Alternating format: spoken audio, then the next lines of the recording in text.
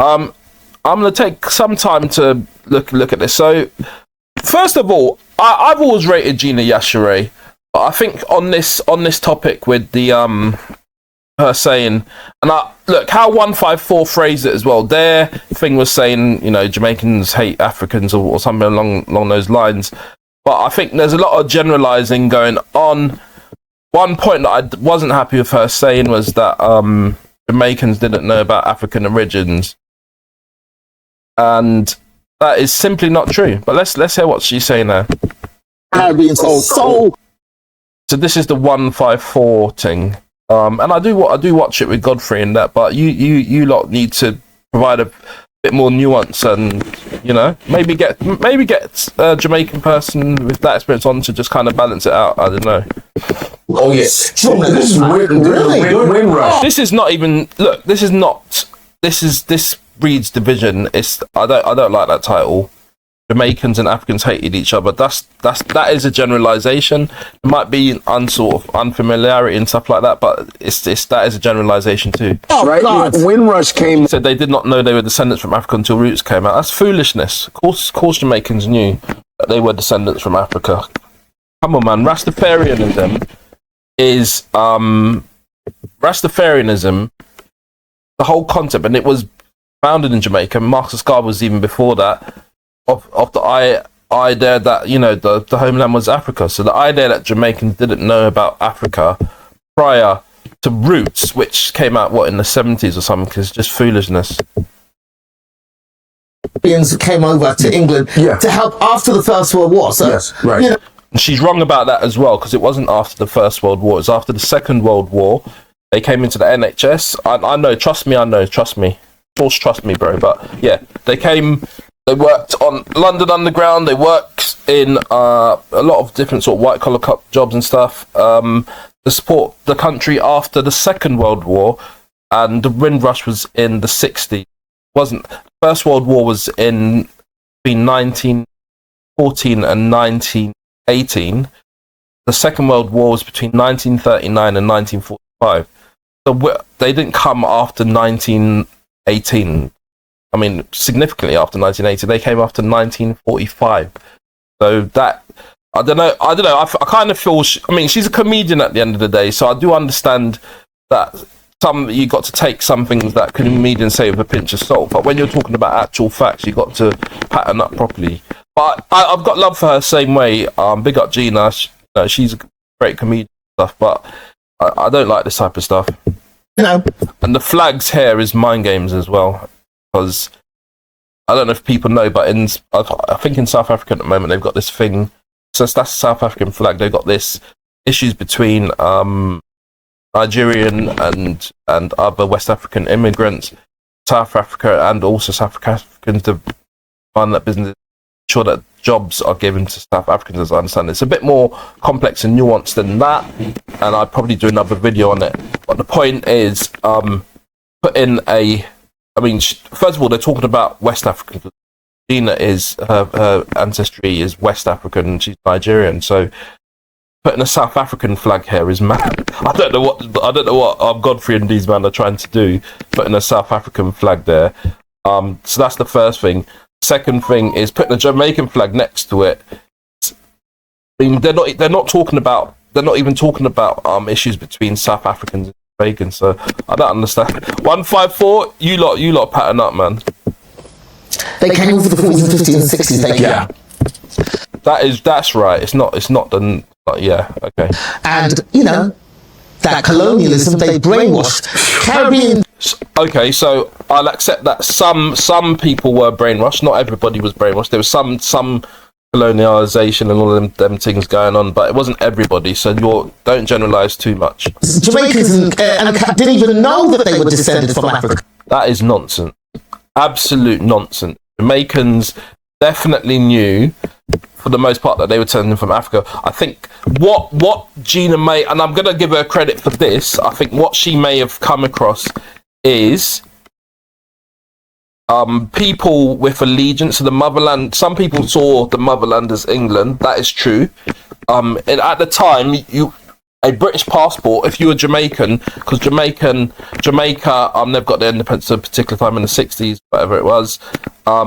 You actually had, if you're Jamaican, you actually had a British passport. So the motherland was Britain rather than Africa for some, but others may have denied African ancestry for their own particular familial reasons, or trying to have that sort of link to Jamaica. But she might have heard denials, but it didn't mean she can generalize that to everybody. Basically, that's what I'm trying to say. Right. I went to school with kids who had no idea. No, man, I'm Jamaican. We're top. I'm not gonna look. That's her experience. I'm not gonna knock that. If that's what she heard and that's what they said to her, I'm not gonna knock that. But that is just one picture that you can't overgeneralize to all Jamaicans, which I think she does. She conflicts subjective and objectivity. Well, my mum and dad are Jamaican. I know that happened. And I'll be like, you weren't in. Your ancestors were brought to just. They did not know. Wow. And yeah, so what she should have said then, the ones that the school with her did not know, but she doesn't really clarify that at any point, as I understand it. She's saying they did not know, which is like a generalising all Jamaican in the diaspora in England at the time. Not they, the ones she knew did not know. until Roots came out. They didn't know because they were deliberately kept uneducated. Yes. I agree that some were deliberately kept uneducated. I agree with that. So because of that, there was a chasm between Africans born in Africa and Caribbeans, because Caribbeans looked at...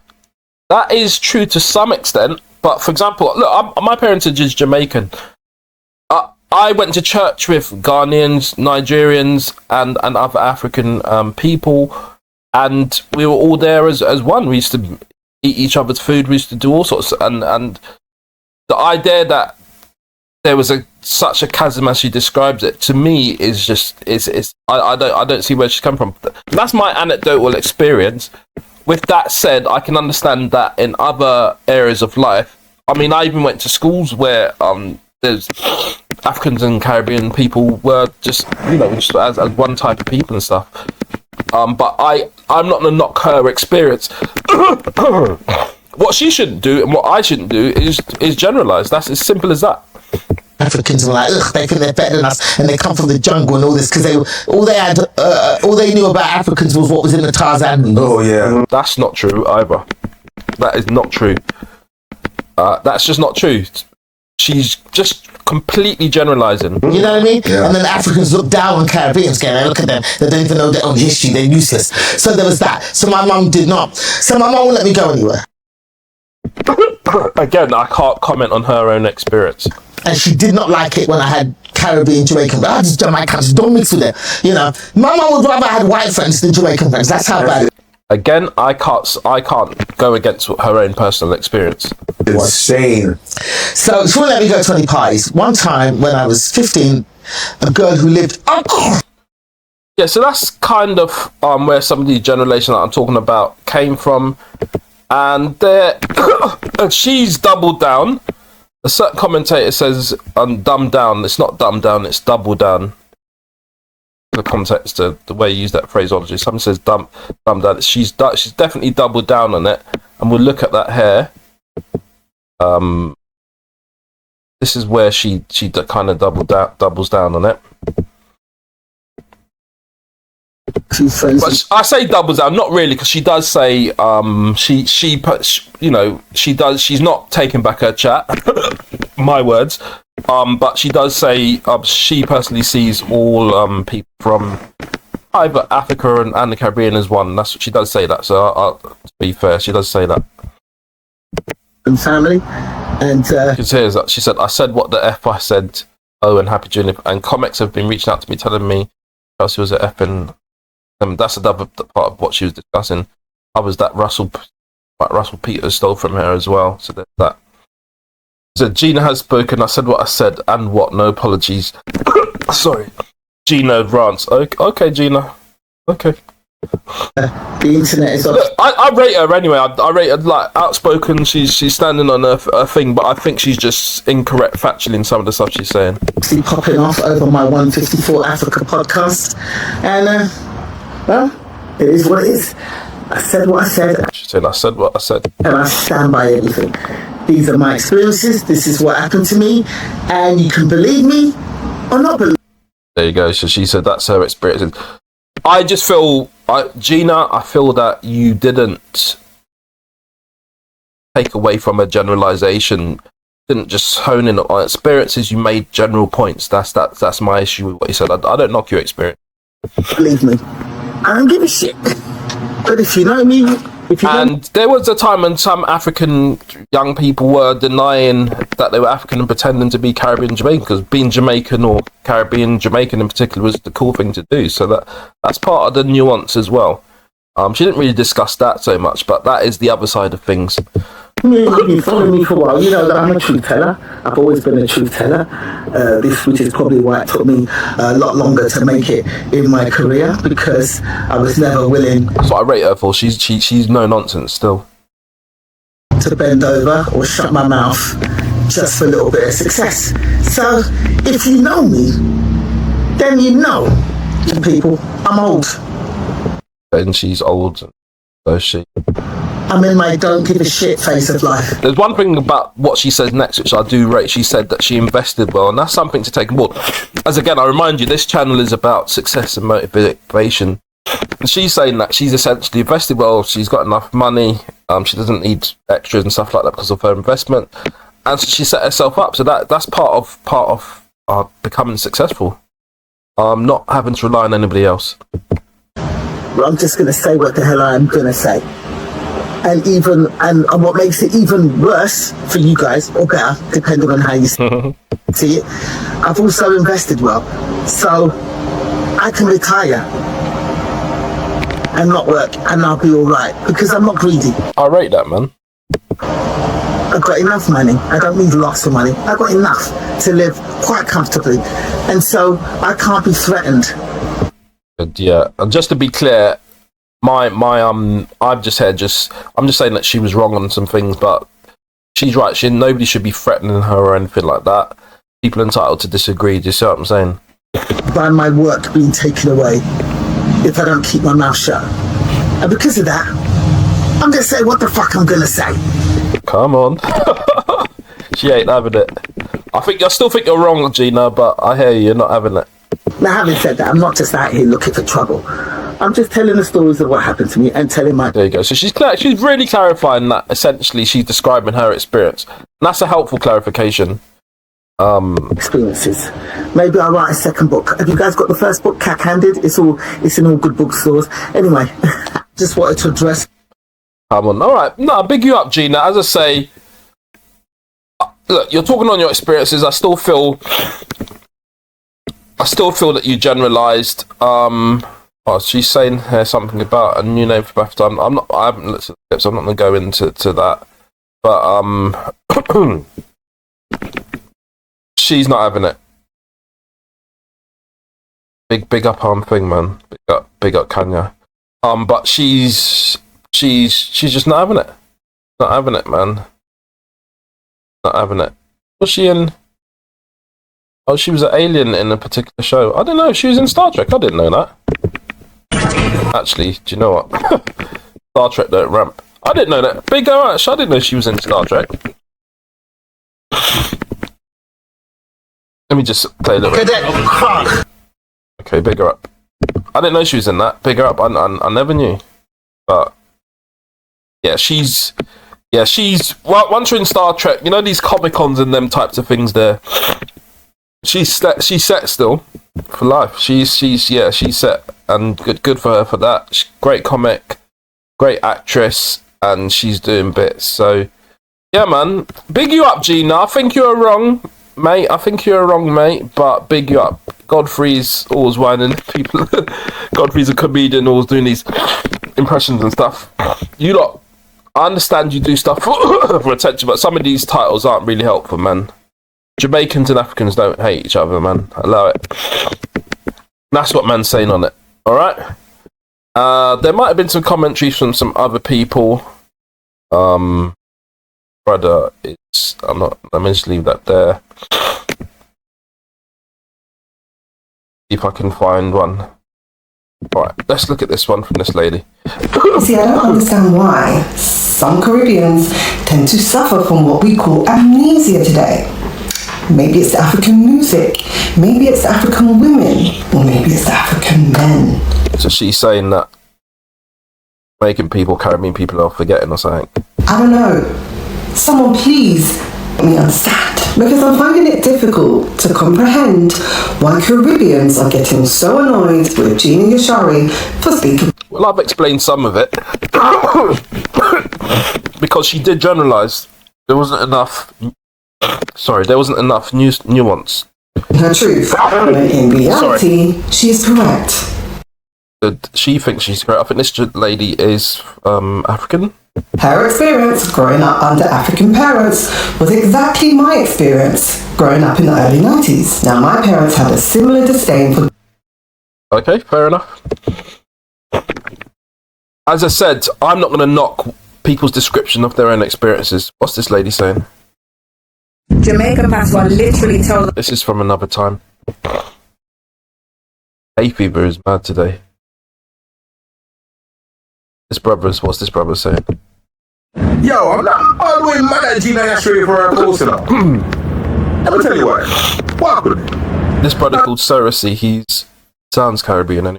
Gina Yashere is coming from a time where, when she was coming up, it wasn't really cool to be anything black necessarily in the UK. She's coming from a time where there wasn't much representation at all of black people in the UK, and self-hate was at an all-time high.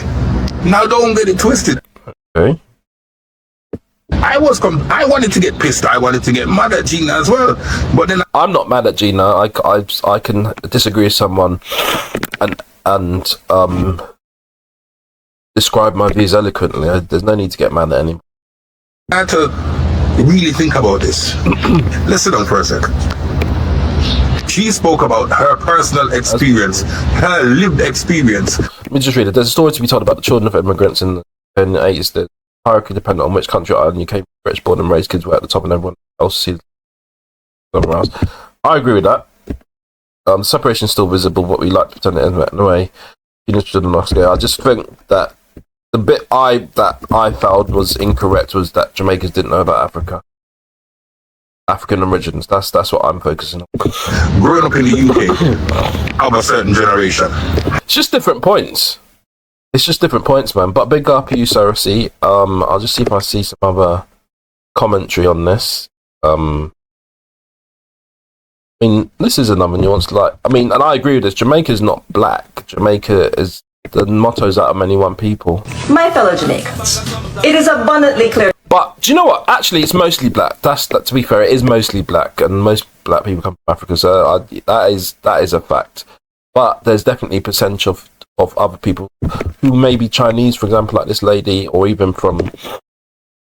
I was taught that the Arawaks and Caribs... Sorry, the Arawaks in particular did not survive. The Caribs may have survived to some extent, but there's very, very little indigenous population of Jamaica now, as I understand it.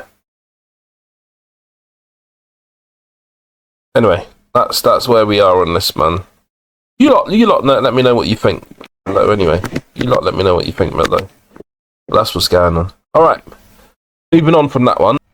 Hey, Ali G, Sacha Baron Cohen, take the Jamaican flag out your bio, man. Taking a mick.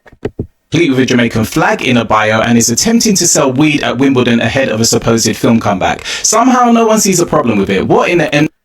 I'll be honest with you, I do. I see a problem with it, and here's why. Jamaican people are not just weed sellers. They're not just people who, just dancers or whatever. Professionals. There's athletes. There's all sorts of different branches, and I do feel that Ali G, the character being brought back by Sacha Baron Cohen in his film, I think he's trying to take and focus on stereotypes that we can, I think, 2026 we can move on from, man. It's gone too far, Sacha Baron Cohen, man. And I'll make a central point. I think we got to sometimes turn the mirror, and I think this is the comment this other Harry Kane Kawasaki makes. Like, what if you were to turn the mirror around, and if somebody from a different culture was focusing on stereotypical characters or aspects from people from your background, it wouldn't be acceptable. And it's very curious to me that it's been allowed to run. And look, you know, as I say, he's put a Jamaican, you might not see it on here, but he's put a Jamaican flag in his bio. This is the Ali G profile. It comes up as a JM here on my screen because of his whatever, but he's put a Jamaican flag in his bio, and he's making stereotypes in Jamaican culture. Now, there are two sides to the coin. Some people feel that he's emulating either an Asian or white gentleman from the Staines area who is fond of Jamaican culture. But my issue with it, a lot of issue with it, I will say this: when I was younger, maybe I didn't really appreciate all the you know, the type of impact, negative wise, that this type of thing can have on a community. But the problem is when you've got a mainstream product, the show, the comedy, some people, it can influence some people to believe that's what Jamaican people are like. I'm from a Jamaican background. I'm English, of course, but I'm from a Jamaican background, and I don't want people to see, if I say to them that I'm Jamaican, I've got Jamaican parentage, etc. I don't want them to feel that I'm some sort of I'm the things that he's suggesting. He's going around Wimbledon wearing, you know, official ganja dealer. That's not a stereotype. Obviously, you know, people from all sorts of different cultures sell that particular product. It's not only Jamaican people. Something that is consumed worldwide, etc. But I don't necessarily want me or my children feeling that that's a stereotype in society. I just think he needs to take a step back and think about the impact of what he's doing. And as I say, turn the mirror to himself. You know, has he done a character? And that's a question I ask. Has he done a character on his own community? People from his background, and having running for stereotypical character from that. Now, you can say that generally in comedy, anything goes. Maybe a lot of people have that view.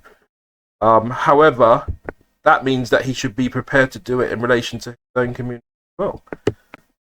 And it's as simple as that. I think sometimes it is important to speak out on and kind of make a stand in relation to people from your own background. Generally, any group. I in the same way that, look, there's an article here, for example. I've got some other articles. There's an article here on how there's Arab people feel. This is a Guardian article, which is 14 years old, but feel that there's in his Dictator film he had negative stereotypes of Arab people, and again, or Arab leaders, I suppose. And again, you know, it can. It's not going to be welcome. What's the article saying? British comic portrayal of a fictional Middle Eastern autocrat and his dictator come under fire from an Arab American group, which says his portrayal reinforces negative stereotypes about the community at a time when this towards US citizens regions has never been prevalent.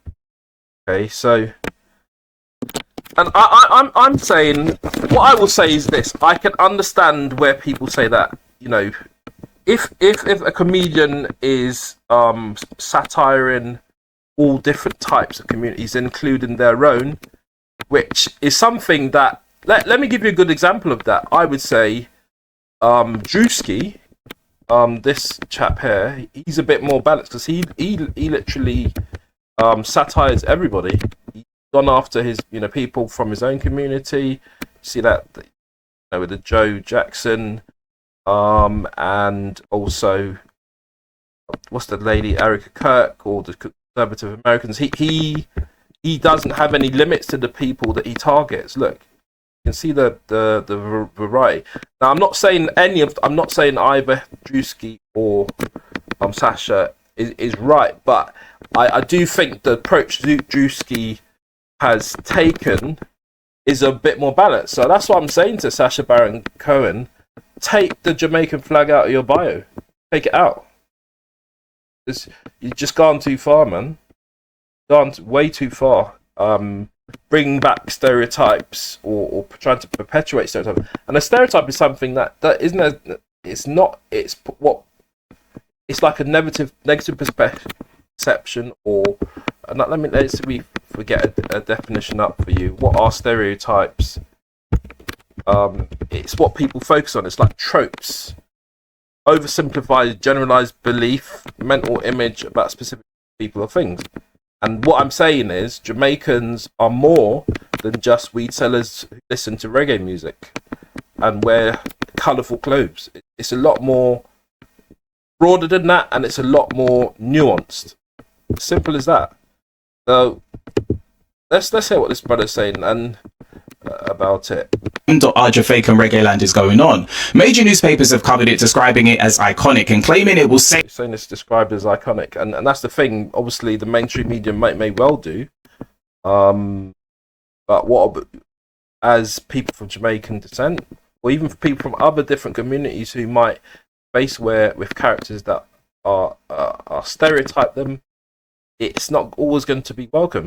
Save us from the comedy police. Black platforms such as Shaybar have also reposted it, with many of the comments celebrating the character. For me, it's disappointing to see that just 6 years after the Black Lives Matter movement prompted widespread conversations about race and So, harking back to 5 years ago, conversations about that with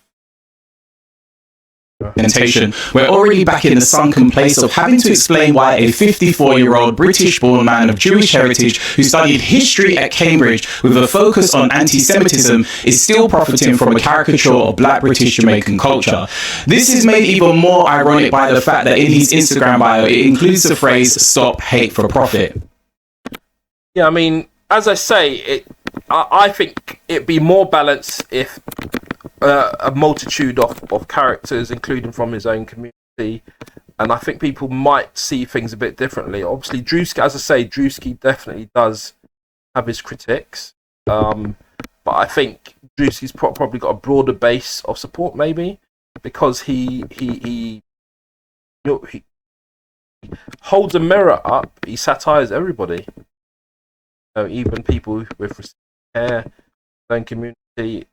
A bit more broader, prosperity preachers. So as I say, take the flag out of your profile. I mean, look, here he is at. Let's actually see what he's saying when he's at Wimbledon. I was here at the men's singles in Wimbledon, which actually, despite its name, ain't a party for gaylords. It's like the World Cup. Something called tennis, which is like a crap version of ping pong. Them say that tennis is better played. Let's say this. Say, for example, them say that is like Patwa, isn't it? So he's definitely mimicking Jamaicans. Let's be quite frank.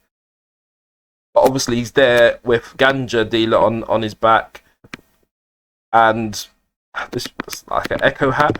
Played on grass, which is why I intend to sell as much of it while I is here. So if you want some herbal remedy... Yeah, that's not... Jamaicans don't just sell weed, man. Chill out, man. Jamaican culture is much more wider than that. We can talk about the food. We can talk about history. We can talk about music. We can talk about culture. We can talk about impact on the world, Bob Marley, etc., and other artists. It's Usain Bolt with the speed, athleticism, and education is, Jamaica's got quite a high proportion of churches per square foot. You could talk about the beauty of the land. You can talk about Blue Mountain. There's so much more than just weed selling, man. These, me's got anything you want, Berkshire Kush. Me got some homegrown, as in row H. Yeah, just doing too much, man. And as I say, as with an older eye, when you're younger, you probably don't really pick up on some of these things. But when you think about the impact on, say, your children going into society, when they're applying for jobs and things, people might think of them because these stereotypes are perpetuating in society, you have a much broader concept as an adult than you may have done when you would watch the film first when you were younger. Do you see what I'm saying?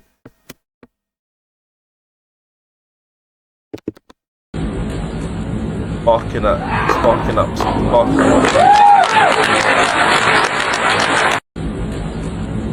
It's that Harry's dress, definitely hip hop culture. Obviously, as I say, the other side of it, people say, well, hold on a second.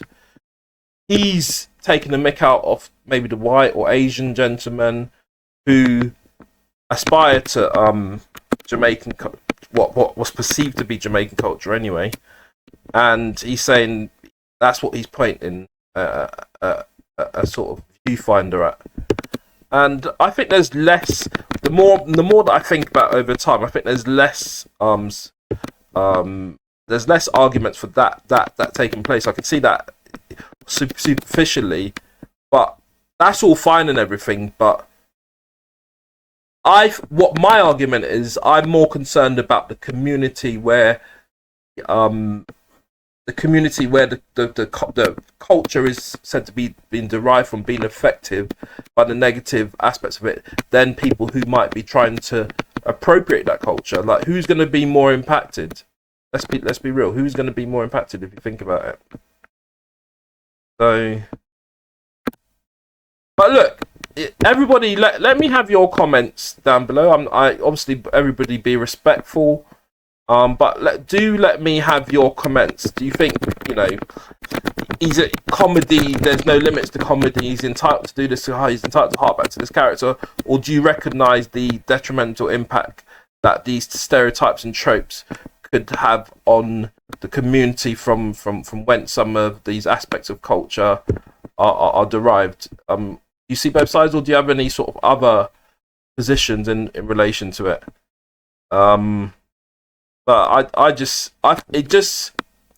it leaves a sour taste in I think a lot of people from Jamaica's eyes. That's how I think. I can comment on it because I've got Jamaican parentage, and that's the other thing is like claiming your roots, claiming your identity or your historical identity, and being able to protect it. Really. Like protecting culture, protecting your community, and as I say, I'm just talking about think about the mirror, the mirror. That's all I'm going to say. But we'll go through. So that's the profile. Official Ali G, got 332,000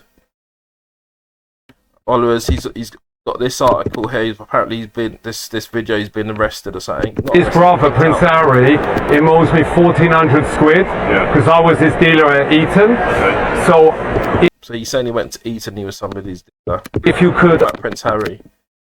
Oh, hold on a second. Was he talking about Prince William? I don't know. One of them. Ask him kindly to Venmo me or pay me in cash. The complaint we've had is you turning around and offering children behind you things that you shouldn't be doing. What? I ain't a kiddie fiddler. What was I offering? Well, we've been offered that you said you offered them cigarettes, drugs. I mean, this is comedy. Obviously, he's saying he's offering stuff, No, that ain't true. We ain't got no drugs. I'm saying you're not welcome back. This person's saying welcome back, Ali G. Nah, I've not missed you. Jamaican community haven't missed you, and you're not welcome back. I'll be honest, you're not welcome back. Serious. That was him. Because to be honest, his brother. You're not welcome back. Just do something else. Do something else. I'd like to see, do something else. Put it that way. Just do something else. So obviously you've got all these characters. Ali G, Borat, Bruno, Admiral, Aladdin, and there's something missing. No, that's all I'm going to say from those characters. Something. Leave it like that, and that's where I think this is unfair. There is something missing. No. You know, that's how it goes. You know, that's how it goes. Done other stuff. Mockumentary. Who's America? Played Guy Cohen, or the same name. It's a series called The Spy. That's not comedy, is it? Is that comedy? Maybe it is. Golden Globe for Best Actor Series Musical. That's in Who's America, but he played Eli Cohen in the Netflix series The Spy. That I don't think that was comedy. I don't think. Let's move down. Borat. That's Netflix, but what about films? He's done Madagascar, Work, and I'm not gonna get into his background at all. Just leave that there. That whatsoever. But I'm just saying, I'm saying, please leave Jamaican alone. Jamaicans don't want any more stereotypes. Jamaicans don't want any more tropes. That's what I'm saying. I've got nothing to say about anything else apart from that, really. We don't want you stereotyping Jamaicans. That's it. Or UK Jamaicans, or don't. Just allow it, man. Allow it. This is some commentary on it. Even it said it here. Baron Cohen, a pair of 2-minute sketches his passion report Bruno on the Paramount Comedy Channel denying that he shot to Spain with his comic character Ali G. Fictional stereotypes. So they're defining it. Okay. So I can hold my hands up if this is accurate. But on the one, so this is the problem. So a fictional stereotype of a white British suburban male chap who imitates urban black, but it can also be seen as somebody what is he imitating? Is it just certain things? Just the weed? What about the Jamaicans who go to university and get first class degrees and go into careers as accountants and as doctors and are high flyers and asset managers? Why is he not imitating those Jamaicans? What about the fact that education is really viewed highly in Jamaican culture? Why is he not imitating that? That's the problem. Why is he not showing the white British suburban male imitating Jamaicans who are interested in going to church or very interested in their religion or church or having certain standards? Why isn't he not? That is the issue that I can see as an older person, as somebody who watched it in like teen years or whatever, and somebody's watching it now a bit older. Do you know what I'm saying? Hailing from Staines, sperm town in Surrey. But yeah, man, just think about things differently. Just think about things differently. That's his career. Borat, Bruno, Admiral Aladdin. Who's America? So let me just do the characters in that again. I can't. There's various characters. Okay, all right, fair enough. He does portray people from his. Yes, fair enough. I'm not sure whether this is comedy though. Okay, all right. See, and this is when I can say that I wasn't aware so much of that Who is America show. Had deceived them while in character. All right, look, I'll take a step back. And that's why I'll take a step back. So it's seen that he has portrayed people from. He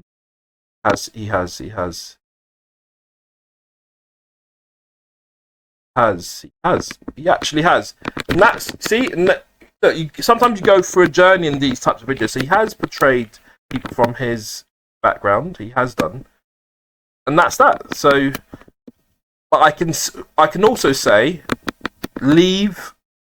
I still not to see the Jamaican flag in the bio and leave Jamaican culture alone. I can still say that. But he has portrayed people from his background. That can be a kind of conclusion, a penultimate conclusion to the video, because that we can see that there. And you've got, and my thing in life generally is about balance. I think it is important to be balanced. I think the difference is that appears to be I think that's like a series rather than, is that a series or a film? Yes, that was a series rather than a film, and it's a mockumentary style political satire. Fair enough. I hold my hands up to some extent, apart from saying Jamaican. You still leave Jamaicans alone. Okay, there you go. I'm not going to go into the characters, but it is what it is. All right, look. So anybody who is criticising the fact that he hasn't, portrayed characters from his community, he has in this show called Who Is America? Simple as that. Okay, so that is a bit of a balance to it, but we still don't want the perpetration of stereotypes of Jamaican people. I think two things can exist, you know. And I might change. Well, I don't even have to change one of my header titles, because we still want you to take the flag down. Yeah, I'm saying still want you to take the flag down. I'm saying. All right, so that's really interesting. Let me hear what this brother's saying. Attempting to sell weed. It'd be worth. I don't know if Kane knows about that. You know, what's it called? Who Is America show. Maybe Kane could take a look at that and see whether he actually does other satire from his community, because it's important to be balanced. Let me see what else Kane's saying. At Wimbledon ahead of a supposed film comeback. But anyway, look, you lot watch Kane's thing on that as well. I did pull up some articles. Obviously, some of these require you to actually log in and stuff like that. Seem to Sage Journal one. This is abstract. Actually, let me just go back to that Georgia Tech one. Sacha Baron, well, actually it's a source. You guys can go look at this later. Sacha Baron Cohen and the Ali G Show, a critique on identity in times as satiric infotainment. Okay. And then there's this article here called Defining Trans Comedy Humor, Tricksterism and Post-Colonial Effect from Gerald Vizeneur to Sacha Baron Cohen, and is volume 19, issue 5, 2015, and by Joshua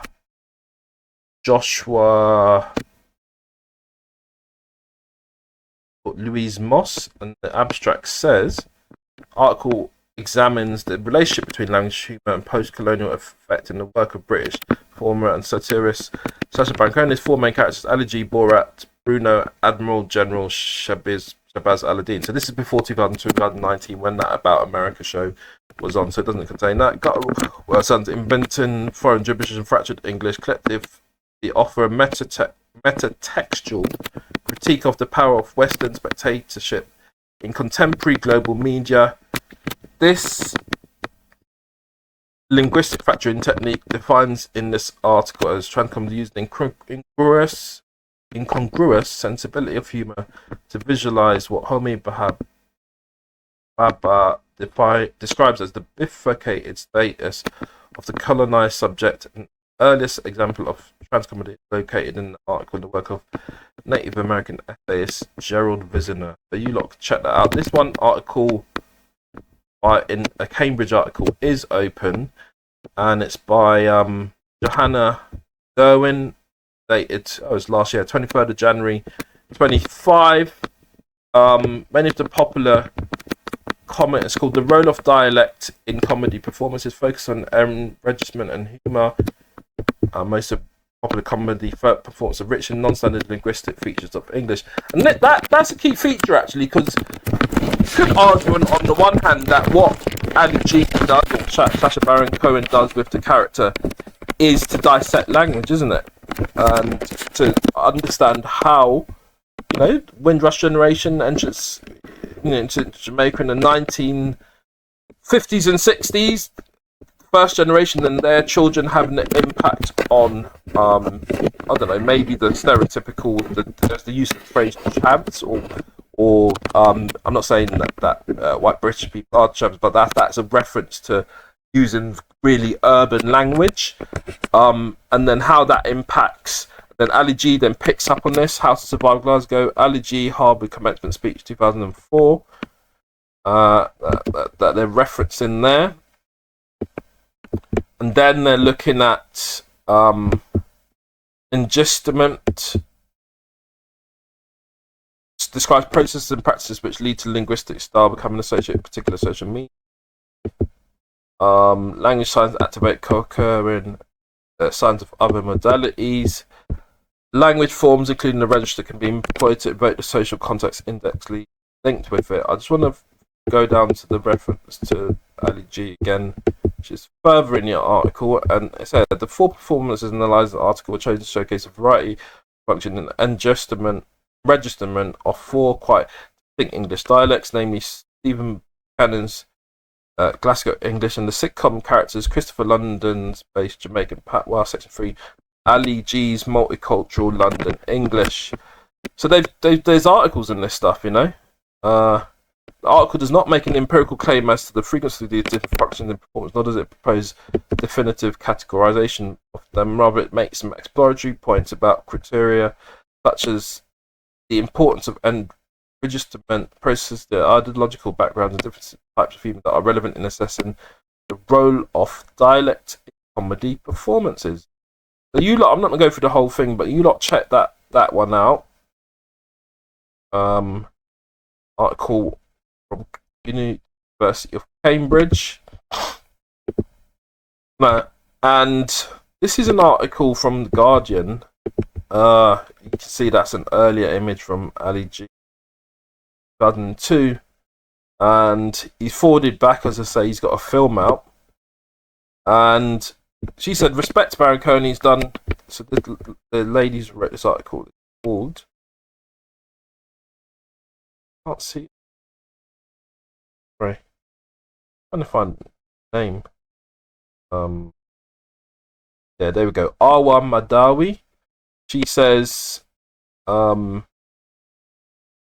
she's adopted some of his language for human purpose. I've been deadly serious here.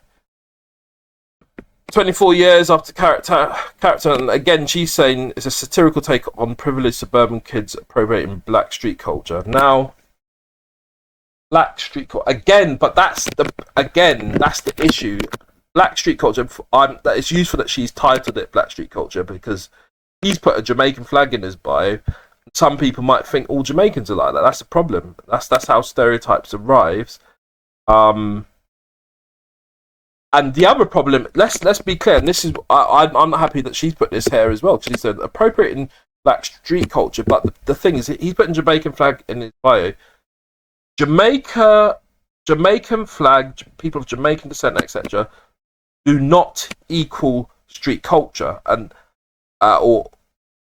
this is the problem here, because even this lady who's done this article, although she's not referred to the flag and stuff in his bio and his reference to Jamaican, in reference to Jamaica, you can see how the stereotypes develop, because that's what the link is. And it's not a good link, because as I say again, I've probably repeated it a number of times in this video, Jamaicans are not just about weed selling, smoking, and reggae music, and they're not just about. There's not necessarily always black street culture. There's much more. There's professional, there's athletes, there's all sorts. So problematic. So Barons, allow it, man. Just stop. But yeah, Ali was funny back in the day.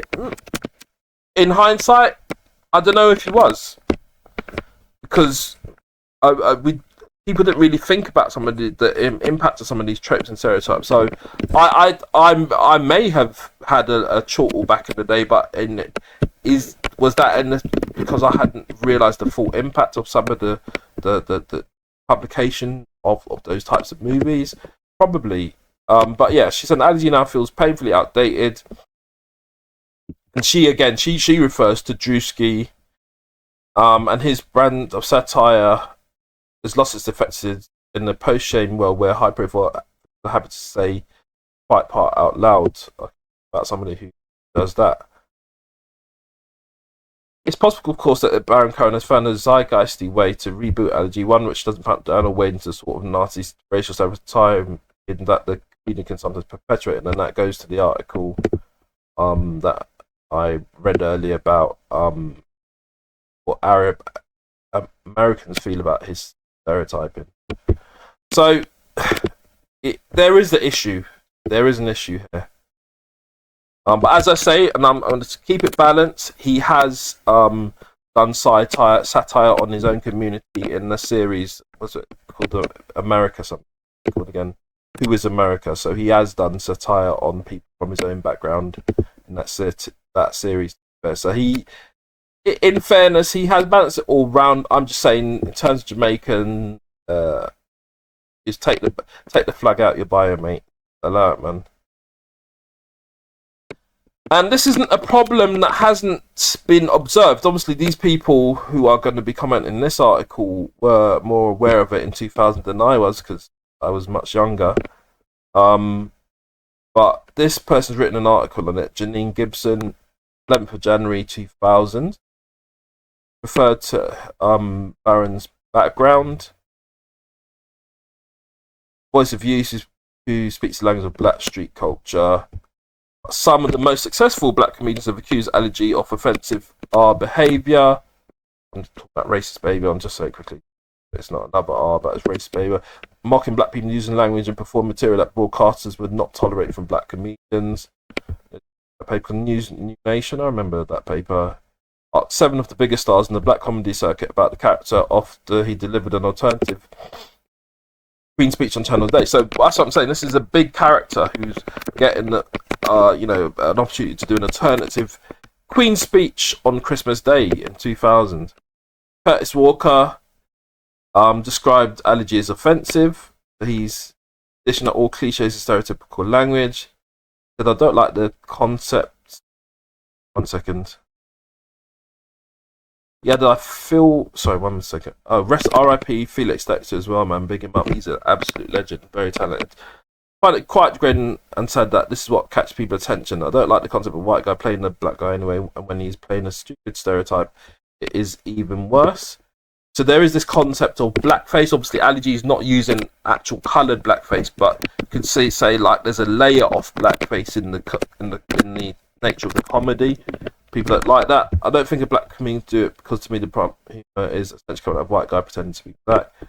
Gina Yashere. So I've done a video on Gina Yashere. Big, as I say, always big up Gina Yashere. Although I wasn't happy with what she said. It's quite interesting actually what she said about Jamaicans not knowing about African origin. In her time at school in the 60s, 70s, but she, Go and watch that video on this channel. I've had some issues in the way that she described that and generalised Jamaicans, and again, I think Ali G is potentially capable of doing the same, generalising with these stereotypes of Jamaican and putting a Jamaican flag in his bio. You're taking a mick, man. But anyway, Gina Yashere said she did find Ali G funny, and this is 2000. He's a good character, but the only reason he has got so far is because he's white. He wouldn't have been able to get arrested, let alone his own TV show, if he'd been a black guy. A black man pretending to be dumb like that would have seemed too real for white people. He would have been lost. I don't think he's racist or taking the black people. What is offensive is the whole media frenzy about him. Yeah, so kind of pushing him out there. Richard Blackwood, comedian as well. Someone told me he was actually doing an Asian person trying to be black, but if that is the case, then I don't think people are getting it. Too many people are left thinking that is how black people chat to one another, that they are ignorant and don't know about world issues. So obviously, Richard Blackwood's much older than me, and at the time, he was under the realisation of the impact of allergy. And I'm a bit older now, and I'm realising, yeah, do you know what? That's right.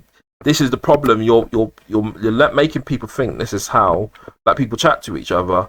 Whereas black people are also eloquent.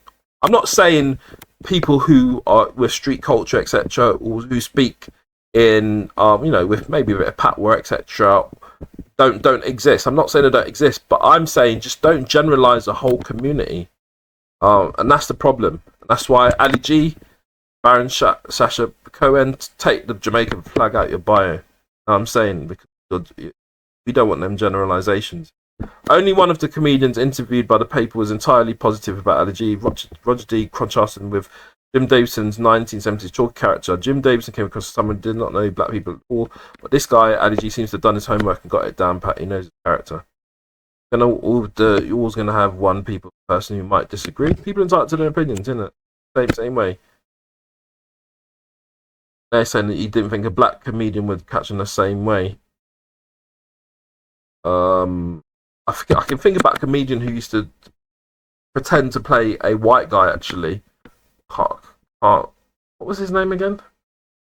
But yeah, his career didn't go too well. I'm not saying it was related to that, but I'm just saying just didn't run the same way as Sacha Baron Cohen, but is what it is, you know? So that's what was going on in 2000. That was what was going on in that's the article from 2000 on The Guardian and that. And BBC discussed it as well. Racism rap for Ali G. As I say, we've not really seen the character that much over the last 26 years. The same comments from Curtis Walker. Channel 4 that defended Ali G is due to start his own show channel in March by saying that the critics were missing a joke. He's satirizing. Okay, so they define it. He's satirizing the way white kids try to copy the black street culture. That's ridiculous. If it's offensive to anyone, it's offensive to white people, said a spokesman. Okay.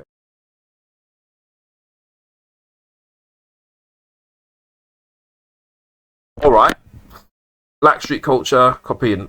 But why put Jamaica? Okay, so you're saying that you're aspiring to be Jamaican, but Jamaicans don't just sell and don't just steal weed. Jamaicans are professionals. Jamaicans are property developers. Jamaicans have got good jobs. Jamaicans are interested in education for their children and trying to make sure that their children do well. It's just a bit more than that, you know? It's just a bit more than that, you know what I'm saying? Yeah, Ali G, take the Jamaican flag out your bio. But yeah, big up Gina Yashere. But yeah, so my conclusion on this, and I'll say Ali G sells thing at Wimbledon. My conclusion on all this is this, yeah? Just stop. Obviously, the film's out. I'm not suggesting people go and watch it. I will not be watching it. And Ali G, Sasha, give it a rest. Leave the Jamaicans alone, I beg. Please leave him alone. Leave us alone. Leave us alone, mate. Take the flag out your bio. That's my conclusion. But I can see both sides, and I'm going to repeat again just for continuity. I can see that you have done satire on your own community as well. So I guess it's a balance. You're going to have two main groups: people who think that comedy has no limits, and the other group I'm more likely to fall into that say people entitled to protect their own identity backgrounds. They feel people are trying to appropriate and take the mick. All right, and that's it. So that's that. England v Argentina. They beat Norway and Haaland, and Bellingham. There's all that thing of some guy called, was it Craig Hopeless or Craig Hope or something, said that Bellingham should have been left at home. Well, you're wrong about that, mate. You were wrong about that, because Bellingham's been scoring the goals. He's got 6. Bellingham has scored 6 goals. He's actually the second highest scoring midfielder in history. What do you call it? Outside of what's his name? Diego Maradona. Was it Diego Maradona or was it another one? Anyway, he's the second. Anyway, doing bits. France lost to Spain. Mud 2-0. What happened there? France lost to Spain, mate. Mad thing. 2-0. Let's just go through that quickly. So at the moment, Spain, England, or Argentina will be facing Spain in the finals. Mikel Oyarzabal and Pedro Porro. So there's a penalty. I think Yamin won the penalty. I think so. And it forwards to an end for Mbappé. But Mbappe's got time, still got time. Mbappe's also got a World Cup, so he's done well. Will Kane or Kane, Messi, or Bellingham be able to get the golden boot? That's where we are at the moment. I don't think it'll be anybody from Spain. They're not being really high scorers individually. But yeah, that was the semi-finals. England are still in time. I think they're playing tonight actually, so I might do an update on that. But yeah, France are out. Is that unexpected for you? Think Kylian Mbappé, dictador. You think he was going to make it all the way to the finals, get another World Cup? This wasn't meant to be. He was obviously stifled in attack. But there we go. Next, we've got England versus Argentina. Tuchel is doing bits. Is his management been top class, really? He's been doing bits. Can England beat Argentina? A semi-final clash. Does Messi go ahead? Can maybe a Dan Burns stifle Messi in defence? Jed Spence, quite quick defender. I was quite impressed with his defence in the last game, actually. I don't really know much about that player. He's a Tottenham player, so as an Arsenal fan, I'm in a really business about their man there. But he done bits for England, you know what I'm saying? I think Jed Spence is Tottenham anyway. But he done bits for England, but it's all there to win, really. If you can have France not even scoring and going out, it's really all there to win. Bellingham, Kane, Dan Burns, Wonderwall. It's all there to win. And what's interesting this year is that the top four, Spain, France, and England, and Argentina, it's literally the people in the teams in the semi-finals are actually FIFA's top four. So it's played out how it's played out. But anyway, I hope you enjoyed that discussion on Sacha Baron Cohen, Ali G, and tropes and stereotypical satire. Let me have your comments. As I say, I'm not here to just have a go at people. I'm just here on this occasion to defend Jamaican identity in the UK, or Jamaican identity generally, and I just feel that the appropriation of it for profit and to the detriment of UK and other Jamaicans, where they'll go out in society and they may be treated in a particular way because of these types of stereotypes and tropes in the mainstream. I think it's important to speak up on some of these types of things. I'm saying, so that's why man's done it. As I say, I'll say it again for the balance. I have said that, Sasha has done satire on his own community as well. So in life, sometimes there's balance, but it's identity politics to some extent, and that's where we are. But the whole Wimbledon, selling ganja at Wimbledon, speaking in patois, yeah, don't do it again, brother. Just leave it, move on to something else. Don't do no more Ali G. Just move on, please. But equally, freedom of speech, and people in society will make their own creative decisions. But as that old adage is, just because there's freedom of speech, there isn't freedom from consequences. That just applies to everybody, isn't it? Ironically, satire is a defense to a lot of things, including defamation, isn't it? Also, public interest is a defense to defamation as well. So it's just a whole nuance and what do we call it? It's a patchwork, put it that way. Patchwork, a puzzle That's what we're doing, navigating through life and society. But big up everybody. I hope you lot enjoying this in England anyway, wherever you are in the world, enjoying whatever weather that you're having, but enjoying the heat, the sun, enjoying life, trying to do good and supporting our families. Everybody's doing well. Hope good things are coming to everybody, you know what I'm saying? Good things are forwarding to everybody. That's yeah, just always look on the bright side of life. That's what I'm saying. But we have to deal with and challenge and eradicate the negativity that forwards as well. Yeah? Anyway, for now, this is the coldest.co.uk podcast. Please make sure you like, share, comment, and subscribe. But for now, a very Jamaican way, I'm done talking. The entire world just... England. Oh my goodness. I was at the edge of my seat for the full 96 minutes. Welcome back to the channel. Please make sure you like, share, comment, and subscribe. I big up this lady here, Cookie's Watch Party. She's obviously watching the matches and that. And yeah, England beat Croatia 4-2. And yeah, amazing match with goals from Harry Kane. He got 2. He missed the penalty because initially the goalkeeper was off his line, and then he was able to retake it again, and he made it, and then he scored another one as well.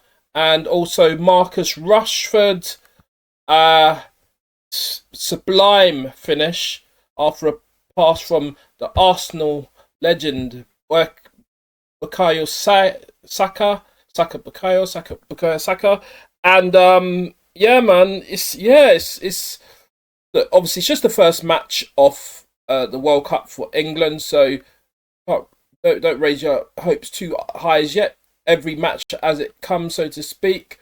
But doing bits, man, doing bits. I'm gonna go back to this lady Cookie's review of the matches so far, but it's just unbelievable class, really. Unbelievable class, and everybody enjoying the thing. And I'm saying, you see the England fans, them kicking off and celebrating. So we'll see where they go from there. Tuchel is getting it right so far, and that's all you can really that's all you can really speak about, really. If he's getting it right so far, that's the coach Harry Tuchel. Both paid due credit to what you said. Obviously, Kane's taking the penalty as well. Looked pretty clear from the off that, was going to. So when I watched the clips, move early pretty much. But I'm going to say, look, I'm an Arsenal fan, yeah? And I never rated Kane for a long time because probably I had a bias. He played for Arsenal and stuff like that. But I think he's shown, I think he might... I'll wait until the end of this World Cup to do an analysis on this, but I think he might actually prove to be England's greatest ever player, even above Wayne Rooney. I actually think Wayne Rooney's England's greatest player as it stands, even though Wayne Rooney didn't get as many World Cup goals actually. It's very low in the World Cup goals, I think. But I think Harry Kane may well prove to be England's greatest ever player. Facts. He's got a great supporting cast, so to speak, with the likes of Bellingham, etc., who also scored on the day. But it's amazing stuff, and obviously Harry Kane's doing it at the highest level. He probably stayed at Tottenham too long. Let's be honest. He should have left earlier. He probably would have had a trophy cabinet full at this point if he'd left maybe at, 22, 23 years old. I don't know how long he was out there for, but then he stayed on. He obviously was one of their best player, clearly. But let's see what this lady's saying anyway. Big her up, Cookie. See what she's saying. Come on then, play. England. One second, I'll just click it again. England. Oh my goodness. I was at the edge of my seat for the full 96 minutes. Indeed, great match. the beginning of the game, Madueke won us a penalty. Harry Kane missed it. But thank goodness, Croatia just couldn't get their composure. Yeah, I mean, Modric, what's he, 40 years old? They didn't get their composure, but they scored two great goals themselves, let's be honest. And that is one criticism of England, that England should have had a clean sheet as well.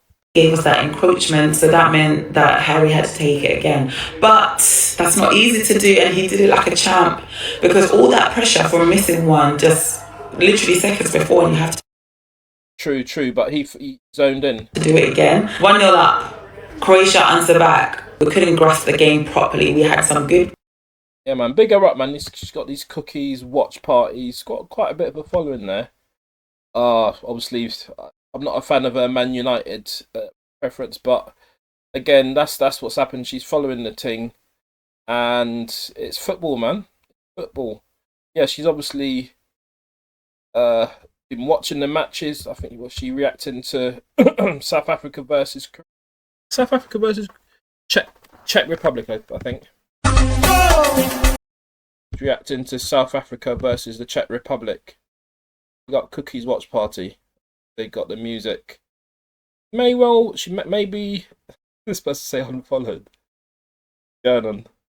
She's dancing, she's celebrating, she's obviously a supporter of South Africa as well, Cookies Watch Party is.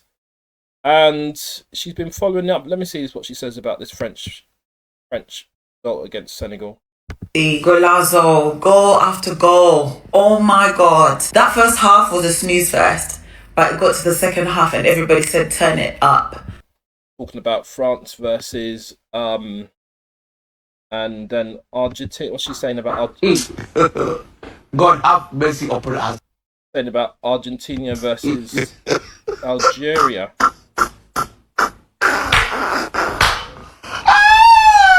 He said, "Oh yeah, okay, yeah." So she's a Man U fan. She's saying Messi wants to rub my goat again. Yeah, she's a Man U fan. But obviously, she's a fan of Cristiano Ronaldo, and Ronaldo's just not doing great. I saw an interview with a so-called expert. I'm gonna put expert in quotation marks on what do you call it? TalkSport today, and the TalkSport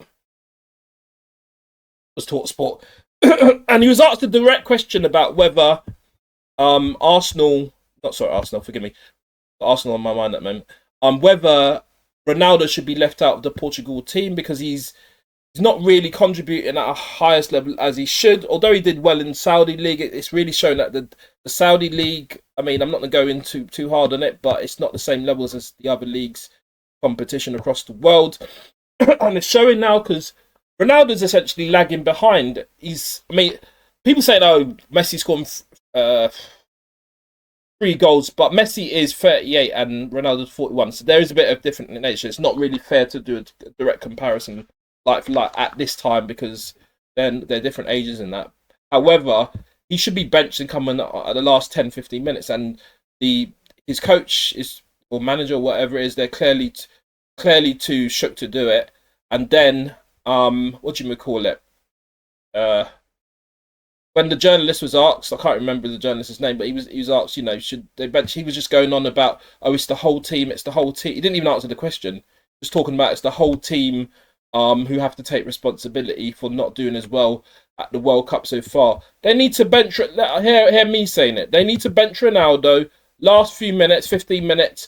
Maybe mix it up, give him 20 minutes, 30 minutes, and then take enough or making an impact the last 20, 30 minutes. But there's no point just sticking with people when, of course, she supported Paris. Of course, she supported Paris Saint-Germain. Anyway, there's no point sticking with but big art, man.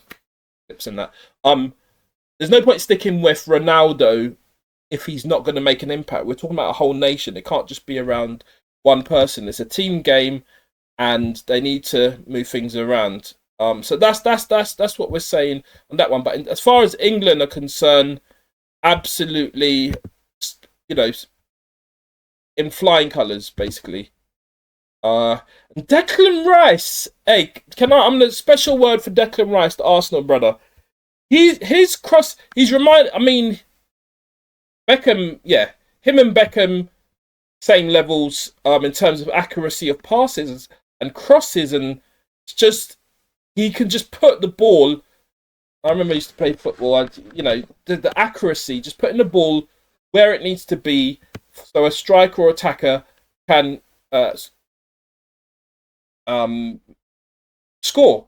And yeah, this is apparently Gary Lineker, who's Harry Kane. He called his goal scoring record. So he's going to be a bit. I mean, he's happy in a way, but he's no longer the record holder anymore. So yeah, but yeah, big up Lineker same way. But I mean, and yeah, somebody's saying Maguire deserves to be in America with them. I'll be honest with you. Let's go on current results. They're winning as it stands, aren't they? They're winning, aren't they? So, the decision was made, and is what I'm saying. The decision was made. And that's the decision for there you go, the 4-2 there. That's the decision that was made. And we can see, like, if it does come down to penalties again, I think Harry Kane is gonna be. He's gonna score. He's gonna score. And you could say that had it not been for the keeper being off the line, probably Harry would have scored, because obviously there's rules to this, and if the rules apply, Harry's gonna be on point. So yeah, man, we're gonna be looking at Erling Haaland in a second, but we'll get back to that. A couple of topics today. Erling Haaland, Soldier Boy, at the Streamer University business with Cenat, and we're also gonna be looking at. There's a lady, always bigging up the ladies. Then there's a lady called Jaima who does the England hair at the World Cup for Marcus Rashford. So we're going to be looking at her page in a second as well. But Soldier Boy, so he's apparently been denied access to the Streaming University, and I just want to make the point that in terms of social media and social media first. We've got to say that Soldier Boy was one that is definitely the first to do it. There's also always memes about him saying I was the first to do this, first to do that, etc. But the fact is, he probably was the first streamer. These are facts, man, and that's what's going on. But apparently, let's look at this. What's actually happened? So this is from some sort of an academics page. Okay. So, Academics TV is reporting that he got kicked out of Tyson. That's in-person Streaming University application, and his team was telling security not to let him in. I'm not sure how true this is, but we'll see what we see in this video. I don't know what. I got you. My brother. So, I don't know whether this is history. Maybe it's history. Oh yeah, that's what I'm talking about.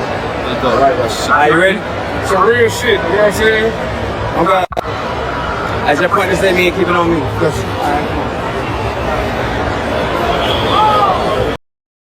Okay, so I'm gonna have to fast forward through that again. Okay. Got it, go ahead. Be your car, so I got you.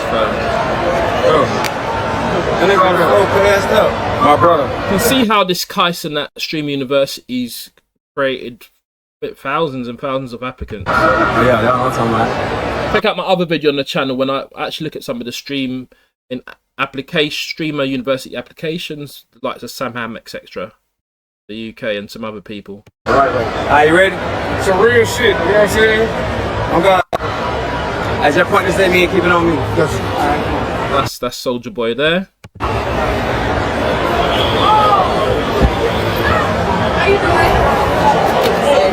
He's rocking through initially, and what's that? 30 NBA members only. So he's with the ladies. Them, I hear it, man. Rocking that WNBA jersey. 30 members playing. Which way you got it? He's got some type. He must have some type of VIP access. You see the people them lining up on the left. He's just rocked straight through.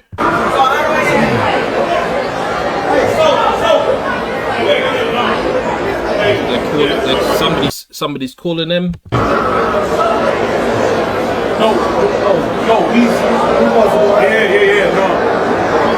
Yeah. Is this security? He said, was it no one on the phone? Now you're taking the mic. He's streaming, so there's gonna be somebody on the phone. What's going on? He's probably looking at the chat.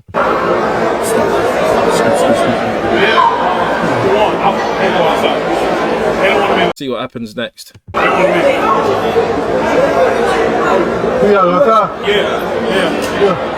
Okay, so here's the point when the security says, got to the guy in the black shirt, I think, saying you got to rock out or something like that. They don't want him in the building.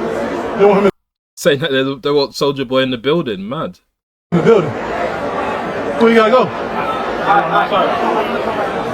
This is the point where they're asking him to leave. He got some access to go to the side. Maybe there are VIPs who get access, but then obviously gets to the stage and he has to post haste vacate. The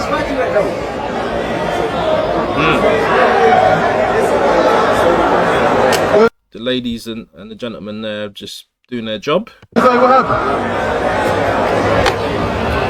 As I say, look, I'm always gonna be skeptical in relation to some of this type of stuff, because this type of stuff will increase drama, and we may well see him on the final show, but we'll see how it goes. So we got security systems and stuff. It's like an airport. Oh, I don't think it is.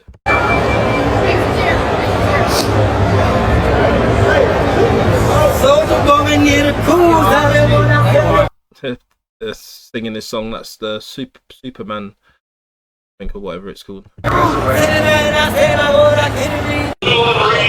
So he's hailing like the brother who's singing this song. There you go. So there's something going over their Tannoy system, their radios, that Soulja Boy is not allowed to come in. I mean, he's already left. Upon request. I don't know what's that about. I don't know the reason for it. This person taking the mic, was this a real application? This is somebody called Shura Baby denied Kai from Streamer, so he's talking to Kai. Let me hear this. So you ain't streamed in 9 months. So you telling me a woman can get pregnant and have a baby faster than you can click start streaming? That's some bullshit. No, don't know me. Is he? No, he's reversing it on Kai, saying that Kai's not streamed in a certain period of months. Nigga, I'm the dean now. That's why I got this outfit on. Me and my community started off in university. Cenat the third hasn't streamed in 9 months. So he's turned it around, because Kai said it to a couple of people that they haven't streamed for a while, actually. What the fuck is the event? Let me see you. Where is the event? Let me see you. Bullshit. How is he interviewing Kai? Mad. Funny brother. Let me see you. Bullshit. He forwarded with a reverse Uno card. Waiting 9 fucking months. Is it 9 or 5? Maybe it's 9. Resume, nigga. Alright, let me see my resume. Let me see it. Okay, and what's your argument? My argument is, why should we let you in Streamer University? You know, you asking me why. You asking everybody. Nah, he's taking the mic. Else. Why? Saying why should he let him in Streamer University? Like, let Kai in Streamer University. Mud. I mean, this suburb baby brother, he's clearly streaming.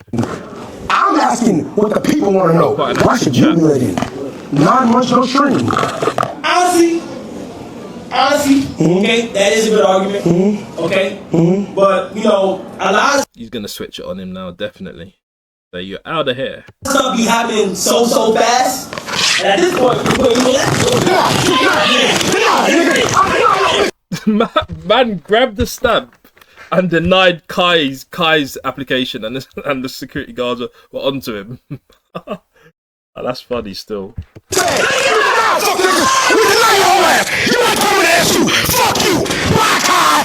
Oh my gosh. Oh, that is hilarious. Alright, so I think what's going on there? Some other brother dancing. Chocolate official. What does that mean? Not gonna do the music thing, but the man are dancing. I don't know what that's about. But look, then there is, who's this brother here? Look at some applications quickly. Nice to meet you. ABG, GFX, kick me out streamer, denied, cameraman, don't talk. How you doing? Talk to me. Fantastic. How you doing, boss? Good. How you doing, what? Did he just talk? Damn. Oh my gosh, I understand that. You can't have the cameraman talking. What's that about? Did you just talk again? Yeah, the cameraman's there to take footage, not to be talking. Videographer talk? Cameraman talk? Did you just talk?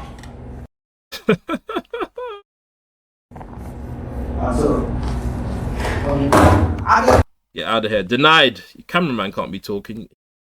Cameramen are not the content. They're there to collect and record the content, man. 3 times to say. He's out of there. I understand that though. So what happens next? So obviously you can see what the frenzy's looking like outside. Breaking news: influencer frenzy in downtown Atlanta and a lot of people there. Yeah, so I want to get to the point of what Soulja Boy is going to do next about. So last week, a couple of weeks ago, he's saying that he's creating a rapper university. Soulja Boy drops official rapper university trailer as enrollment opens. Now, okay, so I mean, look, maybe he won't be going to the Kai because you're going to create a rapper university around the same time. It kind of like you're trying to compete with Kai, I'll be honest. So that might be a reason why he's not allowed in the building, because it's like a clout thing, isn't it? Like you're taking clout away from Kai's thing. Maybe that's an argument why Kai doesn't want him around. Allegedly, I don't know. But what's this rapper university about? Talking about it, yeah.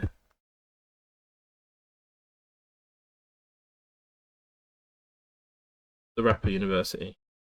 First place winner of Rap University, you get to do what? A song with me for free. There you go. You get a song with him for free. Okay, fair enough. It says there'll be classes, rap battles, dorm live cameras, filmed in Atlanta. Winner gets a chain. He's turning the Kai DGG drama into a full-blown TV show. Business. Makes sense, but yeah, he can't be doing that at the same time as, I mean, he can if he wants, but it's gonna, Kai's not gonna like that, is he? So it's understandable why not being allowed into the building, as we saw there earlier. So that's anyway a bit of information, and I don't take this stuff too seriously. At the end of the day, it's social media content in it, and you got Kai Cenat, the Streamer University, Soulja Boy interacting and that, and that's what's going on. Let me see this. I'm making the Streamer University this year. I'm on your ass for the whole year, Cenat, because I'm going to feel like you clicking over my ops, and I'm going to feel like you don't like me, nigga. Okay, excuse the language, but that's what's going on. All right, look, let's move on from that. Where are we? Obviously, you got some stories on Soulja Boy being kicked out, and he's announcing the Rapper University. An online demand the invite. This is the complex credit to the article. And that's a Rapper University. Yeah, we know that information already. Excel's obviously another big media source that are reporting on the same thing. And HHH, have I come across this page before? Maybe I haven't. Tried to sneak his way into this to Streamer University, although he was ultimately kicked out soon after arriving. The artist a few months to came at Kai Cenat, he felt Kai was being a wimp for walking away from streaming. I mean, this is quite a sensitive subject, but yeah, he was entitled to leave to focus on his mental health. That's a bit harsh. So,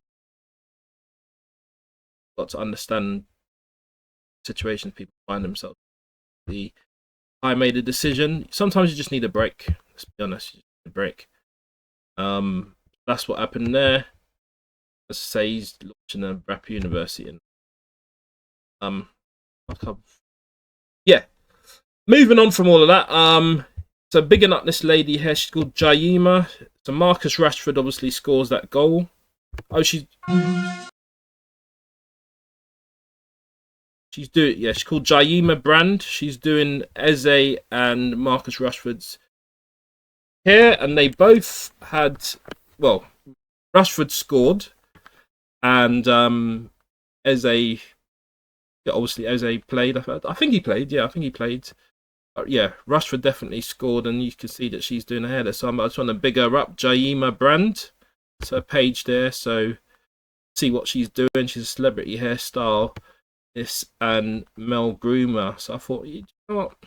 All right, man. She's doing her thing. She's obviously at the World Cup doing the man them's hair and that. So I thought, yeah, man. I think there was an Eze video. I think you saw Eze on the screen earlier anyway. Doing the hairstyling and stuff. Yeah, but bigger up. Anyway, the lady behind it is this lady here, Jaima Brand. Name of her company. And you see Marcus Rashford just chilling and getting his hair done. So yeah, man, respect on that, man. Look, so we keep it moving. I think that might be...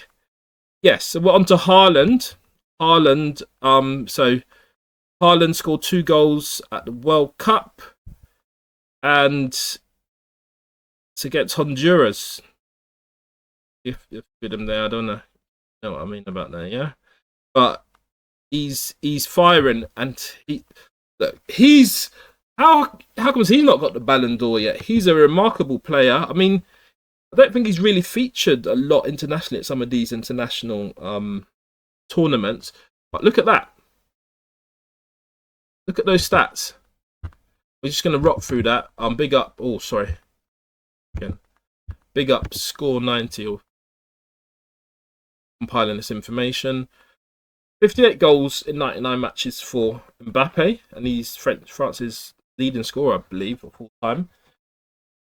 Erling Haaland does that in 51 matches. Now, let's be real. I don't know who the competition is that Erling's doing this against, and we're going to look at his page in a second.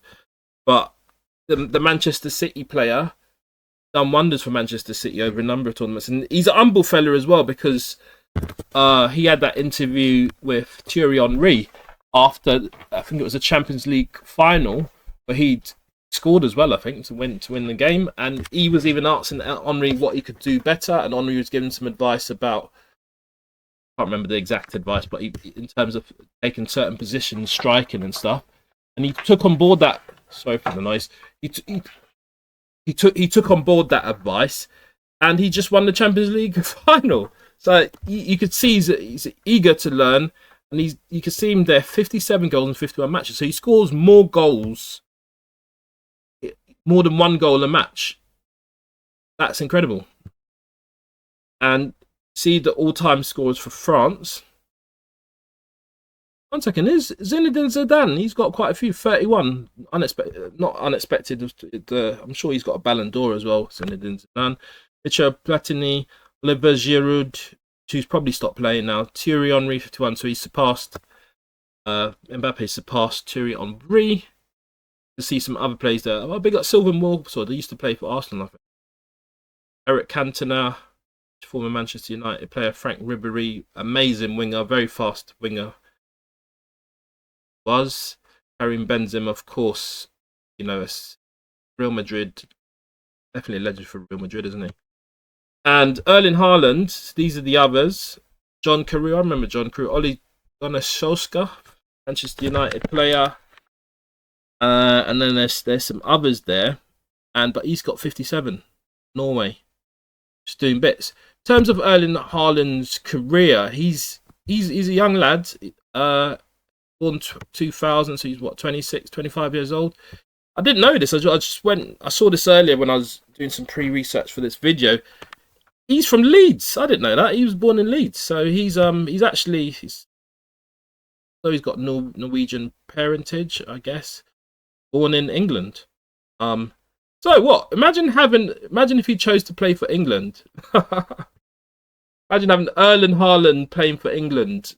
Yeah, England. I mean, look, England's got great players, but that would certainly complement the team. I'm not sure who he's scoring these goals against. So he started his senior career with Brenner Mold before signing with Red Bull Salzburg. Won the Austrian Bundesliga and Austrian Cup. He joined the Bundesliga, Borussia Dortmund, where he won the FB Pokal. He transferred to Manchester City for half of 100 mil, so 51.2 million. won the Continental treble. He set the record for the most goals scored by a player in a Premiership season, 36 goals. And most goals by a Premier League player in all competitions in one season, winning the Premier League Golden Boot, European Golden Boot, and the Gerd Müller Trophy. Is named UFA. How comes he didn't? Did he get a? He should have gotten Ballon d'Or that year. What did he? He finished runner-up in the Ballon d'Or. Oh, was it to Messi? Makes sense. Makes sense. It may have been to Messi, but I mean, he didn't win it. He certainly had a say for winning it there. And that was an opportunity for him to do it. But he's got a lot of time, and he said it in the interview with Thierry Henry. He's got a lot of time. Goal scoring record is just ridiculous in a good way. Just so that what I say is not. 57, I say 51 for Norway.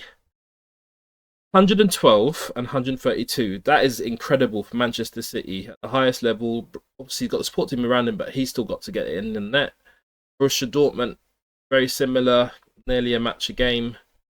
A real same at Salzburg. So he's a consistent mould, slightly less, but he's obviously younger than just forwarding up the ranks. And oh yeah, his dad, Alfie Haaland was playing for Leeds United. Who's that? I've never come across that brother before. Let me just see. What did he play as? The right back midfielder. Oh, he also played at Manchester City as well. Not a bad record himself for a midfielder. 10% off games. He's definitely gonna score for you. 23. He also played for Norway 34 times between 1994 and 2001. Alf Inge Haaland, that's his dad. So he's got the football gene, so to speak. And he grew up as he's Leeds United supporter from day. Yeah, he's just done bits, man. So definitely he's going to be one to watch at this World Cup. You know, he even broke Harry Kane's record by achieving a milestone.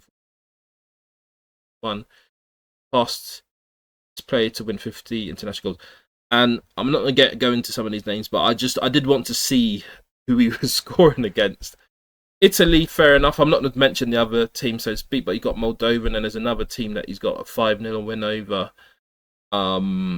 So they're not. Look, let's be honest. They're not Spain. They're not Portugal. They're not Brazil. They're not Argentina that he's getting these international goals. But you know, he's got 4-1 victory over Iraq. So that's the recent goal. I thought it was a different team. Maybe I was mistaken. Yeah. So anyway, I said Honduras earlier. It was Iraq. I don't know why I got that wrong. But the point is, he's regardless of his internationally he's doing against those teams, he's obviously going to be affected by his, the talent of the team members around him, and they maybe not be on the highest level to get into tournaments to play against the likes of Brazil and Argentina regularly. But if he is in front of them and his defense supports him and the midfield support him well, we could see some upsets at this World Cup. That's what I'm saying. So big up Erling Haaland. But yeah, man, I thought I'd just run through a few things there. As I say, the World Cup it's been an exciting experience so far. I'll be honest, it's been quite great. Obviously, England, as I say, and I've looked at that today, England are off with flying colours, so to speak, man. But look, Bellingham MVP is England, Shyness Brothers saying. Let me just about this. Hoop ball R. One of the first times in my life where I've watched England at the World Cup, and I thought, impressive. That second half against Croatia, I must say, well done to England. Yeah, they didn't stop attacking, man. They did not stop attacking. It was ferocious. Everything aimed at goal, passes, setups, everything. Big up Coop Ball R on that little clip there. But yeah, man, let's see what England do next. And you know that I'll be covering it. So please make sure you like, share, comment and subscribe. Big up all the watchers, listeners and subscribers. But for now, I'm done talking. Okay. They called me and told me get the police and go to the house and kick them out. Okay. Yeah, welcome back to the channel. Please make sure you like, share, comment and subscribe. Just came across this today. We've got a I think HS TikTok's got a social media content house in Ayia Napa. Obviously, when you get all sorts of people come together, it's going to be fireworks, so to speak. And he's just listening to a conversation about something that's happened at the property. Okay, so anytime it becomes owner, yes. Even if you pay the owner, nothing? It's not about the money. Okay. It's about having a house. And so obviously they're discussing, I don't know, it seems somebody associated with the property is discussing what's gone on in the house. I think it might be an Airbnb or something. Making some income and then... Yeah. So there's no... Mate, it's not... Oh, mate. So obviously he's expressing a bit of concern about it. How is it not about the money? I don't get how is it not about the money, bro. It's all about the fucking money, man. So, like... Just to say, that's just the beginning of our video today, but we're going to be going and discussing quite a number of different things, including Mbappé as the all-time leading French scorer, Messi having more world goal after 35 that go above Ronaldo's in his whole career at the World Cup. Ibrahimović versus Alexis Sales, Serena and Venus Williams. Apparently they're going back to Wimbledon. And the pronunciation of Ope, and I'm going to make sure that I learn to pronounce it correctly in a moment as well. Love Island contestant. And what arises from that in relation to what we understand about culture and identity. Also, Anton Ferdinand talking on Rio Ferdinand, his brother, and the England FA, and John Terry discussing something about how they didn't provide a plane for him, so he couldn't see children born in time. Jordan Henderson, why is he at the World Cup? So that's a question that we're going to tackle. And that's what's going on here. But for now, we're just looking at this HS TikTok-y story at this Ayia Napa Airbnb. You're getting kicked out, yeah, and then, like, that's mad. That don't make sense. But how can we not get the bread back from the fucking... Use the language. B&B if they're kicking us out and we're paying for the repairs? So he's referring to repairs, so I presume something may have got damaged in the property. And I know they keep deposits for that type of thing, but what's he saying? You heard? Yeah, she's not having it. Can you stay there? Obviously, please, a few more days. Obviously, they're trying to negotiate something. And then when we look onto the next video, I think one of the contestants or house occupants... Oh, fuck. This might be why it happened, what he's talking about. What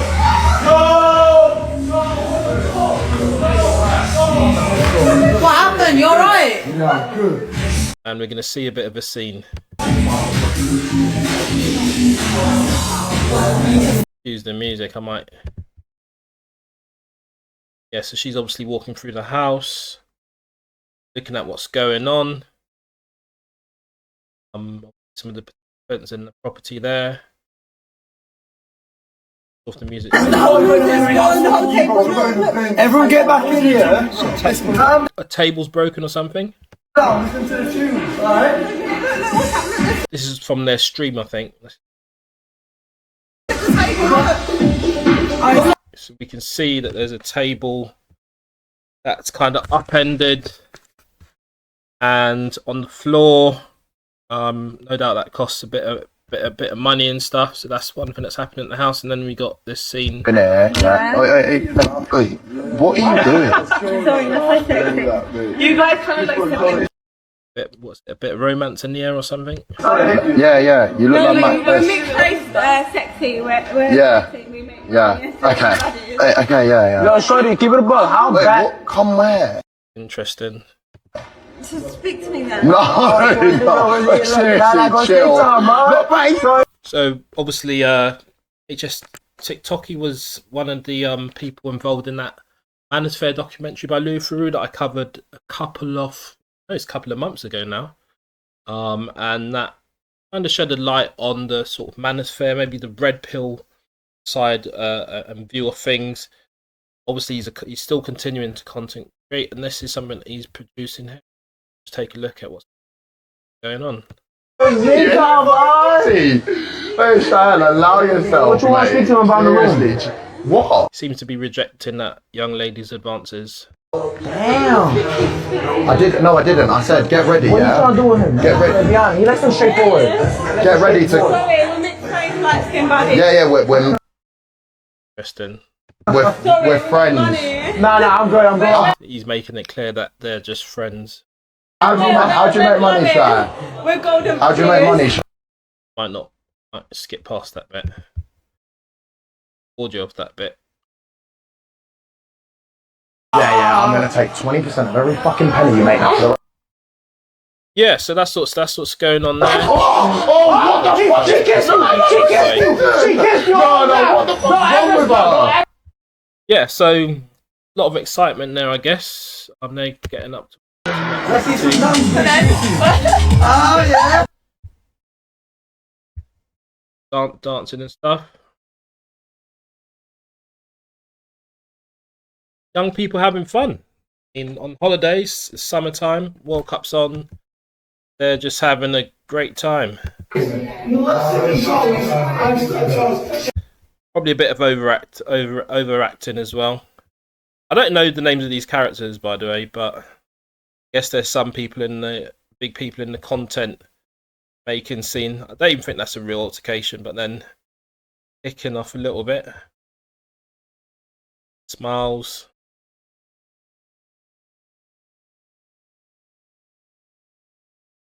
The streamers doing, obviously everything gets videoed. I don't want to look at any. Gosh, hopefully we don't get in trouble for that. But anyway, all sorts going on. We can see the table in the background being fixed or something, and they're having a right bubble. End scene. Yeah, so that's what's been going on in Ayia Napa anyway. Now moving on to the next story. Jordan Henderson. What do you lot think about this situation? So he's been announced at the World Cup, and the feedback is from some of the fans kind of what's going on. Like Brentford isn't quite a high level team at the moment. He's scored 2 or 3 goals this season. He's a midfielder, and there's some criticism. Let me see what this brother's saying. Imagine being a footballer who gets picked by his... Okay, obviously the music's a shame, but we'll read the text anyway. He's saying, imagine a national team coach, even though he's only played 40 minutes of football. And that's the criticism for Jordan Henderson for England at this World Cup. Why is he there? I was listening to a discussion between, the 3 of them, on the World Cup Uncensored, on the Uncensored program with Piers Morgan, Simon Jordan, John Terry was on there as well. And they were discussing this, and there were some queries about, is he there just for team morale, or is he there to play minutes? And discussion ranged from the idea that obviously he's got a lot of experience. So I just looked at his profile actually. He's got an impressive CV. There's no doubt about it. But I just think he's probably, 1990. So what is he? 36 years old now. He's probably in the latter part of his career. Yeah, he's 36 years old. But he does have an impressive CV. Look at those. He's got Champions League. He's probably maybe even been a captain when that happened. FIFA World Cup, 2019, Premiership title. But this is all kind of like sort of 4, 5, 6, 10 years ago even. And he's also made 90 appearances for England. But the question is, does he deserve a place in the England team over the likes of Phil Foden and Cole Palmer. Younger, more creative players. Obviously, no age discrimination, but obviously age does play a factor when it comes to sort of fatigue and stuff like that. But age, look, Messi's scoring goals. Well, Messi just scored a hat-trick at 36. So in fact, if you think about it, and Ronaldo's scoring goals and stuff like that as well, he's in his 40s. So we saw what LeBron's done over the last couple of seasons in basketball. So age doesn't necessarily have to be a factor. It's just more of a case, and I think that's where the case is being made now in terms of his current performance. Now, I'm going to say this, and we're going to see there's some, suggestion that there's been sort of PR by the team, the England team. I'll look at the video in a minute where we hear Bellingham and another player talking about how he binds the team. I think it's this video here. Thinking of people that won at the camp beforehand, he'd be in everyone's top 5. So he's obviously a really popular player, Jordan Henderson. But the question is, do we having a player who just kind of bonds the team, or do we want a player who's going to be able to perform? Now, one of the points that was made on the World Uncensored show today was, well, he will probably, kind of run a quite tight ship if you're in the sort of last 15 minutes of a game where things are on the line, And I actually understand that point.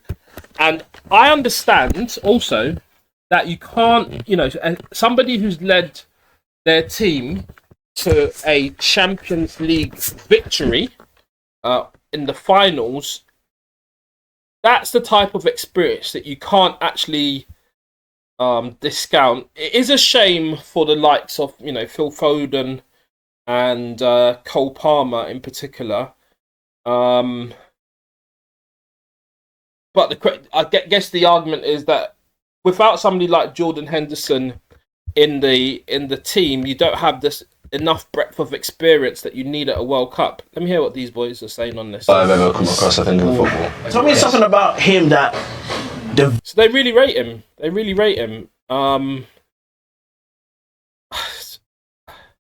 I understand why people are questioning it. Look, let's hear Roy Keane on this. I heard now people say, well, they want him around the place. For what? Roy Keane's not hearing it. Roy Keane's not hearing it. Roy Keane's a no-nonsense person. Does he do card tricks? Does he have a sing-song? Does he does quizzes in the evenings? What does he do? Yeah, but Roy, we need... And he's going to chime in and say a piece. Need that kind of experience in and around them. Surely Jordan doesn't want to be around the place. Experience is important. I think that's true. But then you've got guys like Messi, who are not just bringing experience, they're bringing goals. You could even say Mbappé, as young as he is, obviously his football does the talking, but again, he's bringing goals. So are we going to have a situation in France in, 10 years' time when Mbappe's just been brought along for the experience, and then there's younger players who might want to experience a first World Cup, don't get to do it because Mbappe's there because of his experience, even though he might not be able to run as fast. I don't know. There's he'd have been some sort of cheerleader. You want to play. Hard enough people. What he could be is, rather than taking up a player's spot, he could just be there to provide guidance. But in fact, I think he's going to get some minutes when it's crucial, and we'll see what goes on, man. And in some ways, look, obviously you do get picked on current form, but maybe he's a fresher pair of legs than some of the other guys. Like, there's a lot of Arsenal concentration in the team, and they may be tired. So somebody like Jordan Henderson, who's played, as they say, 40 minutes this season, might be able to provide that sort of resource when people are tired, But that's. I hear it, man. I hear it. Let's hear what he's saying. They couldn't speak highly enough of him. I know a lot gets written. He's talking about Jude Bellingham in the media, and I find it hard. So they're both saying nice things about each other. That's great. And at least it's not horrible. Do you know what I'm saying? not horrible. But I'm not going to look at these clips of Henderson hoofing the ball into orbit because he's got a Champions League title, and that counts for something in my view. That does count. That does count for something. It does count for something. But yeah, they're not having it. They're not. What's Tuchel saying? The manager. How essential to the culture you want is Jordan Henderson? He embodies everything. He's a serial winner. His personality. There you go. That's your answer. That's why he's there. He's a serial winner, and it's facts. Look at his resume. Character. He is the glue. Like, say you had those guys. I think obviously one of them plays for Manchester City. Might be Cole Palmer. I think maybe. I need to revisit that. But in any event, they've not won as much as he has. Put it that way. In every team where he played, and he will be the glue that makes things special. Psychology, man. Psychology is an important part of winning. That sounds like a really interesting decision. When he's saying interesting, he's saying that doesn't make sense. Let's be honest, that's what he's really saying. When you're saying interesting, he's saying, hold on a second, this is football where people play with footballs. What's this glue business about? It's a decision to bring Jordan back that surprised a lot of people. Yeah. But this wasn't even recent. This was in March 2025. But he's kept with that decision by keeping Jordan Henderson in the World Cup team. But when you talk about it, it sounds the most natural thing in the world. There you go. So look, as I say, his resume speaks for itself. He might be at Brentford now, but he was at Liverpool before. And he's a bonus to Brentford, really. He scored 1 goal. He scored 1 goal this season. England, he scored 3 goals. He's clearly not there as a attacking player. It doesn't seem. He seems to be more like maybe a defensive midfielder if he's not scoring that much. Though he scored a bit for Liverpool in 29 goals and 366 appearances. That's like 10%. Not the worst for, especially when they contribute to a Champions League win. He may have even won the Prem with them. In the Prem with them? So, yep. Football, yeah. I hear it. I understand. Like, all people criticising the move. Look, you want somebody in the team who's won a lot. Put it that way, and that's what's happening. All right. On this football topic, let's hear what Anton Ferdinand's saying about how Rio was affected by the situation with John Terry, in my opinion. Rio never played for England after this season? No, football. Rio never played for England after that. I may not get on with you. If we're playing together, we're playing together. Didn't even get that opportunity. Didn't even have that conversation. He was in the next squad, Rio wasn't. Let me put it to you like that's his account, man. This. Because Rio's affected by default of being my brother, yeah? And also credit to the Beast Mode on podcast clip. Yeah, let's look at Rio and JT. Around that time, they're about level in terms of. They were saying that they were levels. Stature in the game. They're both going for Premier League titles. Rio's winning more than him at that time. JT's England captain. Rio's vice captain. Interesting. So when you put it all together, they're on par. Yeah. What's the only difference? Well, there is a question of whether there's sort of racial reasons why Rio didn't get selected again. So he was. Rio's black. It's the only difference. One. Let me hear you lot's views on that, man. Do you think Anton Ferdinand's got a point? Let me know. I mean, chronologically, what he's saying makes sense. But let me see if he's got a point. Whether you lot think he's got a point. And just I just want to go to this issue really. This was a whole case. He even went to the criminal court in 2012. John Terry was found not guilty. It's alleged that he called Anton Ferdinand a effing BC. Teaching search into what that is. And this was in 2nd November 2011. Then obviously he got charged with using racist language by the yes. Then what was interesting in this matter was that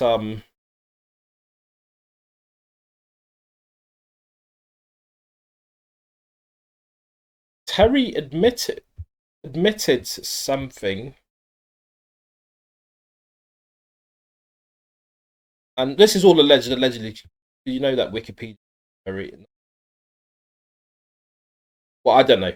It's all allegedly. With sources like this, you've got to double check. But this is just kind of a summary of allegedly what happened. He apparently admitted that he directed certain words, but he'd used it as sarcasm rather than. Okay, so obviously in the criminal court, and this was in the magistrates, it's beyond reasonable doubt. It's a very high standard. Prove it's like basically 99% certain, whereas in the FA they used a lower burden of proof, and they charged him with using this is on 27th July 2012. They charged him with use of insulting words or behaviour, and they delayed it until the conclusion of criminal hearing, and was found guilty of a 4-match ban in the FA, not in criminal court, FA, and a £220,000 fine. And what Anton's saying basically, that,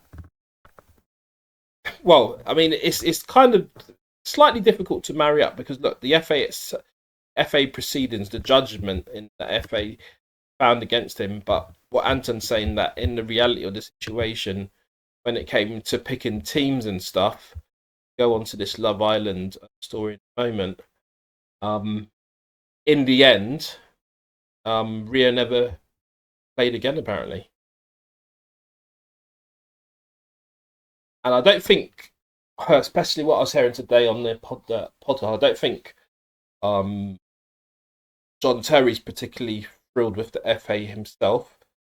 As I say, there's that story. He said, I was listening today, he said that they didn't arrange a plane for him that he could meet,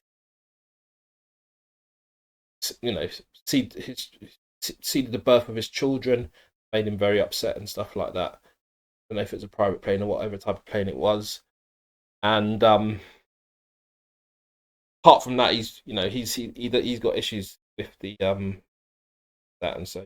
But anyway, let's look. You lot give me your views on that situation. I thought it's all kind of interconnected. We're talking about football. We're talking about things that happen in football. So I thought I'd just take a quick look at that. Ope. Now I need to make sure I pronounce this correctly. So I'm going to hear what he says, and I'm going to certainly pronounce it correctly moving forward. But this brother called Ope Sowande is clearing up something. So he's facing criticism from the Nigerian community for the way that he allowed his name to be pronounced on the show. And here's what he's had to say about it. So let's clear this up right now. So I'm from credit to Dan Ajose. That's obviously Dan Ajose's podcast or something like that. I presume it is anyway. Or yeah, it is, because it's what's it called? Lab. Yeah, credit to Dan Ajose and the discussion that he's having with Ope. But I need to hear how he meant to be. From Nigeria. Yes. Traditionally, it's pronounced Ope. Yeah. So there you go. So traditionally it's pronounced Ope. There's slight different sort of intonation there. It's like changed there. Ope. But we might say in England OP or something, but that's incorrect apparently. He'll explain why he says it in that way. But it's Ope rather than OP. Let me hear. But you chose to pronounce it OP. Yes. Why did you choose? There you go. So you chose to pronounce it OP. To do that? So when I was 3 months old, I was fostered by an amazing family, Pauline and Barry. Shout out one time. They're the Big up Pauline and Barry. Barry, okay. Best people in the world. They're both white, and that's just how they say it. He's saying that his white foster parents said OP. Now, I commented on this on a post today, actually. There's two things. I think, do you know what it is? Two things can be right at the same time. One, he had loving parents who brought him up and he was happy with them, and he decided to stick with the way in which they decided to pronounce his name. And two, he is of Nigerian descent, and his name should be pronounced Ope. However, this could have been a kind of learning opportunity, maybe, for his parents at the time. And I don't know them from Adam, but just objectively, they could probably have learned, because he's Nigerian, his Nigerian his Nigerian identity, his Nigerian roots. They could have learned to pronounce it correctly and then taught him to pronounce it in the Nigerian way, because they were taking on a Nigerian child. Two things can be right at the same time. There's obviously third options, but I'll leave it like that for now. But let me know what you think. I mean, ultimately, he's an adult, and if he's happy in the way that he wants his name to be pronounced, based on how the love and attention that his parents, his foster parents, gave to him, fair play to him. Far be it well away from anybody else to say that he shouldn't use the pronunciation of the people who brought him up, picked them up. But obviously, it is important to learn, I guess, and that's why I wanted to learn how to pronounce it correctly, Ope, rather than Opie, Ope, because it's a matter of respect for cultural identity, and it is what it is, man. It is what it is. But you know, you can learn everything every day, man. But this stuff is very interesting. Boyd and Barry, shout out one time. They're the best people in the world. Let's leave it, and I'm going to leave it like that. They're the best people in the world for him as his parents. So that's lovely. That is very lovely. Right, so that's Ope from Love Island. Let me just take a quick look, actually. How did he do on Love Island? He's obviously out now. I don't think the show's finished. But how did he actually do? Let me do Ope Suwande Island Wikipedia. Okay, so the brother was an island on season 13. Entered day 1, was dumped. What is going on here?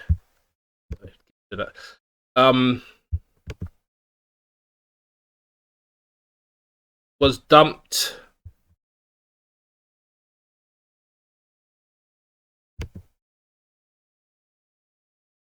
Yeah, was dumped from the island on day 10. West End performers from Lincolnshire. There for 10 days, entered the villa. Obviously, credit to loveisland.fandom. I think I've been on this site before, actually. loveisland.fandom.com. On day 4, Angelista chose to recouple with Ope. On day 5, Ope left the villa alongside the boys to go on a group date with new girls Namibia and Victoria. On day 7, Victoria chose to couple up with Ope. Day 9, Ope won It's Not That Deep, obviously some type of contest in the show. Challenger alongside other boys. And then Ope and Victoria were dumped from the island after the island ranked them as the weakest couple. And he comes out to this hurrah about his name. And I'll be honest with you, it's understandable. It's understandable. I think people understand his answer as well. See, so as I say, he cleared it up. Let's hear what this brother is saying about it. Get the volume working. Let's pause it now to move the screen a bit. Very important that I play the clip for you guys, because it will solve a lot of the discourse that's going on online right now regarding him. Brother's called Tarek Ferguson. His name and how you pronounce his name and stuff like that. Like, I know a lot of people are saying it's pronounced Ope, and respectfully, yes, Ope, like I said earlier on. You know, Nigerian heritage. Some people are actually. Let me just pause that for a second. Some people are actually saying that some people actually, you know, his parents could have even changed his name. So, and that's a good point, I suppose. By keeping the name rather than calling him Scott or Jonathan or something like that, they enabled him to maintain his Nigerian identity, because they did have the option of changing his name by default. That's true. I mean, that would have raised questions itself, in terms of taking away from Nigerian culture as well. But It does happen. That, but we're now actually gonna see why he went on national TV and actually said his name was OP. But anyway, take a look at I've this. obviously seen that clip. We've seen that clip already, so we'll just jump ahead. I'll just want to let me hear this brother's commentary on it. But I'm guessing this is just me assumption, by the way. I could be wrong, but I don't think he grew up around like, he didn't grow up in an African household, for one. Okay. Or he didn't grow up around the culture for him to know that's how you actually probably pronounce his name. So when everyone was getting mad at him or getting onto him saying, you know, he okay. I mean, that explanation makes sense. He went on national TV. Even people tried to correct me on the pronunciation, and I said, listen, the man went on national TV and said his name is OP. I'm going to respect the fact that he said his name is I agree. I think we got to respect it. That's what he wants to be called. It's his name, his identity at the end of the day. OP. Obviously, yes, people are saying it's Ope because obviously Nigerian background and stuff like that. But it's clear to see now that he was adopted at 3 months old. He didn't know any better. So obviously his parents would have said, oh. Yeah, but I still make the point that there could have been some learning. I think we can always learn. I think that's still a good objective point. OP, and that's all he's known ever since. So I think people should cut him some slack in terms of I'm he went definitely cutting the brother some slack, 100%. On national TV and said his name was OP, because now you have more context. I hope this context matters, man. Context matters. Any other videos on this point? Okay, that's his videos on the point. All right, so yeah, man, that's what the people are saying. There was a commentary here though, as from brother. From a Nigerian's point of view, it's kind of sad. Like, why are you actually saying your name like that? I need to see the lineup. I'm hearing this. These guys are under What We Say in Pod. P. That's even how you pronounce this name. OP, that's how he pronounced it, though. That's how he pronounced it. That was mortifying. They're saying that it was sad and mortifying. So that shows. Unfortunately, that shows what part of the country he resides in still. I kind of, when he said OP, I was kind of like, it's kind of sad. Instead of OP. Yeah, it's sad. Kind of sad, bro. Why is it even kind of? How is it just culture matters to people? Let's be honest. Your identity, your country, your ethnicity. This stuff matters, man. Language, it matters. Really sad. Because look at their faces. They're actually genuinely concerned about it. He doesn't really see an issue with it, so why would it be sad? Do you know what I mean? But like from a Nigerian's point of view, it's kind of sad. Like, why are you actually saying your name like that? Yeah, if he doesn't see an issue with it, that's even worse. They find it strange. So that's how I see it. Anyway, maybe he's like, what's the thing called? Code switch. Maybe that's just what it is. Nah. So they were trying to figure out what it was. It isn't code switching. That is literally all he's known. Yeah, but let's move on from that one. To Serena Williams and Venus Williams back at Wimbledon. The ladies are back, and imagine if they go on to win it. Wouldn't surprise me. She's still got that.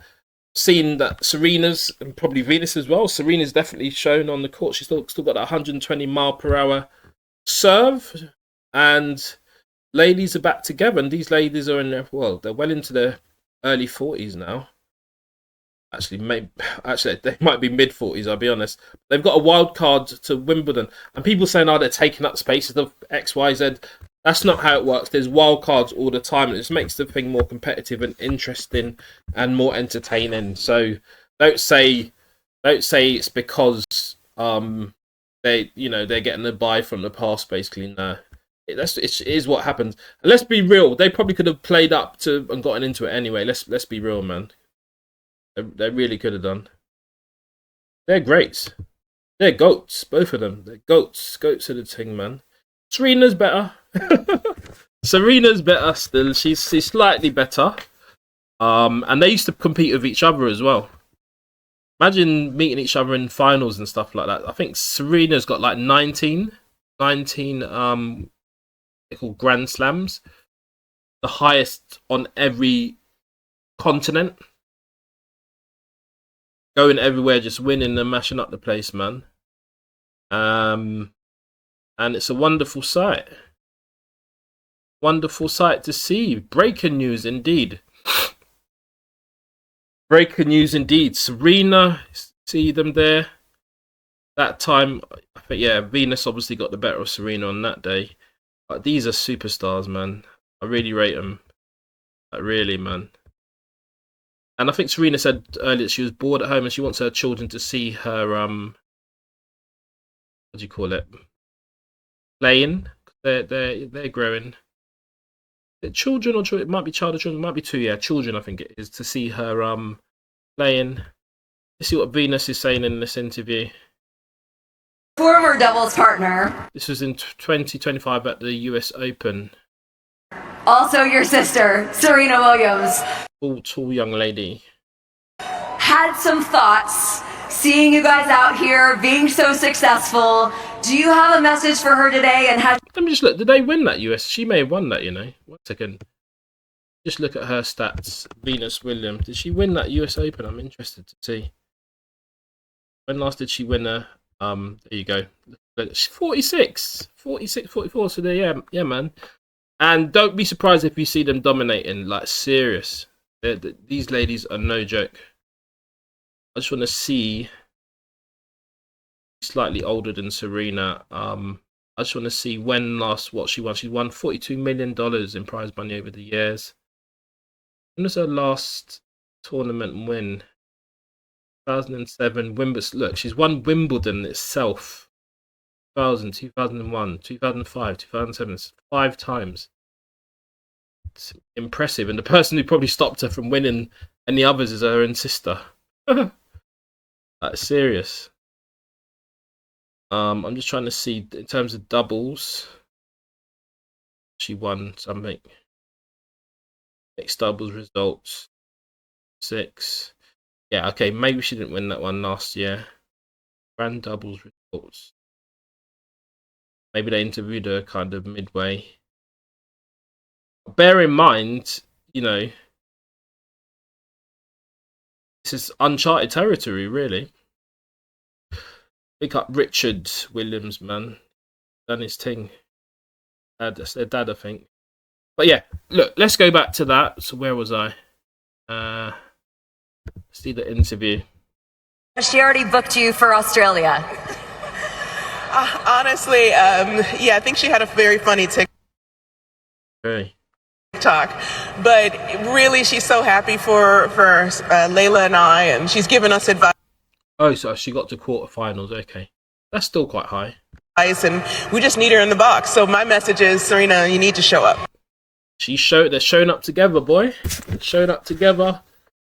Ladies are showing up together at Wimbledon. Big them up.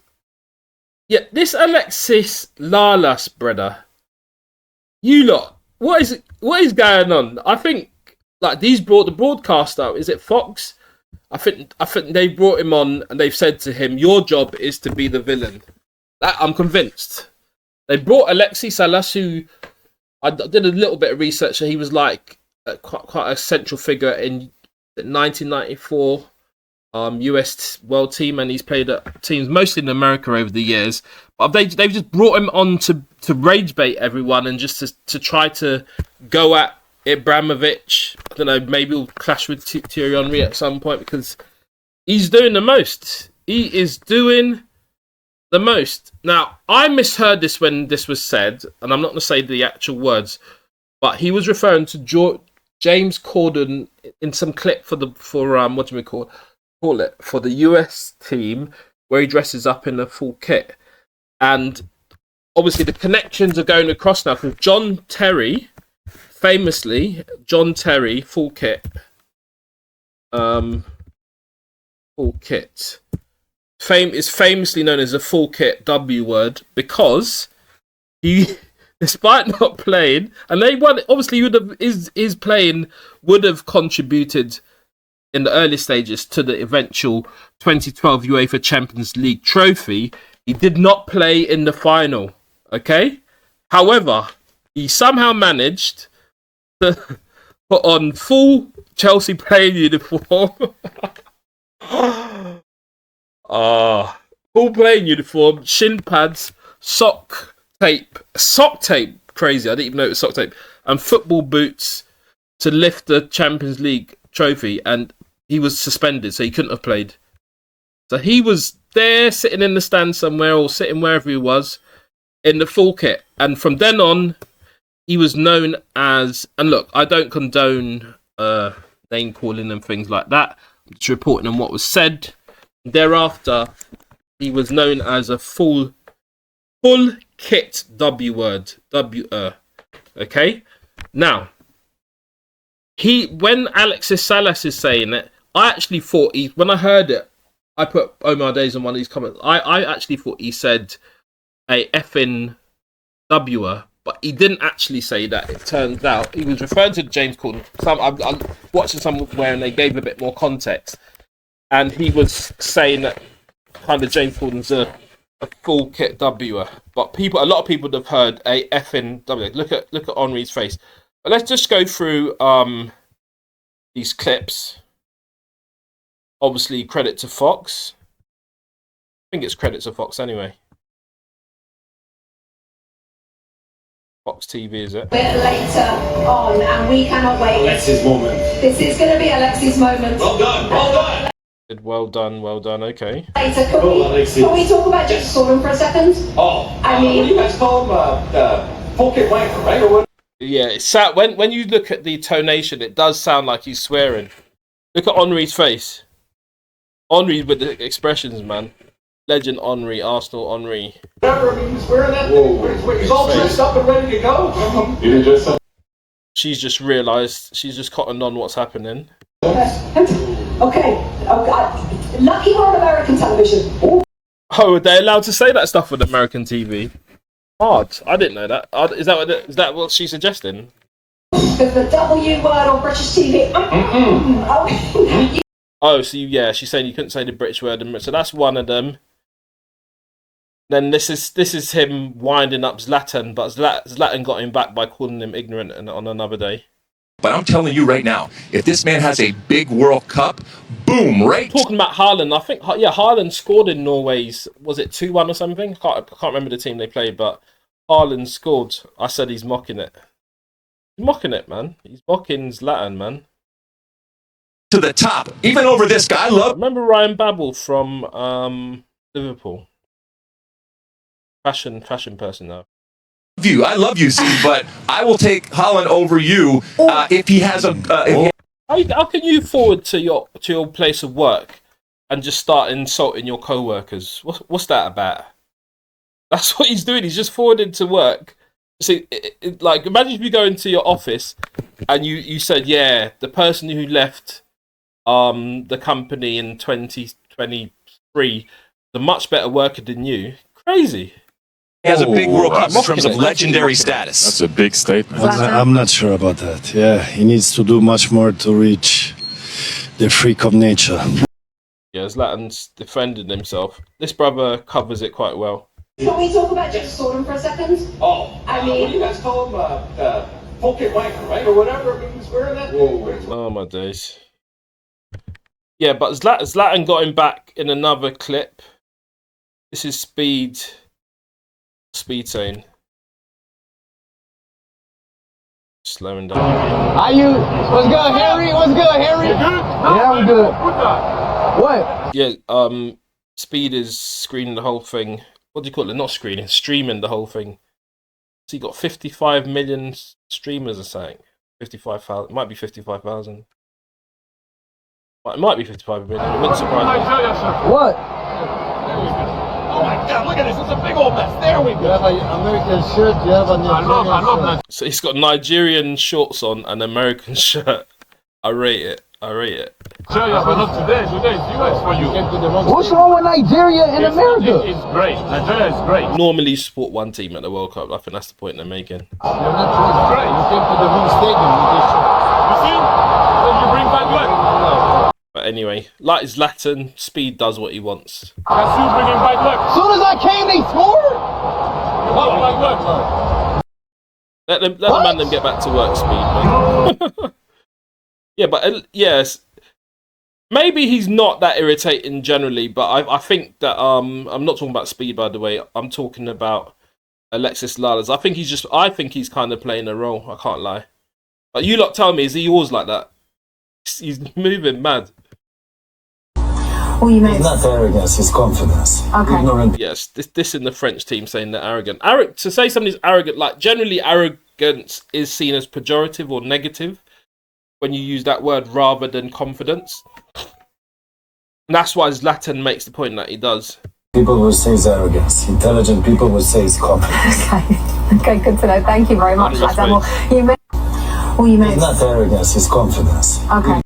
Ignorant people, straight to man's face, calling them ignorant. But Alexis, you got to hold that one because you've been saying a lot. You've been saying a lot. You have been saying a lot. But yeah, Zlatan, he's a phenomenal player. Phenomenal player, Zlatan is. This when he does the bicycle kick. Yeah, he's a phenomenal. Look at that. Look at where he is. Yeah, different player. Levels are supreme. Always rated Zlatan Ibrahimović. Always rated him. On the football discussion, so 8 goals at the World Cup for their brother Cristiano Ronaldo. But then 10 goals after turning 35, Messi. Messi's just on different levels. But you got to look about your team around you as well. I think obviously he's probably played against better teams. They're not in their prime, but despite not being in their prime, 3 goals. In terms of goals per appearance, Mbappé is phenomenal, highest level. Also scoring goals in World Cup finals. He scored what, 3 or 4 in once. He's been doing hat tricks. 8 goals, 22, 26 goals, 13 goals, 13 goals. Yeah, I mean Messi, having won the World Cup and having scored more goals, he's still GOAT. He's still the GOAT. Messi is the GOAT. I'm saying it. Ronaldo's closest. Ronaldo's like a kind of different type of player, but Messi's just different. I would say, like, I mean, they obviously both work hard to be great as players, but I think there's an argument that Messi's probably just more naturally gifted. I think maybe Ronaldo kind of works more for the results that he gets. They both score quite highly and stuff like that. Google's even getting involved with per country, I guess. The England logo. And Kylian Mbappé, 58 goals. He's now the all-time leading goal scorer of the national team. For that, Michel Platini. Let's look at who they were. Oh, it's Olivier Giroud. Great player, actually. Did he play for Arsenal? Maybe. He played for Arsenal. He sounds familiar. Let's look. Sounds familiar. I swear Olivier played for Arsenal. Yeah, no, he's right. I'm right. 73 goals, 180 a game. So he played for Arsenal between 2012 and 2018. Forget the other teams. The only team that matters is Arsenal. Then obviously he's gone on to Chelsea, AC Milan, Los Angeles. Lille, he's still at Lille. And he is still playing. But did he make it to France, though? Well, he did. He done. I don't know if he's in France.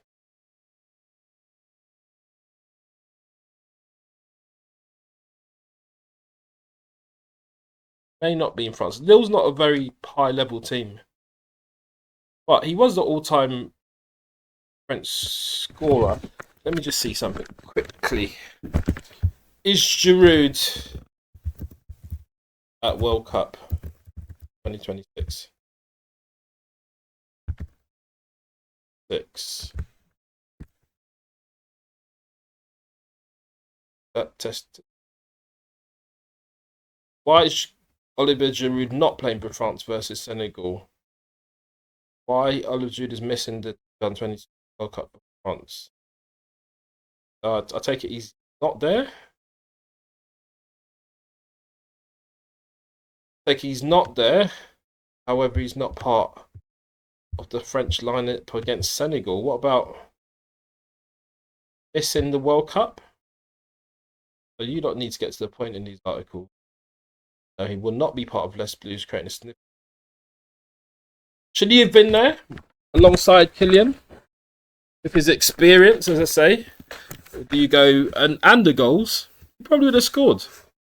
Apparently, they've got a elite experienced team, explosive young talent. So Dembele's there. Dembele, Ballon d'Or. He's going to get it this year as well, you know. Dembele's going to get it again, you know. Dembele, I mean, he won the Champions League. Likely second Ballon d'Or. I think he's going to get it again.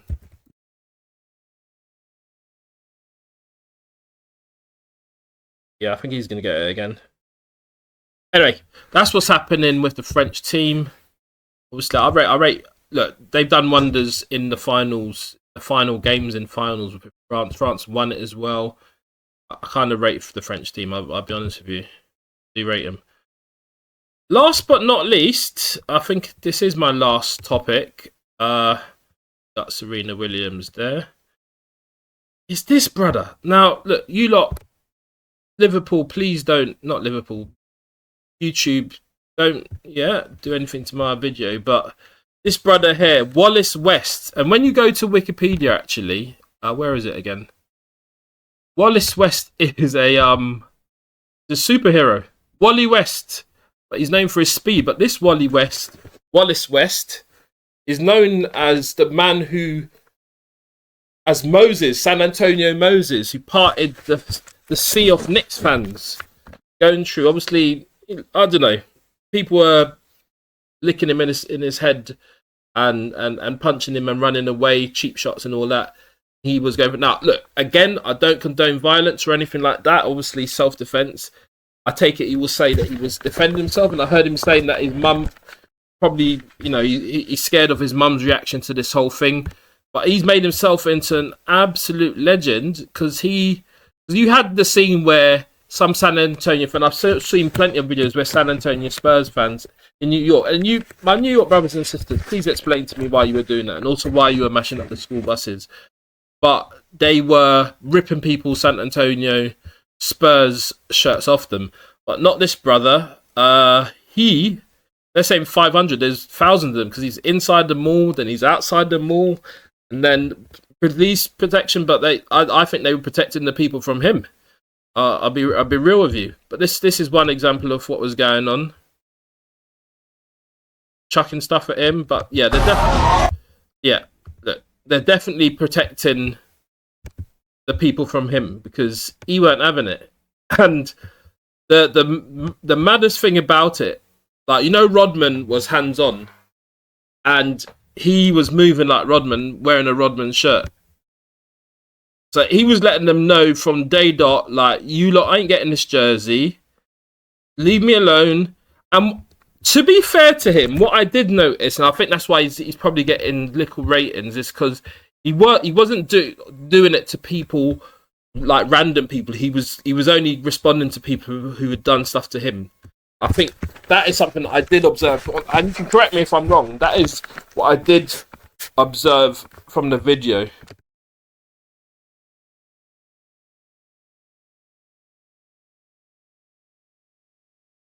I think some of them, unless I'm mistaken, I think the people that he had interactions with, and that's what I'll call it, were people who had interactions with him. And he's now seen as a Hall of Fame, the man who fought 500 Knicks fans. But you lot allow the violence, man. Let the people then walk through with their jerseys, man. Like, why'd you have to be mashing up the people then? It's Wallace West, brother. I was looking for his profile. I saw it earlier. I couldn't find it again. But yeah, you lot, that's his, you know, you'll find his profile online. I think he's getting an opportunity. Let me just see. That's where I saw he might be getting an opportunity to fight with Misfits. Wallace West Misfits boxing. Obviously, we saw the Misfits tournament this weekend gone, so to speak. Body shot KOs in that. Let's see what this brother's saying. To the news desk, Wallace West, the Spurs fan who fought off 500 wild Knick fans. I mean, he was flipping This guy's brother's called Mike Sipple, 21. them and flapping them, and then you kept The man them are saying that they want him to autograph their shirts. coming, and he was pushing them and knocking them. He is one big badass dude, and now he has been inducted into the 2026 Hall of Fame. Take a look at this guy. What Hall of Fame though? What, WWE? Is this real or is it a joke? It was incredible. I saw the videotape, and this guy was not stopping. These Knick fans kept coming from every direction, and he's like, yeah, that's what I'm saying. They were attacking him first. They were real. bam, and he just went after, boom, and so he fought 500 wild Knick fans off. That's his commentary on it. Who else was there? So Wallace West. Yeah, no, not met. I mean, I've not seen it confirmed, but he may well be fighting on Misfits. I wouldn't be surprised. West Spurs. What comes up for that? Spurs jersey 10. Dennis Rodman. That is not the picture. That looks like AI. How does the Spurs fan was look like a lost member of Full Force? Which is that kid in play? Oh, he's not even a Spurs fan. Oh, hold on a second. What's going on there? Maybe because Philadelphia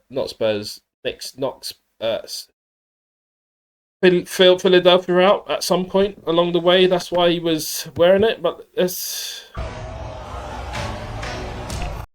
look, they've got the Spartan 300. Okay, so he's not even a Spurs fan. Imagine that.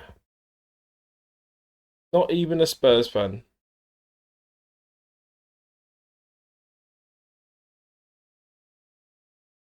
Hilarious. Another video. What's Quack saying on it? This is something else. Something else. They're running chronology of life. Yeah, that's what's going on, man. I couldn't find it. I may have even followed him, to be honest. But I'm not exposed my following, so yeah, man, that's what's going on. So, look, yes, Wallace West, he's gone viral. Spurs fan. Let me look at this complex art. Let me check out a couple of these articles. Okay. Went viral now. Aiden, what? Oh no, not sorry. Forgive me. It wasn't Misfits. It's the brand risk, which is Aiden Ross's thing. Obviously, that's in America. Misfits is more in the UK, really. But may want him in the ring. Ross publicly extended offer underneath one of West's Instagram posts. Check your DM. You get a fight on brand risk after videos of the Knicks villain, not Knicks villain. He said, my mum found out about NYC. I'm cooked. West spoke on his Instagram stories after his videos exploded online. I booked the fastest flight out of Philly. I'm crazy enough to fight New Yorkers, but my mum, so he says she doesn't want to fight his mum. My mum found out about NYC chat. I'm cooked. She can't fight if I'm not there. Yes, I booked the fastest flight out of Philly. I'm crazy enough to fly New Yorkers, but my mum, she's a real. I'm not even gonna say that word.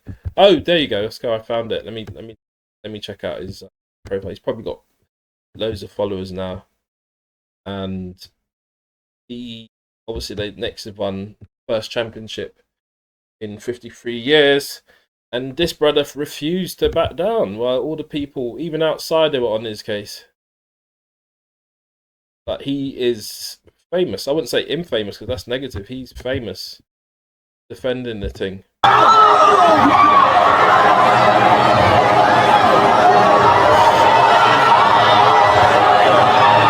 Let's go to his Instagram post anyway. Let's go to his Instagram. Saying over there. Yeah, Wemby, you'll have another day. Have another day, man. Wally West. Oh, I thought he might have had more, really. Thought he would have had more. But yeah, they said he shared his Instagram stories. I'm just posting the story so people don't really me, because that picture also wasn't enough. Okay, my account got deleted because he's got a low yesterday account, around lunchtime. It was saying something about sexual exploitation. Like, it'd be nice having those followers back, but really, like, I have messages. Oh, okay.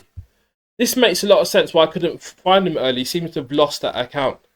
So he had an account that he's lost. So yeah, man. I mean, if you want to follow him, at least you know that you have to look out for a new account. Because I swear I'd followed just to check out the story and stuff. I had followed an earlier account, but he seems to have lost it. Maybe I don't know why he lost it. I have no idea. He said, flagged something. I don't know. But he's got this video. Music and that. Hard. Wallace West. That's what's happening. But anyway, that appears to be his new account. Anyway, I think I presume it is, and we'll see what happens from there. Unless people are making up fake accounts to pretend to be him, because that does happen as well, unfortunately. Okay. All right. So we looked through a hell of a lot of stuff today, from football to scores, to Wallace West, to old kind of England stories, England versus Croatia. You know, what will be the outcome of that? And we're just gonna have to see. But there's a lot going on. Viral houses, social media houses in Ayia Napa, and that case with John Terry and Piers Morgan on the show, just commenting on the England World Cup team and stuff. Should Jordan Henderson be there? So we've gone through a lot today. But yeah, thank you for watching this video. Please make sure you like, share, comment, and subscribe. I really rate the watchers and listeners and subscribers. Obviously, hype up the video as well. But for now, I'm done talking. Welcome back to the channel. Please make sure you like, share, comment, and subscribe. Loads of stories we're discussing today. Lionel Messi, 7 records in 1 match. We're also looking at this story from Theo Johnson. He's called. He was offered 100 grand by a record label. And we're also looking at this lady here, Reds Punch, who famously climbed on that traffic and had a bit of an experience there. Gina's incorrect. I'll just say this from the off. Gina's incorrect. She did generalise. I'm going to say it. But obviously, we're going to take a look at what she said. She said she reflected on her experiences, but I think she kind of mixed her own experience by making kind of general statements. And we'll be looking at that in a moment as well. We're also going to be looking at Jamaicans being denied access to their own beaches, which is a bit of a bizarre and sad situation, to be fair. Michael Beasley, he's had some run-ins with Dwight Howard, but also he's alleging that his agent scammed him. And we're going to be looking at the Fête de la Musique 2026 and Fête de la Musique generally. It seems to be like a kind of Parisian French carnival type atmosphere. Big them up. Ghana wins, shut down. So they won against Panama. And we're also looking at Ian Wright. He's showing us what the World Cup menu looks like. Uncle Ian Wright. Tesla Cyber Cab is at, and you can see a few visuals there. Credit to those people them taking the pictures. And last but not least, we're looking at this, what's it called, Secred. So people are questioning whether Jay-Z was rocking a lace front weave, but he's saying he's not. He's saying that he's used Secred. They've got a 7-month documentary on it. 7 months, 7-minute documentary on it. combing out his locks and all of that. So yeah, we're gonna be rocking through that. But first of all, yeah, man, Messi is doing numbers at the World Cup. Just look at this clip here. I show speed. He's not happy at all. You done know say, I show speed is a Cristiano Ronaldo fan. But do you know what? Cristiano Ronaldo, he's just not on levels with Messi. That's the truth. Messi's got 18 goals, 5 goals in this World Cup alone. Cristiano Ronaldo is nowhere close, and he cemented the status by this match.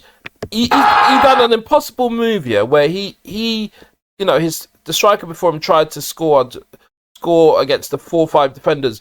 He managed to score against 4 defenders and a goalkeeper, and he just made it look simple. Crazy. But yeah, man, Speed's not happy, man. He's there with his dad and that, and his brother.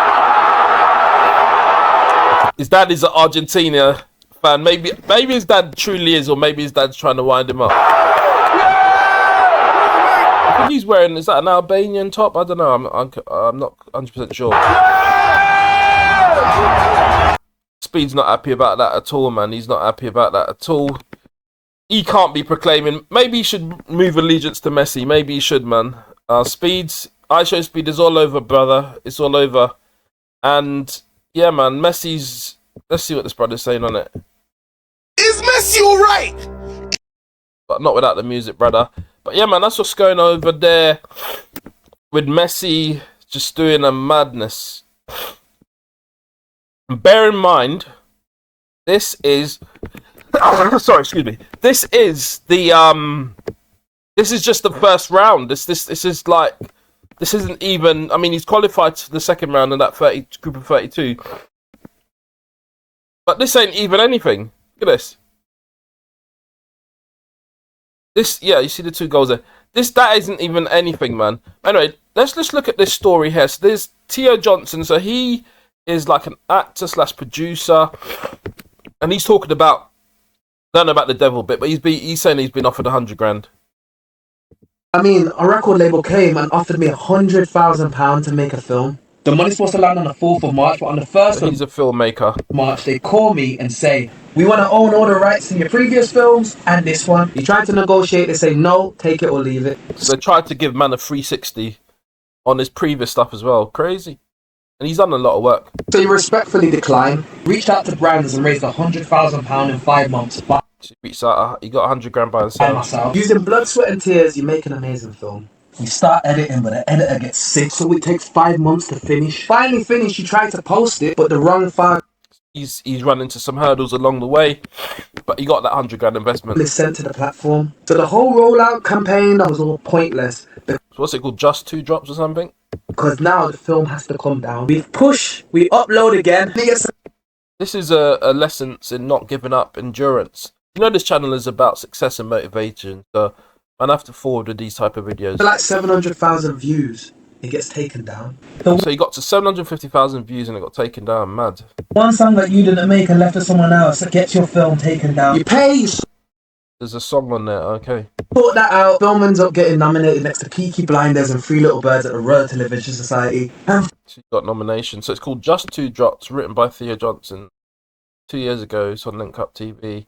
Finally, I get 1 million views. So you got 1 million views. Big up, man. Gas. But I'm hearing filmmakers are getting millions of views and getting a film deal. So I've done it 3 times. He's advertising. He's saying what he's done. So he's got 1 million there, 1.4 million. So it's just 1 drop. 144 million. Obviously done some work with 9s on that. Then just 2 drops written by. He got another 1 million views. He's saying filmmakers, hey, shout him out, man. He's proven that he can get millions of views for his film. So you filmmakers, check him out, man. Do some work. 1 million views, 3 films. Shout me. Yeah, big him up for that, man. So that is a lesson in entrepreneurialism, creativity, motivation, never giving up, and success. Theo Johnson, big him up, man. Let's move on to the second one. This lady here, so her name is Reds Punch, and she explains what happened in the New York Knicks parade.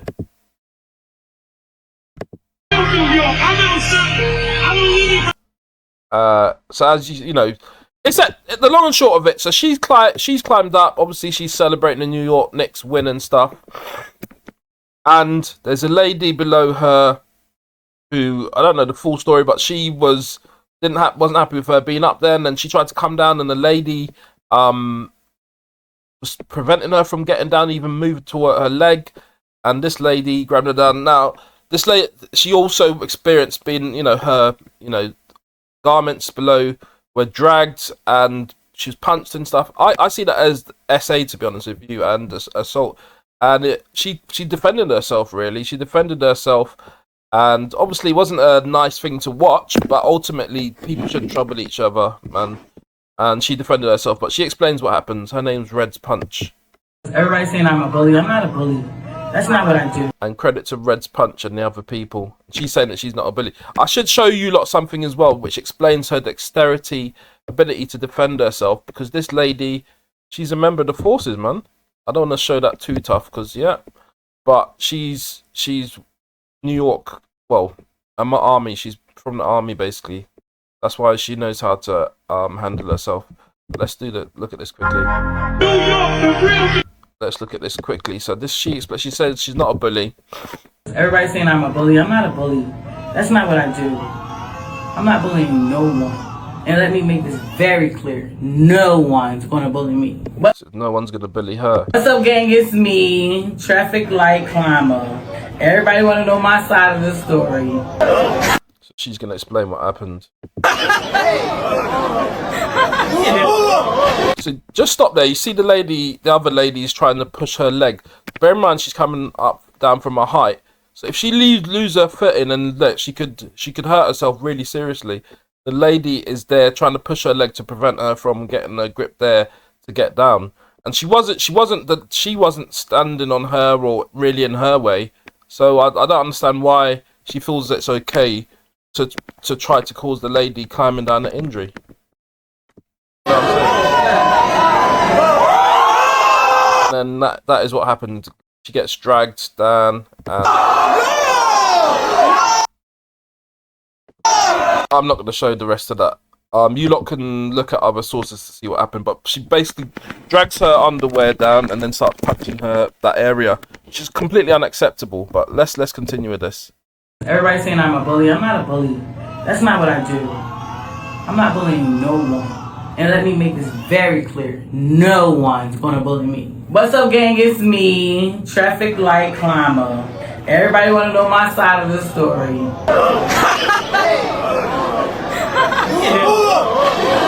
Why is she touching her leg there? But anyway.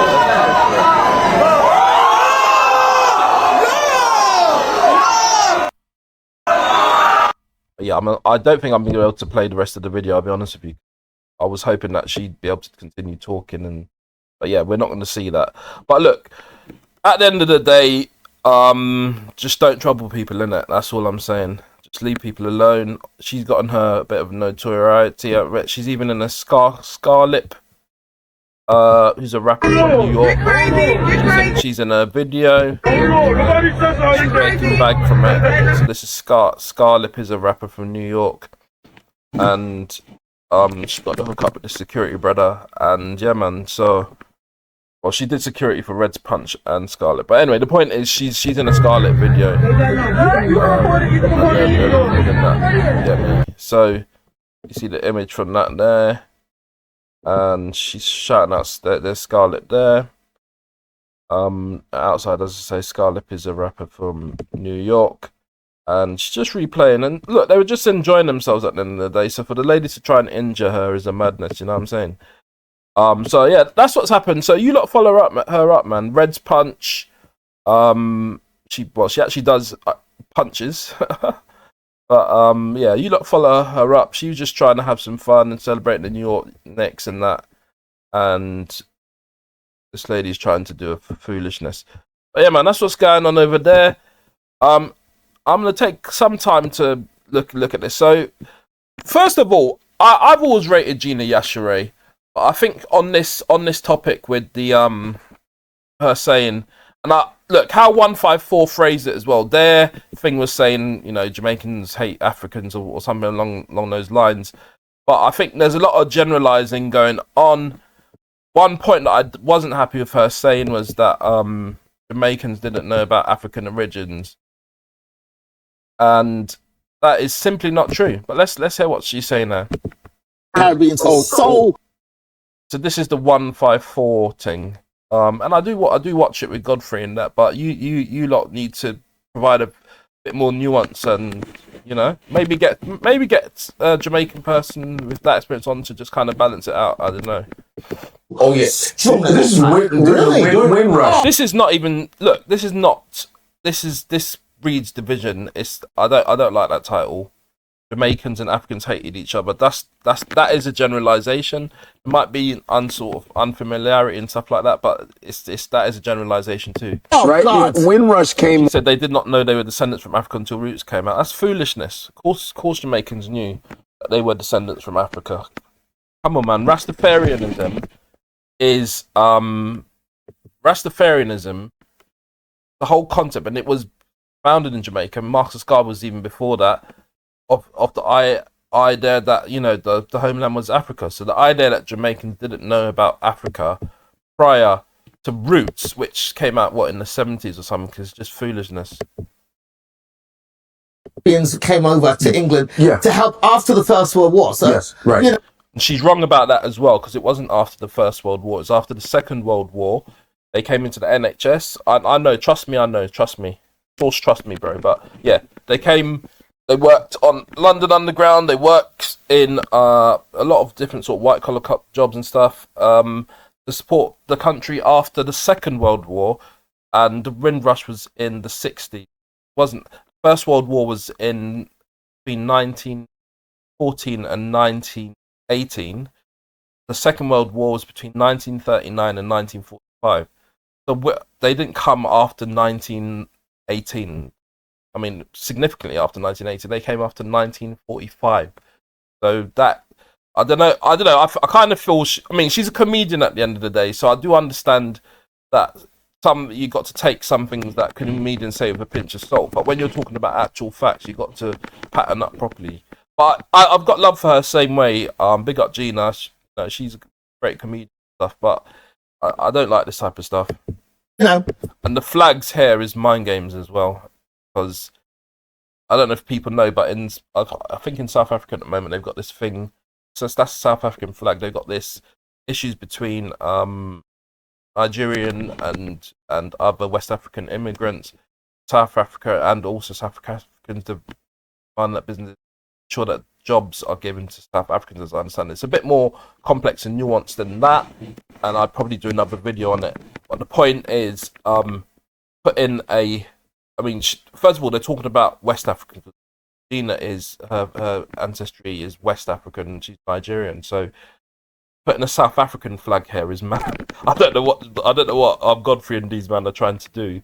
Putting a South African flag there. So that's the first thing. Second thing is putting a Jamaican flag next to it. They're not even talking about issues between South Africans and Jamaicans, so I don't understand. 154, you lot pattern up, man. They came over the 40s and 50s and 60s. Yeah. That's right. It's not okay. And that colonialism, they brainwashed Caribbean. Okay, so I'll accept that some people were brainwashed. Not everybody was brainwashed. There was some colonialization and all of them things going on, but it wasn't everybody. So don't generalize too much. Jamaicans and didn't even know that they were descended from Africa. That is nonsense. Absolute nonsense. Jamaicans definitely knew, for the most part, that they were descended from Africa. I think what Gina may, and I'm gonna give her credit for this. I think what she may have come across is people with allegiance to the motherland. Some people saw the motherland as England. That is true. And at the time, a British passport, if you were Jamaican, because Jamaica, they've got their independence at a particular time in the 60s, whatever it was. You actually had, if you're Jamaican, you actually had a British passport. So the motherland was Britain rather than Africa for some, but others may have denied African ancestry for their own particular familial reasons, or trying to have that sort of link to Jamaica. But she might have heard denials, but it didn't mean she can generalize that to everybody. Basically, that's what I'm trying to say. Right. I went to school with kids who had no idea. No, man, I'm Jamaican. We're top. I'm not gonna look. That's her experience. I'm not gonna knock that. If that's what she heard and that's what they said to her, I'm not gonna knock that. But that is just one picture that you can't overgeneralize to all Jamaicans, which I think she does. She conflicts subjective and objectivity. Well, my mum and dad are Jamaican. I know that happened. And I'll be like, you weren't in. Your ancestors were brought to just. They did not know. Wow. And yes, what she should have said then, the ones that the school with her did not know, but she doesn't really clarify that at any point, as I understand it. She's saying they did not know, which is like a generalising all Jamaican in the diaspora in England at the time. Not they, the ones she knew did not know. Until Roots came out. They didn't know because they were deliberately kept uneducated. Yes. I agree that some were deliberately kept uneducated. I agree with that. So because of that, there was a chasm between Africans born in Africa and Caribbeans, because Caribbeans looked at... That is true to some extent, but for example, look, my parentage is Jamaican. I went to church with Ghanaians, Nigerians, and other African people, and we were all there as one. We used to eat each other's food. We used to do all sorts, and the idea that there was such a chasm as she describes it, to me is just I don't see where she's come from. That's my anecdotal experience. With that said, I can understand that in other areas of life. I mean, I even went to schools where there's Africans and Caribbean people were just just as one type of people and stuff. But I'm not gonna knock her experience. What she shouldn't do and what I shouldn't do is generalize. That's as simple as that. Africans and like, ugh, they think they're better than us, and they come from the jungle and all this because all they knew about Africans was what was in the Tarzan movies. Oh yeah, that's not true either. That is not true. That's just not true. She's just completely generalizing. You know what I mean? Yeah. And then Africans look down on Caribbeans, and look at them. They don't even know their own history. They're useless. So there was that. So my mum did not. So my mum won't let me go anywhere. Again, I can't comment on her own experience. And she did not like it when I had Caribbean, Jamaican. These Jamaicans, don't mix with them. You know, my mum would rather I had white friends than Jamaican friends. That's how bad it is. Again, I can't go against her own personal experience. Insane. So she wouldn't let me go to any parties. One time when I was 15, a girl who lived up. Yeah, so that's kind of where some of the generation that I'm talking about came from, and she's doubled down. A certain commentator says dumbed down. It's not dumbed down, it's double down. The context, the way you use that phraseology. Someone says dumbed down. She's definitely doubled down on it. And we'll look at that here. This is where she kind of doubles down on it. But I say doubles down, not really, because she does say she's not taking back her chat. My words. But she does say she personally sees all people from either Africa and the Caribbean as one. That's what she does say that. So to be fair, she does say that. And family, and she said, "I said what the F I said." Oh, and happy June. And comics have been reaching out to me, telling me Chelsea was at F, and that's another part of what she was discussing. I was that Russell Peters stole from her as well. So there's that. So Gina has spoken. I said what I said, and what? No apologies. Sorry, Gina rants. Okay, Gina. Okay. The internet is. Look, I rate her anyway. I rate her like outspoken. She's standing on her thing, but I think she's just incorrect factually in some of the stuff she's saying. See popping off over my 154 Africa podcast, and well, it is what it is. I said what I said. She said, "I said what I said," and I stand by everything. These are my experiences. This is what happened to me, and you can believe me or not believe. There you go. So she said that's her experience. I just feel, Gina, I feel that you didn't take away from a generalization didn't just hone in on experiences. You made general points. That's my issue with what you said. I don't knock your experience. Believe me, I don't give a shit. But if you know me, there was a time when some African young people were denying that they were African and pretending to be Caribbean Jamaican, because being Jamaican or Caribbean Jamaican in particular was the cool thing to do. So that's part of the nuance as well. She didn't really discuss that so much, but that is the other side of things. you've been following me for a while, you know that I'm a truth teller. I've always been a truth teller. Which is probably why it took me a lot longer to make it in my career, because I was never willing. That's what I rate her for. She's no nonsense still. To bend over or shut my mouth just for a little bit of success. So if you know me, then you know, you people, I'm old. And she's old, so she. I'm in my don't give a shit phase of life. There's one thing about what she says next, which I do rate. She said that she invested well, and that's something to take on board. As again, I remind you, this channel is about success and motivation. She's saying that she's essentially invested well. She's got enough money. She doesn't need extras and stuff like that because of her investment, and she set herself up. So that's part of becoming successful. Not having to rely on anybody else. Well, I'm just gonna say what the hell I'm gonna say. And what makes it even worse for you guys, or better, depending on how you see it, I've also invested well. So I can retire and not work, and I'll be all right, because I'm not greedy. I rate that, man. I've got enough money. I don't need lots of money. I've got enough to live quite comfortably. And so I can't be threatened. Yeah, and just to be clear, I'm just saying that she was wrong on some things, but she's right. Nobody should be threatening her or anything like that. People are entitled to disagree. Do you see what I'm saying? By my work being taken away if I don't keep my mouth shut. And because of that, I'm gonna say what the fuck I'm gonna say. Come on. She ain't having it. I still think you're wrong, Gina, but I hear you. You're not having it. Now, having said that, I'm not just out here looking for trouble. I'm just telling the stories of what happened to me and telling my... There you go. So she's really clarifying that essentially she's describing her experience. And that's a helpful clarification. Experiences. Maybe I'll write a second book. Have you guys got the first book, Cack-Handed? It's in all good bookstores. Anyway, just wanted to address... Come on. All right. No, big you up, Gina. As I say, look, you're talking on your experiences. I still feel that you generalised. She's saying here something about a new name for BAFTA. I haven't looked at the clips, so I'm not going to go into that. But she's not having it.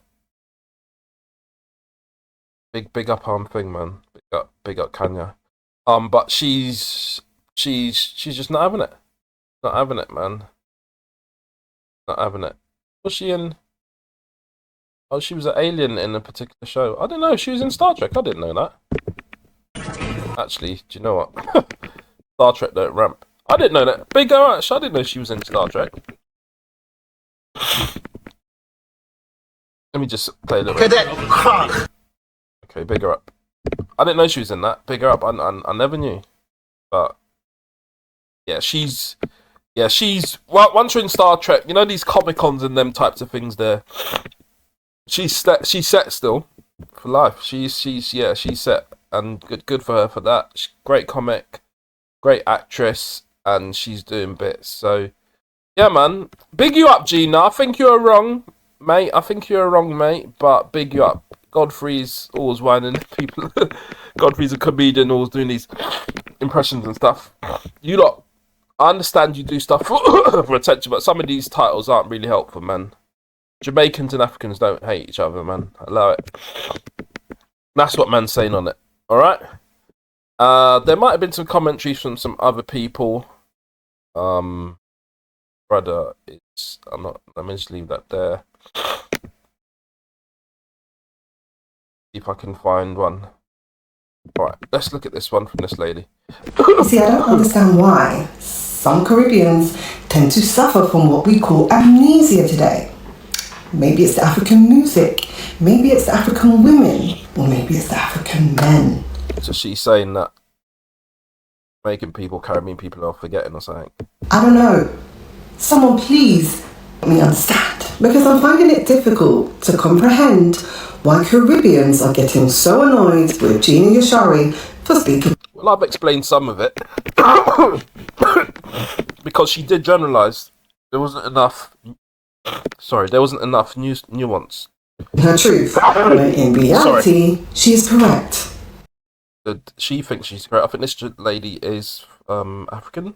Her experience growing up under African parents was exactly my experience growing up in the early 90s. Now, my parents had a similar disdain for... Okay, fair enough. As I said, I'm not going to knock people's description of their own experiences. What's this lady saying? Jamaican patois literally tells... This is from another time. Hay fever is mad today. What's this brother saying? Yo, I'm not all the way mad at Gina Yashere for her post, you know. Let me tell you what. Walk with me. This brother called Cersei, he sounds Caribbean anyway. Gina Yashere is coming from a time where, when she was coming up, it wasn't really cool to be anything black necessarily in the UK. She's coming from a time where there wasn't much representation at all of black people in the UK, and self-hate was at an all-time high. Now don't get it twisted. Okay. I wanted to get pissed. I wanted to get mad at Gina as well, but then I'm not mad at Gina. I can disagree with someone and describe my views eloquently. There's no need to get mad at anyone. I had to really think about this. Listen on for a second. She spoke about her personal experience, her lived experience. Let me just read it. There's a story to be told about the children of immigrants in the 80s. The hierarchy dependent on which country or island you came from. British born and raised kids were at the top and everyone else sees somewhere else. I agree with that. Separation is still visible, but we like to pretend it isn't in a way. I just think that the bit I felt was incorrect was that Jamaicans didn't know about Africa. African origins. That's what I'm focusing on. Growing up in the UK of a certain generation. It's just different points. It's just different points, man. But big up you, Cersei. I'll just see if I see some other commentary on this. I mean, this is another nuance. And I agree with this. Jamaica's not black. Jamaica is the motto's out of many one people. My fellow Jamaicans, it is abundantly clear. But do you know what? Actually, it's mostly black. To be fair, it is mostly black, and most black people come from Africa. So that is a fact. But there's definitely a percentage of other people who may be Chinese, for example, like this lady, or even from... I was taught that the Arawaks and Caribs... Sorry, the Arawaks in particular did not survive.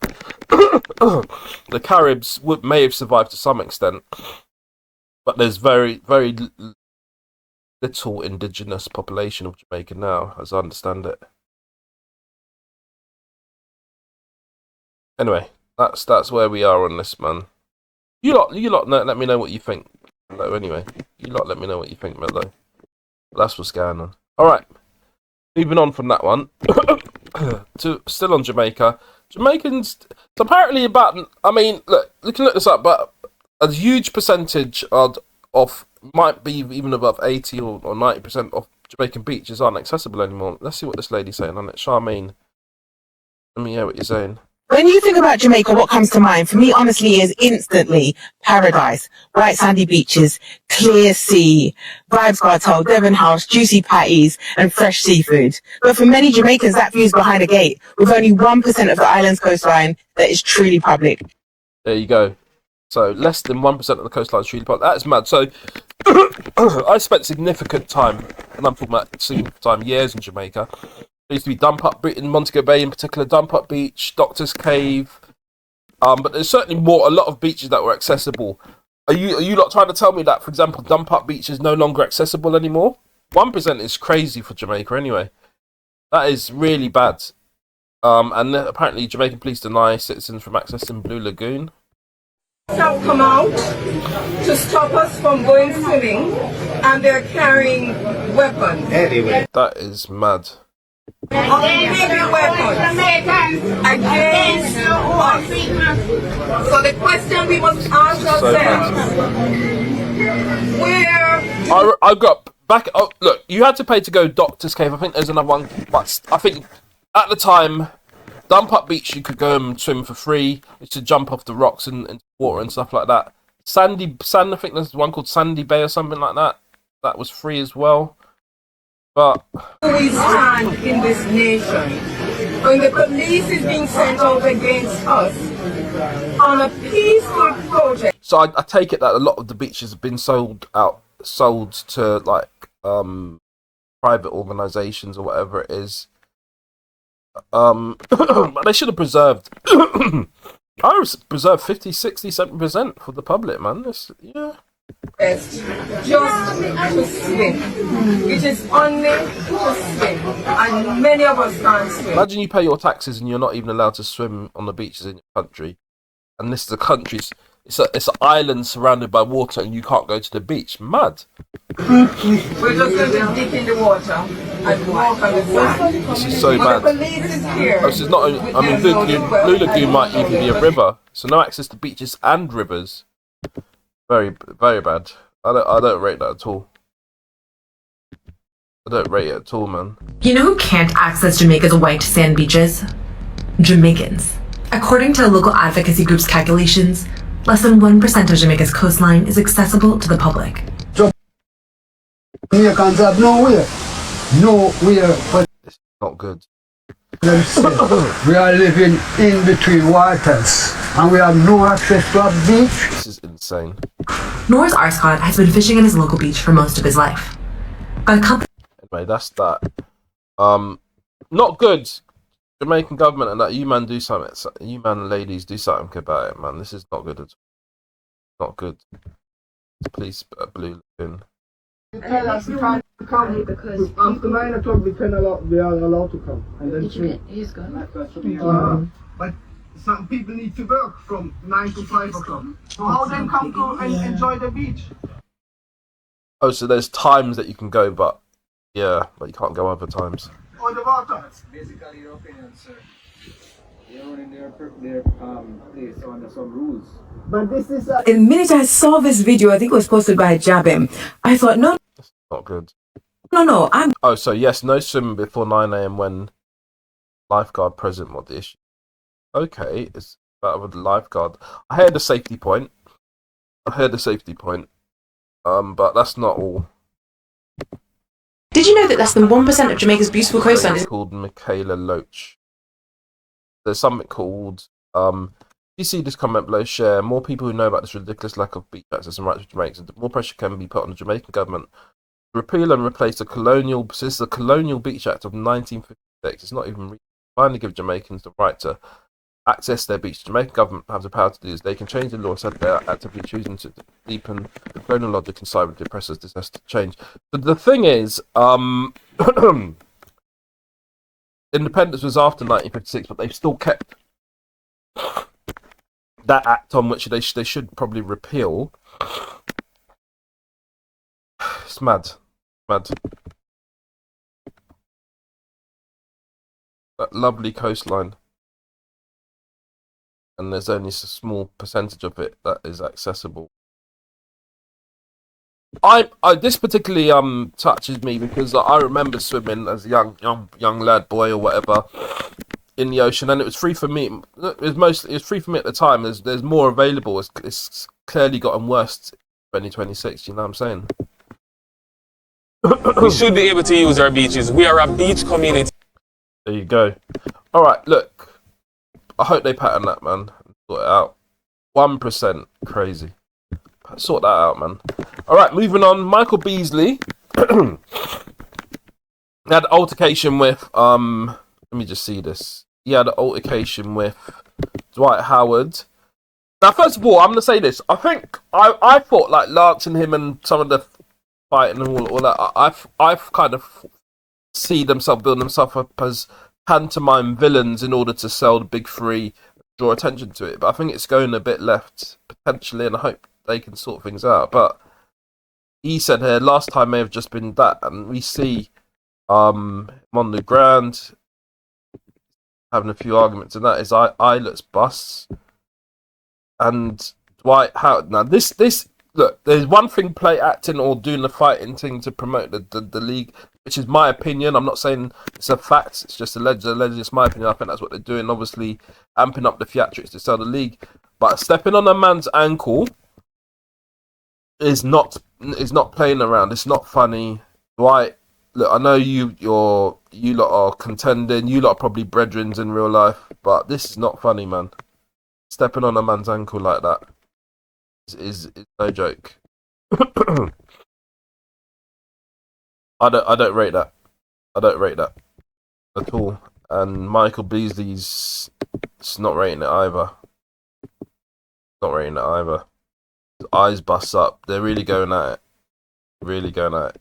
Michael Beasley won last year, by the way. Look, you see it there? Man not only steps on a man steps on his ankle and then twists his heel on man's ankle. That's crazy. Look at that. Replay that again.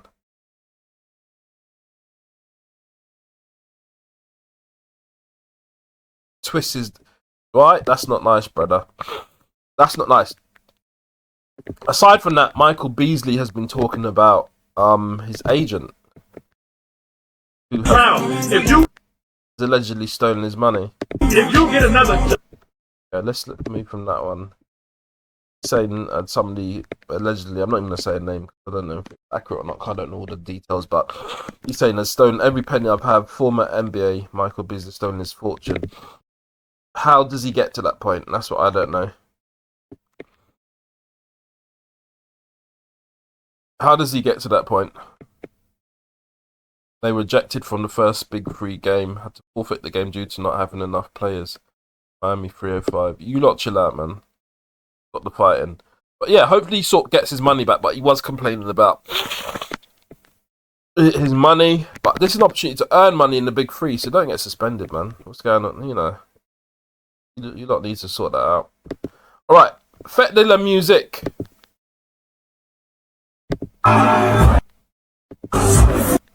So that was before, must have been before, because this is 21 weeks ago. Are you ready to play me with the biggest fête?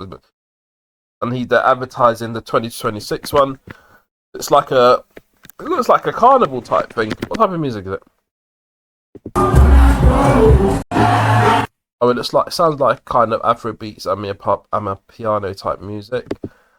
And yeah, I've seen a couple of my brethren in the crowds, and I haven't gone over this. I haven't gone over there. I might go at some point. But it looks like people are having a ball. Packed out. And yeah, look at that. We got my French Parisian people, them, you know. But Fête de la Musique is what was it? Party to the music. Is that what it means in French? That's what I probably interpret it as. And they were obviously advertising it before, and it's a roadblock. What's this brother saying about it? Hopefully he's got no music. Are we saying what song will Pal be the song of Fête de la Musique?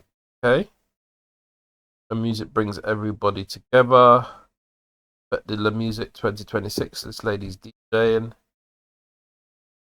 Going for it, having a bubble. What's this brother saying? Seriously, I'm in Paris.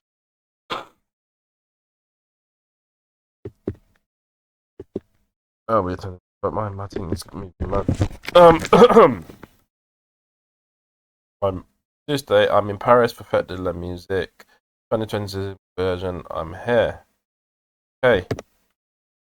Everybody's getting involved. You see that brother there is getting involved with the people having a right bubble.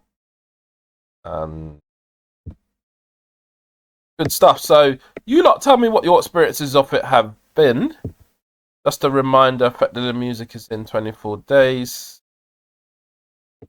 And it is fun. Loads of people there. Brother said his girls at Fête de la Musique. Okay.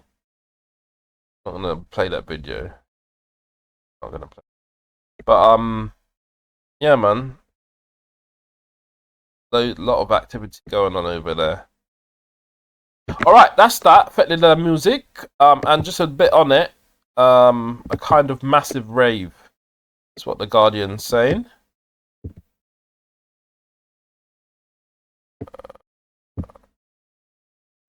Okay, Guardian. I can't believe you're getting me to do this, but I just want to read the article. 1 sec. A kind of massive rave. Credit to the writer, and note that image there. Impact on the public space. France's annual free street music festival. That's a bit like kind of which has been running for more than 40 years. Grown into the country's largest cultural event. Last year, sudden rush of music fans. Impromptu festival attended by 2 million people. Lamia El Araj, Paris deputy mayor, said calls to all Europe's youth to come and party. So they calling the people them to forward. Last year there was an impact on public space. There was excessive, lots of X. Well, that's not good. But we had a large cleanup issue after, so this issue wants to mobilise our time to secure the event. Women and men who reported being syringes. What? That is. I probably should have done a video on this before to warn people of these syringe issue. That is mad. Allegedly, but that's what's been said in this article. Some people, what do you call it? Unalived. Wow.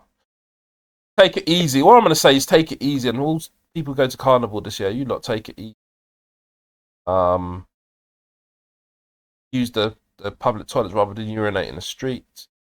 And oh, that sounds that sounds a bit mad. I can't lie. I didn't expect to read that. Syringes and all sorts. What?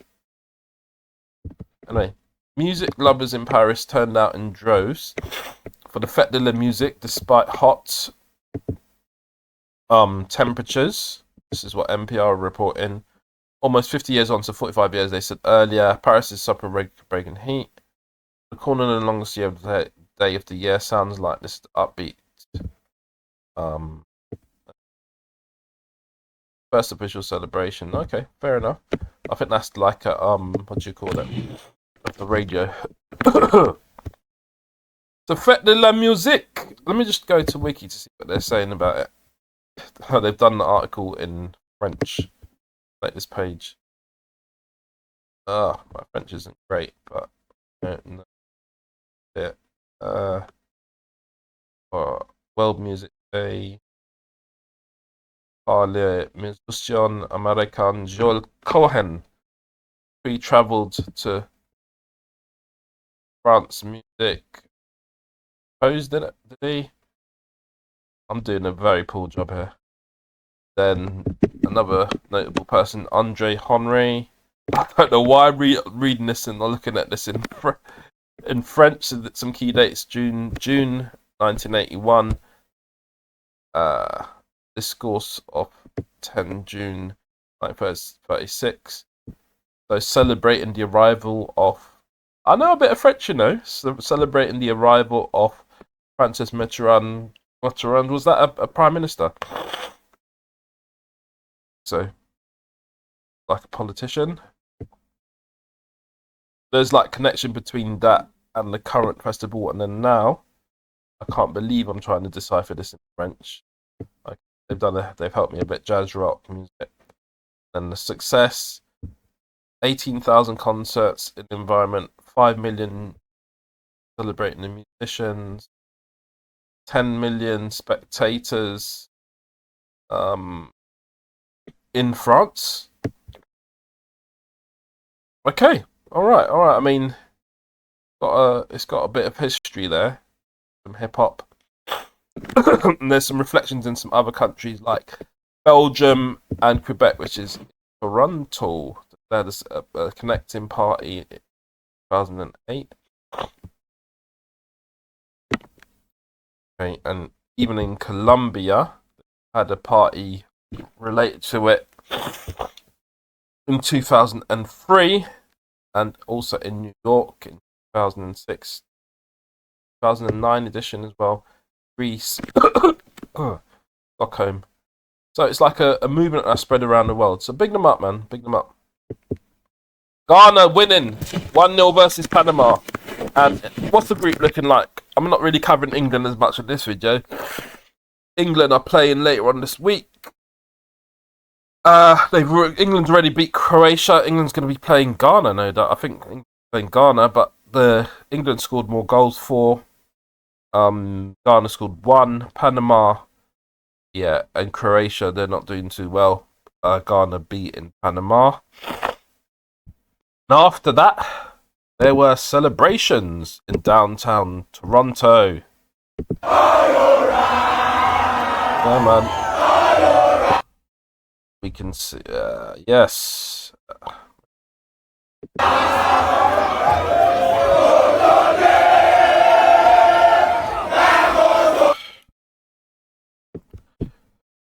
Sorry, hay fever is messing me up in this video. So they're celebrating that, shutting down Toronto and that. I don't know about this black magic business. I'm not going to get involved. But sorry, I'm not going to get involved too much in that. But we can see this gentleman, his hair, doing powder and that. I don't know. I don't know what all of this means. But they're doing some stuff with powder. That's all I'm going to say. And I'm not talking about Class A powder. It's obviously some type of cultural stuff. Aye? Is this Aye? Say something for me. Say something for me. Only who? Only who? They were doing dancing.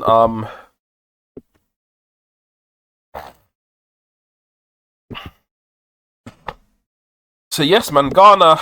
What can we say? What can we say? Doing bits. This brother's saying Black Stars to the finals. I heard somebody else say that actually. In probably tweet. Dancing to Black Stars. To the finals. Ghana to win World Cup, this brother was saying. But we will see.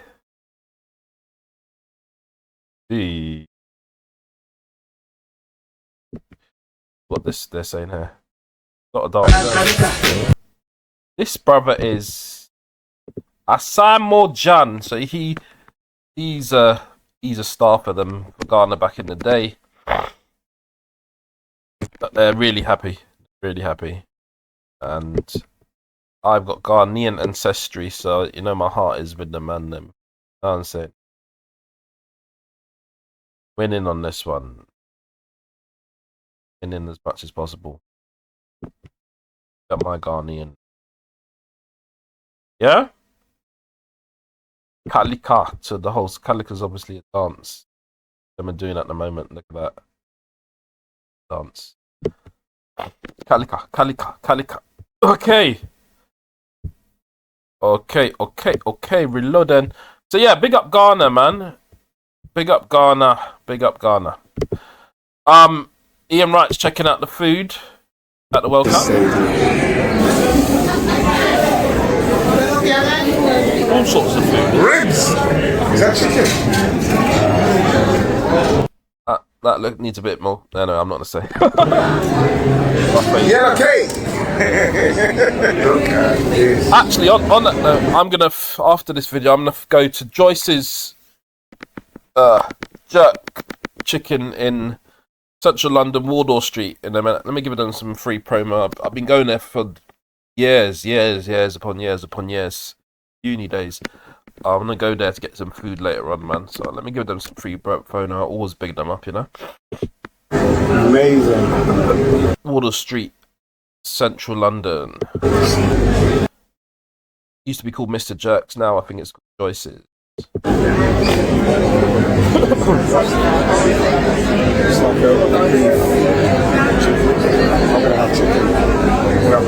Chicken and rice. He said he's gonna have chicken and rice. If you thought I was done with the food, no jerk chicken there though. Let me show you the desserts. Look at it. The cannolis. Even cookies in that. What's that? No, is that peanuts or baked beans? Wow.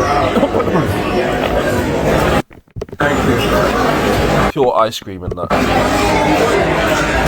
So a bit of an insight there into the food at the World Cup from the legend that is Uncle Ian Wright. Ian Wright, big striker for Crystal Palace and Arsenal and also England.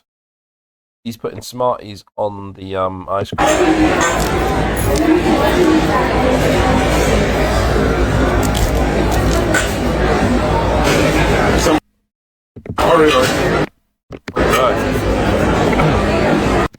Ian Wright is letting us know what's going on the ground over there.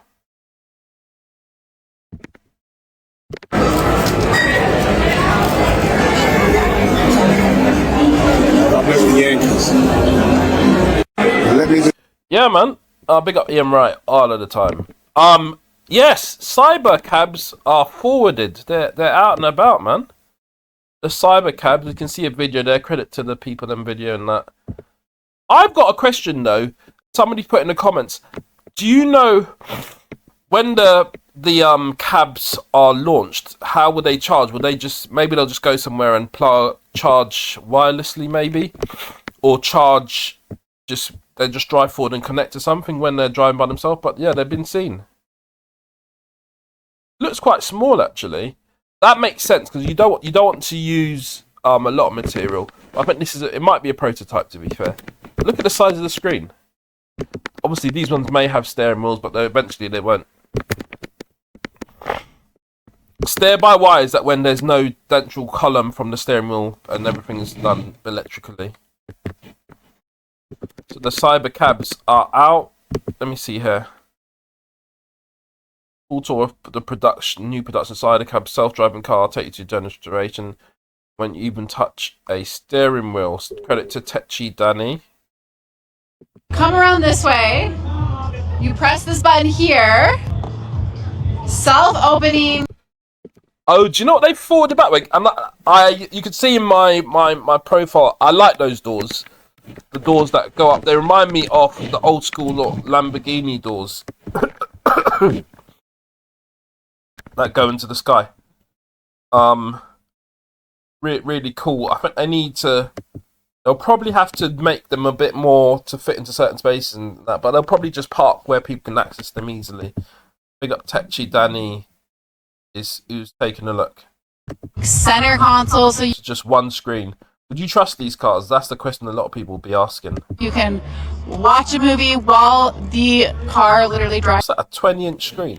Drives you wherever you want to go. Now let's check out the back. This is the boot. As they say, very, very large. There's no second. It is large. It's not that wide though, but it is large. Row, just made for 2 passengers and lots of. Actually, gonna be very large. Yeah, that's a good point. There's no other passengers, just people. Lots of storage. So and I think they did a study that most trips are actually just 2 people, one person. If you have suitcases, whatever you have. All right, big up Techi Danny on that. Taking a look at that. Let me see some other angles. Tesla styling cab has no drive, no wheel. As we know, Elon Musk, who owns Tesla, he didn't found Tesla, but he certainly bought Tesla. And as I understand it, and he's a trillionaire. It's after the SpaceX IPO, which I've also covered on this channel.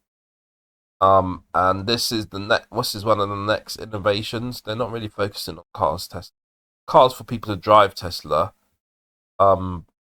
So they've got this car that's got no steering wheel. 165 watt-hours per mile. Less electricity to run. So you go from the that's the Cybertruck. That is X. Sorry, that's the Y. That's like the Y, and that looks like the Model 3. Then they're saying 164 watt hours, and it probably weighs a lot less as well. So it's less to carry around. That's the Cybercab, which is, we've heard about it for some while, but I've seen this is the most images that I've seen of actual prototypes and that. There. So that's Cybertruck. Last but not least, so I asked a question as well on this channel. Jay-Z, hair. Is it? We saw him with an afro at the the thing name Roots Picnic, and he did his freestyle there. People are asking, is it? How does he go from dreads or locks to that? And they've got this brand Secret. This isn't an ad, by the way, but you can see. Look, what's your name? Beyonce. Brushing his hair and that. They've done a documentary on it. Bro's got a lot of hair. Anybody hating on the man for his hair, you lot are jealous, man. Get your hair game up, you know what I'm saying? They're saying get your hair game up with some cred. But so they're trying to sell to men now. So I take it that cred was probably marketed previously at women from this lady's point, or this brother's point, that he said they're trying to sell to men. They've done a whole documentary on it. Obviously, it's got music on it and that, so the man's not going to really play it. What Beyonce's doing brushing and all of that type of thing, and it's his hair. This lady called it from day dot though, and I covered her video. They think Jay-Z's wigs. Keisha Charmaine, she said that they're attainable. She done said that. Were 3 weeks ago. Fake. They're saying, how did he comb out his wigs and his afro was so thick? I saw one person say that you can't even comb out wigs and save that much hair. Yeah, she done said it. Because of how much glue that you use in wigs. You should not be using glue in wigs. You should not be using glue in locks. So obviously he's obviously looked after his hair properly, so that's why he's been able to do that. He's even been up cameras and them things there. And it's because he's been using Secret apparently. 10-minute, got the camera, all sorts of different hairstyles, all sorts of different Secrets.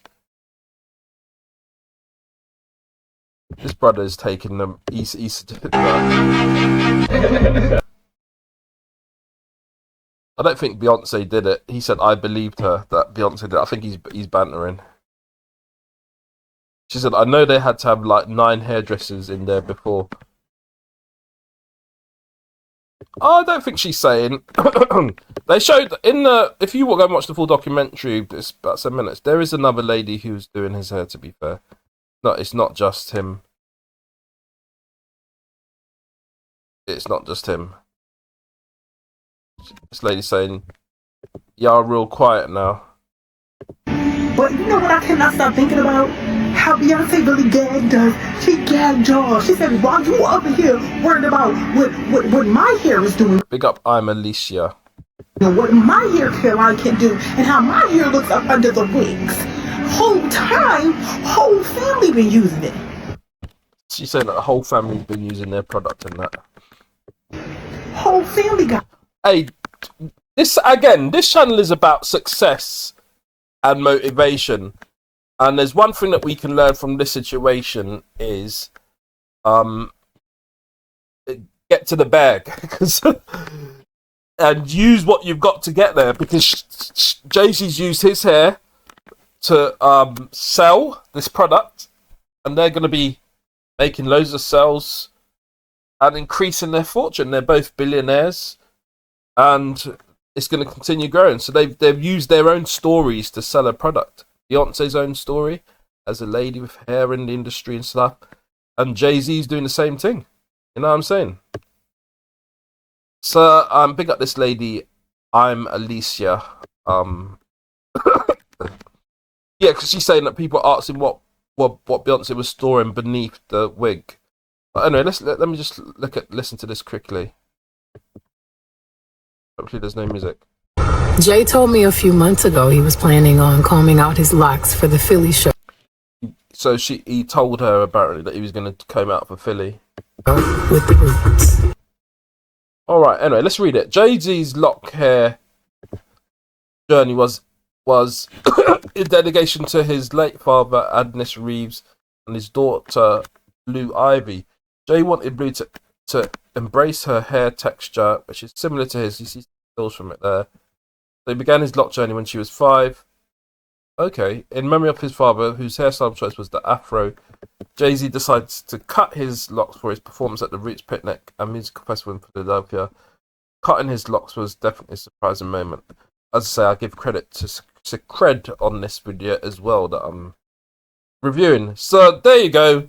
He wasn't wearing a lace front wig. It wasn't a wig. He did comb out his locks, and he used Beyonce's Cred to do it. So for now, please make sure you like, share, comment, subscribe. We looked at bare things today, man. Tesla, Ghana, Ian Wright eating there at the World Cup, Fête de la Musique, Michael Beasley and what he said about his agent, and also Michael Beasley, what's happening with Dwight Howard. Beaches not accessible in Jamaica.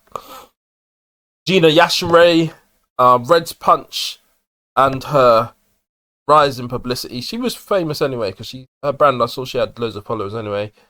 But the event at the New York Knicks parade, and Theo Johnson on his £100,000 film story, and Messi becoming, well, sealing his situation as the GOAT of football. But anyway, thank all the watchers, listeners, and subscribers. Please make sure you like, share, comment, and subscribe. And for now, I'm done talking. Yeah, welcome back to the channel. Please make sure you like, share, comment, and subscribe. So England beat Congo 2-1. Harry Kane scoring there, and it's Amanda. So look at this one. This fan, I don't know whose clip is this, live score or something, or whoever's clip is this. But the brother, if you look at it, the brother just gets excited and chucks his drink over the next brother. Look at this, look at this. Just chucks his drink over him. Mad thing. But that's what happened as England beat Congo 2-1. Harry Kane with 2 goals. And yeah, man. And look, I even made a mistake earlier in a post. We're not even through the quarterfinals because it's around, there's what, 48, 32, 16, then 8 quarterfinals, and the semis obviously 4. But at the moment, England are through, full time. Kane 75th and 86th minute, Sepenga 7. So Congo had a chance, I think. That if you see those goals were those goals are after half time, so it could have been peak. Congo was leading since the 7th minute, but in the end, England forwarded true, and you know what I'm saying, they got the result. There's all sorts of anime memes at the moment. There's even one there early with memeing, I don't know, King Charles and that, saying that Harry's the saviour of England, all them things. He's definitely going to get knighted. There's no doubt about it. Harry Kane. Beckham's knighted. And I would say, greatest respect to David Beckham, Harry Kane's done more for England than, I would say, any other player, to be quite frank. This season he scored well over 70 goals. I made a video. I'm not going to put my mouth on it per se. And we can stop that. But as to whether he could potentially get Ballon d'Or, I actually made a video on that early on, early on this year, early on in my season anyway. And there is a chance because he's done bits for in the Bundesliga with Bayern Munich. They won it over there. He didn't win the Champions League, which I thought he might have had an opportunity to do.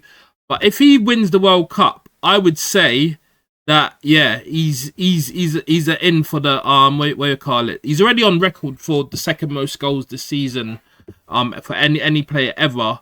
And if he wins the World Cup, he's gonna have to win it, to be fair. But if he wins it, it's straight in. But look, this is what things are looking like at the moment.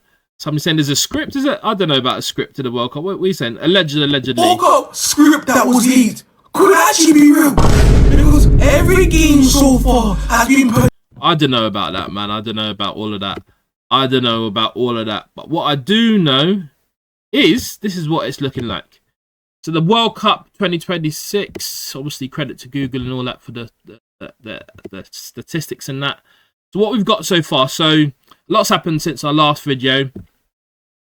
In the round of 32, you had South Africa versus Canada, and Canada won that. Then you had Netherlands versus Morocco. Morocco won on penalties. So it's going to be on Saturday, 4th July. Coming, what's that, Independence Day? For America anyway. Canada v Morocco. I must say, Morocco is doing bits. I'm not sure whether they consider themselves an African team or not. They may well do. They're on the African continent. It's a controversial one. That's a video for another day anyway. But Morocco are through.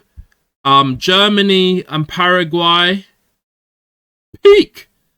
On penalties, Paraguay won versus Germany. Wouldn't expect that for a nation that's won the World Cup. I hope you lot can see this properly. Actually, I might move the. Let me move this a bit. Let me move this so you lot can see this properly. Sorry about that. Move this so you can see it properly. So I'm talking about, yeah. So let's go up again. So you saw there, and I'll just scroll up so you can actually see it properly. So I was talking about South Africa, and Canada 1-0. Canada through. Morocco will meet them. Morocco haven't beaten the Netherlands. Again, Netherlands is a good team, I'd have thought.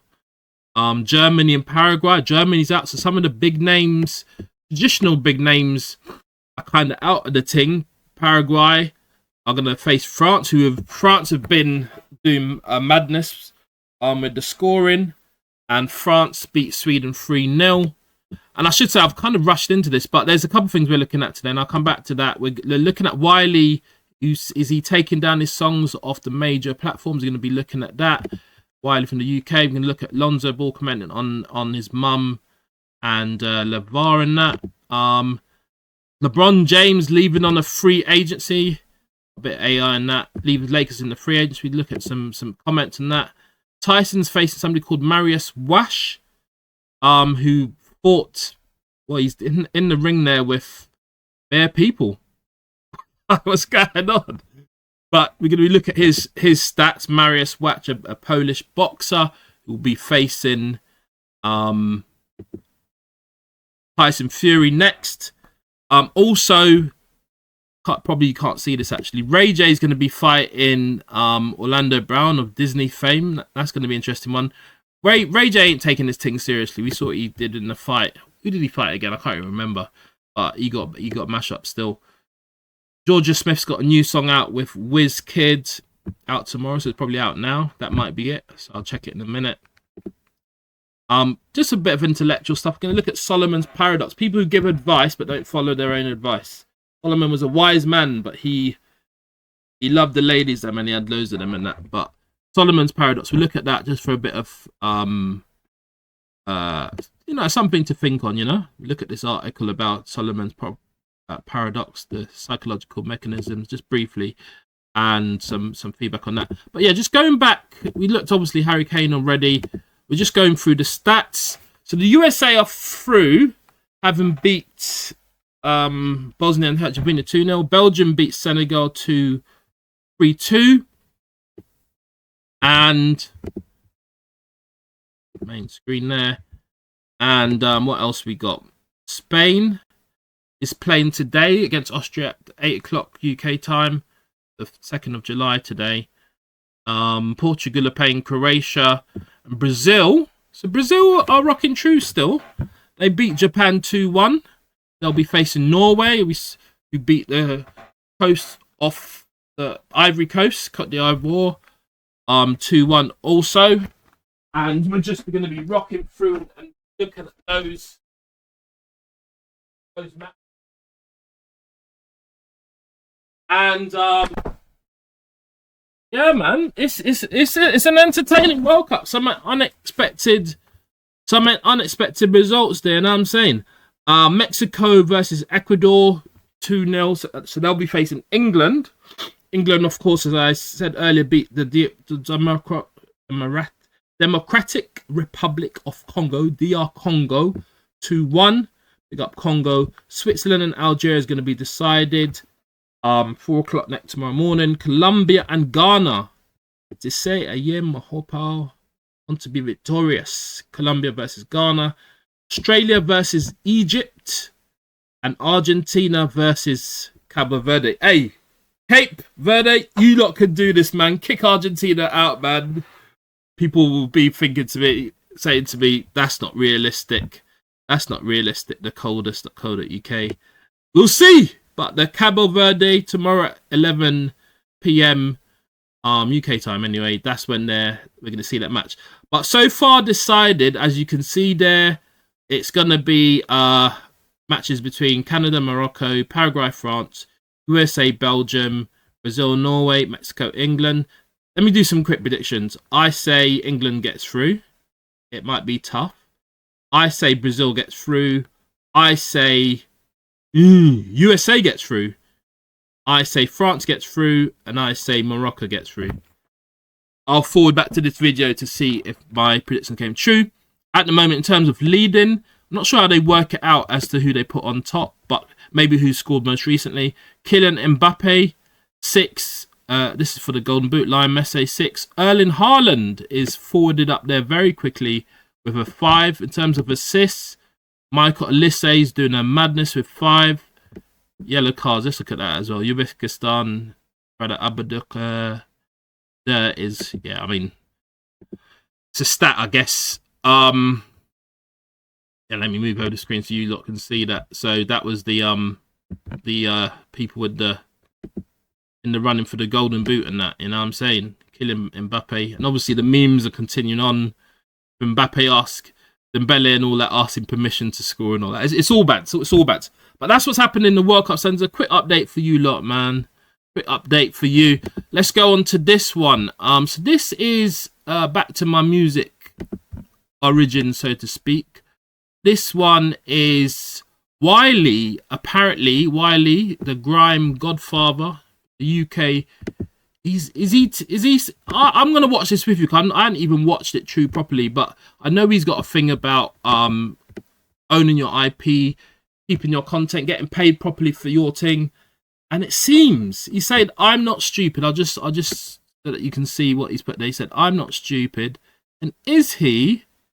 He's got labels here. You can see that label on the video. It says takedown. Now, when to take down, you can take down your own videos on. I've got stuff on Spotify, so I know. So you can take down your own videos. And he's got a takedown logo. So is he taking down his stuff from the things? Let's hear what he's saying. Skangman, take it down, bruv. We've had enough. I do not want 0.0 nothing per stream at any stage, any time. If that basically, you see me looking there with my eyes. So he's basically saying he's not. It's like what's going on isn't reasonable. He doesn't want 0.0 nothing per stream. And he's going to take it down. He might put it on Bandcamp. He might put it somewhere else where he's going to get money for his videos, or he could put it on his own platform. But that's what he's saying. They would have asked me before they went into streaming, do I want to go with them? I would have said no, thank you. People never had a choice. The music was with the distributors, the digital streaming platforms, or other DSPs, whatever it was. And then it just went on to streaming. I mean, you had a time where stuff was just on Apple, and Apple was paying not badly, maybe a £1, a £2, £3 here and there for a video and stuff. But now with the streaming, you're just getting pence. It's not enough. Yeah, I'm saying. Obviously, man's not going to play the music. Take everything down, bro. That's the end. Skangman, take it down, bro. We've had enough. I do not want 0.0 nothing per stream at any stage, any time. If they would have asked me before they went into streaming, do I want to go with them? I would have said no, thank you. Yeah, I'm saying. So that is what Wiley's saying. That is a very big change. That is a very, very big change. He's saying, we know how y'all OGs are rocking. The gig is up. That's what he's saying on the post there. Do you know what? Maybe he's got a point. This presents a new window, a new start to how music is considered. It's really something new there. Really something new there. Let's see, what's he saying there? He's probably making some new music here. Alright, listen, I was listening to Scorcher's album. Scorcher is the go. So talking about Scorcher and that. But look, what do you lot think about that? Do you think he's right to be taking down his music from the platforms? Where do you think he will be putting his music next? And will you be going there to listen? You know, he's a pioneer, and what he's doing in 2026 is indeed pioneering. That's Wiley, man. Grime Godfather. Big him up. Yeah, man. All right, moving on. Lonzo Ball. Obviously, you saw my video earlier on. I discussed briefly. Obviously, for them business are for them business. La VAR and all that. But people asking the question, hold on a second. The VAR nursed Tina through her... She had a stroke or very serious degenerative illness. And then, obviously, they've split up now. What's going on? What's all of that about? When, obviously, he's lost his leg and that, or lost part of his leg, you know, what's that all about? And the older son, Lonzo's saying this. You can't tell me that you can't plug him on any team. Yeah. And just to be clear, this is on, I don't know, whose platform is it? Anyway, I'm giving credit to them anyway. And it makes them better instantly. You believe? I do. Pretty sure we all know that the internet's been... Oh, it's his own platform, Ball in the Family podcast. So I guess it's the it's their own, it's his own podcast basically. Fair enough. And you're seeing this quite frequently now. Actually, Jaylen Brown's gotten criticism from I think Stephen A. Smith for streaming and all this type of stuff. But the NBA stars and most public figures are taking control of their own public image by having their own podcasts, their own videos, their own shows. And it's really a major thing now. But let's hear what Lonzo's saying on this. Uproar about the situation. I'm going to touch on it briefly. First and foremost, I want to say I love both my parents. But the situation that is put before y'all is not how it went down. I'm not about to get into. He's saying he's not about to get into detail, but it's not about how, that's not how it went down. All the details.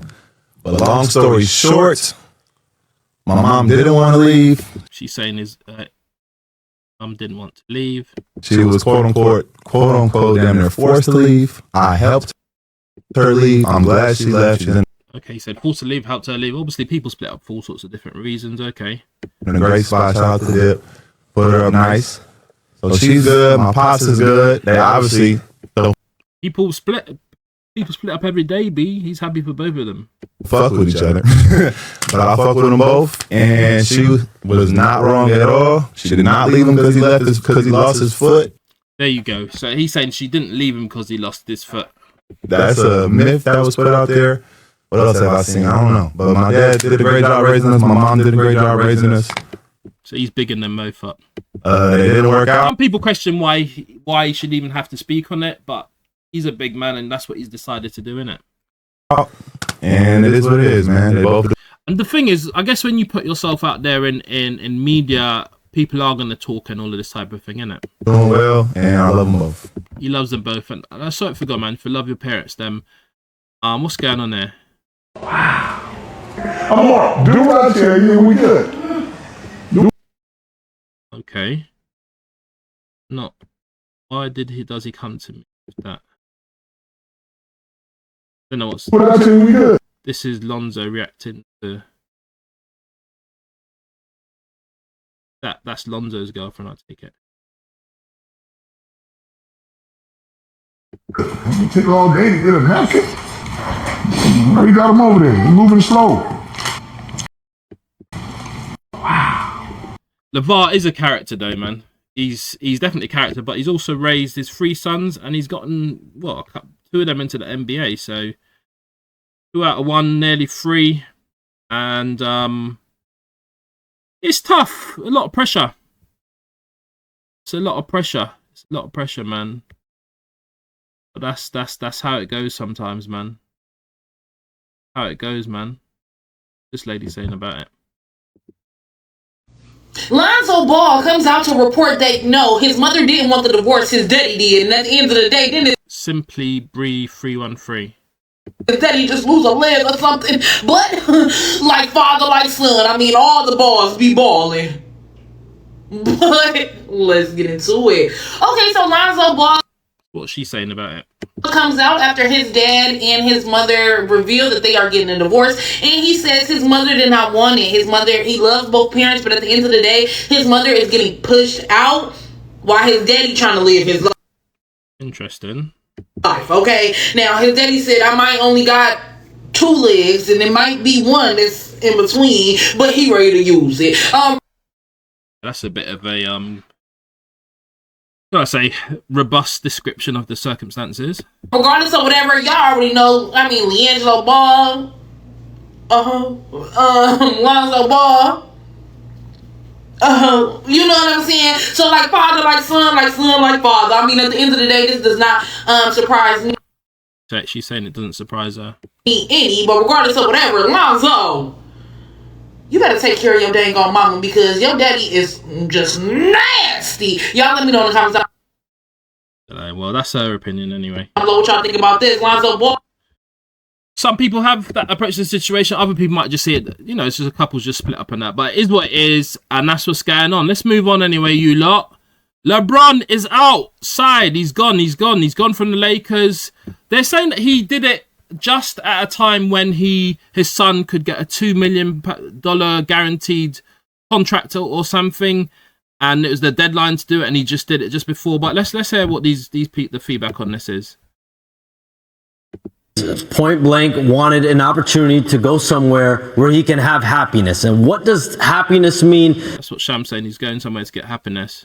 Sources close to LeBron James told me a place where he can play meaningful basketball, can compete on a night-to-night. So what's to play meaningful basketball and compete on a night-to-night?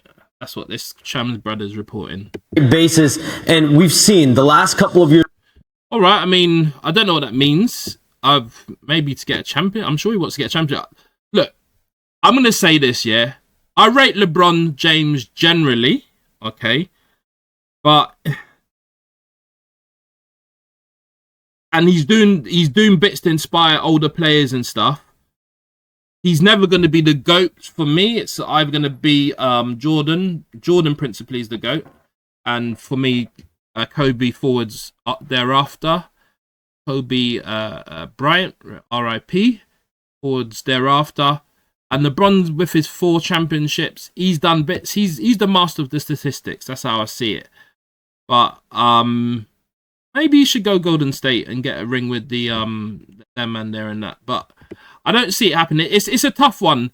Look, he can. Look, I've got faith in him. He can do it. He go and do it. The odds are against him, but he can potentially do it. But apparently, yeah, there's 2.3 million guaranteed on the 29th to lock in Bronny for the 26-27 season. But we don't know where LeBron's going. What's this lady saying about it? It's happening, you guys. It's happening. So LeBron is not going to finish his bigger up. This lady's called Joy Taylor Talks. Career with the Lakers, which I have said multiple times. I did want him to finish with the Lakers. I thought it would have been a nice send-off for one of the greatest players, if not the greatest player. So she thought it would have been a nice send-off for him to stay. Okay. I mean, I hear it. What team will LeBron sign with? What's this lady saying? You guys are that basketball player. What's his name? Oh, LeBron James.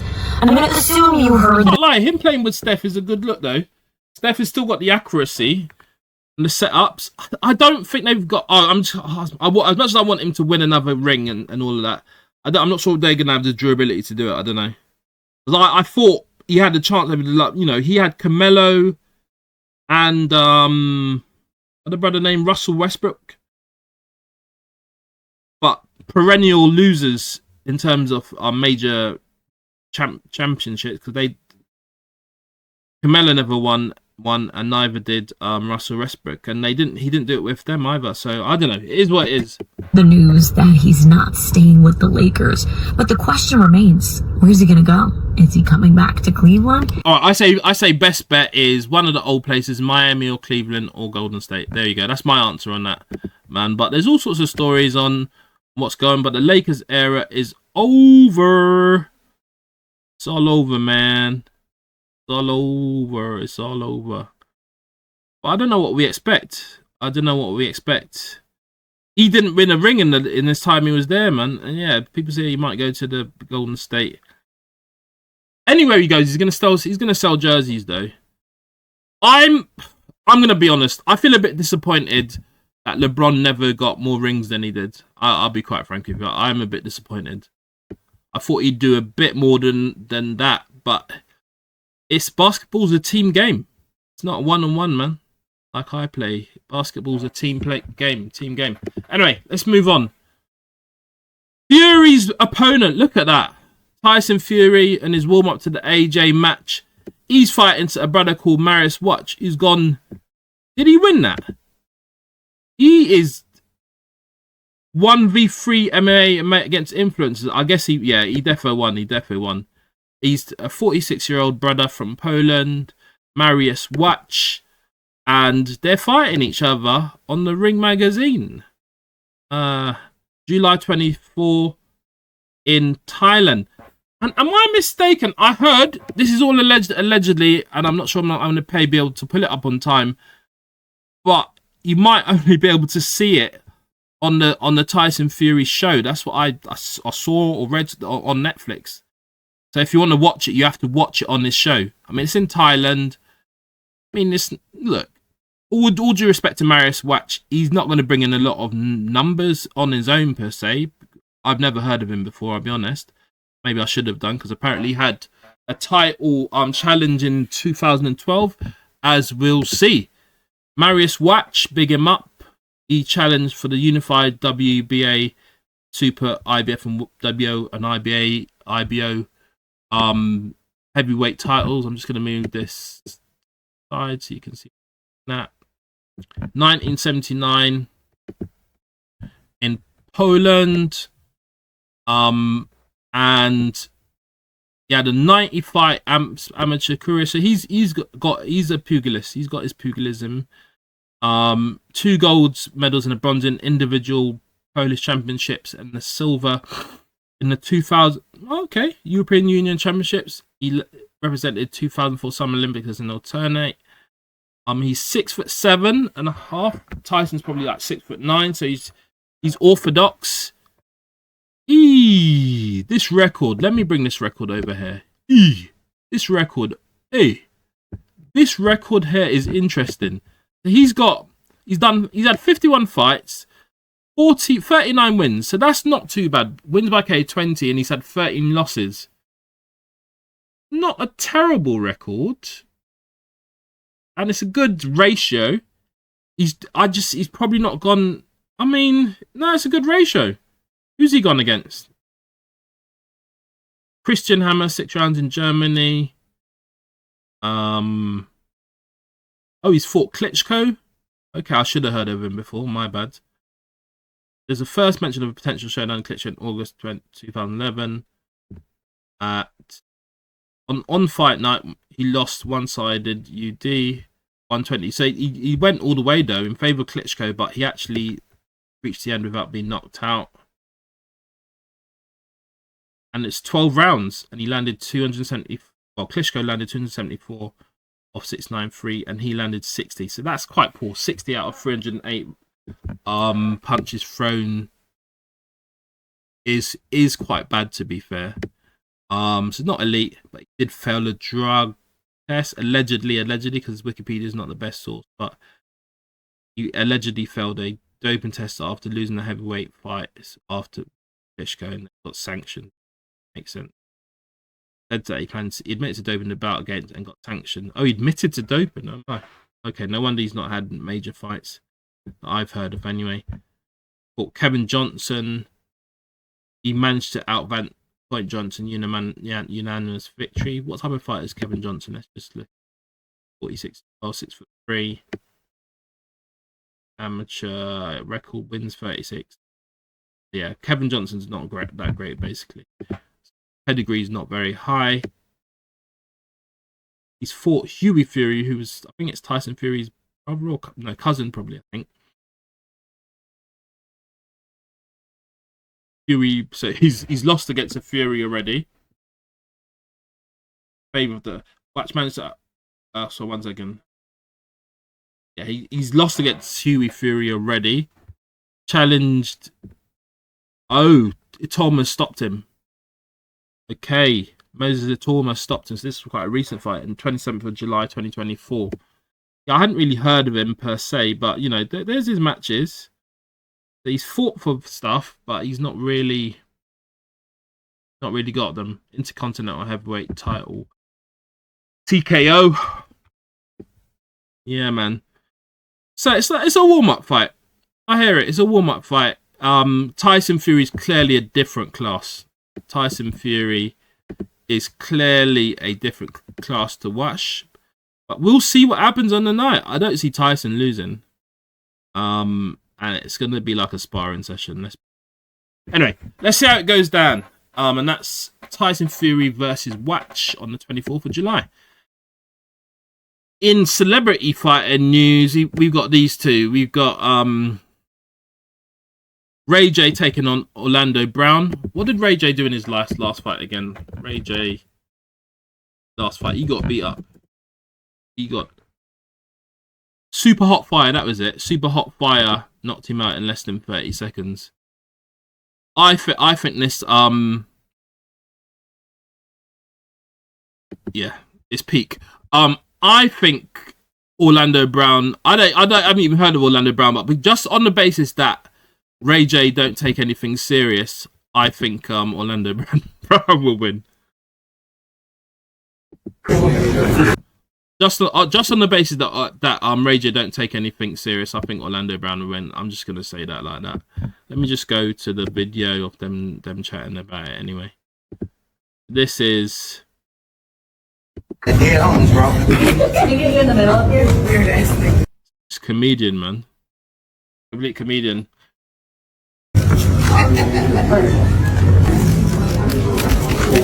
Slapping him in the face with money, mad. It's not the club, if you know what I'm talking about. It's animal moving mad. I got freaked out. This nigga just slapped me with money on it. Did he just slapped him with money? Dead homies, bro. That's not cool, bro. He puts the money in his. These men are hilarious. Orlando Brown's like a Disney actor, former Disney actor. He's made comedy. He can sing. He sings as well. The brother sings as well. Look, yeah, let that slide, bro. Bro, that's 100 up. Now open up the 100.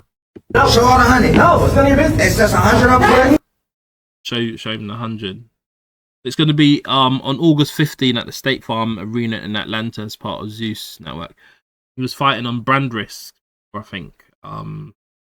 Brothers. That's what Ray J thought. He gets money though. He's on the streams of Dean and these other people and that. But yeah, Ray J knows how to cause a scene. Hey, shut up, nigga. On the back. He better shut up. You can tell that they've got no animosity towards each other whatsoever. In the middle is one. You're not. Show all the 100. Stop playing with me. Show all the 100. They're selling the show. They're literally actors. Ray J was even on Brandy as an actor back in the days. Well, not Brandy, on Moesha. Brandy started on as an actor back in the day as well, actually. 100. Show all the 100. Show all the 100. Say all 100. It's all 100.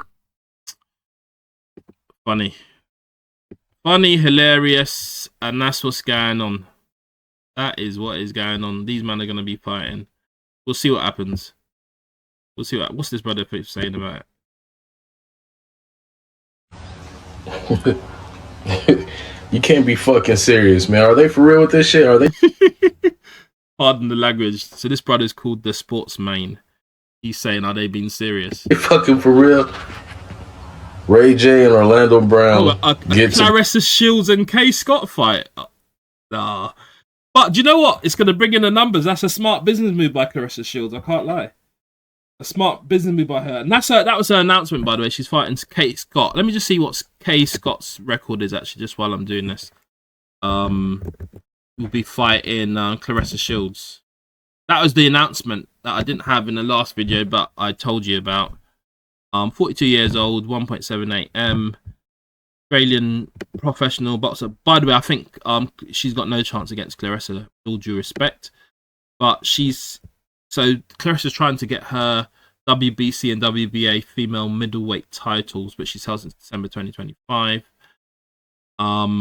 She's not a very large fight record, but and 1 loss, 7 matches, 5 wins, 1 draw. Not a great record. Clarissa's going to clean it up. If she doesn't, I'd be surprised. This lady does have World Championship silvers. Clarissa's got gold in the Olympics. This lady hasn't been to the Olympics. Clarissa's got gold twice in the Olympics. I just don't see her beating Clarissa. That's not going to happen. All due respect, it's not going to happen. And former mixed martial artist, Clarissa is not going to lose. She ain't gonna lose. She ain't gonna lose. But she's had, yeah, there you go, 18 wins, 3 by knockout. She doesn't have a very high knockout record, but look at the golds on her resume compared to the other young ladies. We're talking about a different caliber, different pedigree, different everything. You know what I'm saying? You look at it. The rest has just come to collect those medals. She's gonna make some money in the process. With the Ray J being on the undercard. So some people might say it's kind of making a mockery out of traditional boxing by having these people, but it's just going to bring in the numbers, man. It's just going to bring in the numbers. What can you say? It's just going to bring in the numbers, and that's what's going to sell tickets. You know, people want to get paid at the end of the day. You are putting your life on the risk going in the ring, so getting money out, some decent bread out of it is going to be on the list of priorities. Next in, we see there song between Wizkid and Georgia Smith from the UK. Wizkid from Nigeria, Georgia Smith from the UK. So they got a song out. I don't know, is it this song? June 20th. No, I think that's an earlier song from Georgia Smith, but she's got a new song out with Wizkid. I'm going to see if I can scroll down to see. I don't think it's on her page yet, but if you look there, see that she's got, you know, when you can print out those photos from a camera, Polaroid image, with Wizkid and Georgia Smith. Wetting you and Wizkid do not make no. I don't know what that means. Biggest Eagle, Wizkid, and it's out 5 p.m. So I think it's out 5 p.m. today, 2nd of July. We'll take a look at that later and see what I'll go on for it. You know what I'm saying? A few Polaroids there. And they've got obviously the imagery there. Georgia, big up Georgia Smith. Oh, yeah. That's what's happening. Georgia Smith, I rate her music though. She's cold still. She's cold. I rate it. That's what I'm gonna say. She's great. Big up Georgia Smith. All right, moving on. Just a bit of, well, I don't know. I just thought I'd look at some. What's Solomon's paradox? Let's look at it. What is Solomon's paradox? So we go to very basics. Self-distance has to do with an intersection of self-distance and wisdom in social decisions. It's an observation that people give reasonable advice that other people fail to apply advice to their own lives. Originated in a study by scientists Ethan Cross and Igor Grossman. According to legend, he was known as a wise ruler. That's Solomon. His regime of Solomon himself ended dishonorably. He amassed great wealth, squandered the state treasury, enacted forced labor on citizens, which led to rebellion. After death, split the country in two. Bad decision, betrayal of religion also angered God, who in turn promised to rule in many hardships. Thus, the king inspired Solomon's paradox, acting as a sound advisor for all but himself. And 3,000 years, he was known for a significant work. Yeah, please. That's interesting. I didn't know about that part of it. But in terms of the actual psychological mechanisms underlying Solomon's paradox, the impact of mood and self-transcendence. So this is an article by Wentu Jules Kalizang Fengjian Yang in, and that's the author anyway, in the Front Psychology 2022, July 2022. Solomon's paradox of wise reasoning, in which a performance of wisdom differs when reasoning on an issue in one's own life versus another's life, supported by robust evidence. However, the underlying psychological mechanisms remain unclear. The symmetry of wise reason may be explained by the different mindsets of self-transcendence. I've not spent too much time on this, but I thought you lot to have a look at that, man. After sending to friend at 20, asks God for immense wisdom in a dream. The powers of Solomon's wisdom is evident in many famous stories, but the wisdom didn't help him to cope. The symmetry in the performance of wisdom on issues in one's own life and those in others is known as Solomon's paradox. Grossman and Cross 2014, in line with Mikkel and Studinger's 2008 classification of personal wisdom, one's ability to consider one's own life, journalism, and insight. And we see it every day. The reason I came across this, a meme about this, and I thought about this. Let me take a quick look. But we do see it. People the ultimate thing is people aren't perfect. So even though they might give advice, they might not follow it. So let me ask you, do you think are there people around you who feel fit into that category of Solomon's paradox? Have we seen it reflected in social media? Let me know in the comments below. But today we have looked at Harry Kane, last 16 versus Congo, winning 2-1. We have looked at some other updates, World Cup updates, and what's happening in the round of 16. Look at Wiley saying, "Do you know what, boy? And I'm taking down." Is it true? Is he actually doing it? I'll look at further of his post, but he's basically saying, "I'm taking down my music. You lot ain't paying me enough for streaming." And he's not talking about the public. He's talking about the actual structure, the mechanism on the DSPs and that. But I'm gonna do another video on that to look into what happens next in relation to as to whether we see the actual takedowns and what his page looks like. Let me just go actually while I'm here. Spotify Wiley. I mean, the takedown probably will take some time to take down, but I'll see if he's actually got music on them or actually it's actually been impacted already. He's still got some music on there. The other thing to say though, some of the stuff that you might see is stuff that is kind of owned by others. Well, not owned by others, shared with others like Boasty, and maybe can't just take down any and anything. In terms of albums that are sent, Snakes and Ladders. I mean, let me look at Show All. Let's see what's there. Actually, he may well have taken everything down. I'm not sure this is everything because. Okay, may well have taken some stuff down. I don't know. He will have this. I mean, he's still got music up there still. 15 or 1.5 million monthly listeners. He's still got stuff. He's still got some stuff up there. But we'll see what happens. I'm going to cover it though. I'm going to take a look. I'm going to look back at this. But big up Wiley, man. I used to had a lot of conversations with him, Clubhouse and that during lockdown and stuff about the music industry and stuff like that. And obviously he's a musical pioneer. That's Wiley, yeah. But I thought I'd just look at that to just see actually what's happened next. Lonzo Ball speaking on LeVar and that. We've looked at LeBron James moving on. Bronny getting that 2.2 million guarantee contract or whatever it is. Fury v Watch. Ray J fighting Orlando Brown. Georgia Smith, WizKid releasing an album. Not an album, sorry, a song, I think it is.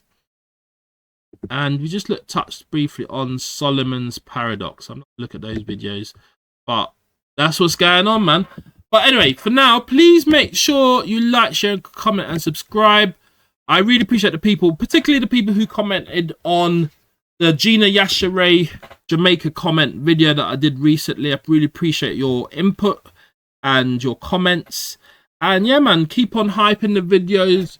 Please make sure you like, share, comment, and subscribe. We're seeing what's happening in this World Cup with England, the African teams. There's all sorts going on. Germany's at, the Dutch are at. It's all mad. But the Brazil is still here and so are England. So we'll see what happens next. But for now, big up Georgia Smith. But for now, I'm done talking. Yeah, welcome back to the channel. Today we're looking at Druski presenting the BET Awards of 2026. Seeing there the Gucci jacket. We're also looking at, unfortunately, LeVar and Tina Ball, parents of Lonzo, Jello, and Mello, unfortunately splitting up. The Juju man. So there's this guy and then there's this guy down here. We're going to be looking into their stories a bit today. Let me see it. Yeah, this brother down here. Bro's even been interviewed by Piers Morgan and all sorts of different people. And it seems, well, I don't know. I'm not putting my mouth on it, but apparently he's saying that he stopped Kane from scoring. Also looking at whether Norway rested their players for some particular purpose against France. As you know, the World Cup is in full flavour. Expressions using or whatever he's called from the USA. Well, he's from the UK actually. He started wrestling He's on playing a manager of somebody on TNA Wrestling. Interesting one, although I'm not a Spurs fan, but the rival supporter, as Arsenal, the rival supporter, he's doing bits in the USA. So I thought I'd take a quick look at that. And also looking at this story developing off Usyk, vacating all his heavyweight belts and titles. Caballero, that makes him now the WPC World Heavyweight Champion. And Dembele gets a hat-trick against Norway, 4-1. And a few jokes about it with these two, Mbappé and Dembele. But then the joke is Mbappé assisted. So for him to say you shouldn't have scored a hat-trick after is bad. I'm not saying he said that, it's Bance. Jaron Boots Ennis beat Xander Zayas. We're looking at that in his career. Also, Ben Whittaker gets a knockout versus his brother Vera, was it, or Vera, whatever his name is in the USA. Cold knockout. And last but not least, we're looking at the Spice Cam Newton interview. So just at the start of it, yeah. So Druski's riling up the people, on the BET Awards. There you see, and I should say, I've watched some bits of it, and that is a good awards actually. Tribute to Lauryn Hill, which get like a lifetime achievement award or something along those lines. Some wonderful performances from lady from Mary, and also Leandra Edwards. They had a bit of a separate tribute, and then Lizzo and all that were doing the rapping, honouring Lauryn Hill. But this brother here is making people laugh. Hey man, release these shackles! Oh man! He's in the Gucci, he's in the big Gucci suit, representing them prosperity pastors, no doubt. He's also rocking the Jay-Z thing. Yo, you proud of me, but I'm the pride of we. You can't go get a course of. So he's obviously styling Jay-Z or satiring Jay-Z in relation to the roots rap and obviously the new hairstyle, the afro and that. Me just to talk to me. Oh, what up, New York? Yeah, man. So he was obviously chilling there with Ice Cube and that on the stage.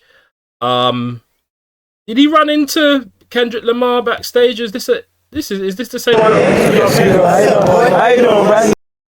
Going viral now. This is an earlier award still. And Grandma Druski, so he's with the fam. He must be proud of him. Obviously, he's presenting the awards. I guess that's with his mum and his grandma. Big him up for that. Pulling up with them. Made it to the BET Awards, you know what I'm saying? And what else is going on? Yeah, man. So yeah, there's a lot going on at the BET Awards. He released two things. What's the other one? So he released a Joe Jackson documentary, or Joe Jackson sort of film trailer.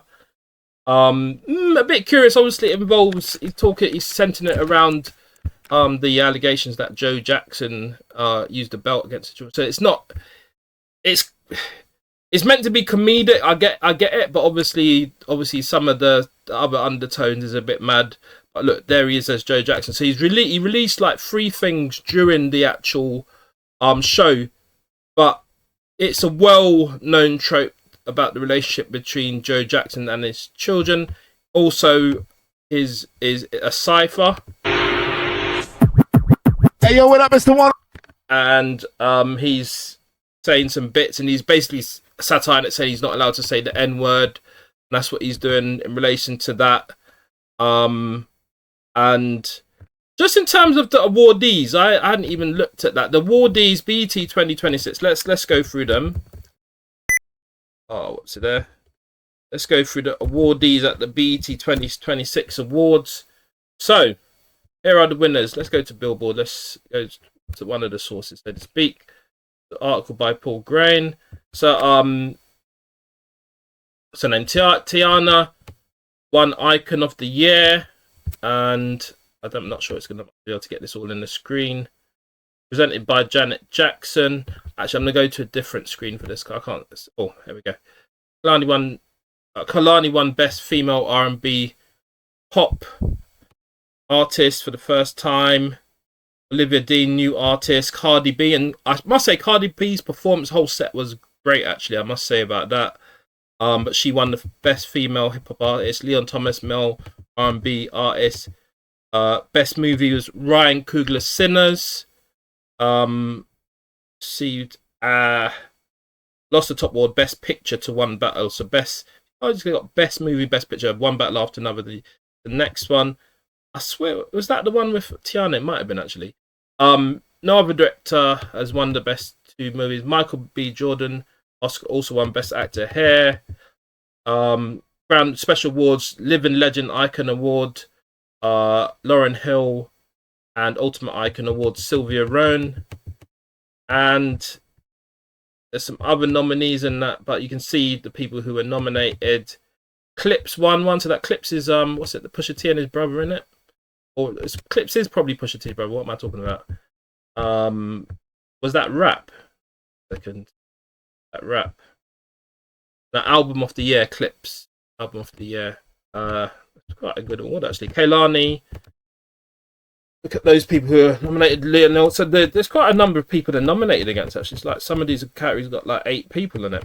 Best male hip hop artist was Kendrick Lamar. Best group 4-1 Clips. Best collaboration Chainsmokers Clips and Kendrick Lamar. And best new artist was Olivia Dean. Bobby Jones' Best Gospel Inspirational Award went to Lecrae, Killer, and Mike and T.I. So hip hop stars won the Gospel Award. Okay, say no more. Doechii won Girl Get Up and SZA, so they collected that one. Maria the Scientist. Video of the Year was Kehlani Folded. Video director, obviously credit for this for Billboard for the listen them. Tiana Taylor won. See that.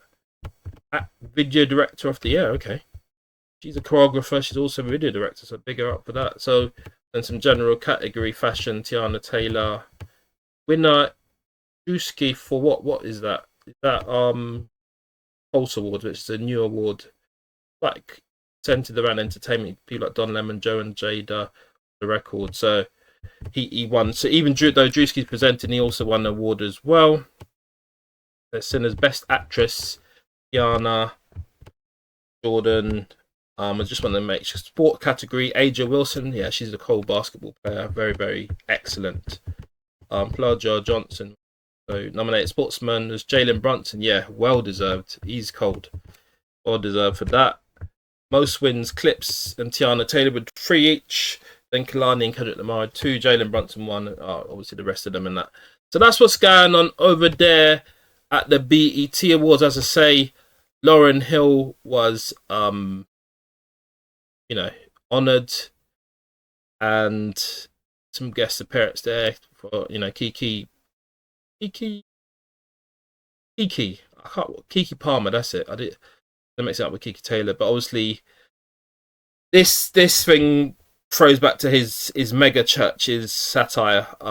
That's what Druski's doing in relation to that. All right, moving on. Yeah, man, this is an interesting story. Now, look, big them up. Obviously, people moved on. Obviously, I think she came down with an illness, and he was really looking after her. Then he's lost a leg. Some people are saying, how comes when he was looking after her? As soon as he's lost a leg, why has she moved on? That, let's be honest, people don't know what's going on in people's relationships. We're talking about Lavar and Tina Ball here. People don't know what's going on in people's relationships. I personally wish them both the best. They've obviously tried to do a really good job for their children, who, 2 of them at least nearly made it to the NBA. One of them definitely, 2 of them's definitely in the NBA. One didn't quite make it. And, but things happen. That's life, man. What can I say? People split up every day, B. But let me hear what he's saying about it. He's speaking to Neon. Tina decided to go her own way. That's why you don't see her right here. But she want to go do something else. That's fine with me. We had our run. So even though she had the stroke, he's saying that they had the run, and she decided to go her own way. And getting older, she would never be like, oh man. She was always beautiful in my eyes until you say, I want to go do something else. He's basically saying he's respecting her decision to move on and that. He's kind of a bit of a crossover there. He's sitting there with Neon, who's like a mega streamer. Yeah. Now you're not as beautiful to me again. And the fact that if you decide to go this way, I'm going to go that way. Yeah, I mean, it's fine. It happens, man. People split up every day, B. That's what I'm saying. So I thought I'd just look at that. Obviously, you lot might have your thoughts on that. Relationships are quite challenging things, isn't it? So that's what happens sometimes. And no matter what conclusions people might be forming outside, we don't know all the real reasons. It's between them two. The brother's just choosing to share it. He's been on a bit of a podcast run. I swear he was on a podcast with Jaylen Brown's dad.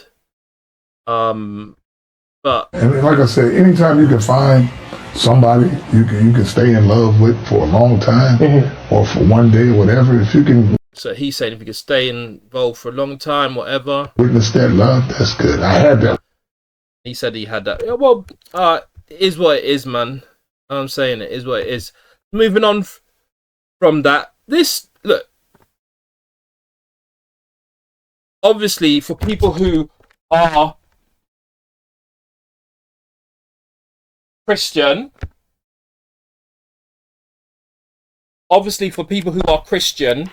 or any other religions, this juju stuff is probably quite offensive. I'll be honest. It is probably quite offensive. But that said, this juju business has been a kind of a feature. This brother here alleges that he bound Harry Kane and stopped him from what do you call it? Gideon, he's claiming credit for Harry Kane's performance not running, basically, against Ghana. You believe in magic, because they're saying it's Loki and that. So that's what that brother's saying. Is saying about that. This Gideon brother was saying he's apparently fed up of it. Then there's you got this other brother here who's at the stadium blowing. It's not the same brother who's in Ghana. I think it's two different guys, you know. But Harry Kane was just missing bears. What you lot are saying? And then the funny thing is, next match, Harry Kane scores one. Jude Bellingham scores one against Panama. So after not scoring, he was scoring again as soon as that match done. And the guy did say to Piers Morgan and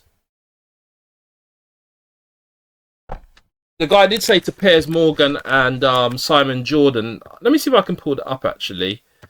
Juju. Sorry, I can't believe I'm searching for this. Look at this on my timeline. Juju, Piers Morgan. Let's see what comes up. Uncensored. He had an interview with Simon Jordan. Sure if it's going to come up or not. Hopefully it does. No, something else is coming up completely. Yeah, something else is coming up completely. But yeah, he's getting a lot of media.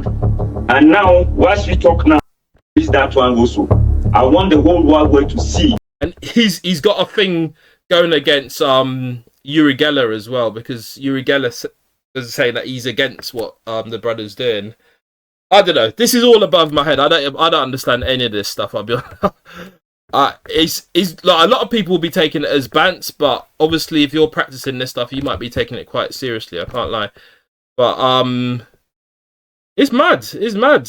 He's claiming it worked though, and apparently Harry Kane was saying he couldn't control his legs or something along those lines. I don't know.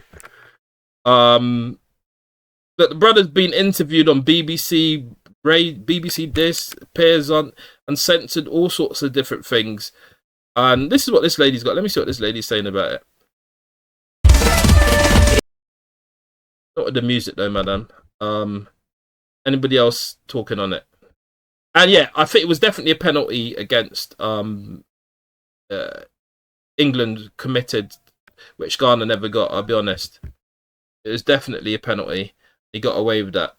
But vows to lift jinx after Ghana miss. Oh, here we go. Did the curse on Harry Kane. Harry Kane is free to score. Yes, I did yesterday. And said he did yesterday and he's free to score. So this Juju priest is called Nana Kwaku Bonsam. says he's lifted the alleged juju curse placed on England captain Harry Kane after the England versus Ghana group stage match at the FIFA World Cup, following Kane's late missing a 0-0 draw that sparked viral memes and a renewed debut over football superstition, traditional beliefs, and social media's influence on sporting narratives. Kane is not my enemy. This is DYNT News. I have a baby boy. I'm going to name him Harry Kane. He says he's going to name his baby boy Harry Kane. Sorry, Harry Kane. Harry Kane. Because I love Harry Kane for a long time. Is there any... So he says he loved Harry Kane for a long time. Any chance you... So this is LBC. This is big radio media LBC, you know. Could you put a curse on the other team to help Harry Kane out? Please? This guy's asking them to help Harry Kane out. Please, because it works. Can you put a curse on... This guy's saying it works, okay. The French, the Spanish, the Argentinians. Brother's just laughing in that. You, my brother. You pointed at him. There's a lot of people around the world want to talk to me. They call me. His number is ringing off. People's probably sending him money and all sorts because they think he's got powers and that. Call me. Some people are sending money. I say no, I don't need your money. I know for sure. Man says he doesn't even need the bread. Harry Kane is going to play very, very well for people to know that. He did. He scored the next match. You could say that Harry Kane would score anyway. But yeah. I mean, look, part of why Harry Kane didn't score is because Ghana put up a 10-man wall basically, innit? It's called a low block. Sure. He's going to perform very, very good on next match. You just mark my words. I mean, he was right about that, to be fair. You are going to say, what? This man is not the man. He was right about that. But yeah, you lot let me know what you think about this juju stuff. Whether this brother's got powers or not. But y'all gonna learn today. You're gonna learn today, man. But that's what's going on. And as you can see, it's all love between the supporters. This juju man is called Kylian Mbappé, and he's been blowing white powder into the air during Ghana's match. Yeah, Ghana even did well in the next game against Panama. Who did England play? I swear England played Panama as well the next as well. But Ghana won 1-0 against Panama previously.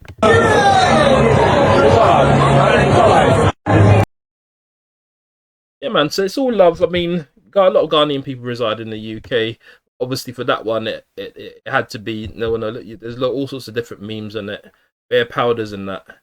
And, yeah, man. What's this brother saying? After review, number 10. I said, thanks for cursing Kane. Nah. What's going on? Is he... I don't know. Who does he support?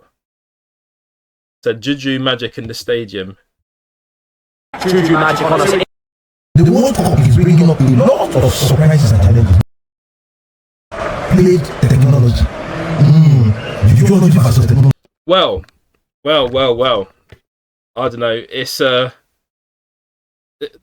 people are Ghanaians were happy. I should put a special word on Congo actually. Congo, they roadblock West Green Road. In Tottenham. Because Congo won last game. What was their last game? They won. So a special word on Congo. Big up Congo. They won 3-1 versus Uzbekistan. There's a lot of celebrations on that. Let me see if I can find something on that. Instagram. See what comes up on that. West Green Road. They roadblock West Green Road. Celebrating. There's a very large population of Congolese people in Tottenham. And yeah, I saw it on this brother's thing actually. This brother's called New Money Rids. And yeah, man, they're celebrating. You see that outside on West Green Road. See the police are trying to clear the road. So yeah, you lot don't keep the road too unblocked for too long. But they're all dancing in that. They're 3-1. So yeah, they're that because they've basically gone through to the second round, isn't it? So this brother's called. He's been covering a lot of this type of stuff, Congo and other stuff that's been going on. You see it there. Let me just look at his other videos. He said, Congolese uncle said, we don't need our English passport no more. Oh, don't. Yeah, keep the passport. Keep the passport, we are Congolese. We are Congolese people. Now New Money Reds. This is West Green Road. we're gonna meet England. Yeah. Oh, We can give them their passport back. Yeah. Because we don't need it. Yeah. Hey! Let me hear this. Hey, big up Eddie Caddy, man. Uncle, what? You're bluffing. You must be joking. They said you don't need this English passport anymore. Bako Loko Tayo. They will pick you up from that West Green Road.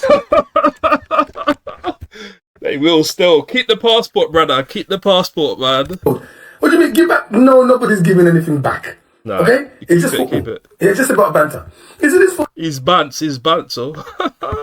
Football can be crazy, you know. Uncle lost his mind, the excitement. Lost his mind giving up his passport and that. Crazy. Made him want to go back. No, Uncle, relax. Yes, on behalf of Uncle, he didn't mean it. It's just about banter. It's just football. Yeah, it's spokesman Eddie Caddy. Come on, man. England versus DR Congo. I'm going to be watching at the House of Mobile. That's it. There's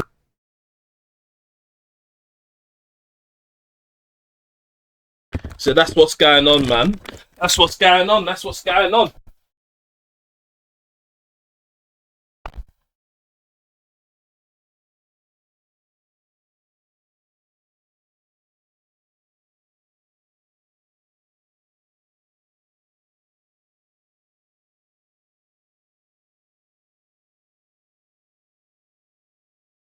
Yes, that's what's going on. Eddie Caddy, sorry about that. Eddie Caddy is saying, where he's saying he's going to be watching it. So England versus Congo, he's saying he'll watch that one. no giving back. This is even wrong timing, Uncle. Uncle, Bako Loko Tayo. Bako Loko Tayo. That must be saying, are you mad? I don't speak Lingala, but I imagine that's what he's saying. Are you mad that you want to give back the passport? I think he's probably saying that. My Congolese brethren and sisters, am I correct that is he saying, are you loco, are you mad? They will pick you up, Uncle. Hey. It's all bad, but yeah, man. Then, yeah, and then there's some brother. There's all sorts of different. How you feel? Where are you from? So this is he from Uzbekistan? This brothers, maybe he's from Uzbekistan. Yeah, right now. What do you think about Congo? Love Congo. Yeah, no. Okay, there you go. So it's a festival. So people are outside having fun. Not another one saying we don't need the English passport. Or was it the same video? It's the same video. Fan says he loved DR Congo. Right Even the Colombians are joining. It's the Democratic Republic of Congo. Because I sort of heard an English commentator saying Dr. Congo. Don't say that. Respect their country. It's the DR Congo.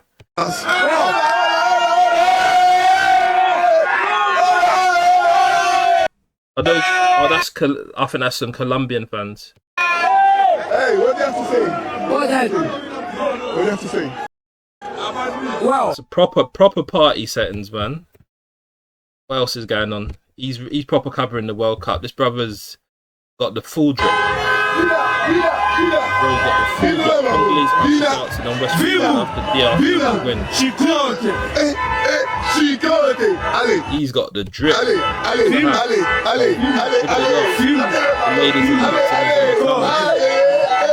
Come on. And the beeping horns and that.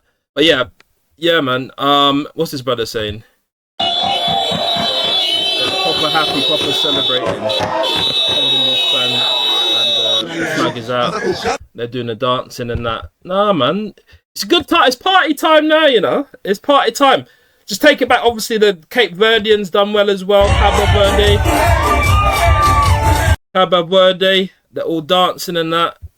Obviously, credit to New Money Rids. Obviously, you lot go and follow him up on this Instagram with the footage and on some of these things. And he's outside. So there's maybe that was Ecuadorian fans actually. It's everybody in West Green Road. Oh no, it's the Nanitos Cocoa. No, it's not West Green Road. It's somewhere else. Got some Ecuadorian fans there. Some Colombian fan. Is it Colombia? No, Ecuadorian fans as well. Ecuador have just won against Germany. That's a big result. I can't lie. This lady's called Papihania, Ecuadorian fan collective. So he's doing some really good coverage of this, man. He's doing some real good coverage of this, and you see Eddie Caddy about why he's proud of Dia.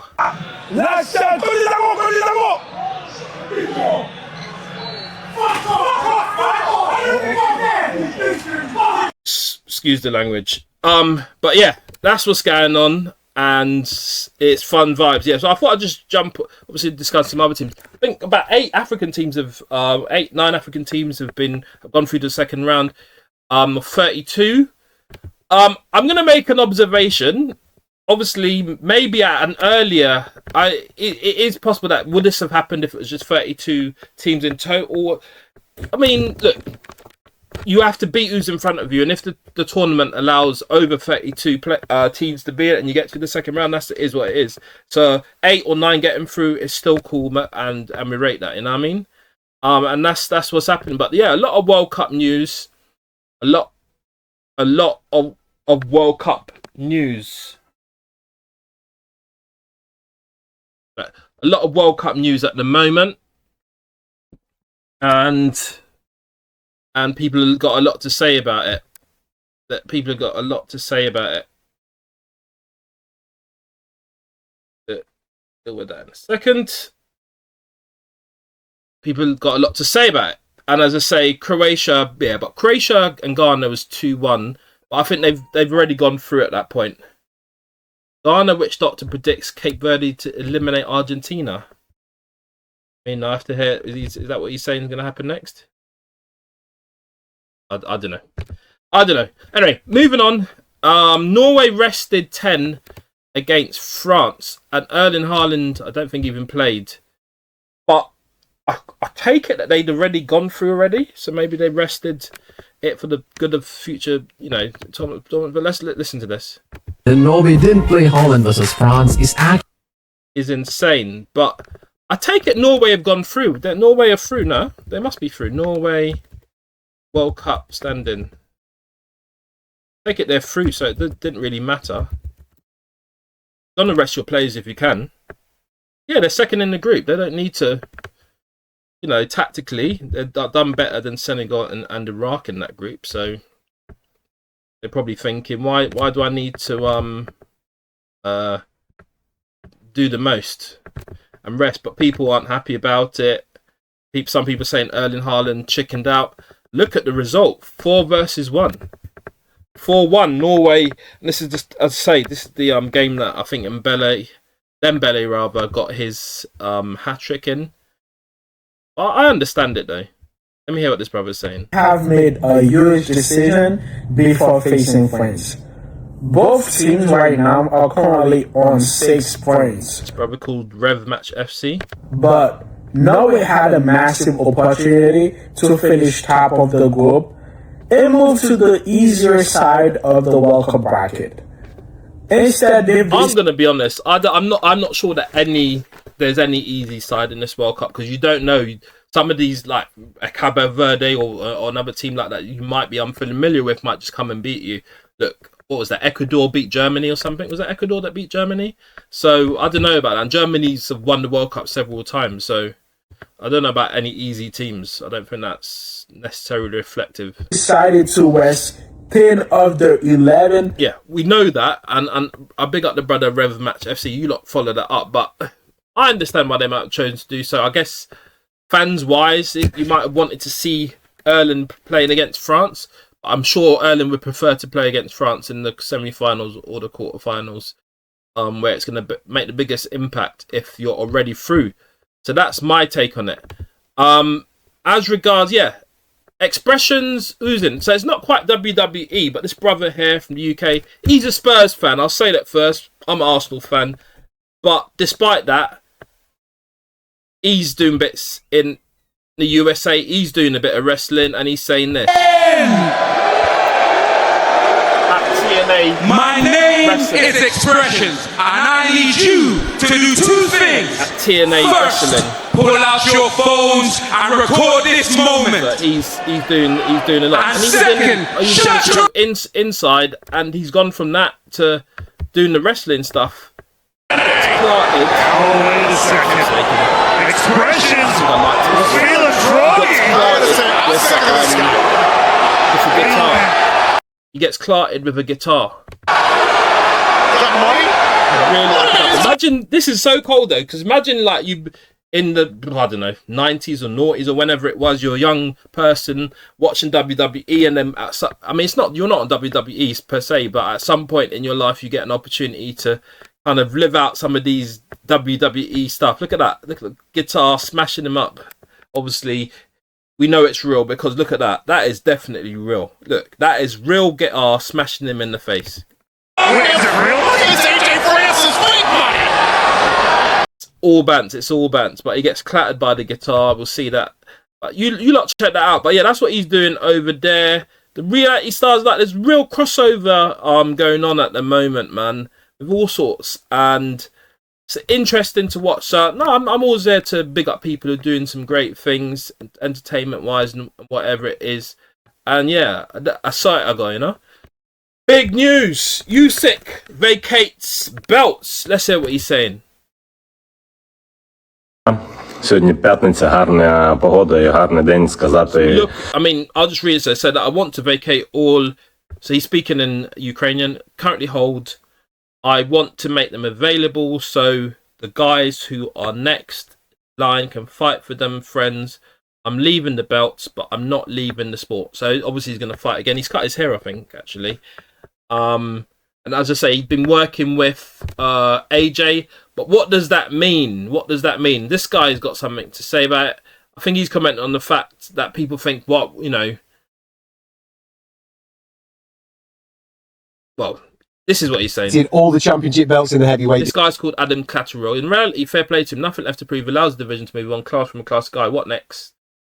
Vacates his alphabet belts. Social media reaction has me in stitches. I don't know what he means by alphabet belts, but anyway. Division. No longer the WBA, IBF, or WBC world champion. He's beaten Tyson Fury twice, Anthony Joshua twice, Daniel Dubois twice. He mopped up at cruiserweight and became the two-time undisputed heavyweight champion of the world.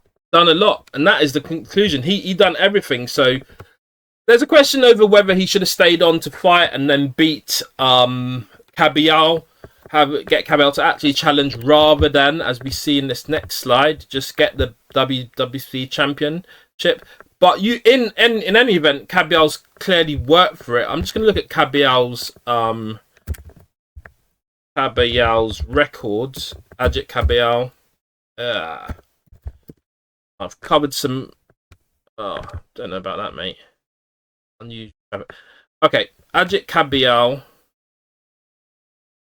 is a German professional boxer. What's his record? He's got 27 wins, 27 fights. He's clear winner. Got no defeats. Okay, fair enough. He's done everything to be the number one. Let's put it that way. That's it, really. There's no more to say than that, and the only person that he would have gone on to have to fight it would have been Usyk to get the belts, but they're available to him. And yeah, so he's got a Kurdish background, so he's done a lot for the Kurdish community in making that, although he's fighting under the German professional boxer. He's of Kurdish background, and now he's the WBC world champion. And we'll see what happens next. I don't see Tyson and all these guys trying to get these belts, or Anthony Joshua. And so, I mean, Anthony Joshua could give it a run, but Anthony Joshua's got belts. He's done this. He's had belts, a lot of the belts. What, 1 or 2, 3? Tyson's had the belts. Wilder had the belts for a while. I think it's time for a new generation. Moses Otama, Daniel Dubois still, who's got one of his own, and maybe the chap who Dubois fought lost Ward. Ward.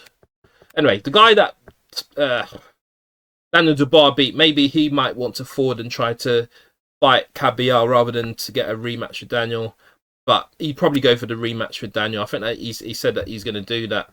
Dubois rematch with. Get in a second. Dubois rematch. Just the guy's names slipped my mind at the moment. Fabio Wardley, that's right. Fabio Wardley. So they've activated that. So that will be forwarding soon. But yeah, man, that's what's happened in boxing. But just back to the Football World Cup. Dembele gets a hat-trick. He might get... Do you know what? I reckon he's going to get the Ballon d'Or again this year. You got the Champions League. I think he's probably won Paris, the league in France, and I think he'll get the Ballon d'Or again. He got it last year. Dembele's just doing a mad thing. He's just doing a lot. There's these memes that Mbappé might be saying, "Oh, why you get scoring hat tricks?" Because they're saying that Mbappé seen as this is all bants. It's not serious. Why did you score a hat trick? But you gave me the assist, Mbappé. That's what you should say. But look. It's good stuff. It's good stuff going on. It's good stuff going on for France. Hopefully, I don't know. England against this France team is going to be peak. That's all I'm going to say, and I'll leave it there, man. But Dembele and they're saying this is how Dembele. Must be AI. They're saying this is how Dembele was looked at by Mbappé after the hat trick. But yeah, it's all love and bants anyway. It's all bants. Jaron Boots Ennis drops Xander Zayas. He becomes the new unified champ. Jaron Boots Ennis, just a bit on Jaron Boots Ennis. He's a world champion, no doubt. 29 years old. 5'10". He's got 37 fights, wins 36, win by KO 32, and he's got 1 no contest. So he's largely undefeated, apart from that no contest. Well, I mean, he's undefeated, put it that way. And he's got wins by KO 32, and he's fighting in light middleweight. He's fought in welterweight as well, but most recently, he's light middleweight since June 2026, and he's done it against his division basically. But I think they're saying that makes him undisputed, unified, not undisputed, unified champ. And that's what's going on. Obviously, Zayas didn't forward through very well against it, and he got stopped in the 7th. See it there, he got stopped in the 7th. That's what's going on. So, and he was predicted by this. Ben Whittaker also KO'd somebody in his US debut. Ben Whittaker's flying through the rankings. He's got the IBF International Lightweight title since June 2024. So he's held on to it for, 2 years now. Had a silver medal at the 2020 Summer Olympics. And he's got his style is reminiscent of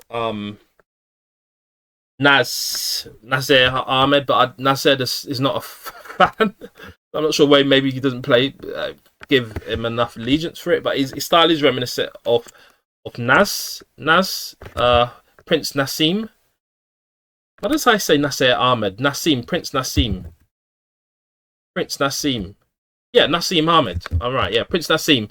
His style, Ben Whittaker's style, is reminiscent of Prince Nassim. However, I don't know Nassim. I don't know why Nassim's not really rating him like that.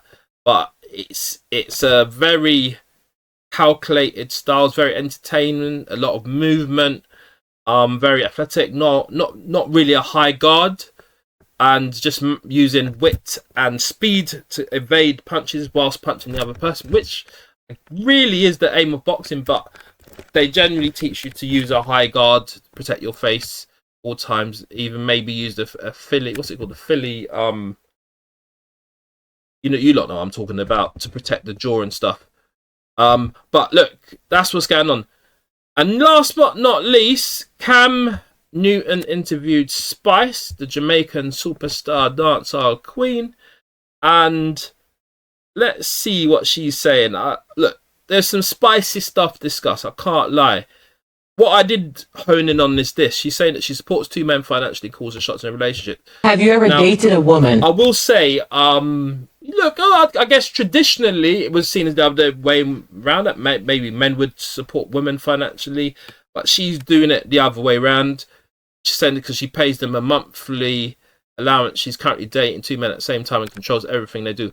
This control thing is a bit interesting, but it obviously, even in the male-female, those dynamics, that wouldn't be seen as particularly great. However,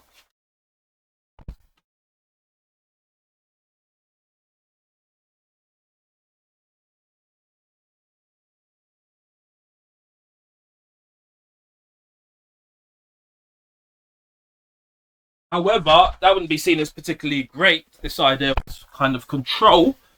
But this is what she's saying she's doing anyway. That was more wealthier than you. No. So he's saying that he wouldn't date somebody who was more wealthier than him. See how this progresses.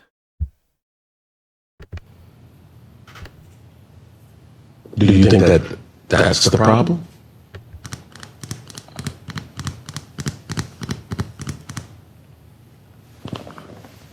Bit of a pause there. Is you think money plays? So you said you were wealthy from you were 20, and she's discussing his financial history. you admitted that you felt like it played a role as well. By the way, the title on this one says Spice says she supports two men financially and calls the shots in their relationship. Definitely. So you think if your money that you had was nothing to whoever you were dating, then you probably would have to sit your ass down somewhere. So what they're both basically, well, she's saying at least is that money, in her view, plays an important part in a relationship dynamic. She seems to be saying that whoever's got the money has the control, which is not. It's not, I guess. Financial abuse and financial control is not a great thing. So people, I mean, I'm not saying that she's doing that at all. I'm not saying that at all. Obviously, people enter into relationships and choose to stay and do whatever they want to do. But it's, I don't know, it's sounding a bit interesting. You know, if the woman that you fell in love with had more than... And to be fair, as I say, it's been the other way round for a lot of people in a lot of relationships. Let's be real. So she's just saying it can work both ways. And you're... So it's safe to say the two dudes that you're dating right now, you got more money than them? Well... Then So money plays a factor. I'm not dating anyone right now. I'm single. And let me just be clear. I'm not saying that she's doing any sort of financial, the A word or anything. I'm just saying that she's saying they're talking about control, and it is what it is. They're discussing what it is, and she said she's not dating anyone. But look, that's what you got to be careful about, how these descriptions and captions, because you heard her own words. That's what I told you. Hi there, that's my boy toys. I told you. Okay, she calls them her boy toys. That's what she's referring to the two brothers as. I was single like a Pringle. Okay. I remember you asked me if I'm honest. So you got two boy toys. She sees herself as single, but she's got two boy toys. Just, the same thing you used to do. Okay, cool. So I'm still trying to dismantle your ability to think that that's still the same. No, you're crazy. Let's be real. I mean, the only difference is it's two a different sex doing it. Let's be honest, different gender doing it. I found that. What that mean? No, they can't bring another woman. So you control everything because you got more money than them.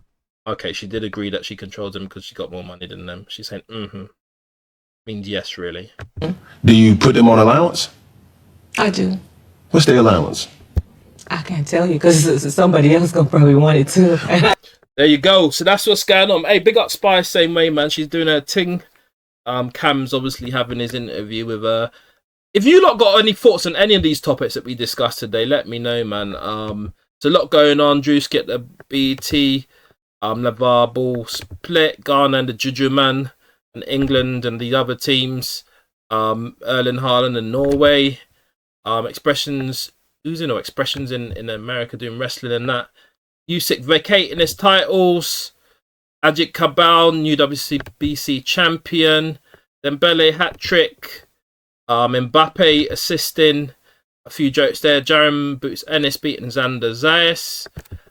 Ben Whittaker busting up another Ute over Dessau. And Spice talking about her supporting men financially and calling the shots in their relationships. That's what's going on, man. But big up all the watchers, listeners, and subscribers. I really appreciate the watching, listening, and subscribing, man. But please make sure you like, share, comment. And if you're not already subscribed, make sure you subscribe. But that's what's going on in the world, man. That is what is going on. What? Man, I'm telling you, that inbox gonna be booming. Yes, make sure the subscribers are booming too. But for now, I'm done talking. Yeah, welcome back to the channel. Please make sure you like, share, comment, and subscribe to the Cenat students for Streamer University 2026 have been picked, and we're going to be going through them. There is a UK pick as well that we'll be looking into. But yeah, man, the students have been picked. If you go to the website, you'll see the picks. So you've got some students, Zara Safari and some others. McQueen, I don't know, there's some random. I'm not going to name all of them. I think there's about 120 of them. The UK one, young lady who's been picked is, where is it? I saw it earlier on, but we'll come back to that in a moment. But yeah, man, so that's the students that you saw there. And there are some staff members as well. It's called... Second. But you know, while you look through the numbers, sorry, through the names and ats, and interestingly enough, they all have to have Twitch profiles, because if you can see, there is a Twitch streaming. So I'm not sure whether if you stream on Kick you would be selected, but I guess obviously Cenat must have some sort of link up with Twitch, and that's why we see them there. But no doubt, yeah, that's what's her name, Isabella Grace. She's been picked. That's her Twitch. She's from the UK.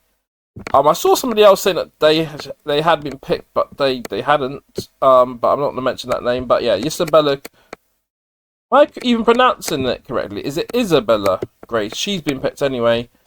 I think she's from the UK, and yeah, she's on Streamer University. I think she might have even streamed about it recently. So you lot go and check that out. Just come back to it. Some other names: Paybay, Wave World. It's Shoni, Bonita. There's some, yeah, there's quite a number. So those are the 120. I think it's 120 anyway. Students, and then you have, you've got some staff. Lizzo, BET Twitching. Is that actual Lizzo? 1 second. Is that Lizzo the singer? Is that actual Lizzo the singer, or am I tweaking? It might be. He's a club director. Let me just see. I might be wrong. Who is Lizzo B tweaking? You lot know who that is? That actual Lizzo, the artist? Maybe it is. You know. Let me see. No videos found. Lizzo B twitching. Let me just find out who's that. There's not a profile. Lizzo B twitching. Who is that? I think it is Lizzo, you know, because she was on BET recently. Maybe she's got some association with them. Yeah, it's for, yeah, Lizzo. She's a flute player and stuff. So Lizzo is one of the, go back to that, professors. So she's going to be teaching. So that's an interesting one there. Interesting pick there. Obviously, she's a rapper. She's got Grammys, singer, artist. She recently performed a at the Lauryn Hill tribute as well. And yeah, so she's one of the professors on or at Streamer University. Let's go back. Let's just go back there. Then you've got Ludwig, you've got Duke, obviously Duke, yeah, he's a streamer in that.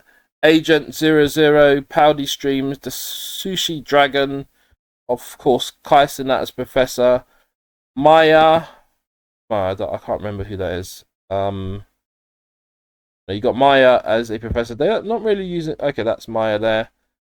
Oh, please don't. Let's get rid of that. No music, thank you. And Sinner, Pokimane, and Adapt as professors. Then you've got. Oh, you're not seeing this. Yeah, that's fine. Then you've got. Then you've got club directors, Yona J, Mark US King, T-Pain. T-Pain's a singer. or rapper slash singer. He's a big artist. Lethal Shooter. Is Gibson, Hazard, and Oliver Cannon have got one club director post. They obviously are probably people who probably stream or whatever together.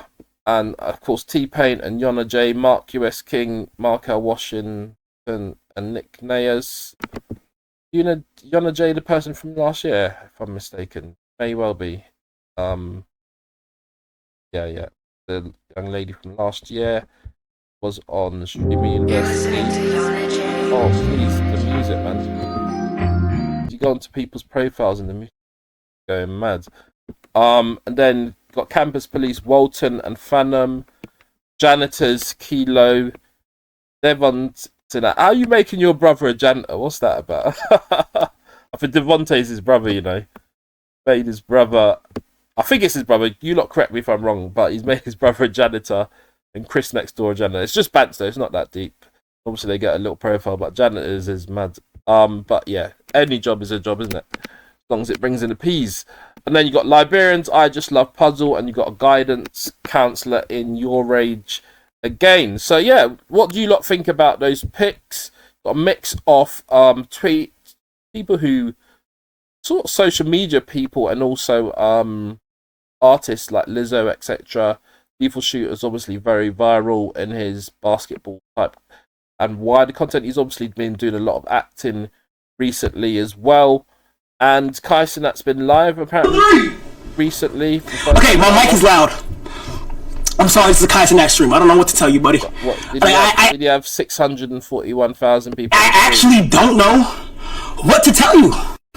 Jack, can you hear me? Testing 1, 2, 3. He took a break of streaming for a while, and he's forwarded again, and he's announced the Streamer University class of 2026. So that's what's going on, man. Sports Center just covering that there, and got the class. Welcome to the class of 2026. All accepted attendees.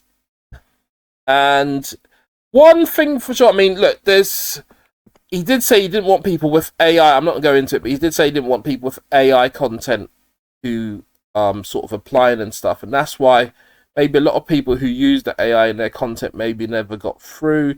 Some people think he's just chose people that he knows or whatever, but I don't know about that. But he's got to always choose people who are, I don't know, popular, because otherwise nobody's going to watch, innit? Maybe you'll choose one odd person who might not have that many followers, but it is what it is. But yeah, anybody for AI profile, you see there's a lot of them there. They wouldn't have got through. I'm sure he'd have them. He would have given a couple people wild cards and that.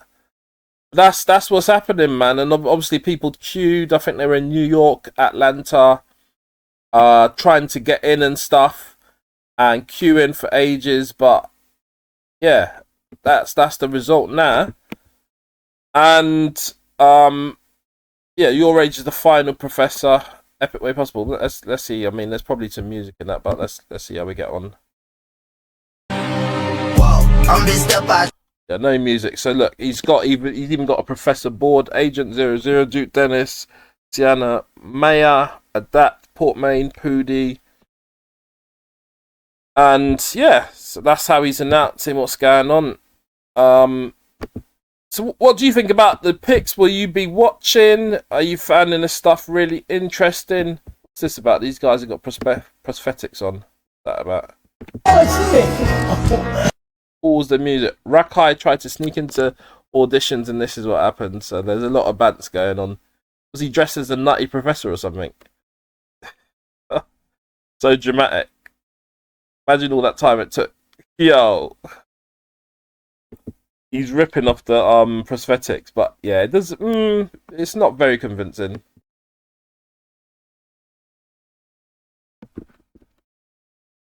It's all bants. I don't even know if this person got in or not. Maybe they did. It's all bants. It's all bants, man. But that's what's going on. While I'm here, actually, I might do a quick I mean, that's Streamer University. I might do a quick World Cup update. Kai's not really posting apart from the first advert on his post. Let's just do a quick just while I'm here actually, let's just do a quick World Cup update because a couple things have gone on, you know. A couple of things have gone on. What's the World Cup standing saying now? Let's go to the knockout stage. I just thought I'd just add it in. I might I'm going to change my title to World Cup updates text. World Cup. Let's just add World Cup update. This one. There's always a World Cup update. The World Cup's going on, isn't it? Few surprises really. As I say, Brazil got knocked out by Norway, which I covered in my last video, which you'll see soon. In terms of the current standings, it's looking really interesting. Obviously, France had beaten Paraguay. It's going to allow me to do it. I'm going to have to answer that.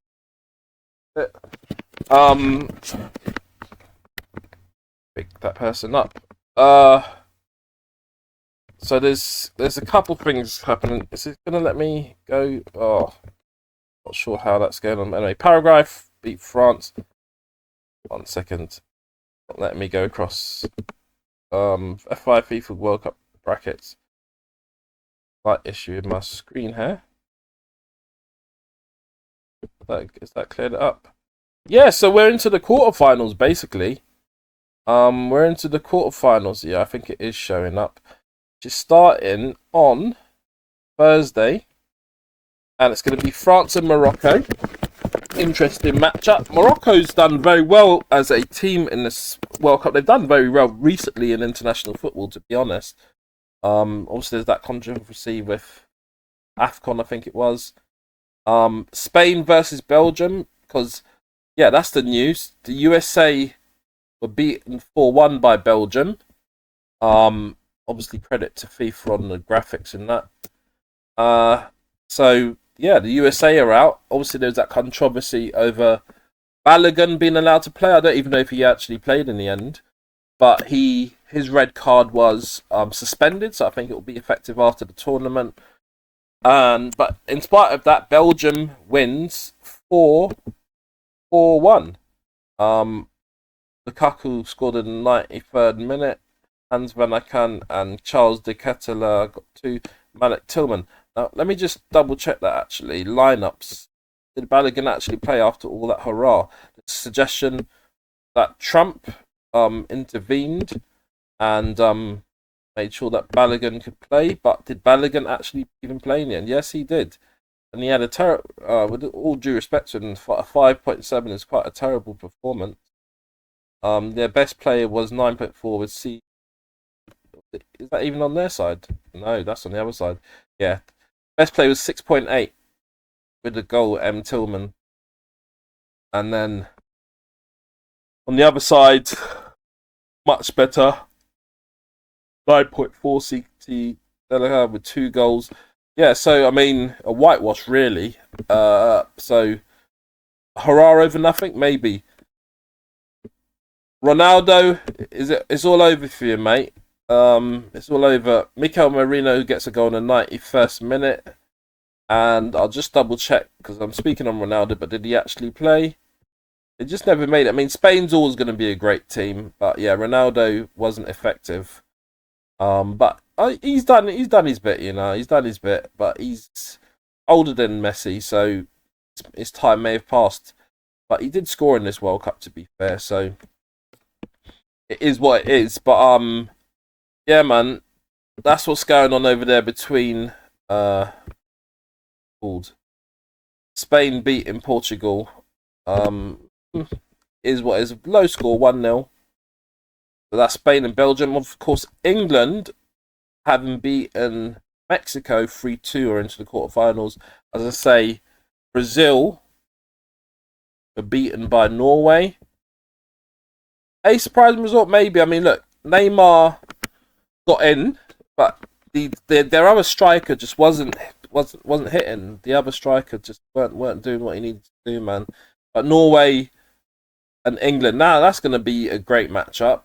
On Saturday. So that's one, and then There's still some to be decided. Switzerland and Colombia, and what do you call it? Argentina and Egypt. I'll pick it now. I think Colombia wins that. I think Argentina wins the other one. And that's what's going on. Let's look at this New York Times article on FIFA. They might not. They've got a paywall actually. So let's see how far I get. But FIFA's decision to suspend following rather than ban damage. They're saying somebody's alleging that it damages the integrity of the World Cup. I mean, it doesn't really matter anymore, but it's not great. The article by Nick Miller. 1 game ban for his red card against Bosnia and Herzegovina was been suspended, allowing him to play in the United States round of 16. And French newspaper L'Equipe reported, that's probably a terrible pronunciation, that France will try to get Michael Lissé's yellow card from their game against Paraguay at the same stage of the tournament, right from the disciplinary state too. Yeah, they should definitely try to do that. The famous players were Charge Arm, Arts FIFA nicely and solemnly suggest that it's probably bad for the product if a famous player isn't playing at the tournament. Argument that seems to work out quite nicely for the USA. US Soccer made an official complaint to the FIFA, but the White House also confirmed to Athletic that there you go. So I had in the earlier video, I wasn't sure because I couldn't find the tweet directly from Trump, but it's been reported that Donald Trump called FIFA counterpart Gianni Infantino and Arts for the decision now available to co-host for their match of Monday, which has already been played.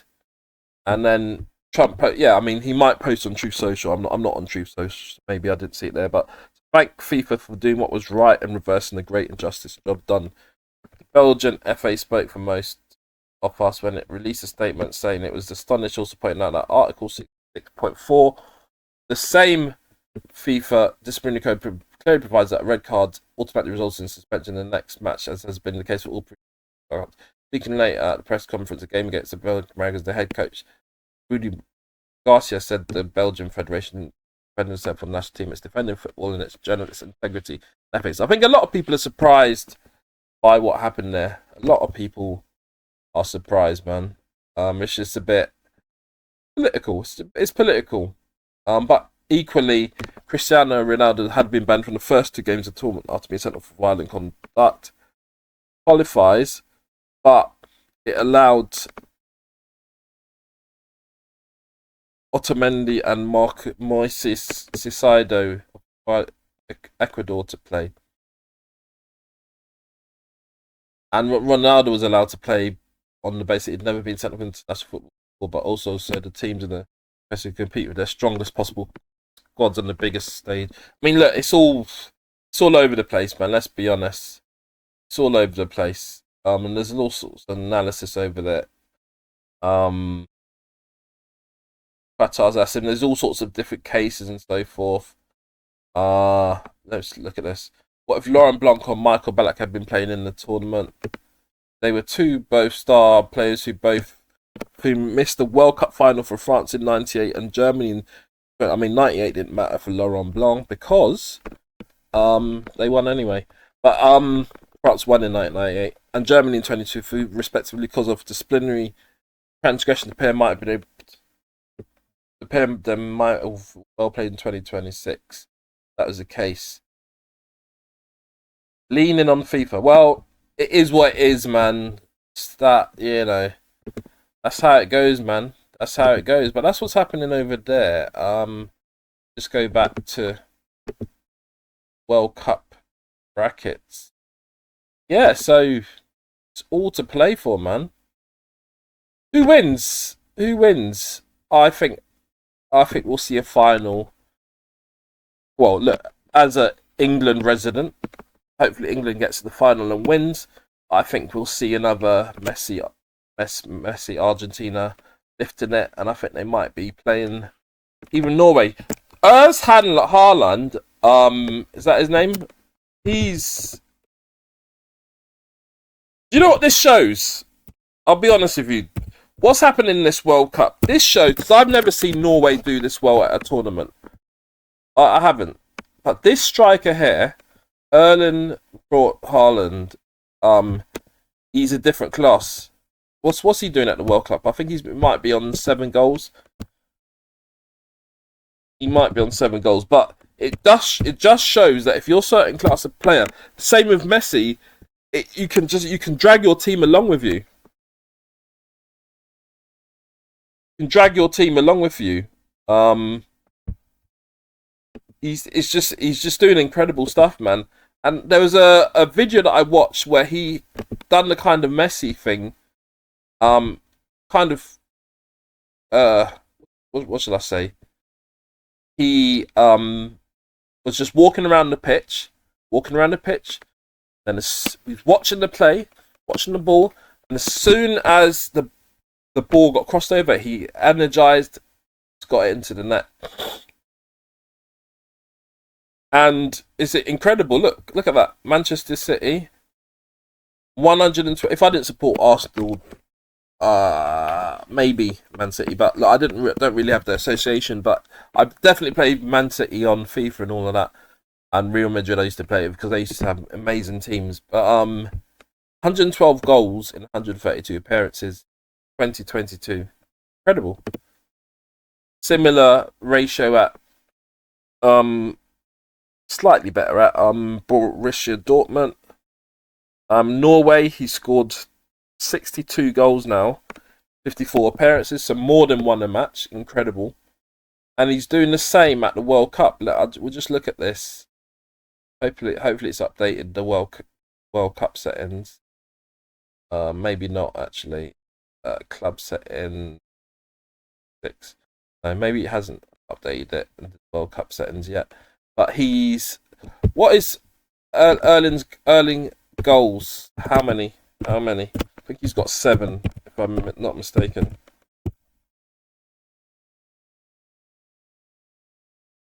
Yeah,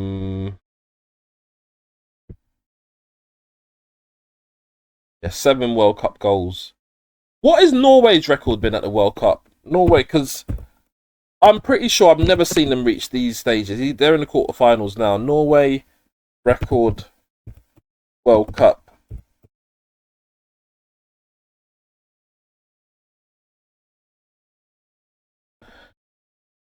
History. I've never seen it. They've been was it Laudrup? Was that the same team, or am I mistaken? Let's see how they've done. We're seeing something different here with Erling, and they got a real chance of lift. I'll be honest with you, Norway've got a real chance of lifting it. I'm not sure how great their defense is, but they've participated in qualification and have prepared 4 times. Yeah, so they've not really done that great previously. That gap between 1998 and 2026, massive gap. But here they are in the quarterfinals. So is this their best? Have they reached semi-finals before?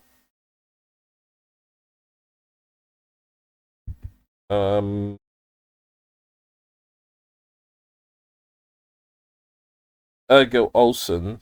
Maybe Laudrup was another team, different country. They had a 28-year absence. Yeah, yeah, different gravy, man. Even the Jamaicans are doing the rowing. I'll just see if I can find a thing of that. Jamaicans supporting Norway. Jamaica. The row. Jamaica. I'm not sure how that is happening. Not sure what the association is. Row. Norway. Row or Norway. I've seen some posts about it. Where there's kind of rowing. The Norwegians who've got a Viking history. They row. They've got a row thing. I'll show it to you here. Look. This isn't even in the stand. Is this in the stand? Might be. That's their celebration. They like bang a drum, and that harks back to the Vikings who in Scandinavia, and obviously Norway's in Scandinavia. Vikings row history. They're known for going around the world. And they were even known to go to, even the Caribbean and stuff like that. Their ships have been found, not the Caribbean, sorry, in America. So it was made famous by Ole Frostad, who pitched the idea to Norwegian sport at Ålgård in late 2025. But in terms of the Vikings, it's a bit of history here. They're seafaring people who traverse the world on great ships. As I say, traders, explorers from Scandinavia, modern Denmark, Norway, and Sweden shaped medieval history between the late 8th and 11th century. They're known for the ships. See there, that's where this sort of rowing celebration comes from. That's the tie to it. See it there, and a lot of actually let's look into that a little bit more. Actually, Vikings. Find out about the Vikings. Obviously, Wikipedia, great source. But can give an overview. Scandinavia, Denmark, Norway, and Sweden. I'm a historian. I've always loved history. So let's look at this. But I wouldn't say this is a great source because obviously your sources are very key when you're studying history and stuff like that. But what I'm saying about this is they are a seafaring people using these boats, and they established Norse settlements across. So obviously there's an association with England as well, because they did establish Norse settlements and government in the British Isles, Faroe Islands, Iceland, and trade routes. They went to the Caspian Sea, Arabia.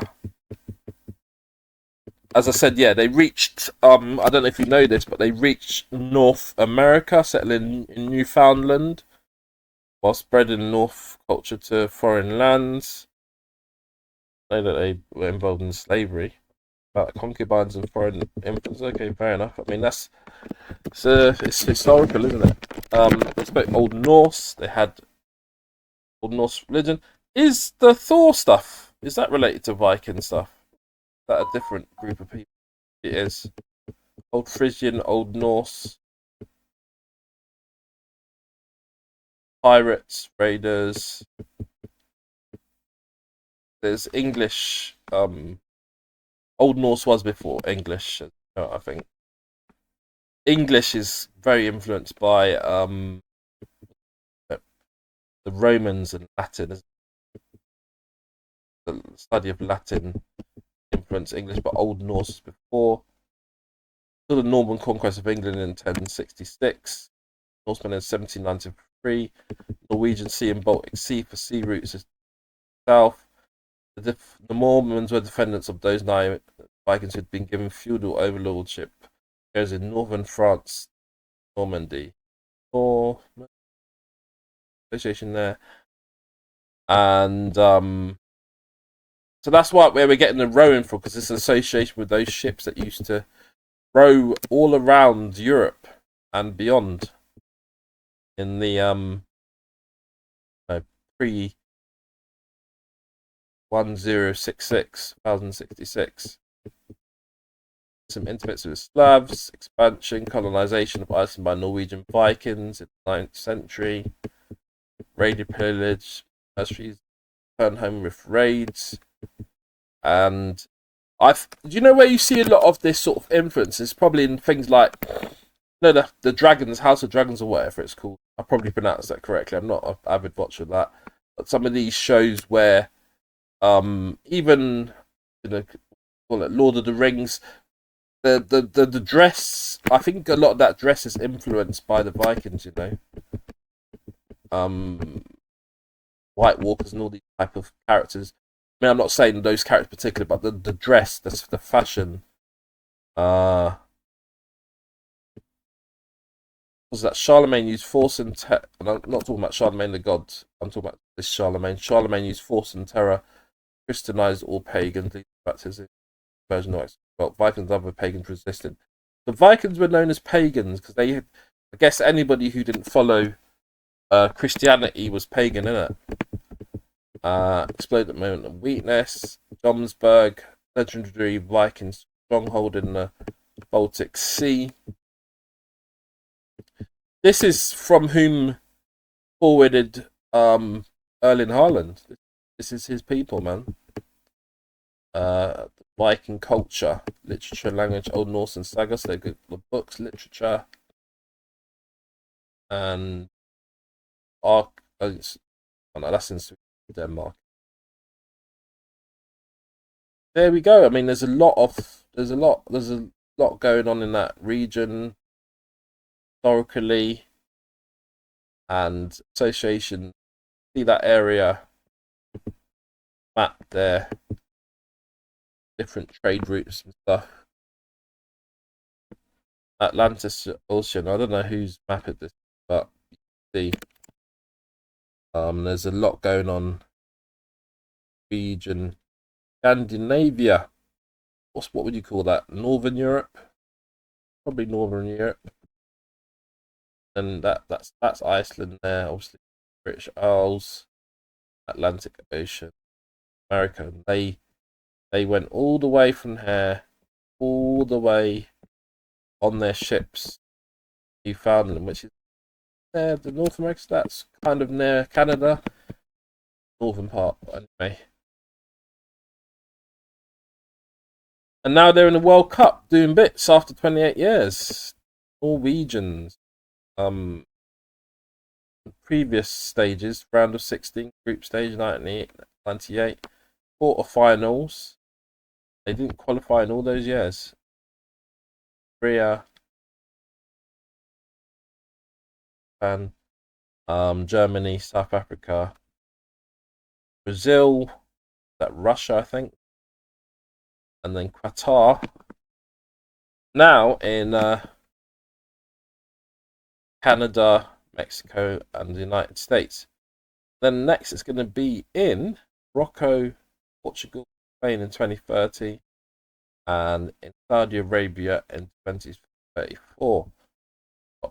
They're just, yeah, so I think they've got a chance of going ahead and winning it. I mean, some of the big teams are out, Brazil and Portugal, but they weren't really firing. Argentina's still in, England's still in, so it's going to be a lot to see here. But anyway, look, today we covered Streamer University and we've done some World Cup updates, and it's shaping up to be an interesting summer.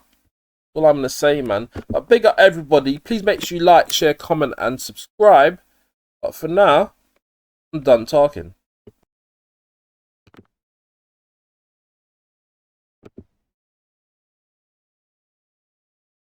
Welcome back to the channel.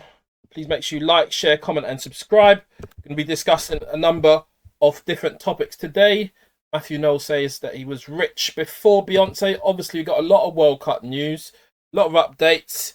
Cape Verde done some great stuff versus Argentina.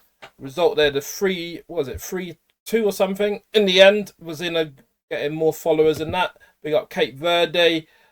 England, despite the fireworks outside the hotel, look at that one there. Absolute madness. No, I think they're laughing. I think they're laughing now. That wasn't actually outside the hotel. But anyway, look, that was outside the hotel, and it's absolutely crazy there. Let me take off I think I've got this on unmute. Look, you can see the fireworks going off. Credit to Fox Sports on that clip. Mad. Fireworks going off there. But yeah, again, there's a 3-2 in that result as well. Harry Kane, Bellingham with 2, and then you've got you can see the setup. Balogun got a red card. I'll just pause it there. You lot chill out with the, you know what. But Balogun got a red card for that. But it's allegedly Trump phoned the president and asked for it to reverse. I don't know whether that's true or not. But apparently this is what tweeted. The corrupt and disgraceful FIFA are trying to ruin American soccer by giving one of following Balogun a complete fake and unjust. It's totally hit job by to see America winning. If this terrible, highly position is not overturned immediately, we will completely cancel the World Cup. We have to say, did he actually say that? I don't know. Did he actually say that? if he actually tweeted that, that is a very powerful statement from him, isn't it? The corrupt and disgraceful FIFA referees are trying to ruin the American soccer. I mean, Bellingham is definitely America's best player. Did he actually say this though? I mean, I take screenshots with a pinch of salt, but if he did say that, and that is what happened, I mean, there's one way to find out, isn't there? Let's go to Twitter. It's not even Twitter, it's x.com. Let's go to x.com, see, and let's go to Donald Trump's profile to see actually what he said, because that is, if he did say that, that's a lot, man. Not chat. Donald Trump. Let's see what Donald Trump actually said. I like to get the source straight from the source. Let's see what Trump said.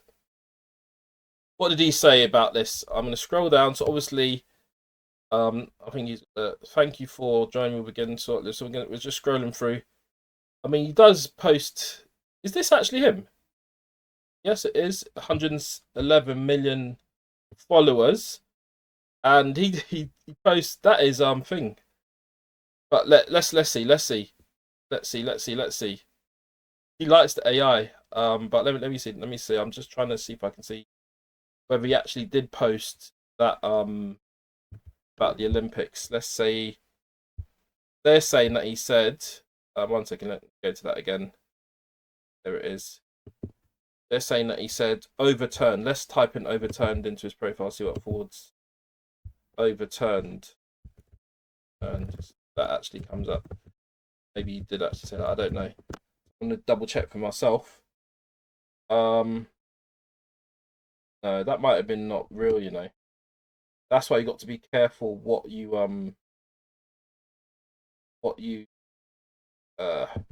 post.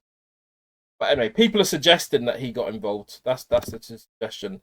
And I've looked on the actual, and I've typed the word overturned in with that actual what is said to have said. It's not forwarding up. It's not coming up. See what if I type in terrible? Yeah, that's why you got to double check your sources, man. You don't know if what you're reading is. Let's go to latest. I mean, I don't think he got to be very careful anyway. But anyway, people are suggesting he had some involvement in. Because apparently there's an overturn of that decision from FIFA, but apparently it's a suspension until the end of the World Cup. Apparently. But anyway, let's go through them. So that's one of the stories. But Bellingham's card is gonna, despite the red card, he's still going to be able to continue at the World Cup, and it might be suspended till afterwards. Apparently, the same thing happened to Cristiano Ronaldo. Big ups the Carnival in Bristol. Some clips there. We'll get back to that in a bit. That's one of the stories of today. Obviously, you lot don't make sure to don't forget to like, share, comment, and subscribe. Obviously a lot of AI with Haaland. Haaland scored 2 in a result over Brazil. And that might be some of it there. And look, how many times has Brazil won it? 4 or 5 times. There's so much AI these days, you can't avoid it. But Erling won. Oh,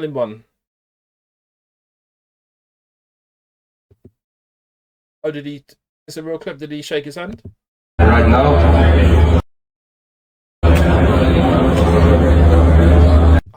I think that one's real. I'll be honest.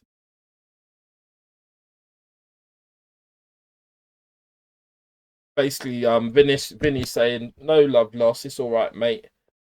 You lot won. You deserve it." But yeah, man. So that's the result there between Erling Haaland. This story here with Pico Lopez. That was our goal. And he's from Ireland, and he well, I say he's from Ireland. He got links to Cape Verde, and that's why he played versus Cape Verde. Also in Argentina, he's one of Cape Verde's best players. Actually, I think he's a defender, and I think this is his mum. Well, I'm due back in work on Monday, but you never know what might happen if I talk to my principal. This is his Pico Lopez's mum, Judy, because Cape Verde put their place in the World Cup round of 32. Very nicely. We'll see. Oh my God, I just lost for words. I don't think the result has sunk in yet. She was really happy. I mean, they have gone. They have gone, but look, this is him talking about playing for Cape Verde. Apparently, he got a LinkedIn message in Portuguese, it may have been. He thought it was fake, and then 9 months later, manager contacted him in English by LinkedIn, and next thing you know, he's playing for Cape Verde internationally. Growing up in Crumlin, I think he played for he plays for Shamrock Rovers in Ireland in the 2nd division. Playing for Cape Verde. I'm assuming that wasn't on the bingo card. It's a clip from late ERTE. Was it? No. I suppose traditionally you want to grow up and playing for the country. So he wanted to play for Ireland. Yeah, you're born as in Ireland. Obviously, he was aware of me Cape Verde heritage. He was aware because his dad's from Cape Verde. But I think as an aspiring footballer, you just want to play international football. Yeah, man, big him up. So yeah, there's a bit more than, but I kind of told you how he came to be called up by Cape Verde. And he had all his family cheering him on.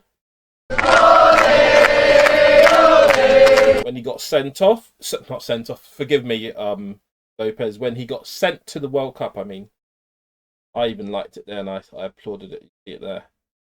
Nice result for the young man.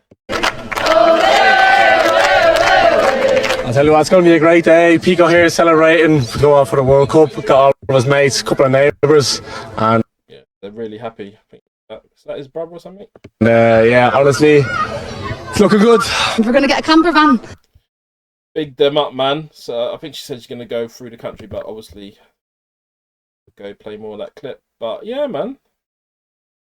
From LinkedIn to the World Cup. So that's Pico Lopez, and the next thing you know, he's playing against me. He's defending Messi. Amazing stuff. What a story.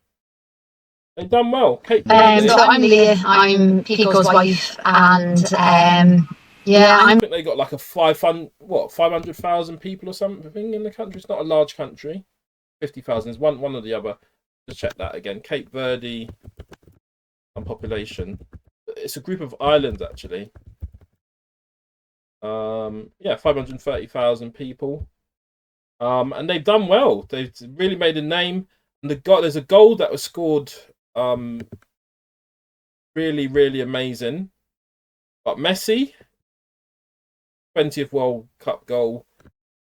The next goal is definitely going to be Mbappé, but Messi is just doing madness. He's doing a lot.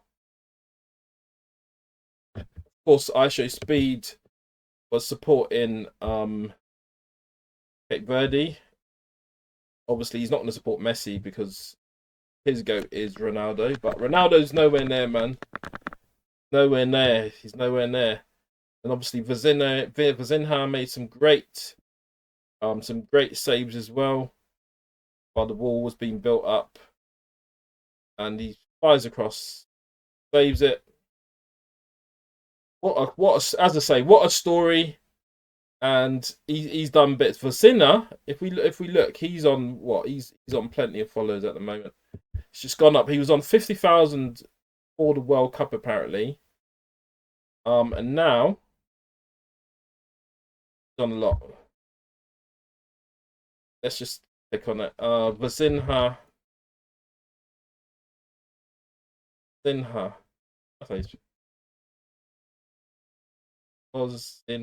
I spelled it incorrectly. Sorry, apologies. Vazinha. Might not be pronounced like that. But Instagram. Gonna get some sponsorships. I think he might even have an opportunity to play in America. There's talk of that. In number one, yeah, he's on 20 million.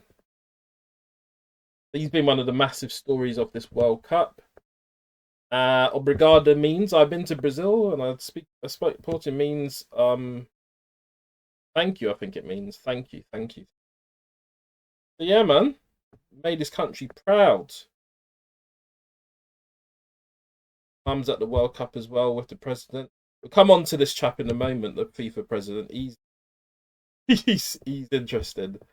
Come on to that in a minute. But yeah, that's what's going on.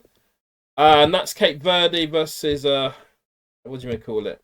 Argentina. But yeah, they got kicked out by Argentina 3-2. England. What a story. England may use the V tablets. Mad before. There's all sorts of jokes about the high altitude. But I didn't stop Kane.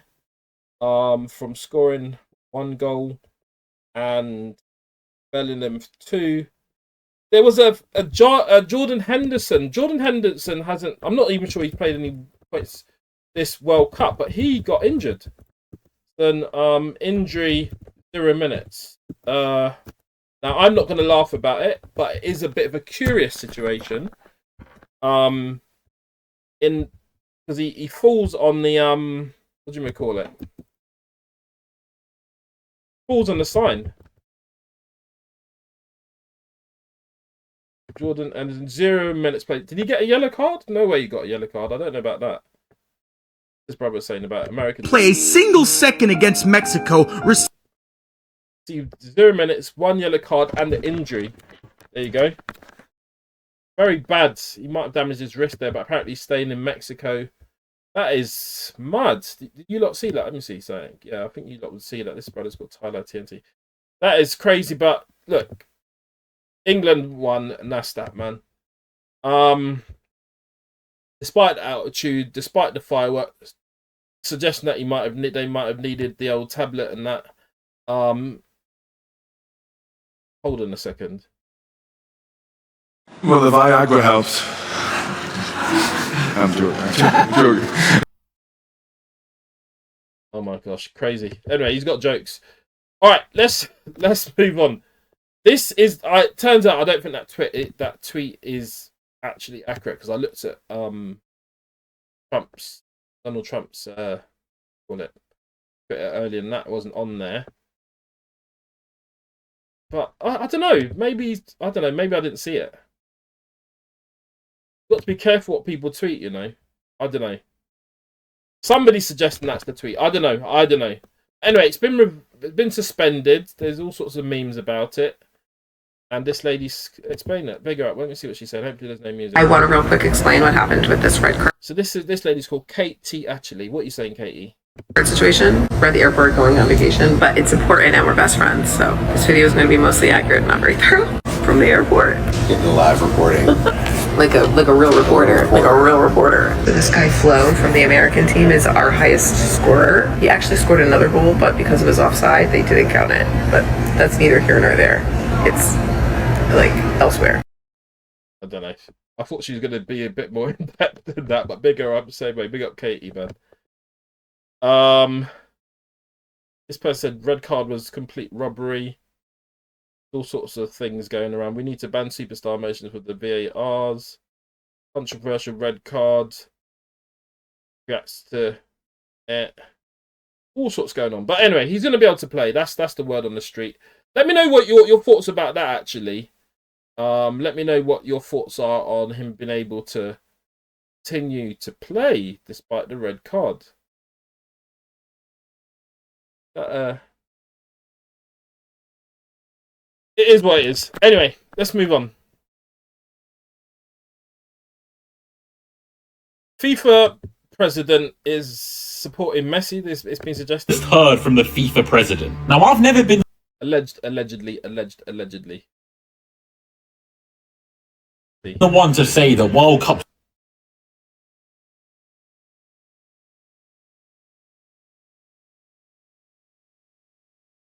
Did he say he suffered what with Argentina? I mean, if you're a fan, you're a fan. He's a human at the end of the day. Is that what actually happened? The reactions when Messi scored a goal? Do you know what it is, though? Let's be honest. I'm not saying anything about the FIFA president per se, but from a business point of view, Messi in the finals is great for the World Cup. Let's be honest. So he might be happy about it. He might be also a personal fan of Messi. Then he said, tonight I suffered with Argentina. Let's see, do I have a clip for that? I wouldn't mind having a clip for that.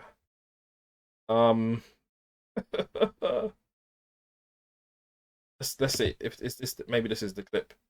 FIFA president said something about the Argentina match yesterday, and Ronaldo fans are sharing it to Beck's FSB1 on this clip. The whole videos like, oh, FIFA president said they love, he suffered against the Argentina match, blah blah blah. Bro, whoever loves beautiful football. That's my view of it. I mean, but obviously there's going to be the conspiracy theories. Let's hear it. Let's hear it. I'm looking for. Con mucho siempre muy generoso con nosotros. Gracias, un abrazo a toda Argentina y felicidades porque el corazón esta noche también a los neutrales. Anybody spends. Wasn't joking. They showed him celebrating with Argentina's owner. Argentina's owner. I don't know about Argentina owner. Manager maybe. Speaking in Italian though, I think. Que estamos por los dos. Bueno, con mucho siempre muy. Right, look. It is what it is, man. It is what it is. I didn't even realise he might have said it in Italian. Gianna Turner asked him why he's obsessed with Ronaldo and Speed dropped the ultimate comeback. Speed told the president, I love him like you love Messi. No way. Is this AI?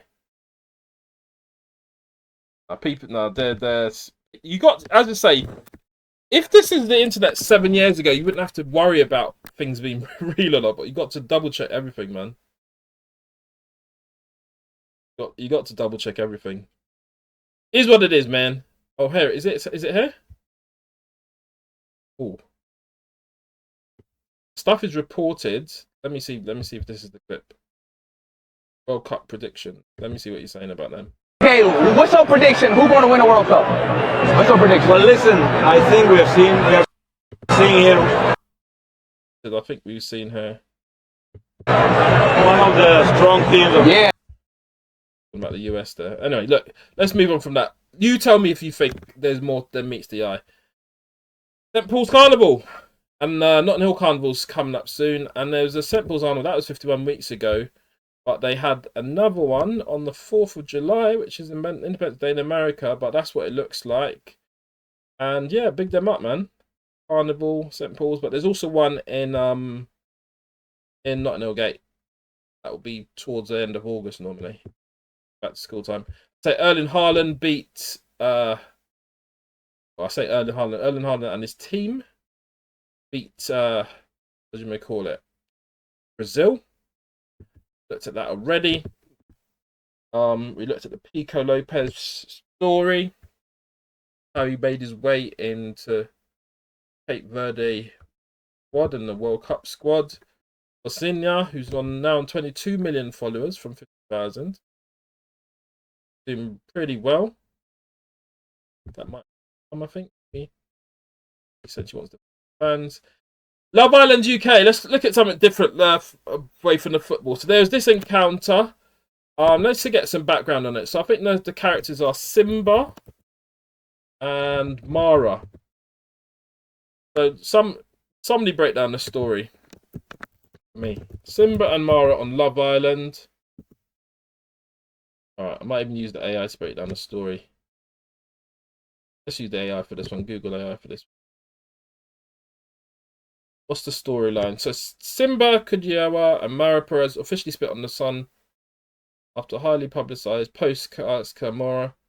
Despite Simba bringing bombshell Mara back to the main villa from Casamora, he quickly attempted a U-turn to win back his original partner Angelista, figuring an iconic series of confrontations. So he's done the two-play. he was with Angelista, then he was with Mara, and then he tried to get back with Angelista. There's flirting heavily, multiple kisses with Mara Perez.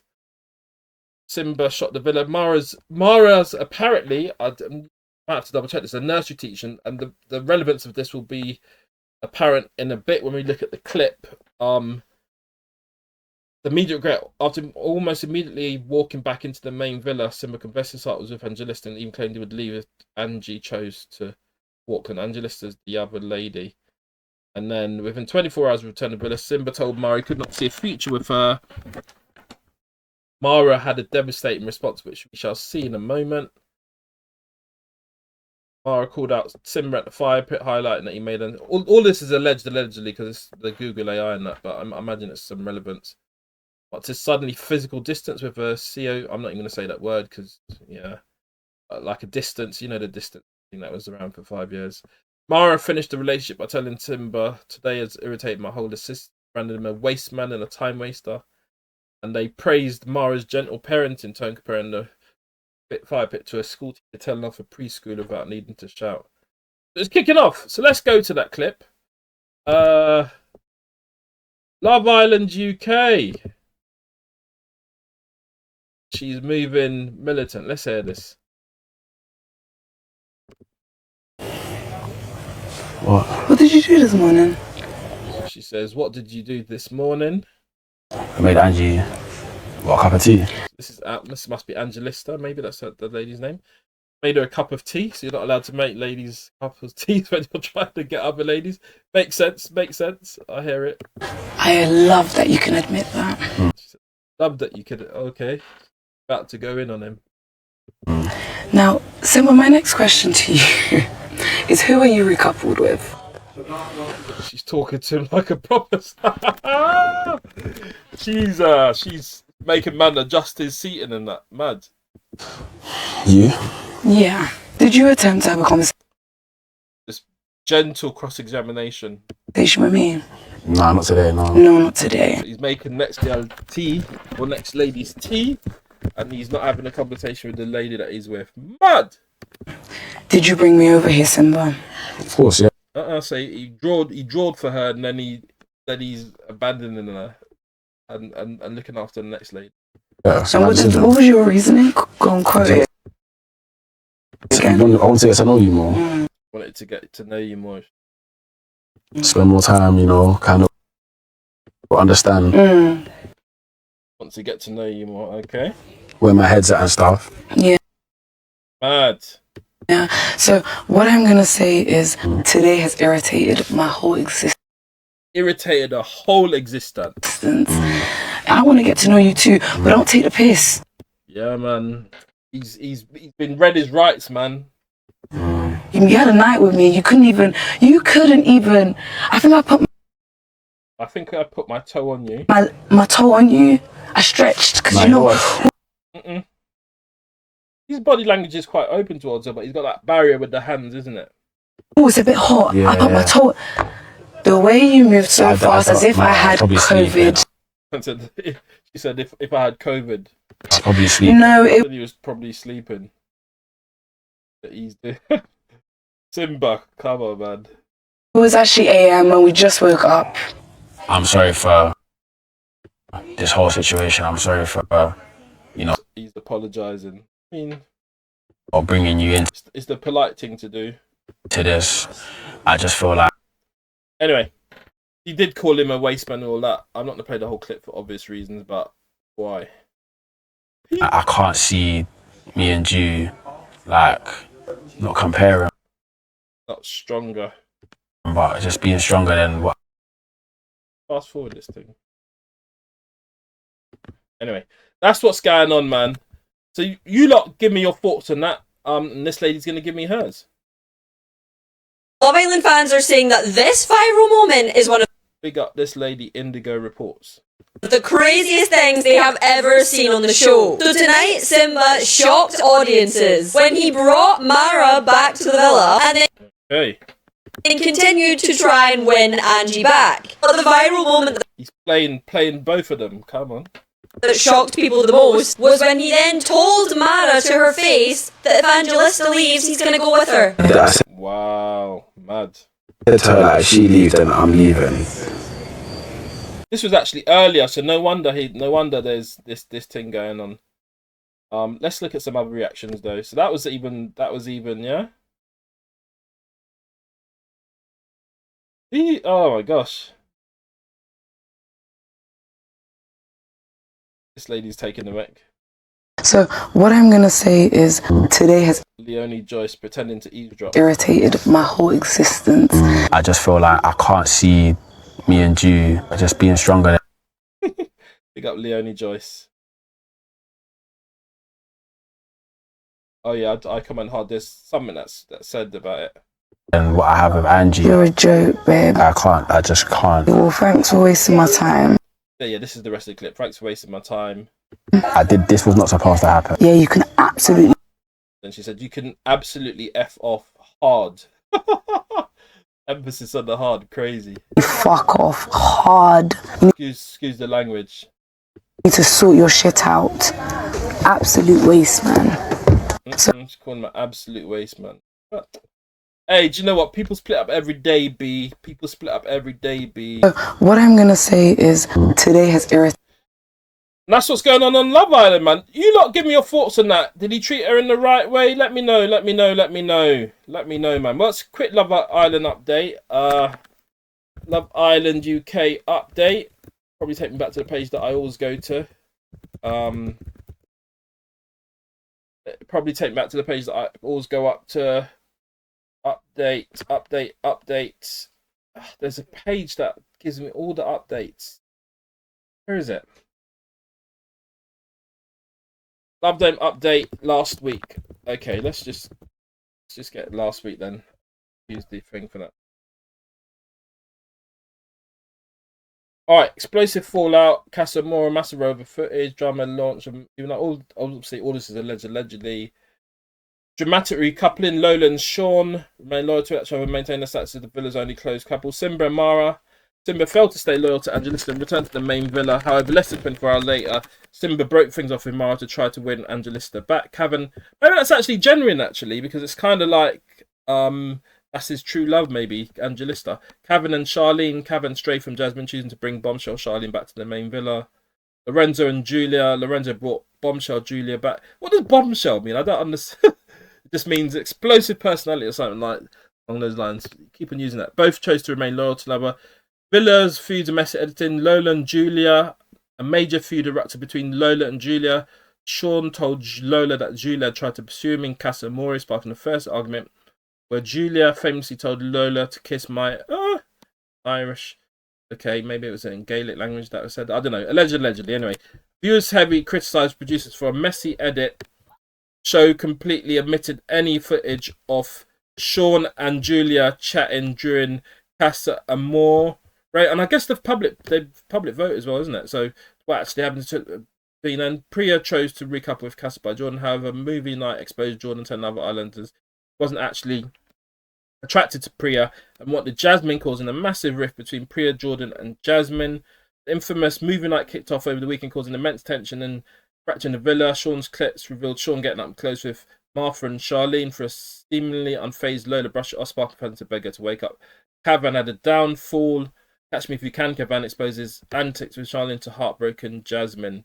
Off screen, Gabrielle Garland was moved from the show due to presence at a past incident. I should say the word something to do with stabbing incident. Anyway, I'll just say it quickly. I don't need to think it's another time. It's a stabbing incident, but he denied in a statement that he's a criminal record. That's what's been going on. As I say, everything's allegedly. That's Love Island UK, man. That's Love Island UK. That's what's going on over there. See the characters there.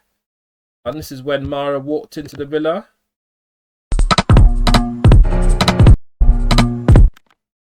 When Mara walked into the villa.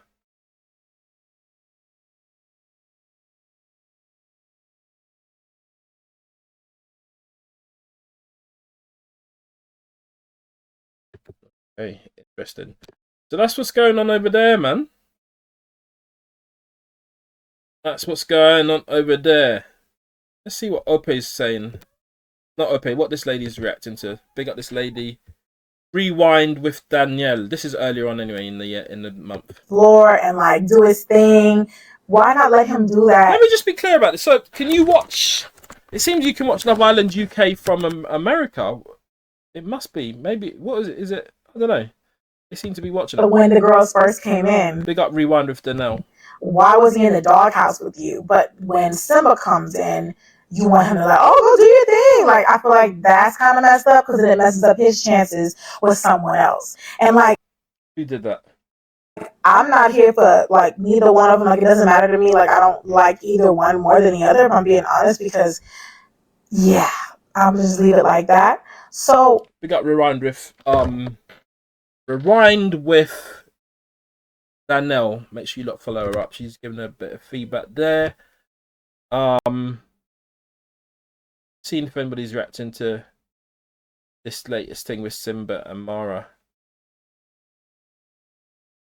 Apparently she smiled when she thought Simba actually chose to stay with her.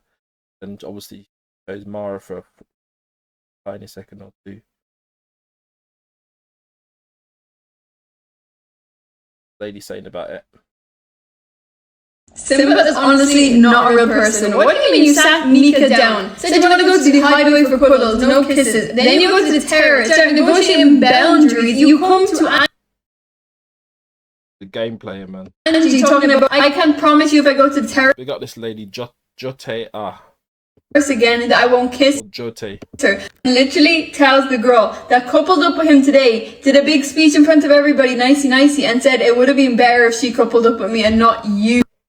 Okay, so that's a guy. Yeah, so he's building up a bit of a history of being a player. The episode started really sad with Robin leaving, but it ended really happy with Angelista finally being able. You think Simba was a part from the producers? I don't know. What do you think? You lot think about that? What do you lot think about that, man? Tyreek speaking about it. He was on the way. What do you think about Simba's reaction to Mika rejection to go ahead with him? I knew that I was going to ask this, so let me talk about this. Number one. Yeah, the rest of what Tyreek said. His reaction was very childish. I don't know. Okay, that's the take from him on that. Tyreek and that. Yeah, man, Simba's building up a character for himself with the ladies. Them. What's going on? So it go. Anyway, look, I'm gonna move on from that. Simba puts Ope in his place. Yeah, man. All right, look, let's move on from that. And before a penalty, I don't think it's Bismillah, but apparently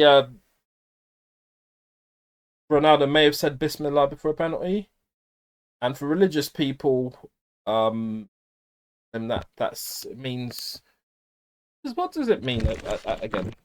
Let me remind me what it means in the comments. It means God's will or something along those lines. What's his brother saying anyway? He doesn't think it. He said it. 6 out of 4 out of 6. He said this. Oh, please break it, please. Last.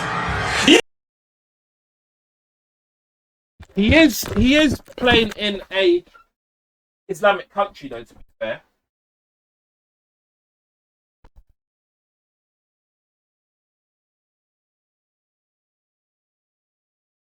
He is playing in an Islamic country, so he may speak some Arabic. That wouldn't be surprising, would it?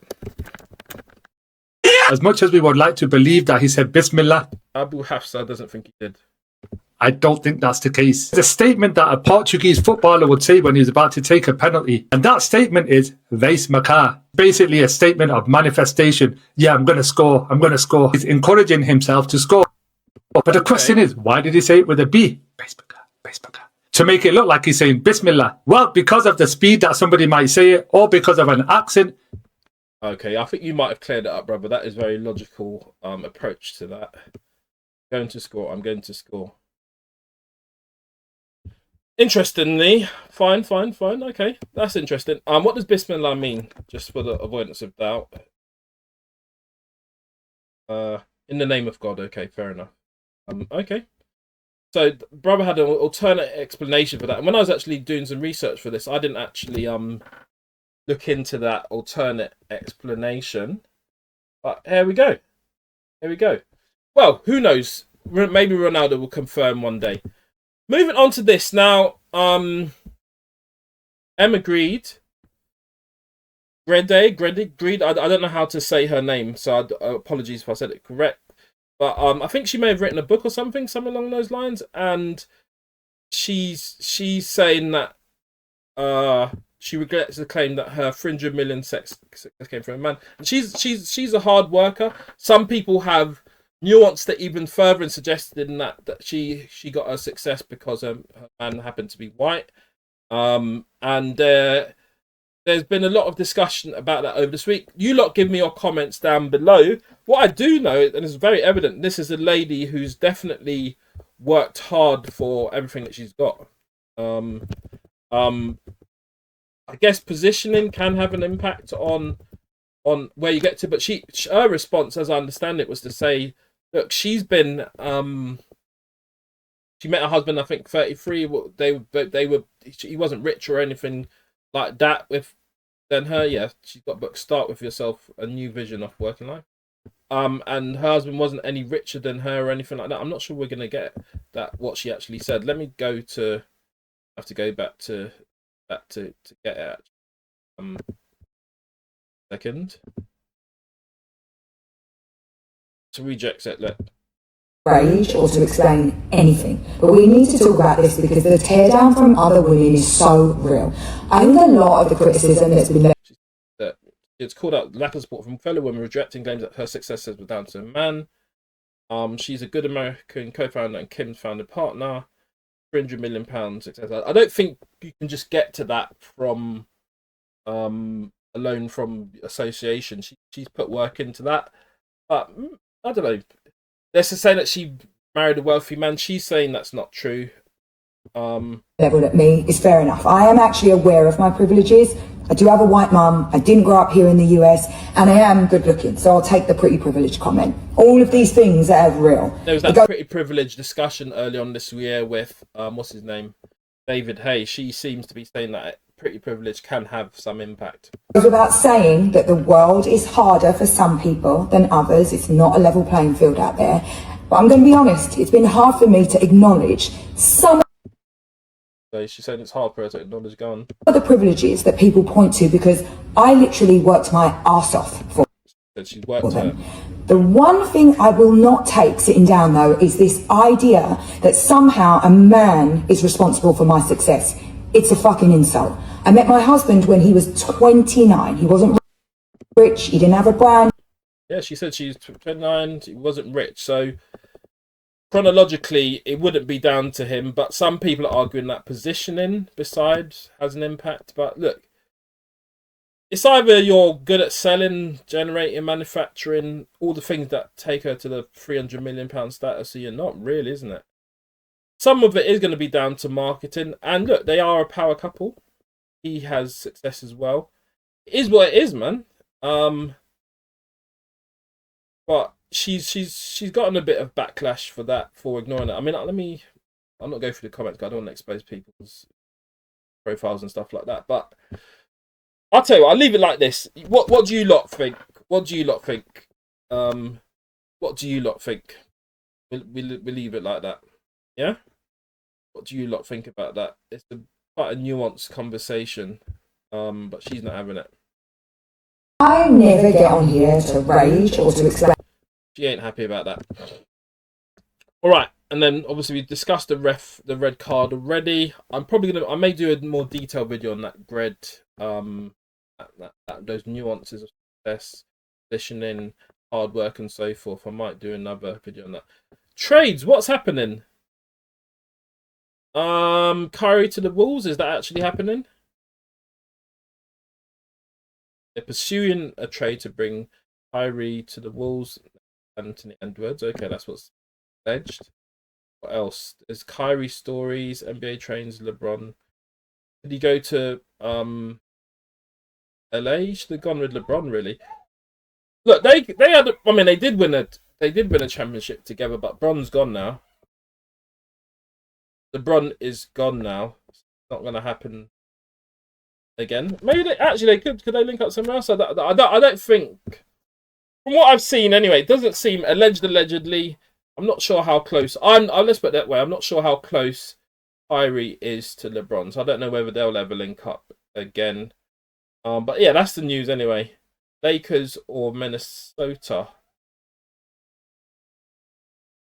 Wolves potentially. What do you reckon will happen? Kyrie's cold though. We know that championship. He's one of the best ball handlers ever. Period. And yeah, he's in my top 10 players. Actually, top 15 players. But I've got to give some spaces to the people from the 90s, 80s, and 70s extra. I mean, but yeah, he's up there. He's up there. Kyrie. This brother here, I'm not a judge of man. So there's that other guy. Wrongly, he thought that so the other guy, not him, he thought that Cape Verde would beat Argentina, and he binded Harry Kane's legs so that Harry Kane couldn't score against Ghana. Then Harry Kane released the bind apparently so that Harry Kane could then go on to score against the other teams that Harry Kane played against next. Panama, I think it was. Of course, now Mexico. But this guy's not a Juju man. For people, I just want people to know. I've started this. I've been saying it over and over. He says he's an actor, just an actor. Over and over, and I have to repeat it again. I've started it since 2010. I didn't start with powder. 2014, I started with. So he's been to a couple of the World Cups, it seems, a few. 2010, 2014. Using powder to paint my face. 2022, same thing. But 2026, something just turned out when I brought the powder and the goal came. So that's what started trending. So he's just a supporter, really. He's just an actor. It's not that real.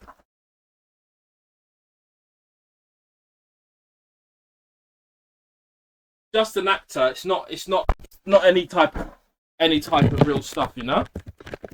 Let me hear what else he's saying. It's not like I'm a Juju man or something. I'm just an actor. I'm an entertainer. I'm a fan. So he's an entertainer fan. So look, we clear that up. And Ghana's yet to play in the round of 16. We'll see what happens. Who's Ghana play next? Just remind me. Ghana next playing match. They're playing. Ooh. Yes, it's all over. Sorry, it's all over. Ghana are out. All over. Colombia beat them. Ghana out. There's so much to keep on top of. I've got, see what it is, I get a number of topics, but there's so much to keep up. But Ghana out, so it is what it is. The actual Juju man wasn't able to succeed with Ghana there, I suppose, if that's what you believe in. Obviously, look, I'm just bantering a little bit. I mean, obviously, if you're religious, you might be quite offended by the suggestion that Juju could have any impact whatsoever. But and then there's those who say you shouldn't criticise ancient tribal African rituals and so forth. That is their religion. But anyway, look, he's out there with the Colombian fans, and it's all love. Categorical. It's all love. But they did beat him. They did beat Ghana, unfortunately. But big up Ghana, though. Big up Ghana all the time. It's part of my heritage, you know what I'm saying? So big up Ghana every time. Even blowing the powder there and all of that type of stuff. But I saw it go. But yeah, man, there's a lot going on, man. Look, what do you lot think about some of those stories? Cape Verde, Argentina, England, Mexico. And I haven't even really gone through this Matthew Knowles one, which I might come back to in a second. But let me hear what he's saying. I mean, we own the #1 black hair salon in Houston in the 80s. Made our first $1 million. So let me talk my shit. He said that he made his first $1 million in the 80s. In 1985. For all of y'all that talk shit. So that's well before Beyonce and that. Well, they were born, but they weren't performing. Shit to think Beyonce made me? No. We were millionaires when she was 81, 2, 3, 4. Look, there you go. He said it. Millionaires before, and he also talks about buying some management companies for some of the biggest hits that you're aware of, and doing some great business, and just going on just success upon success. Then obviously having Solange and Beyonce both having, I think they had top #1 albums in the Billboard same year. Obviously Beyonce's got her own success, Solange has got her own success separately. 4 or 5, she was 4 years old. So let me talk my shit. Headliner's hair salon. So he made money from hair salon. Obviously, Tina Knowles? She would have had an impact on that as well. I'm not sure whether Matthew Knowles does hair himself. He may well do. #1. You'll hear this #1. So what do you think about what he's saying about the success that he had previously? Because a lot of people would have thought Beyonce made him. But that's not true. He also set up Destiny's Child as well.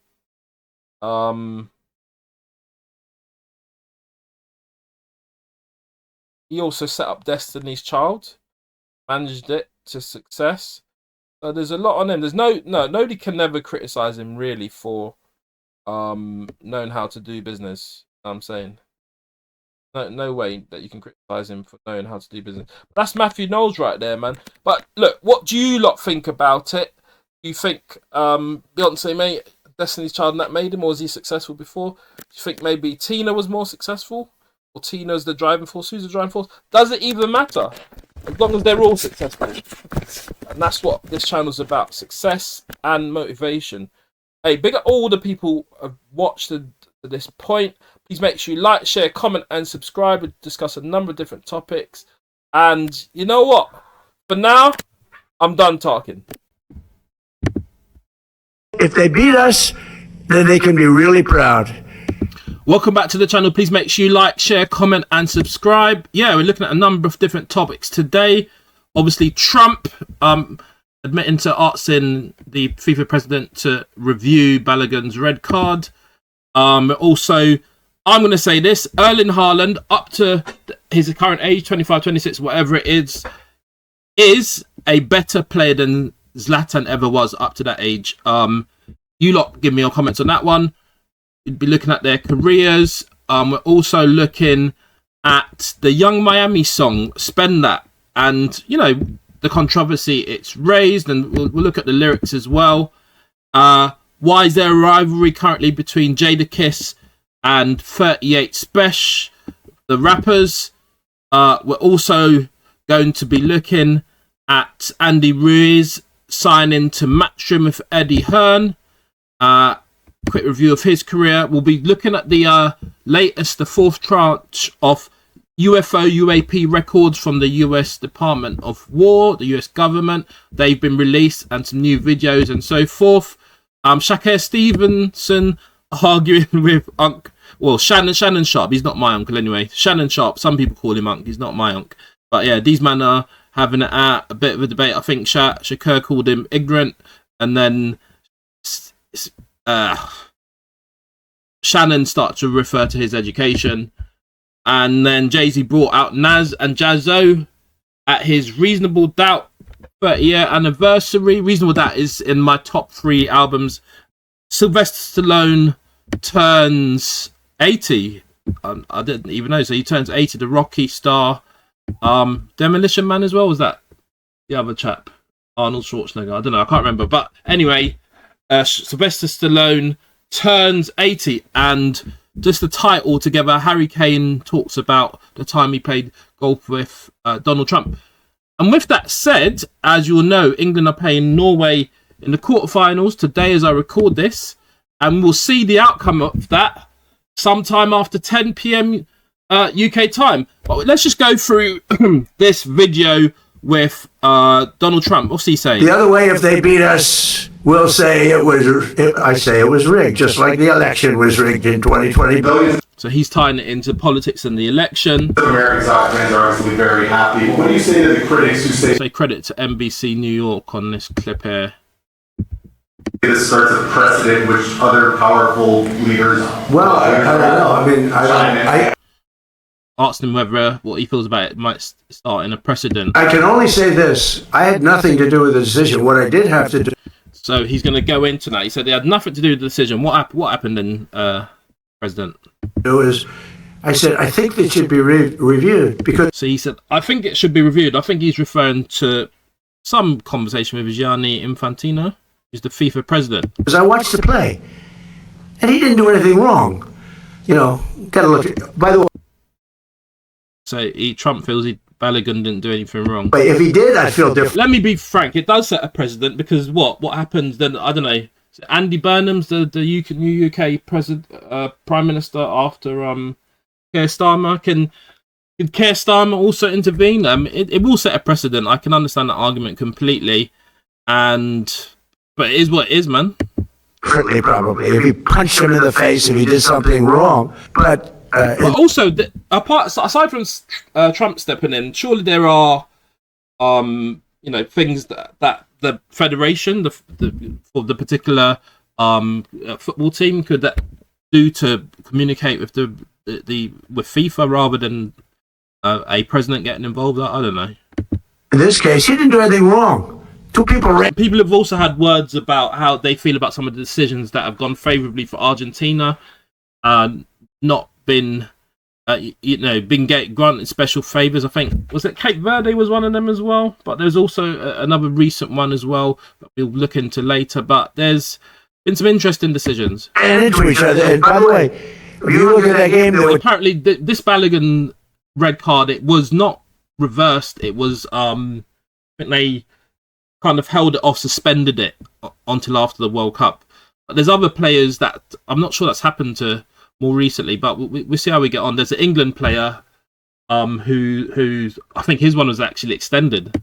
The 10 instances where it was much rougher than that. So I think no, that's what and I'll not make this one too long actually this today. That's what Trump is saying. There's another video, let me just play that.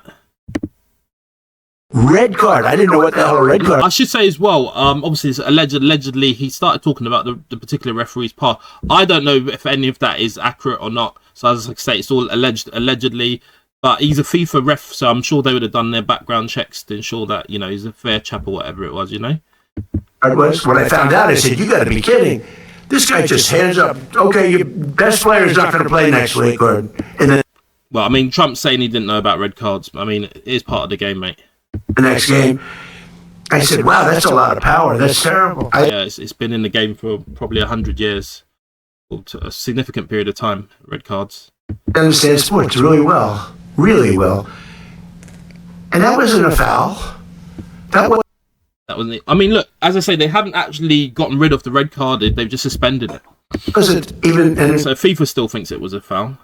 Infraction. There was two guys running full speed that happened to crash into each other. You can't. Anyway, that's Trump's view on it. Anyway, and that's where we are. And you know, it's very controversial. It is very controversial. A lot of people are looking at this intervention, so to speak. So a few memes and that with the Trump card. Obviously, that's AI, as you know. And this is where things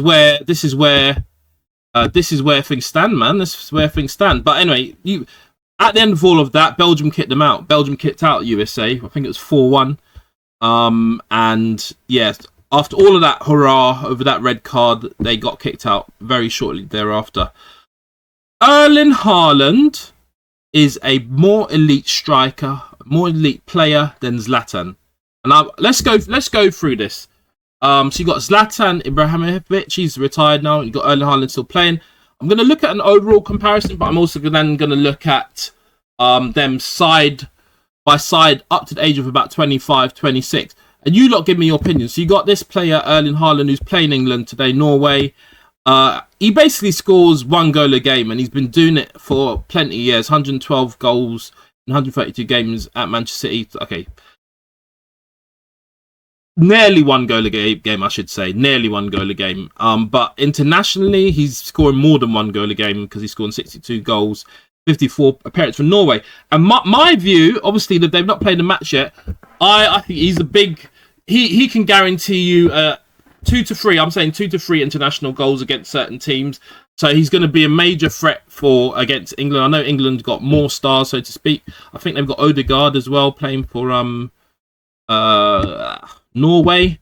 But let's look at Odegaard quickly. He's an elite player in his own right.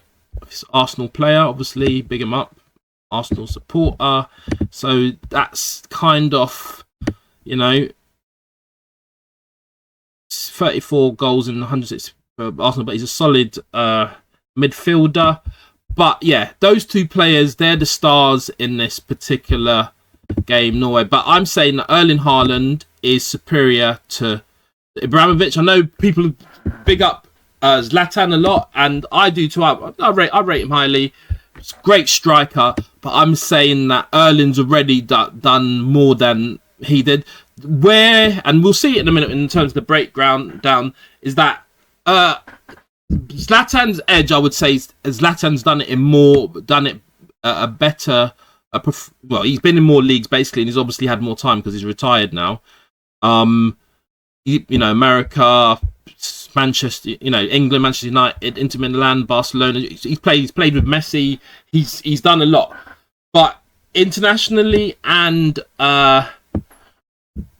it's just not the same level. 122 appearances, 62, but he's definitely a great link-up player, very strong in the area, etc., etc. Bicycle kicks, all that. Lalas, I'm saying Alexis Lalas was right when he said that Erling might prove to be a better player than Zlatan, but he said it in a tongue-in-cheek way, so to speak. But he actually was right in my view, because Erling already is, in terms of the time they had playing internationally. Zlatan isn't on either of their levels. He's way below on any type of rung. Obviously, he's in the studio with Thierry, Henry, and Zlatan, but he's not levels with them brothers at all. Thierry Henry and and Zlatan are well above Lalas's level, but now I'm saying it is what it is. But just breaking it down, I'll just go through this quite quickly. You see the two players there. Hopefully that's showing up on my screen. You see the two players there. And when we're looking at it, just going through it, look. So if we look at it overall, and I did use a bit of AI to do this, so it's allegedly, that sort of thing, but it kind of gives you a general overview.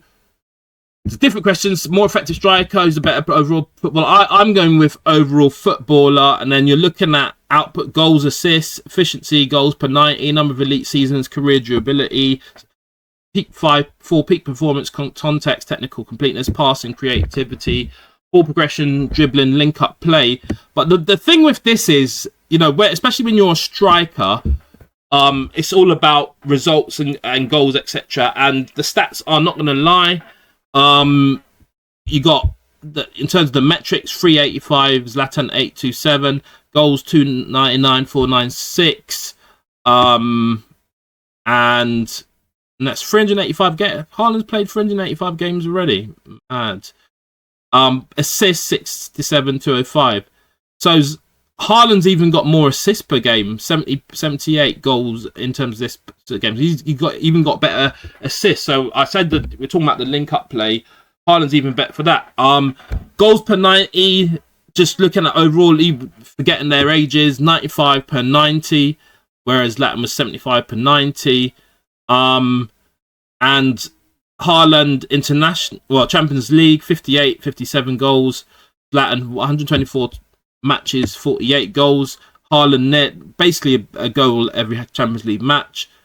36 Premier League goals, first season, treble winner, European. And you could argue maybe he's peaking early, but that is a high peak, isn't it? But European Golden Shoe, multiple 50-goal seasons, 50 goals at PSG, so similar levels. But Zlatan's peaks last long, but that is down to time, which obviously favours Zlatan being the older player who's now retired. But elite clubs favours. 1 second. Elite clubs, obviously Ajax, Juventus, Inter, Barcelona, Milan, PSG, Manchester United, LA Galaxy. Zlatan's been in more leagues. Haaland's only been in Austria, Germany, and England. Internationally, obviously, Haaland scores better. And yeah, so I think in terms of adaptability, Zlatan's probably a bit higher because he's been able to prove that. But overall, if we're ignoring age as a factor and experience, Haaland's more the effective goal scorer and more productive. Whereas, and I agree with this, if you just look at their records, Zlatan's probably better overall.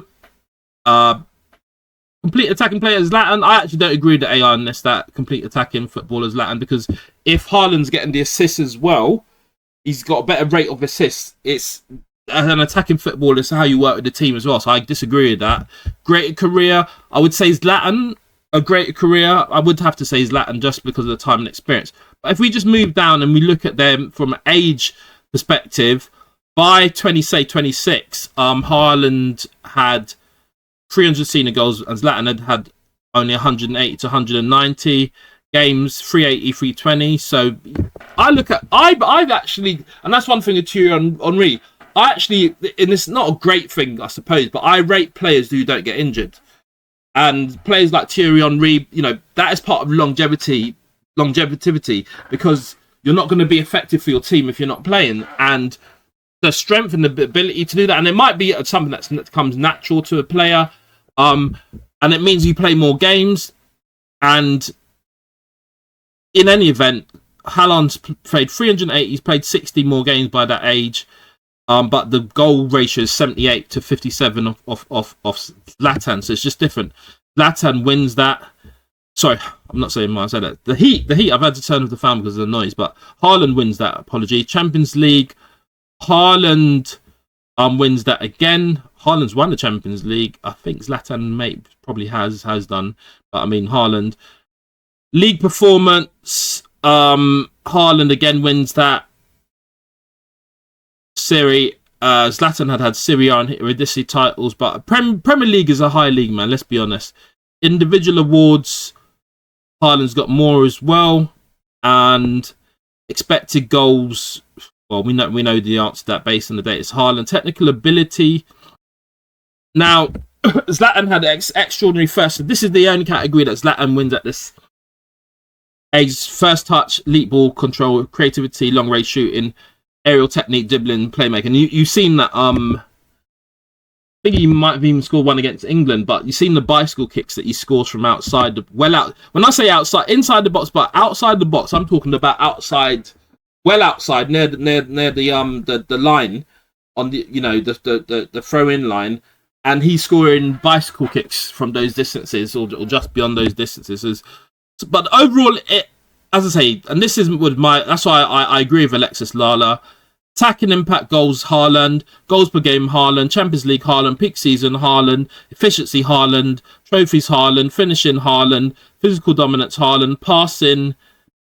All of that, and creativity, technique, and flair, they do go to Zlatan. So it's an 8-4. But the overall assessment is that, sorry, Zlatan. I know football is Zlatan, and Zlatan is football, and Zlatan is this, and Zlatan is that. And I rate Zlatan, but Haaland is a better player than Zlatan up to the age of 26. And that's simple as that. All right, moving on to the next topic. India Ari has commented on that Spend That tune by Young Miami. Raised a bit of controversy. Let's look at what's this lady's got to say about what's her name? Madam Joyce. Obviously it's got, let me see what she said. Where really all that stabbing niggas at? Where really all that stabbing niggas at?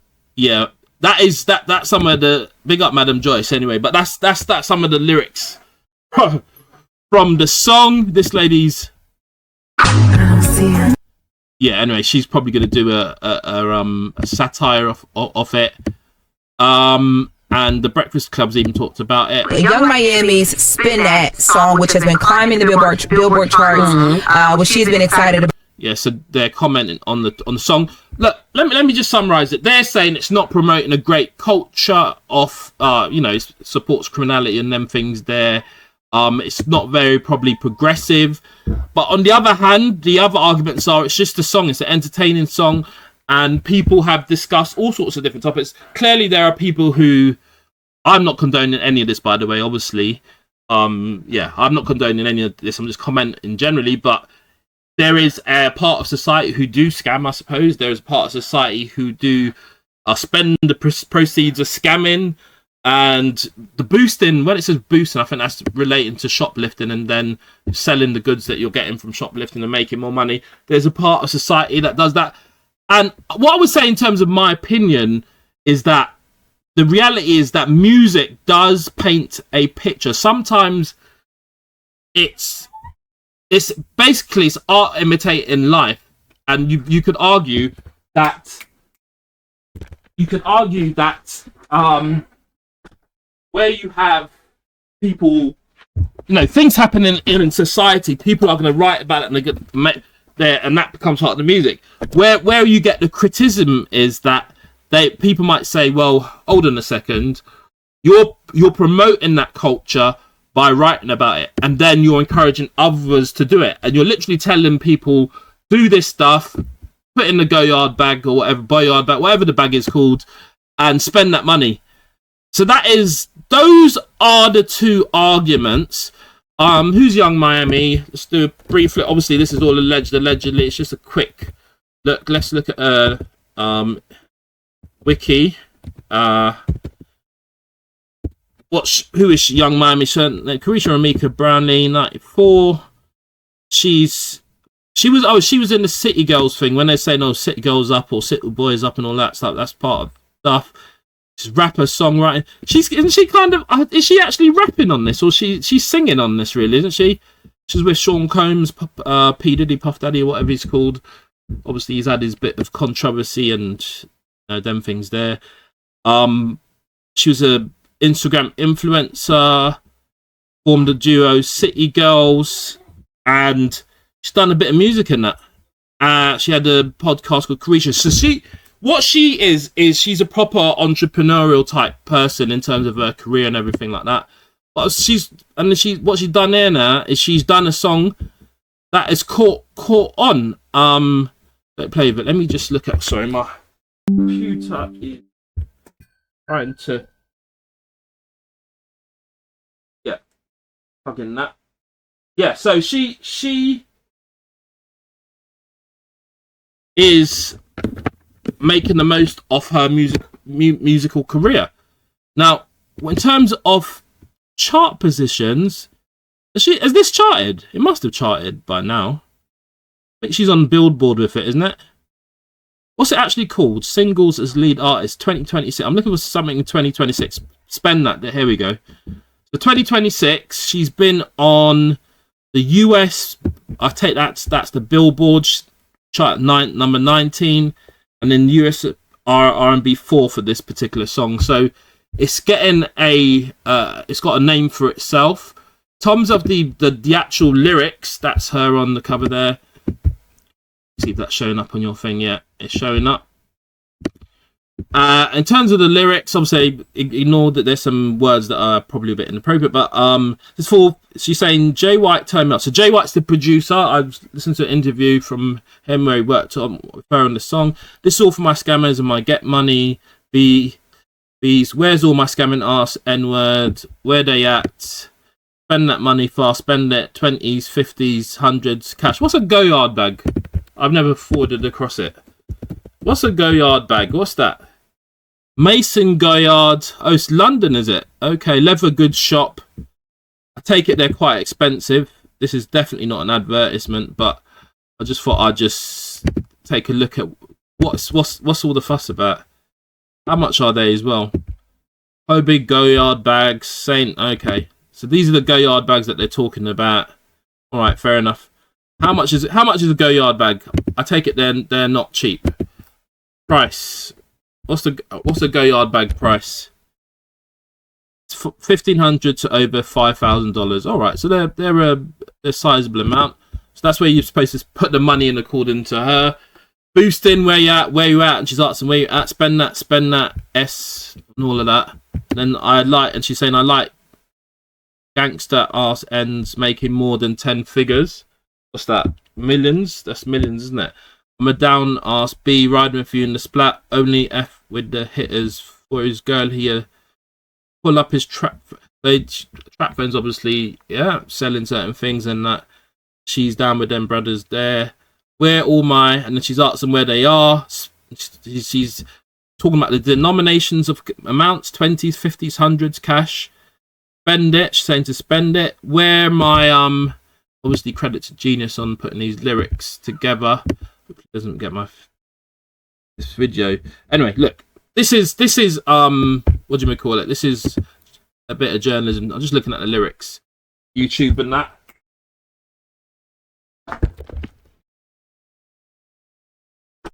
I'm just looking at the lyrics, and that's what's going on. Man. What's your view on it? Do you think it's promoting a criminal behavior, whatever it is? Do you think it's inappropriate? People might say, oh, should your children be watching this type of thing? But technically speaking, your children shouldn't have access to it if you're being a good parent, really, because you should be putting it to one side.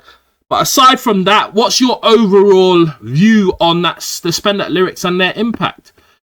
Regardless of what you think, no, it's charting, and Young Miami is the talk of the town, put it that way. But let's move on from there. Jadakiss and 38 Special. So they did a track on Benny the Butcher called Sunday School.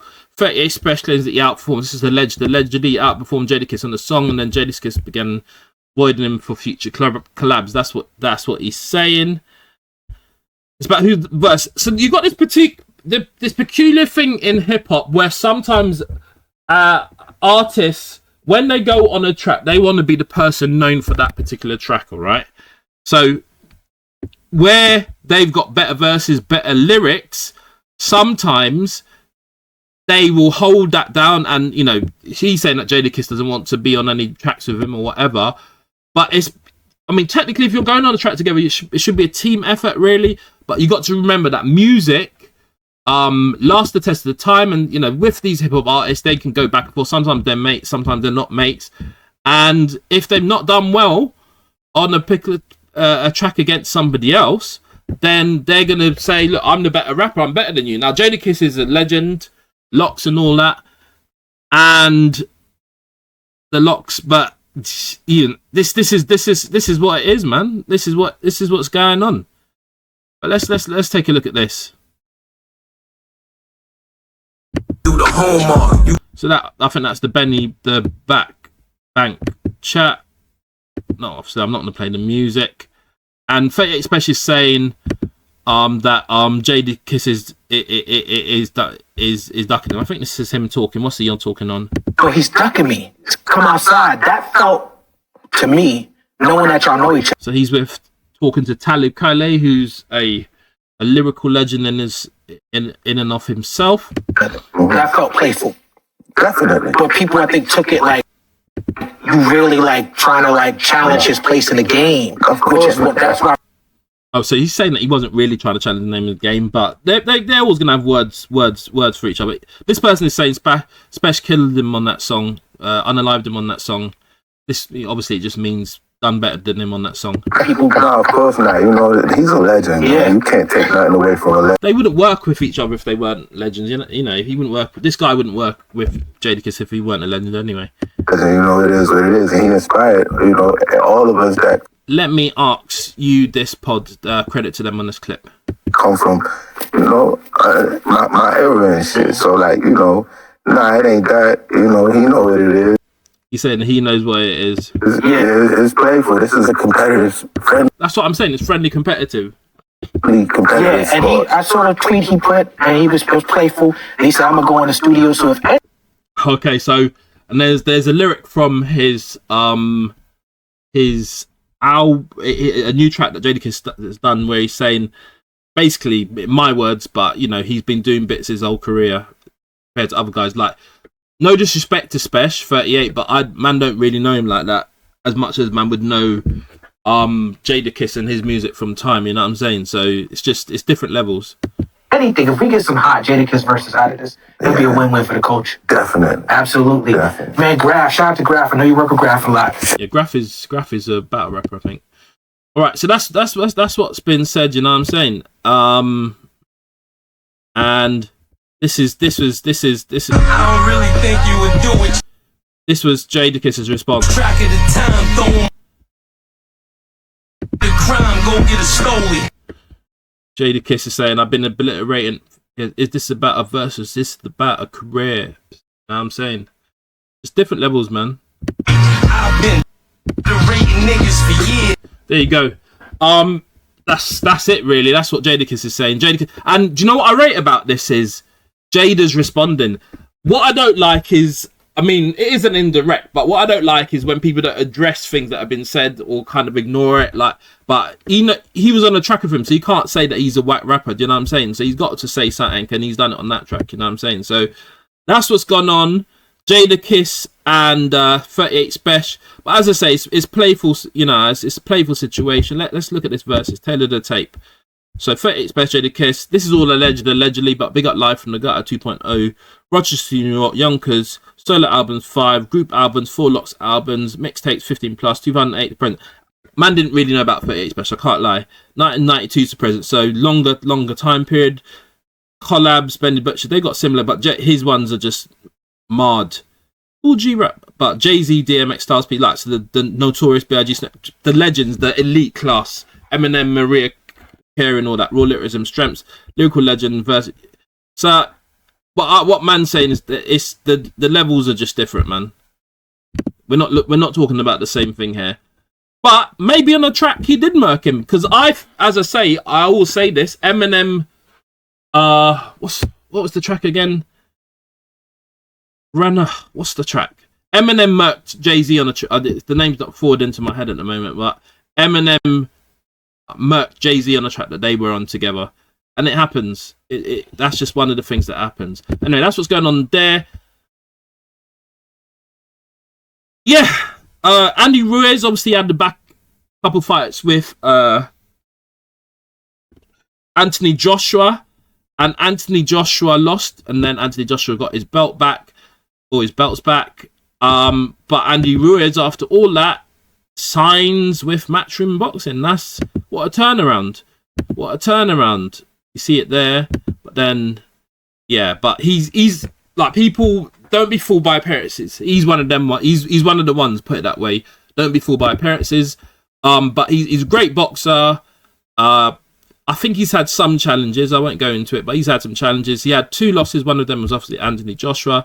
Wins 35. He's got a great record. Let's be honest. He's got a great record. 38 fights, 35 wins. Who's he really fought though? Let me just go through that a bit. Obviously, Wikipedia, everything's allegedly. Let's just look at who. Is there a list of the people he's fought? He's fought Luis Ortiz. He beat Luis Ortiz. Drew with Gerald Miller. That's okay. Gerald Baby Miller. I'm surprised about that. He lost Anthony Joshua, obviously. Beat Alexander Domenico. This Joseph Parker, he lost Joseph Parker. So what I'm saying about this is not really, his opponents aren't high level. Joseph Parker's decent enough, I suppose. Wouldn't say he's a world beater. Manuel Quezada, Joe Hank. I don't really know these names too tough. It's not, these aren't name brand names. I can't lie.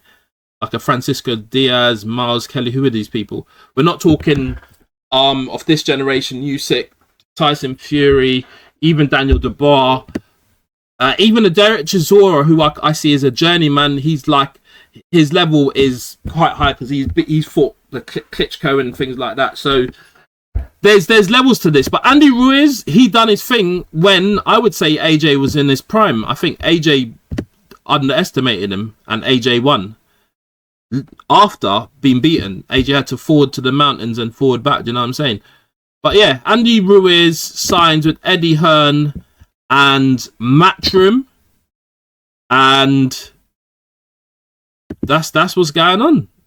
That's what's going on.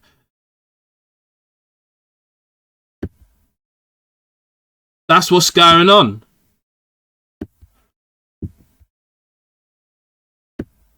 All right, now moving on from that, we're going to look at these UFO, UAP. We'll rock through this. I've looked through this couple of videos already. It's interesting. I want to focus on the I'm not too interested in the word files or whatever they are. Let's look at the videos. Let's go straight to this one. This one is 2025. So it's this one's again the number one with these star things. Now, if you believe in the Bible or religious, but there's an Ezekiel story. Ezekiel saw the wheels. Some people think angels look a particular way, with like a sort of one eye, and then these striations. Other people think these images are flares. But let's look at this one anyway. Hope you can see it clearly. I'll move the video. Well, let me just pause that so you lot can look at that video properly. I'll just move that over so you can look at that clearly. But this is a video. Have they given a date? They're not really given a date. I don't think they've given a date. Okay, so it's released on 10th of July. Okay, so they're saying it was taken on the 1st of January 2025, according to this. But let's look at that quickly. It's like a kind of, I don't know, something with what? 1, 2, 3, yeah. 6 points. 6 points. 1, 2, 3, 4. Anyway, it's lines, intersectional lines. So 1, 2, 3. So like 3 lines crossing each other in a quite uniform fashion, but it's an item that's moving in the air. Some people think, oh, it's flares, but you know, that's one of them anyway. Let's go on to another one. This one is, what date was this one? And obviously they're going to redact a lot of stuff. Well, this ain't again date taken January, is it? This video is 5 minutes. And what we see now, so there's an item here. Can you see it? It's just kind of moving quite swiftly. And you got to bear in mind, these clouds are quite enormous. So the speed is quite, it's significant. It's significant. I'm not going to do up the whole page. All right, that's if it's just going to be the whole thing. And they were tracking it for some time. That one's a bit more closer. And it's just jetting through the air like that. Unexplained stuff. You know what I'm saying? Just unexplained stuff. What do you lot think about that? Anyway, so that's one. We'll look at this one here. Gulf of America.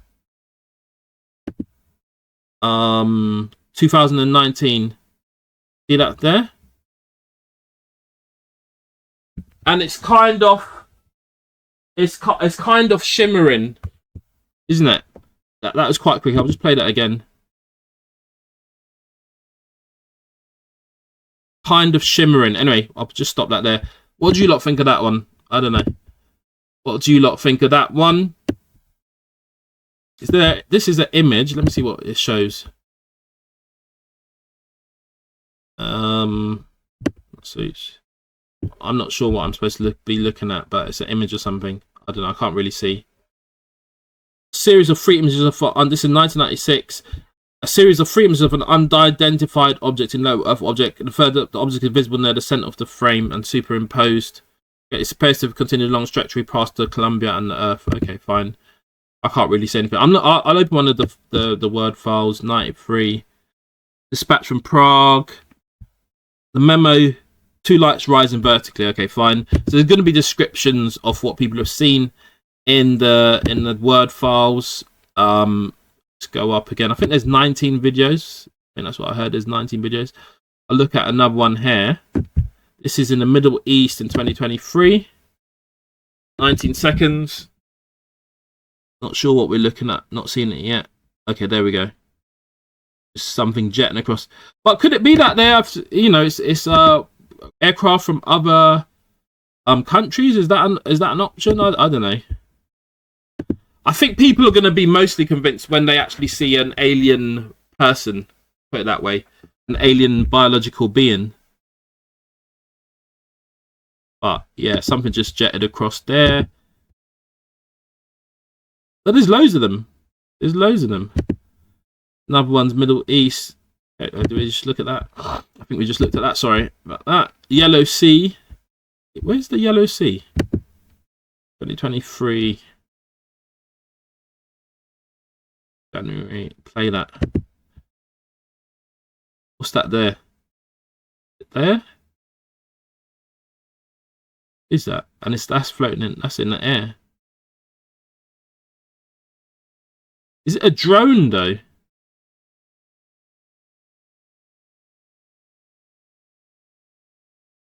And that's the other thing. That doesn't look massive, but are aliens small? Can they be small fit beings as well? I don't know. Fit in something that size, that doesn't look enormous. But what is bizarre is that they don't have traditional means of flying. It's kind of what I mean by that is generally you'd have maybe a couple engines at a particular point. You might be very aeronautically shaped, so to be able to contend with wind and stuff like that.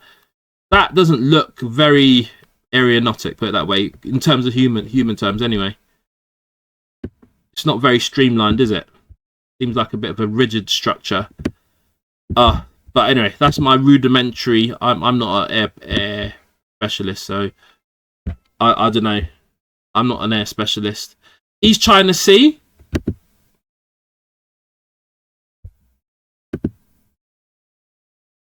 Something similar again to that.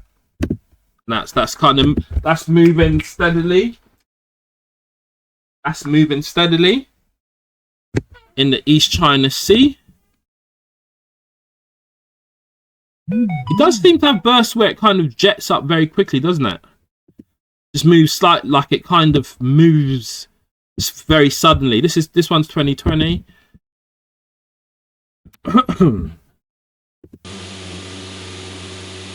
Obviously, they're probably in the aircraft, hence the noise. But what was interesting about this is the sudden movement up and down, which isn't very usual in human military crafts or whatever it is. That was interesting. But you can see it there. See that? Alright. Right, that one there. Give me your thoughts though, you lot, man. What do you think about all this? Do you think it's other countries or do you think it's other planets? That's the big question.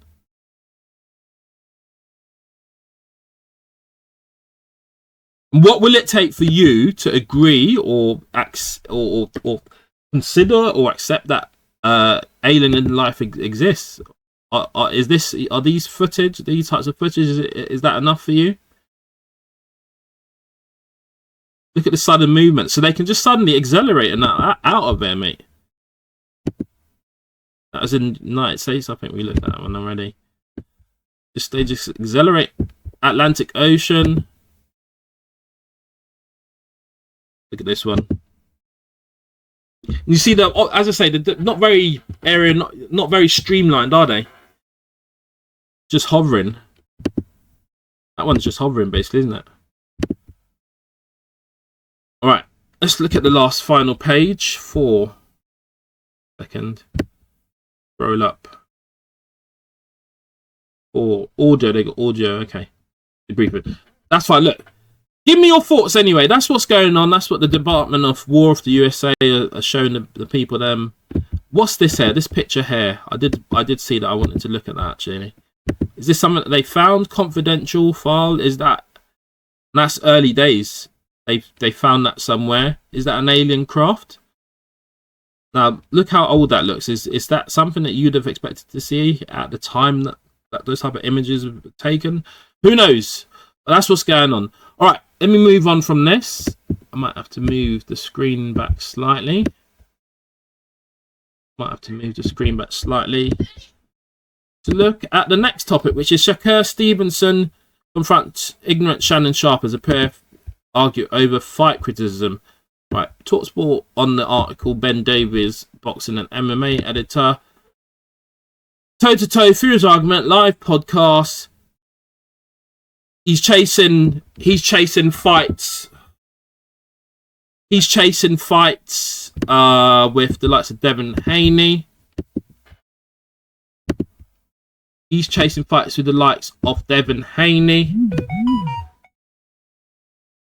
Bizarre criticism suggesting that his style is boring, given he's got the most comprehensive KO record. Let's just take a quick look at his fight history. Yes, Shakur Stevenson.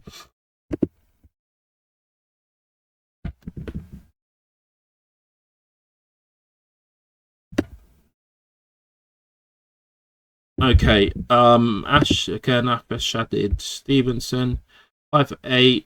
He is featherweight, lightweight, welterweight. Total fights 25, no losses. He got a gold in the Youth Olympic Games, but a silver in Olympic Games in 2016. And Andre Ward's his manager, is it? Or has been his manager. And his win by KO is 11. And what Shannon's saying that he's boring or something.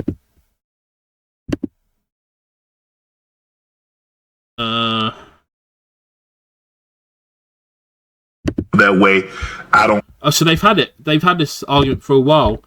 Let's hear what they're saying anyway. Let's just get. Don't know shit about boxing. You're being ignorant. That's it. I said I laughed. Unc Moving had 140 pounds of food. He's called Unc Shannon. That's what he should have. He's not my uncle or anything like that. But ignorant is something that should never come out of your mouth because you don't have a degree. Okay. I run circles around you. I mean, Shannon, he's a boxer. Having a degree is useful, I guess, but I'm not sure how useful it is for somebody who's trying to knock people out. I don't know. Brother, I don't give a fuck about. I'm sure Shakur knows a lot about boxing. He's unbeaten. I've never called you ignorant. I've never called you ignorant. On the planet that has not. He's saying be respectful. He's saying be respectful.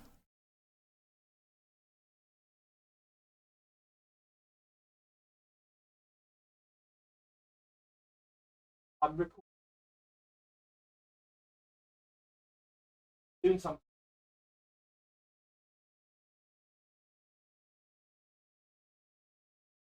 Yeah, so he is he is. Yeah, they're going back and forth. They're Finish arguing. high school or finish school. That is I'm not smarter talking than about the them. I'm smart talking to you. motherfucker. They didn't call me I'm saying ignorant. you're You being did. ignorant. So Shannon's saying that Shakur called him ignorant. Be You're respectful. being ignorant when it comes to the sport of boxing. He's saying he's been ignorant when it comes to the sport of boxing. You're ignorant about all I don't sports. care. I'm not trying to be the smartest. I've got Shakur on this one. I can't lie, because because do you know what I mean? He's being a boxer. I got Shakur on this one. Still, it's funny though. These two going back and forth, generational conflict, but it's not that deep though. It's not that deep. This nigga about all sports. You're not the smartest boxer. I'm not the smartest boxer. I'm a way smarter boxer than your favorite fighter. You don't know who my favorite fighter is. That said, showbiz, selling fights. The reason why they're even talking, they don't have any major issue, or they wouldn't even be talking, man. Come on. I don't have to know. You got upset because I don't fall in praise you. No, Your style is boring to You're me. not really hearing me. Your style is still boring. If you can't knock. Oh, okay, so that's the root of it. Shannon reckons his style is boring. So what, Shannon? He's winning. Like, I guess being less boring sells fight, putting yourself at more risk might sell fights, but is it worth the risk? I got Tiafimo, you damn sure can't knock me out. Mickey Mouse bigger than you. He's not good. You lot are different weights. Shannon, you're heavyweight, definitely. But yeah, you ain't gonna fight, man. You ain't. There's no fighting happening. Chill out. His weight class. He wasn't 130. I was 135. He's 140. I can't believe Shannon's got unboxing gloves. 140 pounds worth of food. He said that's why I was laughing. I 140 pounds of food. These people are loving it. Big up. Instagram MK, bigger up. Well, beat your ass. You know, he too small. Anthony will beat. Nah, you lot. Hey, stop it, man. You never throw a punch in your life. I'm like, this ain't going to distance. You're not gonna land shit on me. You got a career. That shit will end. I promise you, that shit will end. These lot are hilarious, man. Whoop your ass. I fold your ass up. I said I'll fold you. Nah, these man ain't serious. How old are you? Or you scared? Ain't no scared. Us now, oldie is mad. How old are you? I don't know how old I am. He's still got respect though. He's calling him Unc. How old are you? But I bet you what. And I don't know how old I am. I get your age. I have more money than you. I've been your. Oh, they're doing the money thing. Okay, say no more. You've never been mine. What don't need? I don't need. I've been your age. You haven't been mine. I mean, that's kind of how time and chronology works, brother Shannon. Don't know shit about boxing. You're being. All right, that's what the debate was about. It's bad. It's not that deep, but yeah, and we'll see them on the show again. This is what happens. Jay-Z brought out Nas to the Reasonable Doubt anniversary. There you go. Brought out Nas and Jazzo. Obviously, Jazzo is where he got his name from. At the Yankee Stadium. Jazzo, there you go. Hip hop legends, man. Reasonable Doubt 30th anniversary. You know that he had that Roots freestyle, and that's what he's kind of advertising. Also, Stallone turns 80. Is that the party? 4 days ago. Rocky legend. Yeah, he's an absolute acting icon, legend. Obviously, passed the torch on with the Rocky stuff to Michael B. Jordan, who's forwarded it on. This, you lot need to pattern the celebration. That looks like something else, but I won't go into it.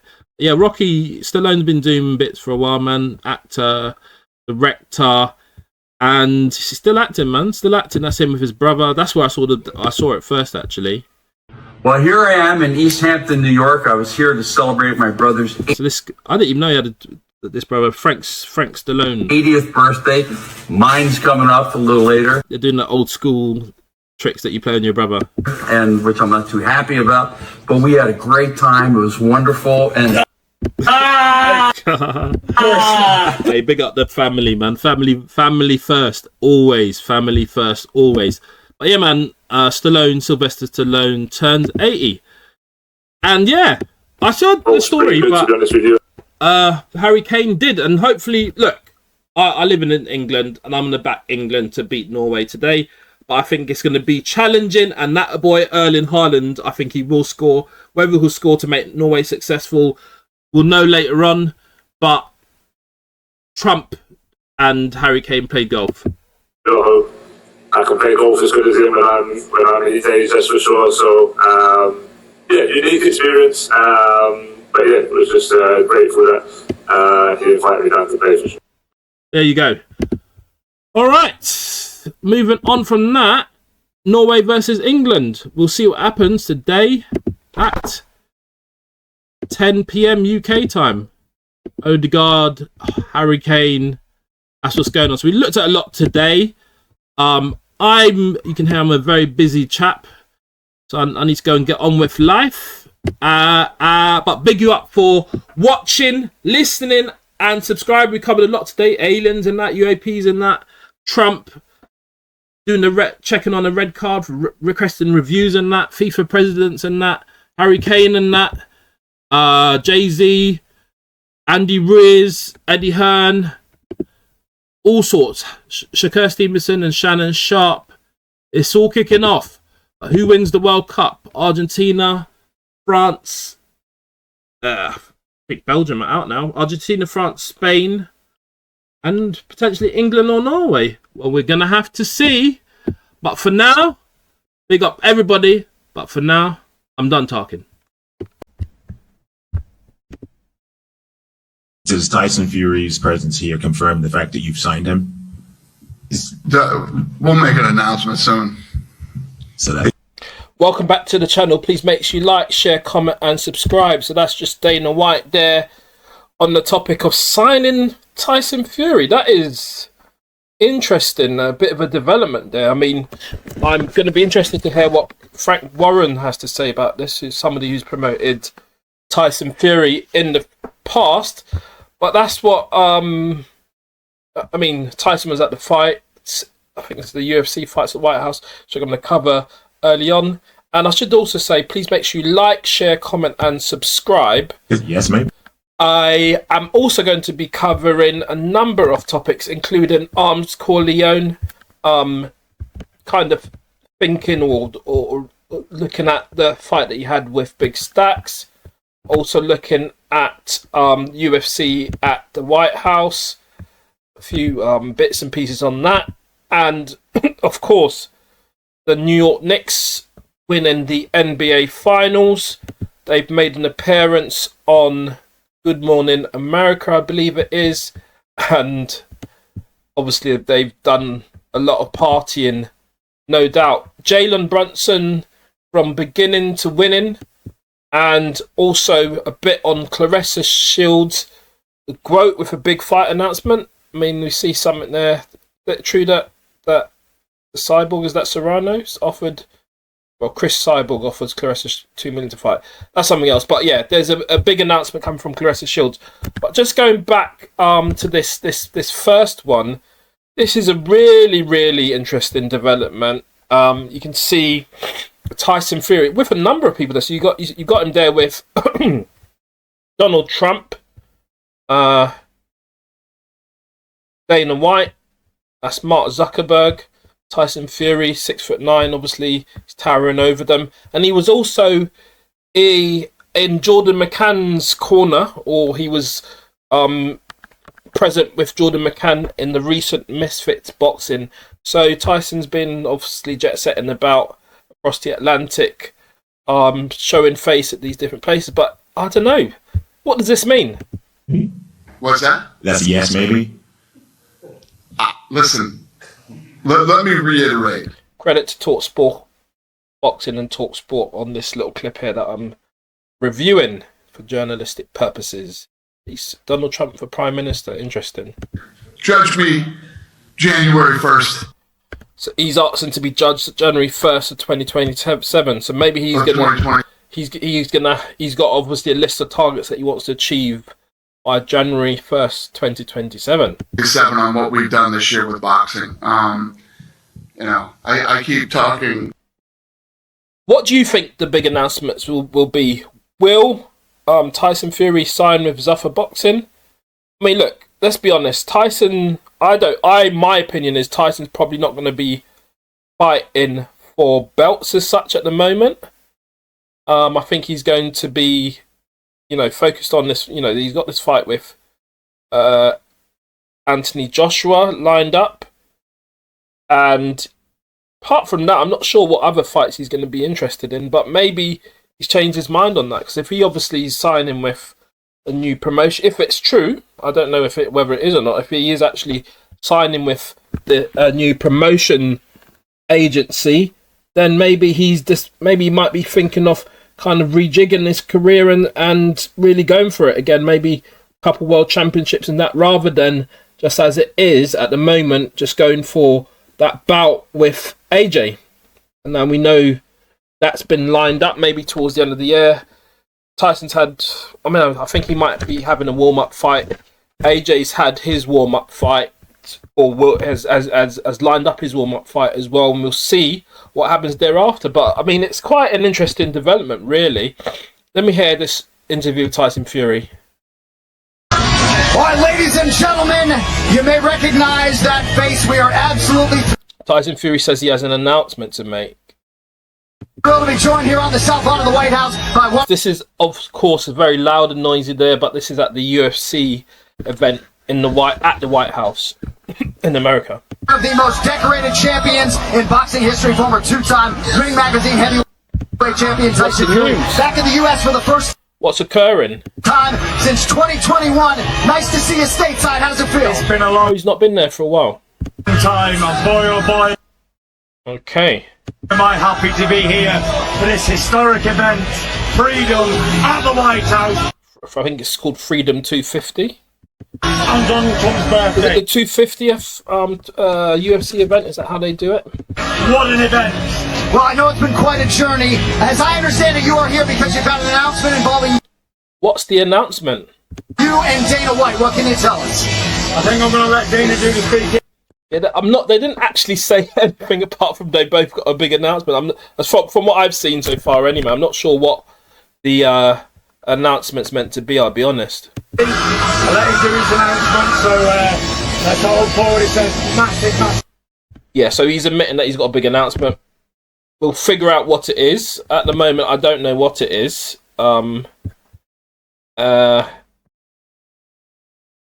Is Dana going to promote the Anthony Joshua and Tyson Fury fight? I mean, it's probably going to be the UK's biggest ever fight, so we'll see. I think I'm going to let Dana do the speaking, but it's a massive announcement. Sky Sports and reporting on the same thing. We'll make an announcement soon. Listen to me. Let me reiterate. Judge me January 1st, 2027. That's his wife. I think she said that she's got 10%, or she's got a percentage of Senegal DNA. I saw that on TikTok, incidentally. But yeah, that's besides the point. But listen, let me reiterate. Judge me January. This is what Dana was saying. Judge me January 1st, 2027 on what we have done this year with boxing. All these other guys are talking a lot of smack, probably referring to Eddie Hearn in particular, but maybe to Frank Warren, I don't know. I haven't said anything about any of these guys. I haven't talked about anybody or any stuff. I'm in my own lane, I'm doing my thing, just sit back and watch. The last couple of weeks I've been hearing from the media and other people that I'm not involved in the Fury versus Joshua fight. It seems like everybody is always wrong. So it's kind of an inkling about what this big announcement might be. Dana's maintaining that he's part of the fight, but this is what Frank Warren had to say in terms of promoting the Anthony Joshua Tyson Fury fight. But this is what Frank Warren had to say on it. Seeing Dana White say on stream that he's going to be the promoter for Fury versus AJ. What's the situation with that? Well, he's not, because the contract with Tyson. So he's saying he's not because of the contract with Tyson. Says that Zuffa will not be able to promote that. Well, Zuffa will not be able to promote. But Dana White is, he might own, or he's got association with Zuffa. Maybe it's going to be another corporate body. Maybe it might be Dana White himself. Who knows? There's ways around. If that contract does indeed say that, I've not seen it, so I can't say yay or nay. It does indeed say that. Well, he might just use another name to do the deal. Who knows? Who knows? And that's what Frank Warren had to say on that issue. Zuffa got told to remove all their posts. This is Eddie Hearn speaking on the situation. Big up Fight Hard TV, Modern Day Gladiators, etc. on the clip. Regarding what he said at the press conference, right? No one even mentioned it. Do you know what I mean? I even put it on my story because I said, "Good boy, Dana, take your post down." Okay, so apparently they got told to take the post down, suggesting that he would be promoting it. But we're gonna see. We're gonna see. Dana White speaking on this is at Freedom 2250, the UFC event at the White House. Tyson Fury showed up tonight and said that he had an announcement to make, but he wanted you to make it. Why was Tyson Fury? Yeah. Yeah, I mean, for the last couple of weeks, I've been hearing from the media and other people. So look, it's kind of directed the point that it seems Dana's suggesting that he's going to be promoting the Tyson Fury versus Anthony Joshua fight. I'm not sure whether he might be doing it jointly with Netflix or Frank Warren or Eddie Hearn or not, but he's saying he's a part of it. That I'm not involved in the fight. I've been hearing that Tyson Fury couldn't get out of the country and couldn't get into the United States. And well, yeah, Tyson Fury is definitely in the United States. Just seems like everybody's always wrong. Tyson Fury. There you go. So look, action, as they say, action speaks louder than words, and Tyson's right there, standing behind the president, next to Mark Zuckerberg, next to Dana White. What can we say, man? Business is business, as they say. You are welcome, my brother, Tyson Fury. Welcome back to America. Big announcement coming by us about your fight against Anthony Joshua. I presume that's Turkey Al Sheikh is saying that on Twitter or wherever that is. Look, it seems a bit certy, I can't lie, but we'll see what happens in the next couple of days. I'm definitely going to revisit this topic again. I've definitely looked into it in the past, so yeah, keep watching, keep subscribing, and also give me your thoughts on that one. As you say, obviously I don't want to go too deep into the clips and that because for obvious reasons it's MMA, so there's going to be gore. But look, you can see Donald and Dana White there lining up on a red carpet, so to speak. That's the arena. Look at the size of it. Runs right in front of the White House. So obviously, in the event of rain, or also because of the lighting and the rigging. So that was all set up. Dana White and Donald having a chat. This guy saying some stuff. I've heard the statements, apparently a couple of controversial statements about former president's spouse or something, but I haven't heard. I'm not saying it didn't happen. I'm saying I haven't listened to the clip yet. But that's obviously out of order if you're saying naughty things about people. Sean O'Malley fined 1.2 million for illegal walkout. What does that mean? 1.2 million? That's a lot of money. When was that? What, illegal walkout? What does that? What actually happened there?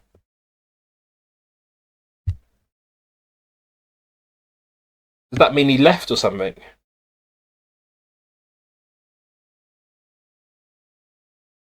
I don't understand the context. Why is it illegal? Why is it illegal? Let me just do a quick search. Why was Sean O'Malley walkout illegal? Why? Are they suggesting that he left the fight? I don't know. Sean O'Malley. O'Malley walkout. Illegal. Why? I'm not getting it. Okay. There's no official Sean O'Malley ever performed an illegal walkout. The term refers to fight against which one was called. No, This is at Freedom 250. Trying to work this out, mate. Give me some answers.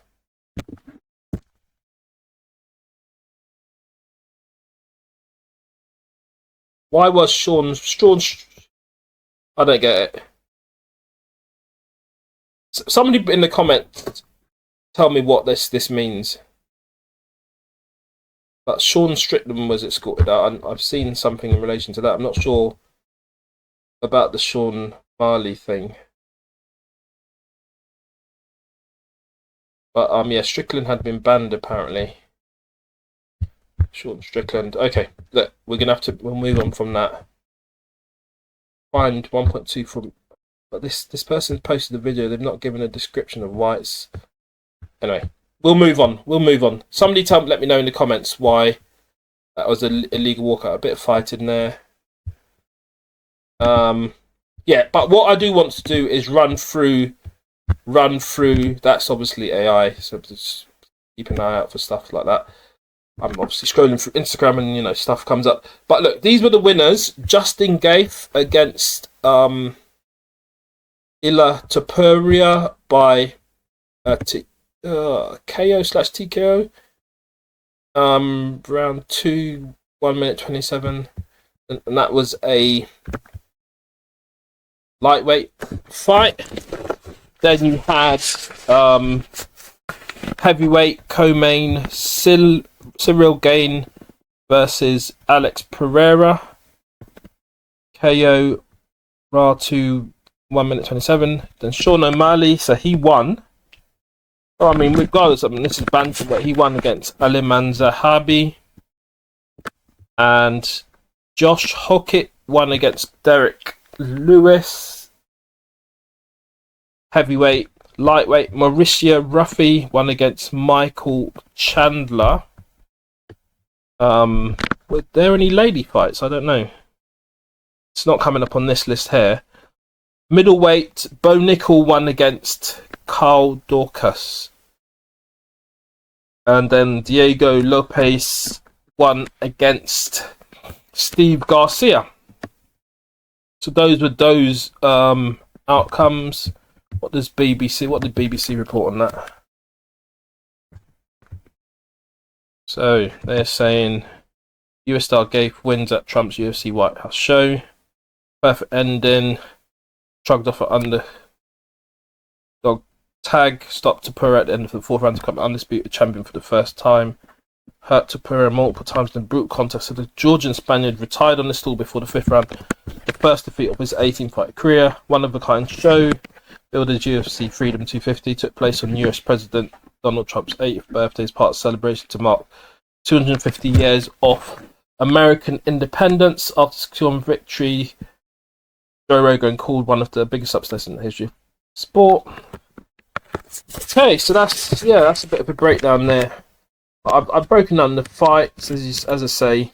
It's a big, enormous event at the White House. Probably security and everything was completely on lock for that. Logistics and planning. 85,000 spectators, 85,000 tickets. Then invite only. Time report at least 1,200 and approximately 4,300 seats. So it seemed there was only about 4,000. I don't know. There was planned to be 4,000 in attendance, but I'm not. We'll look into what actually happened in the event. And a lot of money involved. Regulation. Obviously, it's federal property. There's the fight card planning, contract discussions and fighter availability, entertainment, legal challenges, and all sorts going on. Obviously, it's public property, so there might be challenges to its use for a private event. And then there was some naughty things said about a former president's spouse. Okay, so that's what's happened there. Moving on, so big stats for Arms Corleone. Arms Corleone, as I predicted, won. And this is what, with everything, this is a recent post, very recent post, about 2 hours ago. This is what Arms Corleone's saying. Greetings to you, wherever you are in the world. Thank you for tuning in. I thought it would be good to sit down and have a conversation. Wants to discuss what happened, basically. I'm going to read what he's put here. He said, before we dish out the thank yous and appreciation posts, it's only right I give the truth to all those who paid and tuned in, expecting a war of the so-called and no longer the hardest man in the UK. Clearly he's referring to Big Stacks, only to witness body shots. A condition that was put in place by the challenger, who now goes by the name Stacks, the softest boy in the UK, himself solely to protect his neck after he really realised how real it was going to be. Click the link in my bio to watch the full video. Thank you and respect. So he's not having it, basically. If you guys, just to shed light on the truth and just to I might speed this up. give you an overview of what went down during fight week from my perspective. Yes, greetings to you, wherever you are in the world. Anyway, there's his summary there. Obviously, you lot go and watch the full video. Make sure you run up his video and that. But he summarised what his feelings are in those paragraphs there about the conditions and calling Stacks the softest boy in the world. So we know what was on his mind. He obviously done an intro video on his YouTube, so on his Instagram rather, and I saw it go, So it go. This is him. It's how he went viral in the first place. This is ages ago. Man said the one rep work. Look at this. It's mad. Not to do the music. That's the one rep workout. Crazy. You lot can do that? I can do that. Of course I can do that. Come on. It's light work. Light work. And that's one rep. KSI is thinking, what is going on there? He's thinking, what is going on there?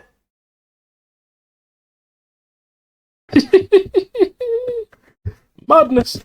Anyway, look, I should say as well, I'm not going to go into much detail in this video, but people have been offered out in Misfits boxing. That's all I'm going to say. There's like people being offered out, new contenders, and we might be seeing something a bit musical in the Misfits boxing scenario. That's all I'm going to say, but I'll forward back with a few videos on that. Just want to see like some proper reactions before I got you know what I'm saying? So yeah, but we might see some musical rapporteur in relation to the Misfits boxing, but we'll see whether there's going to be all sorts of boxing. But let's leave it like that for now. What I'm saying, obviously the New York Knicks won, and this is what New York looked like thereafter.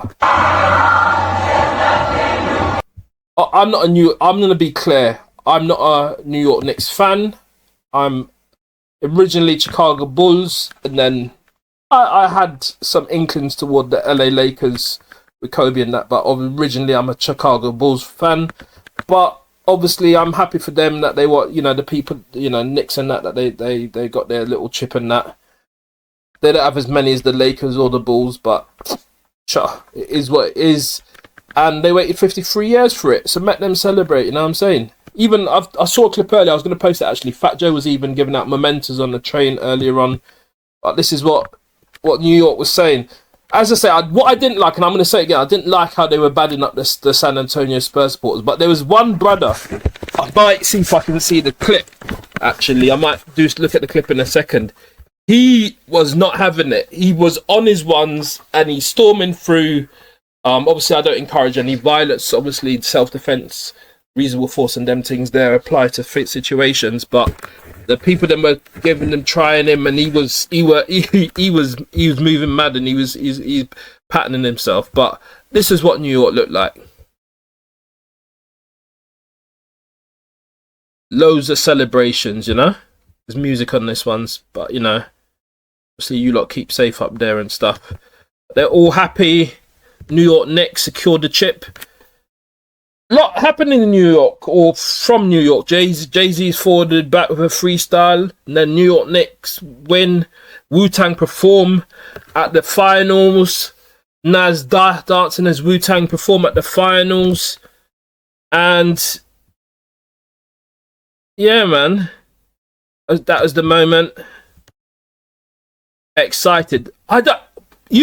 Somebody explained to me, they even been playing New York song, New York, the Alicia Keys song in church and them things there. But I don't understand what the correlation between mashing up school buses and winning is. You lot gonna have to explain that, because that is mad. Like, what's this about? Mashing up a school bus that is used to escort your children to school. Come on, man. You lot can do better than that. I don't understand that. I'll be honest. I have to balance things out. That's not good stuff, man. But they're the NBA champions, man. On the bus, going through and stuff. Oh, so do you know what? That was a preview, and it did happen. So y'all were right. But then they went on to the what? Hey, somebody in the comment. 1 second. What about the difference? What does fried mean? I obviously know what fried means, but somebody explain in the comments what fried means. Is it because he's tired from celebrating and stuff? But people saying he looks absolutely fried. Does that mean that he's just tired from all the celebrating, or does it mean something else? But yeah, man, they got the 5 main players there: Carl Townsend, Jalen Brunson, obviously OG is very crucial with that tip-in. But let's hear what's going on there. Coach Brown made and how he brought you all together. How is there a pause? There's a pause that he's not even answered. He doesn't even realise he's been asked the question. Crazy. What is going on?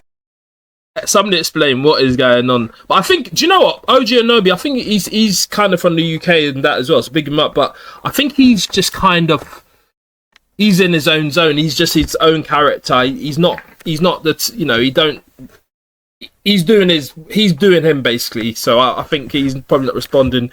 So a lot of people might expect him to, and he might just simply be tired. I'll be honest with you, he's probably just tired, man. He's probably just tired. National TV and that, but he's just probably tired, man. He's been great. Mike's been great, and he's been awesome at doing this. Carl saved him by jumping in and discussing the situation. He was listening to us and just hearing us out and adjusting the game. Talk about the difference, Coach Brown. Yeah, he's tired, man. He didn't even realise they're asking him a question. Talk about the difference Coach Brown made and how he brought you. Talk about the difference Coach Brown. Everybody's replicating the same clip. But big up Jalen, man. Yeah, that's what somebody's saying. His social battery's done, man. He needs to recharge. Let him go on holiday, man. Talk about the difference Coach Brown made. Let him go on holiday. He's tired, man. Yeah, let him go on holiday. Obviously, this one, Monica realising the Knicks were going to win. She's obviously a presenter. Been presenting the thing for time. 3 dribbles. 1 shot.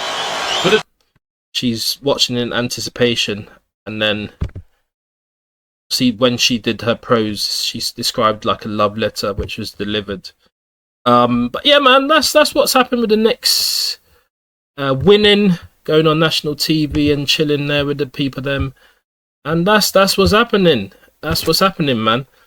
Obviously, Jalen Brunson's forwarded from a long way. His dad was really supportive of him, expecting the best. And what was really interesting for me, and his dad's even doing it now, his dad's saying now that he doesn't see his son as the best Nick.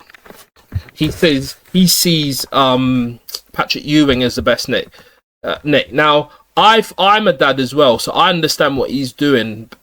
It might sound mad that he's not kind of bigging up his son, but with your children, you have to set higher targets, man. He knows his son's better. Like, I think his son's better than Patrick Ewing. His son's not as tall as Patrick Ewing. Been through a lot more adversity than Patrick Ewing in terms of probably the challenges as at his height that he's asked to go through. He's like 6'2", and he's twisting up Wemby's, twisting up all these different players and that. But his dad's probably thinking, look, he can still do better. Maybe he can get 4 rings, maybe he can get 6 rings, maybe he can get 2, whatever it is. He can do more than this. Let me not make him think he's the man now. Let me not make him think he's as good as Ewing or better than Ewing now. Give him something. Give him something to fight for, and that's why I think his dad still saying that that his son is not better than Patrick Ewing. Now, people are criticising his dad for it. I'm not criticising his dad for it. I completely understand what he's doing. He's setting targets, and that's how you motivate the youths, man. That's what he's done. And though that type of mentality, if we're talking about success, if we're talking about winning, that's why his son is now NBA champion, because you don't stop. Look at even here. I think this was after conference or during the process, and look, he's just focused on winning. He didn't celebrate early. He saw Wemby. Now, a lot of people dissing Wemby. He's a young brother and stuff like that, so he's probably going through a lot. I think an interview, well, he didn't have the best response in his last interview, but he's obviously upset for not winning. Okay, fair enough. I mean, people are going to take the mick out of him and all sorts. Fine. But I think he needs to adjust his mentality as well. I think he probably should have shot less threes and just gone to the hoop at your 7'4", or however tall he is framed. That's what you need to be doing. And unfortunately, he didn't win. But I think part of the sort of psychology as well, I'm not a psychologist at all, but I'm just thinking maybe he celebrated too early. Maybe he's not gone to because Wemby was playing last year as well, I think. But he didn't go as high as winning the conference finals and get to the finals. He didn't do that last year, and he did that this year. And he was crying, he was celebrating, and I even did a video on it, and people were slating him for that. And my response to that was, you know, of course he's going to be elated for being successful, but I think the point here is that actually, when you think about it, he celebrated too early. When on review, and I can be wrong as well. I can admit when I'm wrong. I think, look, the people who were saying that he was being corny, I think they were wrong for saying that. But actually, when you look at it in the overview, in hindsight, he was wrong for celebrating with such enthusiasm so early, because that was indicative of him kind of not giving up, but kind of thinking the journey was over. And the journey wasn't over. He had to go through potentially 7-game finals. He didn't reach 7 games in the end. They only got to 4. Sorry, 5. Only got to 5 games in. They won 1. When we did some good work in that, they won 1. Only got to 5, but he celebrated too early. And Jalen Brunson's only focus had the ball in their hands, and might take it as on winning. Maybe a slight, but it doesn't sound like you did. Why was that something that you were so happy to go? He said, why is you so happy to go? I want to know the story too. I want to win. That's it. What a great mentality to have. Not seeing himself as a star, celebrity, whatever it is, and he just wants to win.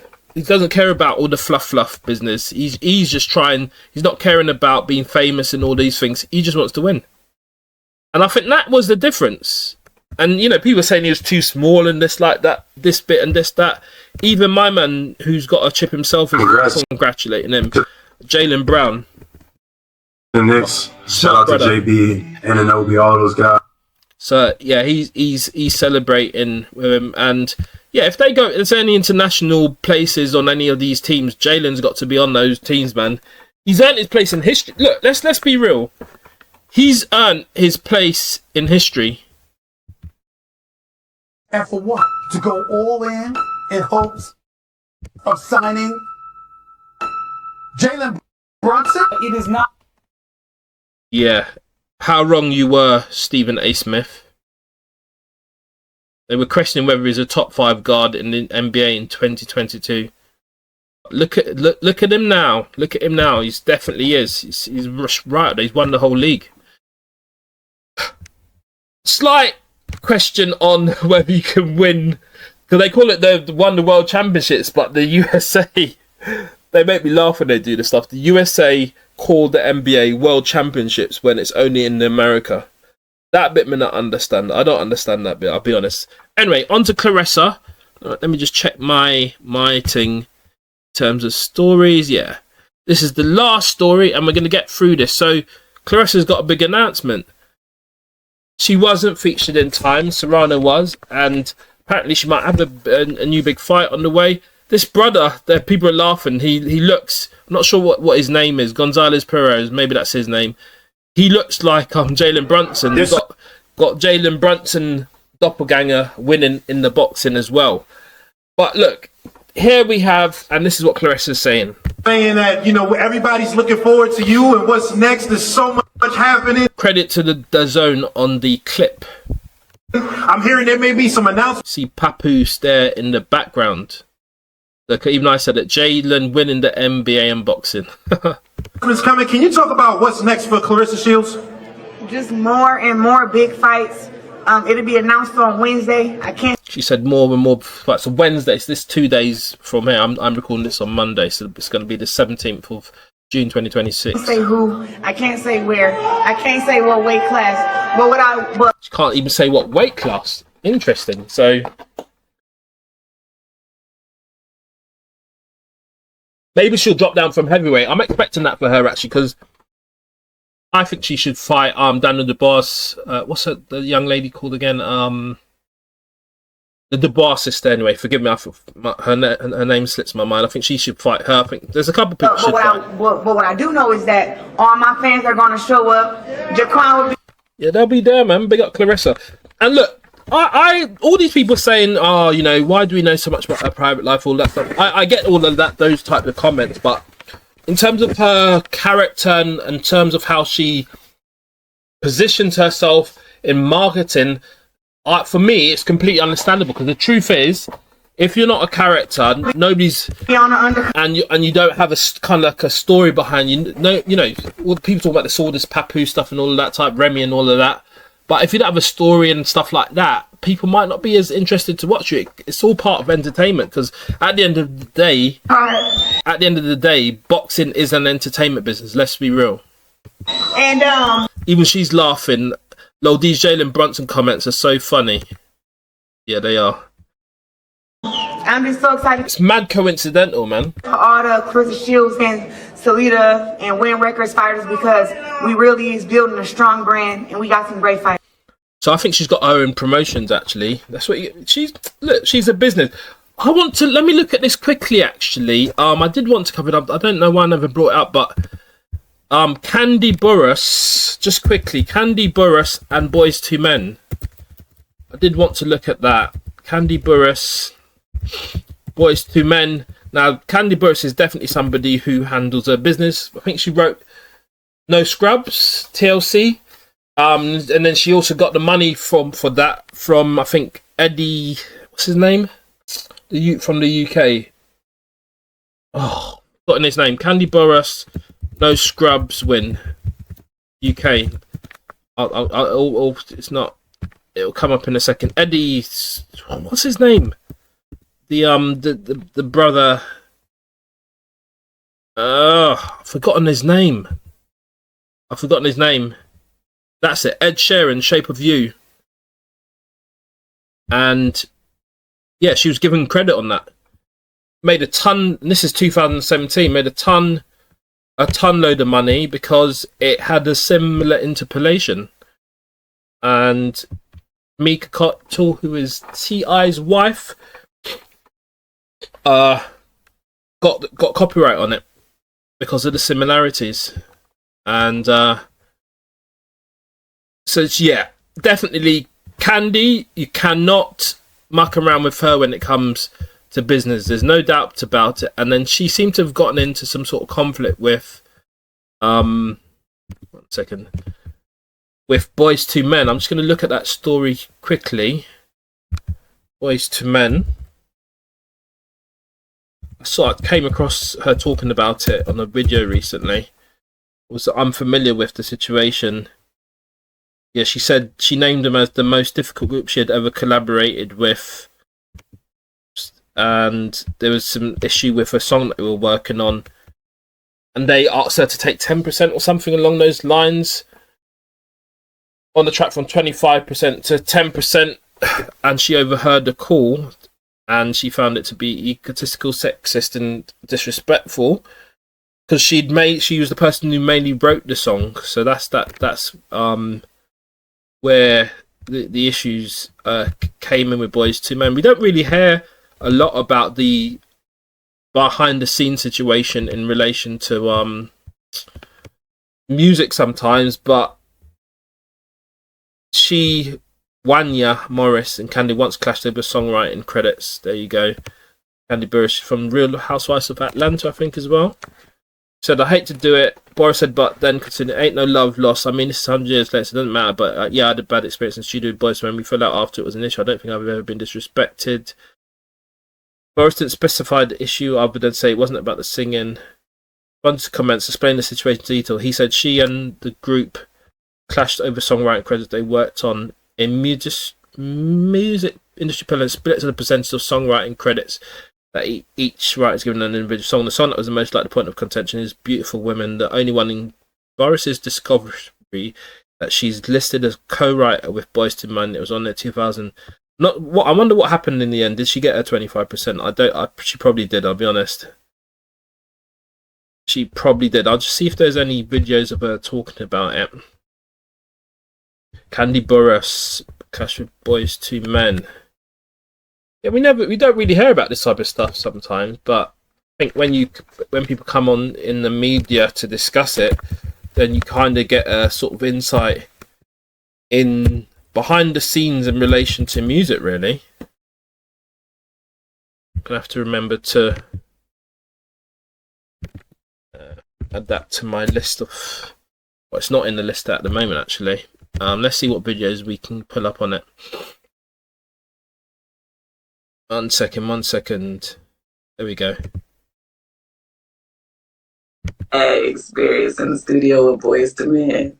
She sat down with Eddie Levert Sr. Just on, okay. Yeah. You know, when you say bad experience, it was bad. Saying it was bad, and as I said, I've given you the detail of it, so I'm not going to play the clip too long, but that's the background. Sing, couldn't they? No, about the singing. It wasn't about the singing. Yeah, it was not the singing. Yeah, she's a businesswoman, man. I rate her still. I can't lie. I rate her. That's why I'm looking into this as well, because she's done some good business over the years. Definitely has. What did Wanya? Is that his name? But to me personally, I just, I could take her or leave her. Now I think that she's a cool person. Yes, obviously he's responding to it. I think that, when I watch her on TV or whatnot, I think that she has very valid things to say. I think that she keeps things on a level when it comes to her personality. Yeah, she's suggesting that you tried to finesse her, bro. I don't know, but obviously you're entitled to respond to it. I have nothing bad to say about Candy. It's just we work differently. And I try, we try. So she was pretty. So I think it was good business practice that before you end the studio, because I know what tends to happen with the music business is I think people work on stuff and then make an agreement about it afterwards in terms of how it's released, etc. But Candy's like, no, I'm not letting this get to the end before I understand what the terms and conditions are and the contract is, and what the splits are, and this is what my split should be, etc., etc. And maybe bro weren't used to that. But she's saying she wants to know. Because the thing is, if you don't, then there is a risk that people say, oh, I didn't mean that. And then either you miss out or you could be fighting for years to get what's yours. So Candy's like, nah, give me my split. This is a split I want, and this is what I'm going to get. And she's setting that out. She's setting that out from early, basically. She's just setting that out from early. And that's what's happened there. So I'm just going to remember to do something really quickly. Candy Burris v Voice Boyz II Men. Imagine that. Clash. But anyway, big them all up same way. Great musicians, Boyz II Men. Great businesswoman. She was in her own group herself, Candy Burris, and she's making really big business moves. But this is what happens sometimes when people clash in music. This is what happens. And look, we're all adults at the end of the day. everybody's look. You should deal with people respectfully as much as you can, but in situations, not everybody's going to get along. That's just how it is sometimes. It is what it is, man. Let's saw it go. So anyway, big up everybody for tuning in. I thought I'd run on a number of different topics there, which we've gone through. Obviously, the Tyson Fury, Zuffa boxing, the event at the White House, Arms Corleone responding to some stuff and just reviewing the Knicks winning, and the parents on Good Morning America, Jalen Brunson from beginning to winning, and then Claressa Shields, apparently a big fight announcement. The GOAT's in the building. 18 fights or not, or 19 fights or not, she's done her thing, man. Yeah, you know what I'm saying. That's all for now. Please make sure you like, share, comment, and subscribe. And I'm done talking. Done talking, even.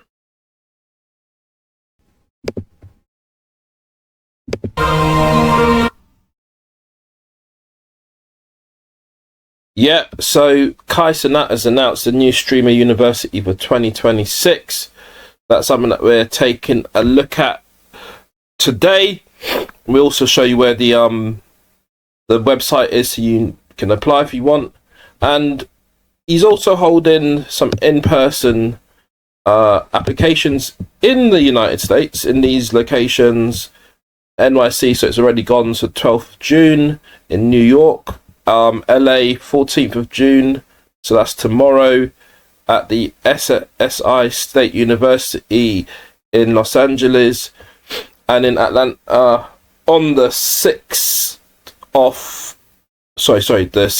of June at the 755 Hank Aaron Drive, SE, Atlanta, Georgia. So that's where he's holding those. Is there any more?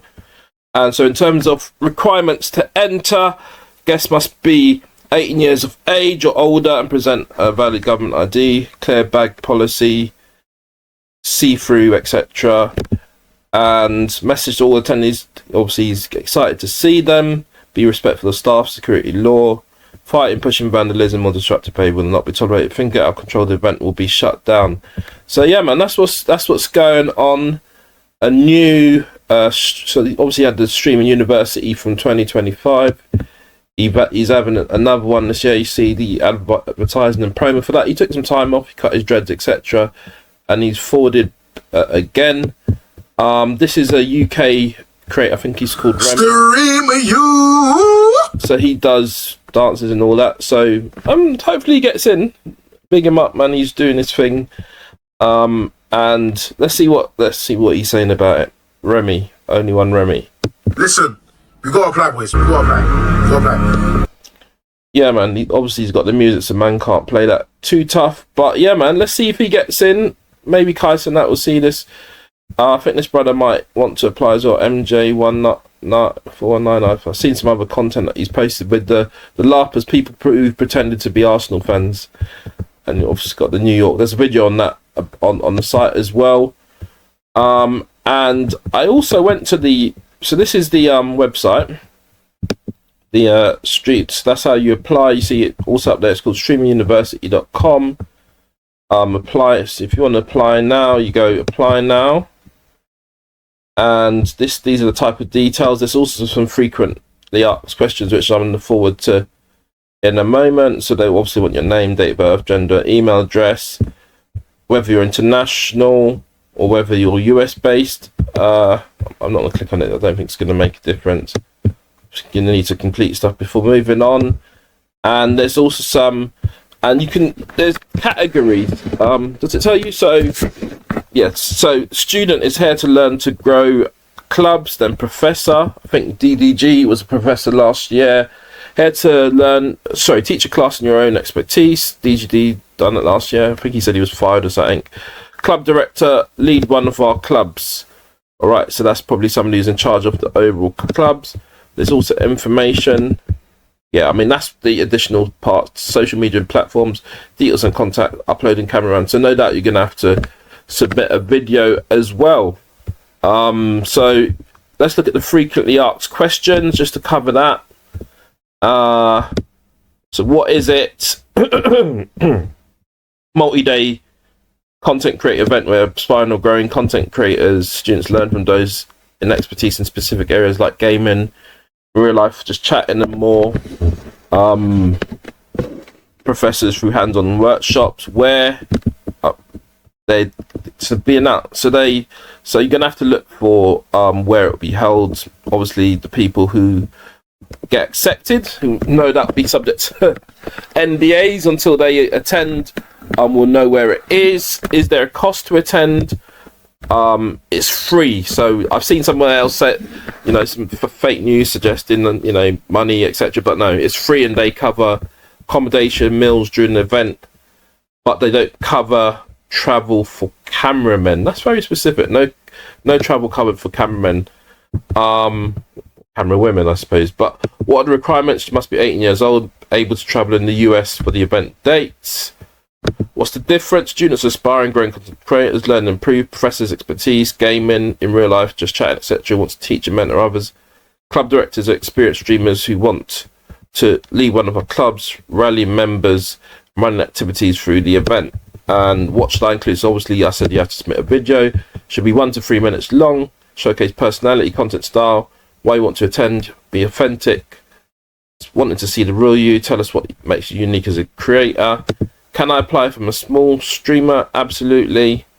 Looking for passion, creativity and potential, not just follow accounts. So you lot get involved, apply up, man, see if you get through in that. Best participants have been small creators with big personalities and genuine enthusiasm for content creation. What if you don't have social media? I think you should have social media if you're planning to apply to the Streamer University, or maybe you don't, you're just starting out, but I would, definitely have them for each of the platforms. It's required, helps verify identity, see content style. Can I bring cameraman, videographer? Yes. And you can indicate if you're bringing one. They must be 18, provide information, photo ID. Not everybody will be approved as a cameraman. When will I hear about the application? Announced on stream, so not given a date, but just announced the stream. Can I edit my application I've submitted? No, cannot be edited. After submission, please review all information carefully before submitting. What happens if I'm accepted? Acceptance email. Stream recorded. Of course, it's going to be streamed or recorded. And you consent to appearing. What file format's accepted? Yeah, MP4, MOV, and WEBM. Up to 500 megabytes. So that's the limit, half a gigabyte, 500 megabytes. What file formats for photo ID, JPG, and trouble uploading files? I'm not going to go into all of that. You lot can look at that. Is my data secure? Yes. Industry standard. That's what they're saying. Encryption, secure photo ID and personal information only by authorized staff. They've got privacy policy. So yeah, man. Are you going to be the next person on Streaming University? There's all sorts of stories on it at the moment, and we're just going to have to see what happens. Enrollment's open, some in-person stuff is going on as well, Atlanta and New York, etc. And yeah, we'll see how it goes down. But yeah, I'll do a follow-up video to see who was accepted. Obviously, I'll keep on following that. So yeah, man, we got Cenat and the Streamer University. Now onto this one. I show speed.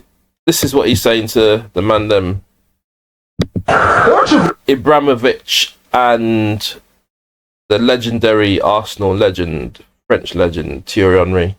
Ronaldo winning the World Cup. Yeah, they're not impressed. As Thierry Henry's looking away. Obviously, he wants France to win, no doubt.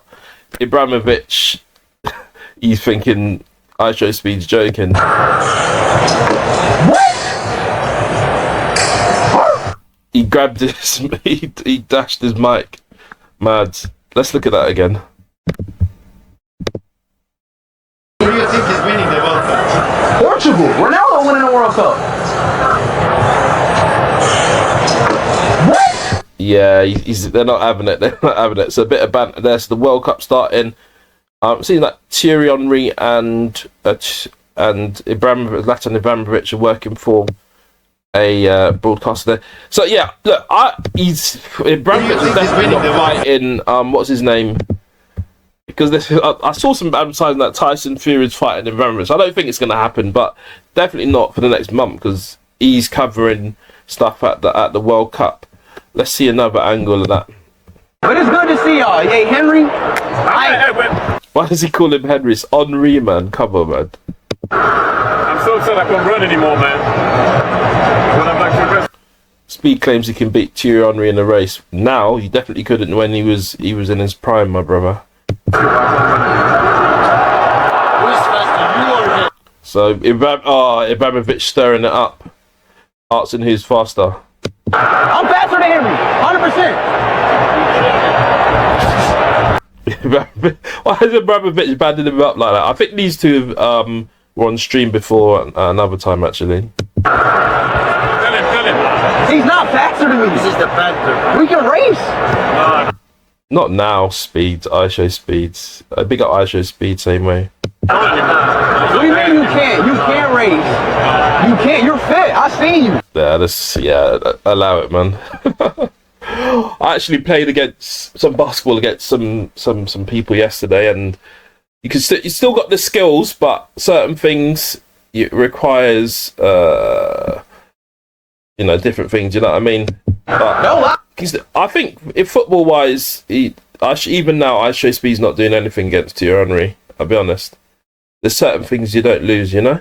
You fit, Henry. He won. He won it. I promise you. I promise you. We're still getting our buckets. It's still scoring, man. You know what I'm saying? Young me. I will destroy you. Young me. My man, be careful, you know. Yeah, man. So yeah, they're at the World Cup. I'm going to be coming on to that in a moment as well. Obviously, the World Cup ceremony and that. And let me see this. Speed just met Zlatan Ibrahimović and Thierry Henry immediately got arrested by Zlatan for wearing a Nigerian shirt with a USA jersey. Nigerian shirt? What?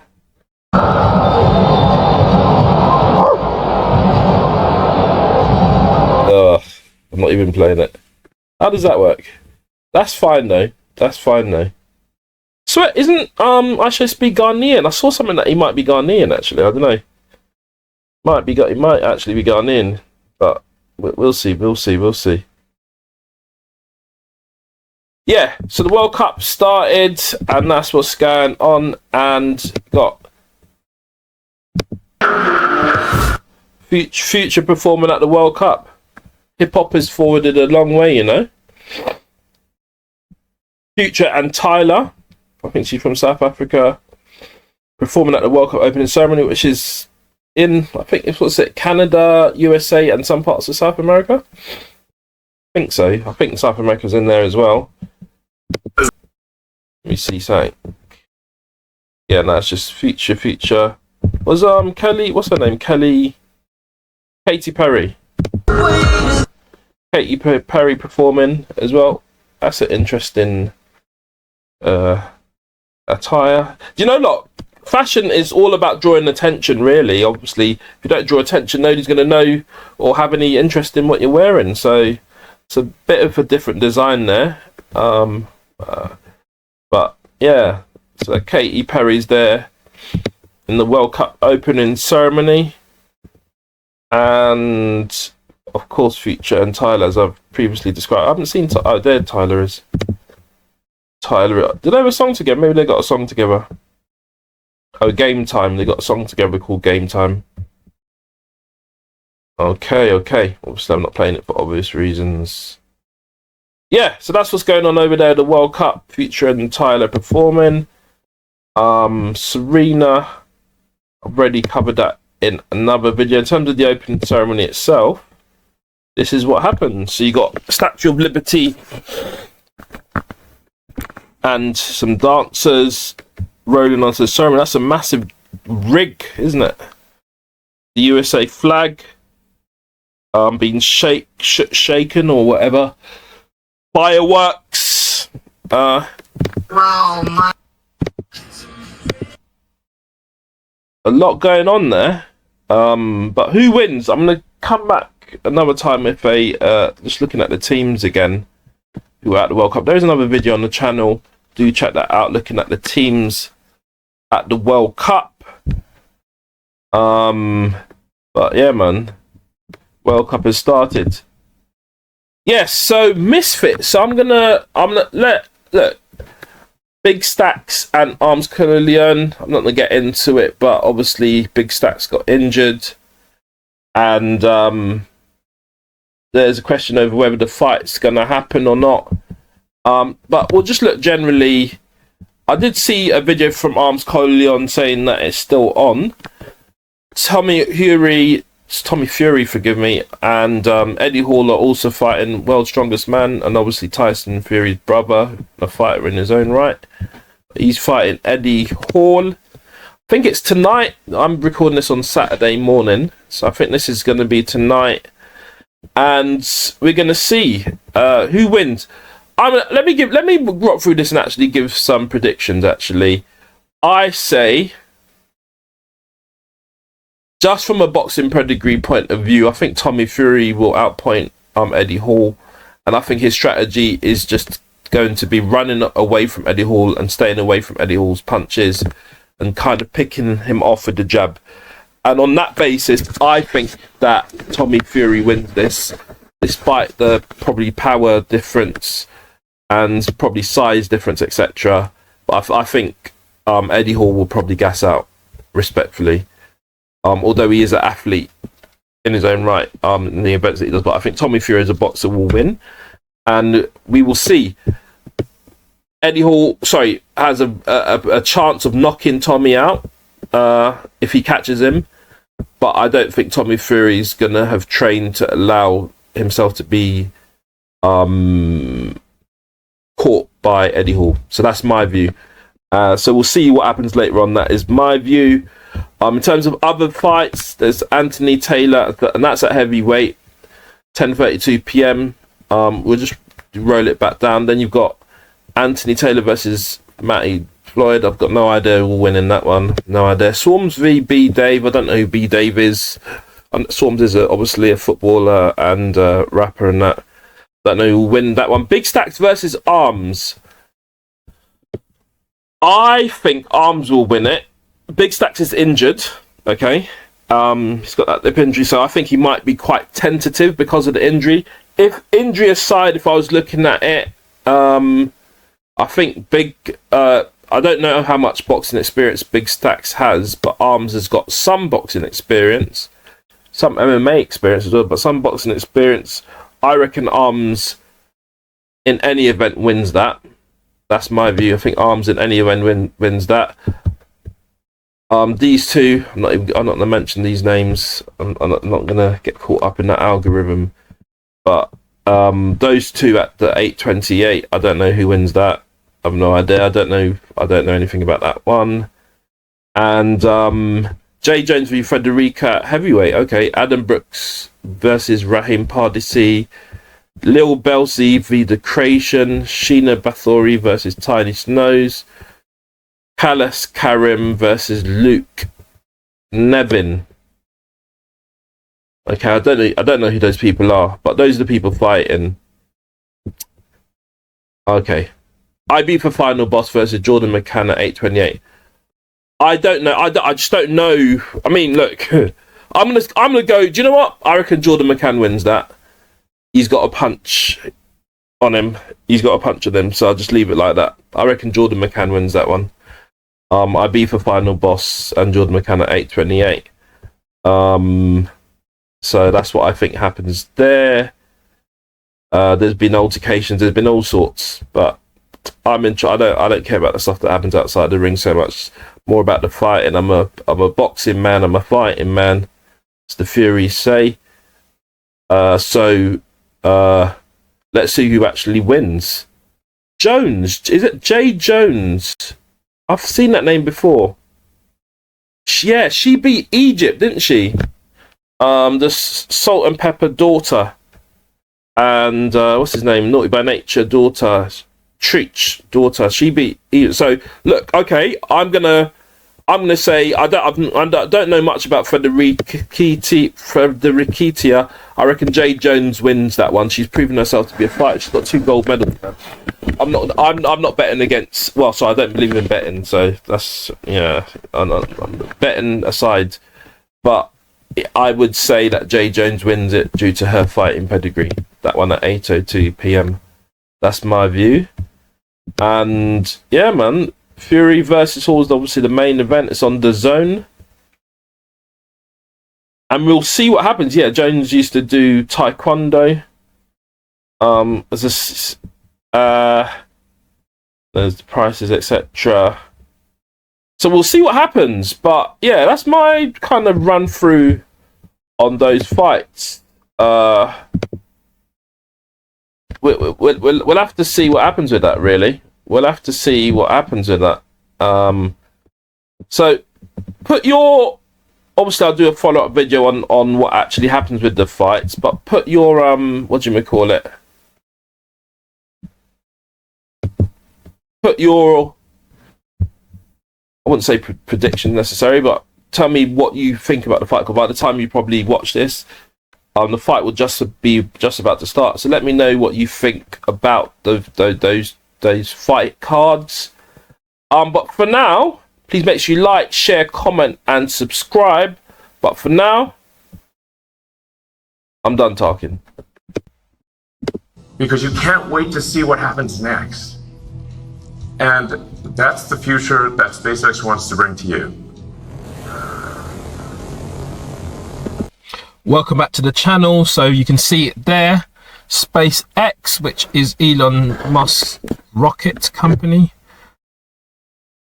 is on the NASDAQ at an initial public offering price of $135.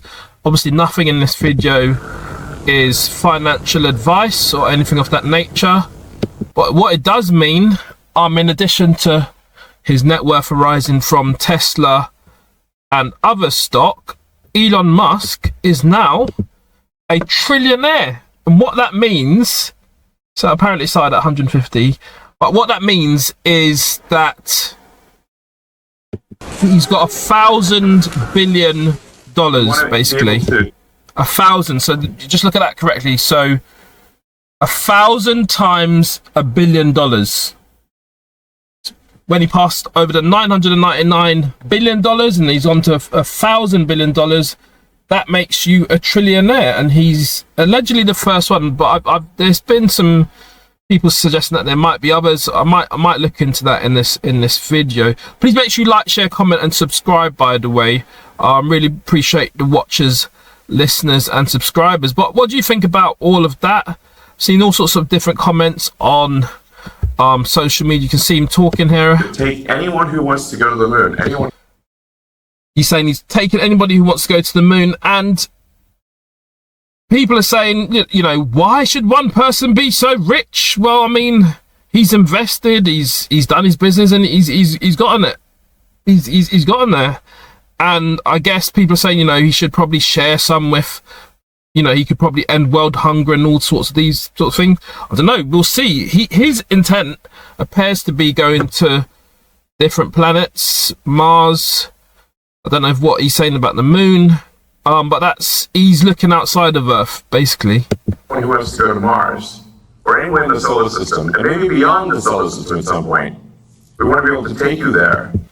So that's his aim, and it's a story that is making waves across media generally, with Elon Musk becoming the world's first trillionaire. SpaceX shares go to the NASDAQ stock market, and BBC here is providing a bit of a summary on it. Obviously he's getting he's offering the shares, so he's essentially selling those shares in the company to members of the public, really, and then that money goes to him, and obviously others. There might be other shareholders in SpaceX who may have shared some of their shareholding. They too would have become maybe he's created a few billionaires. Who knows? It's the largest IPO since Saudi Aramco went public and opened at 25 billion. And apparently it peaked at 176 before dropping. But look, this is not really a financial channel as such, but it is a breaking news story with SpaceX having its initial public offering, and that was the BBC's comment. Yeah, so that's what I thought would happen. Investment banks take home 500 million as SpaceX shares soar. That's what Lily Jamali, North American technology correspondent for the BBC, is reporting. Goldman Sachs, but sliding, so they secured business by sliding into Elon Musk's DMs. Morgan Stanley will take over 100 million, and JP Morgan Chase each receive about 75 million in speeds. Because obviously, when you're doing something like this, there's a lot of paperwork to get through and a lot of due diligence before you can enter the public market. Now, there's some reference, as I said, and I thought there would be, to there's apparently anti-poverty charity Oxfam saying that his wealth exceeds that of the poorest 3.8 billion people in the world. It's 46% of the global population. Hitting 1 trillion means his wealth grew over 550 billion over the past year, equivalent to an average rate of 1 million per minute. Now the thing is, I mean, this is just it's capitalism. That's how it works. You go after what you want. You try to monetize it, and then you sell what you monetized to the public. And obviously, I mean, it's not just money given away like that. Obviously, the money that people are paying for the stock, no doubt, a lot of it will be invested further into growing technologies within SpaceX, I imagine. And this is where we are. So in 2026, we've seen a trillionaire. You can reject that, Business Insider. Just look at this. So I think Zohran Mamdani, he's the New York mayor, no? I think so. Obviously, New York's in the news. New York Knicks beating the San Antonio Spurs 3-1 recently. So apparently he's pushed policy, according to the Business Insider, reason 1 trillion why we should tax the rich. So he's saying tax the rich.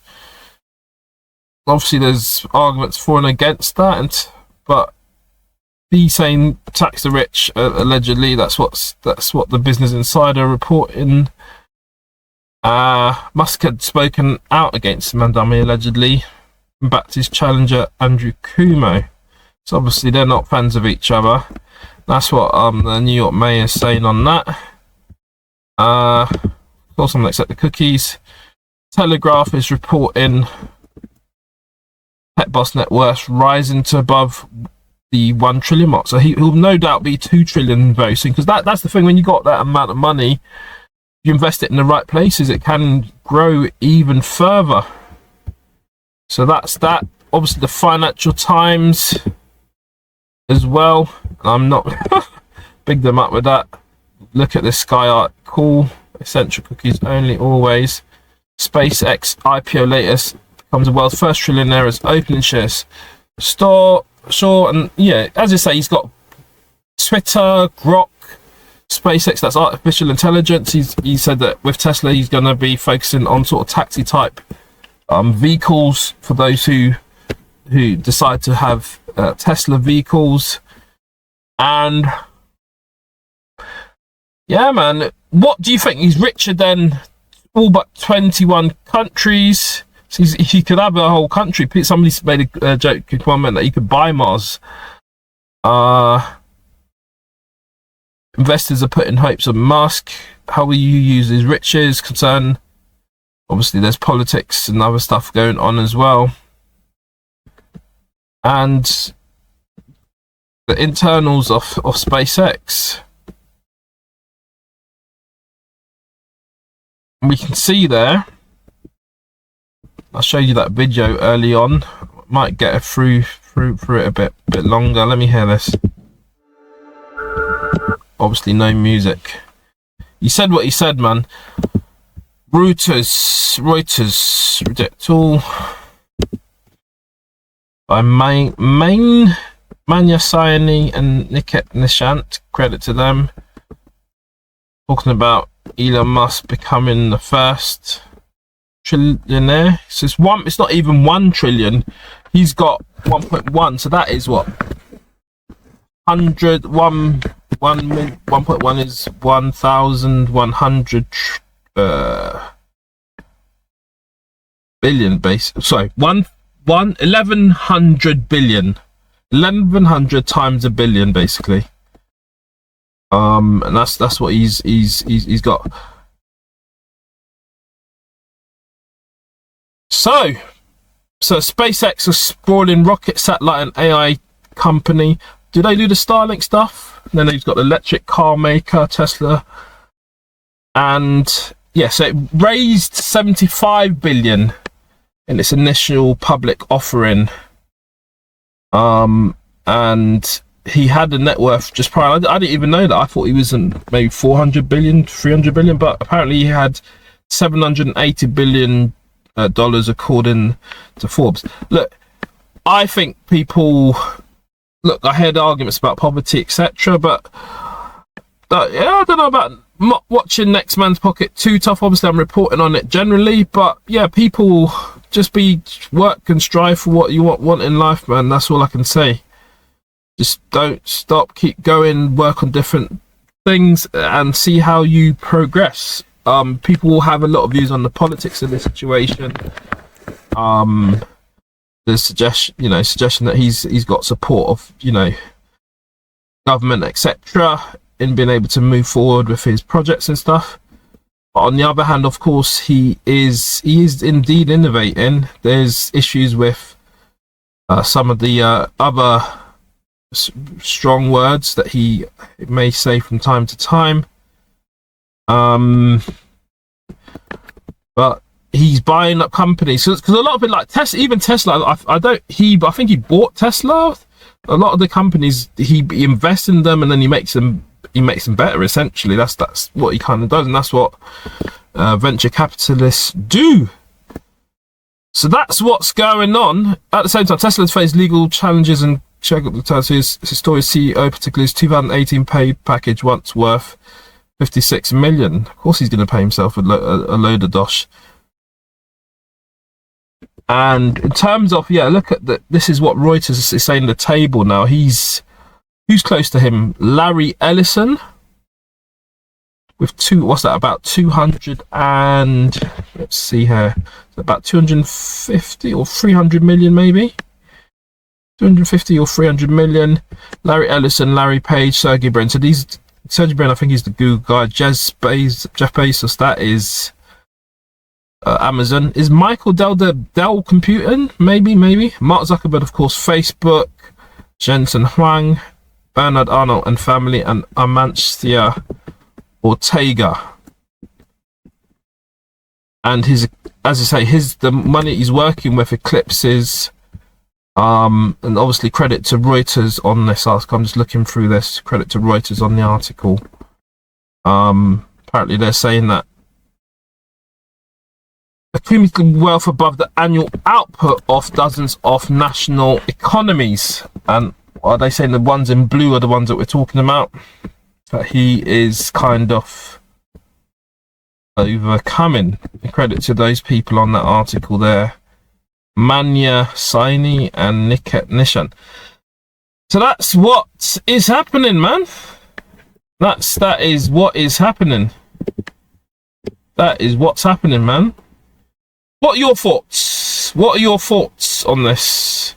Please let me know in the comments. Don't forget to hype this video. And obviously, please like, share, comment, and subscribe. But there you have it. The first trillionaire. Maybe there's been others that we don't know about, but that's the first openly recorded trillionaire. Let me have your thoughts. But for now, I'm done talking.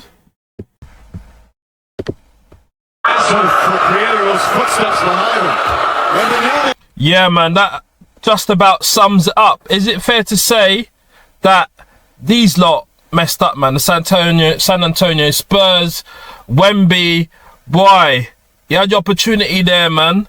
And all New York Knicks need now is one more game, and yeah, their pattern, man. So it's 3-1. the Spurs just blew, what was it, a 29-point lead. Misses a free throw. It's a lot, man. And it's in these times, like if you had, like, Wemby will do better in time, but you got to be clutch in these moments, I can't lie. You definitely need to be clutch in these moments, and Wemby made things get to him. And you can't see it from this angle, but Fat Joe, New York rapper, was on his right. I think he was doing something called the potato dance or something, but he was making bare, you know, gesticulation, so to speak, with his hands. Obviously, Wemby's trying to lock in, and it just didn't happen. It just didn't happen. And Fat Joe, I think in one of the early, was it game 2? Fat Joe was when Wemby was shooting in that game as well. So I don't know. Fat Joe tells a lot of stories, but do you know what? He might be the 6th member on the court for the Knicks. You know, he might be winning it for them. You know what I mean? So yeah, it's just not going too great for San Antonio Spurs. But are we gonna see? Yeah, I mean that one. But there's also a bit of controversy, because if you look here, it said that maybe this was a foul on this San Antonio Spurs player. Look here. So does he hit his hand? And therefore, I mean, this is like kind of the closing minutes. Should they have gotten something for that? Was that a clear foul? But yeah, man, you know, I thought Wemby was going to turn it around. Maybe he still does have an opportunity to still turn it around. They're doing all sorts of ritual. What's this? A ritual? What are they saying about rituals and that? Is another NBA Finals, a bunch of... This is before, anyway. But look, that is not real, clearly. That is not real, clearly. You got to watch out for these clips, man. But yeah, they're doing all sorts of AI memes and that. Obviously, Fat Joe was doing that dance, as I was saying to you. Him there with, what's his name? Stephen A. Smith and his brethren. And they're saying, yo, I might even tag him in this. They're saying that Fat Joe's saving the Knicks, man. He's so Fat Joe's doing bear dances and that. See, Fat Joe's there, as I said to you. Yeah, he's saying doing a dance called the Humpty Dumpty, apparently. But yeah, man, do you know what? That is proper fan support. Do you know what I mean? I mean, when the last day went it in the 70s or something? So something's got to give. And there's another clip. I might see it later on with Iman Chumpert joining the crowds, and we're going to look at the Rihanna clip as well. She's shooting some moves. So everybody's getting involved with ASAP Rocky. Save the Knicks. Once again, check it out. You see what I'm saying? So yeah, everybody's getting involved. It's all kicking off. It's all kicking off. You know what I'm saying? It's all kicking off, man. I covered that about whatever you saw. One thing that I'm not liking, and I've got to be careful not to show too much of those clips, is that, yeah, the violence is crazy. They're throwing stuff at the man, and I don't know, I wonder what it would be in San Antonio. It'd be the same thing, but they're throwing stuff. Man are getting, what do you call it? Man are getting their jerseys ripped off for them and stuff. Man are getting beat up. Like when it's going good for the New York Knicks, they're loving it. But I think that after that defeat, yeah, boy, you know, it went a bit, yeah, it went a bit crazy up there. You see what I'm saying? So I don't know. They're throwing stuff. I don't know. I guess anything to win, I suppose. Anything to win, but that's not necessary, man. Come on, man. You lot can do a bit better than that, you know what I mean? But yeah, man. This is a good. It's captivating. It's a captivating series, no doubt. It's captivating. Yeah, AG Anunoby. He really, because I mean, I think Jalen shoots and AG Anunoby, I think what's his name. He tips the ball into the net to get that. I think it's 107, 106. Yeah, man, that's what's going on. So that's the know what I'm saying? That's the New York Knicks up 3-1 in the NBA Finals. Also had, I'm not sure if I'm going to have it in this clip straight away. I might do. You had there you go. You had Wu-Tang performing. Nas was in the crowd during the halftime. Obviously, man's not going to play the music. But yeah, man, Nas was there watching Wu-Tang perform. Game 4. It's all kicking off, all happening at the same time. That's the man then performing. You can see that in that wider clip. That wider clip there. And yeah, man. What a cultural spectacle of, joy for the New York. Really trying to get the New York's the biggest, biggest comeback in that. And maybe that will fuel them on. I think definitely it's their town. It's their town. And they're trailing by 29 points. But look at the scores. Look at the scores. It's all to win. Look, we're talking about one more game, man. One more game. But can Wemby turn it around? Look, if we're talking about the greatest of all time, if we're talking about GOATs, it's in these situations that GOATs are made. Do you know who's done it before? I swear LeBron, which team was he with? And he turned round a 3-1 and went on to win. It might have been against... Was it Golden State or was he with the Cavs? I can't remember exactly. But he certainly turned around a situation. So Wemby's got an opportunity to do that. It's going to take a lot of hard work. It's more games because obviously if you're down, you need those additional games to win. But yeah, that's where we're at the moment, man. That's where we're at the moment. So, and then you've got this one, but with Rick Ross flying economy or commercial. Sorry, forgive me. Was he flying? Let's hear what he's saying. I obviously didn't get the memo. It's being updated with Starlink. You know what Starlink is? Yeah, that's the $500,000 Wi-Fi. Oh, so he's saying his plane was being updated with Starlink. Okay. Yeah, that's what they caught him flying. But look, this is mad. For a start, this is a real situation of first world issues, first world problems, or whatever it is, because people are taking photographs of people flying the plane. Like, flying the plane, if you're somebody from a third world country or those country less popular, the ability to fly in the plane is something that you could say is a really good thing, and it's something to look, for somebody from that level to look forward to.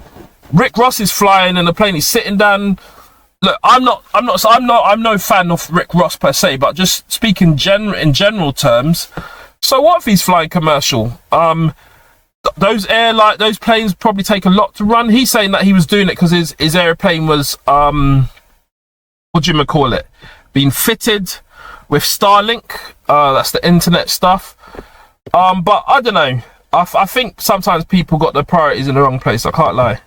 For the ones want to know where my jet at, I obviously didn't get the memo. It's being updated with Starlink. You know what Starlink is? I said it's been updated with Starlink. Yeah, that's the $500,000 Wi-Fi. Yeah. Yeah, I agree with this comment. People worrying about other people's money and lifestyle. Yeah, man. That's what my jet what he's doing, innit? And I chose to fly commercial to Colombia to go party with Trick Daddy. Okay, so he said he's basically outside partying and that. And Ball Greasy had to escape the States. He's a funny guy. He's like a bit of a comedian to me. Like, how he pronounces things, he makes everything sound spectacular. And that was a hell of a vibe. I had an amazing time. But they're paparazziing you, man. They're paparazziing them, yeah? When I was leaving, that hoodie was low, bro. Well, look, that's his explanation anyway, man. That's his explanation anyway. Yeah, man, same, man. That's his explanation for why he was flying, not economy then. I was asking the question because I was obviously I do the research as I go through the video. But Serena Williams is back. back in a full effect. Serena Williams, the legend herself, she's back in full effect, back to winning ways. I think this is at the Roland Garros. I could be wrong. No, no, forgive me, it's not Roland Garros. That's Taylor Townsend who won the doubles in that. This is at the HSBC Championships. Now, just to address some of the some things that I've been reading, some people saying, "Oh, has she taken the space off other up and comers?" But apparently, with these type of competitions, there's wild cards, and you're always going to get somebody like her who's going to bring eyes to the game. But I think she's playing in doubles. It's not singles, and yeah, she's doing bits. She's doing what she needs to do, man. And she's got a speed of, what is it, 120 miles an hour? So she's still got it. And maybe, I think she's saying kind of bored at home. She wants the kids are on holiday. She wants a kid to see her playing and stuff. And that's really lovely. And wins a tennis return with a doubles victory at the HSBC Championship. Obviously credit to HSBC Championship on the clips and that. And in terms of the details, so she's a 23 Grand Slam singles champion, even though she's playing doubles here. She's played doubles before, but particularly with her sister, Venus Williams, who's also the GOAT herself, greatest of all time. Serena's slightly better, maybe.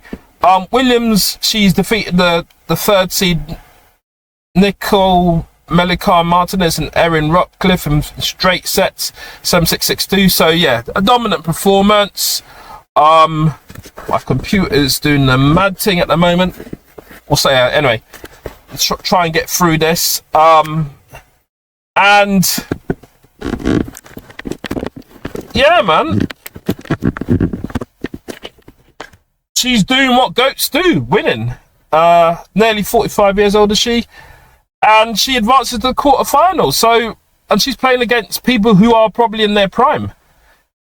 And this just shows the levels of when you got that kind of talent, you know.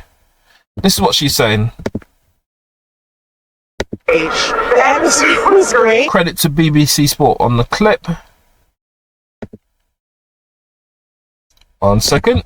I don't know. I think this past couple of years have been the year of just people coming back. So she's talking about people coming back. 1 second.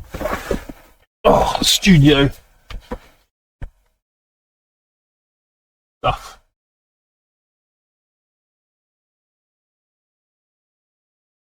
Oh, yeah. So she's talking about coming back, and I don't know. Does this mean she's looking at a little bit of a run?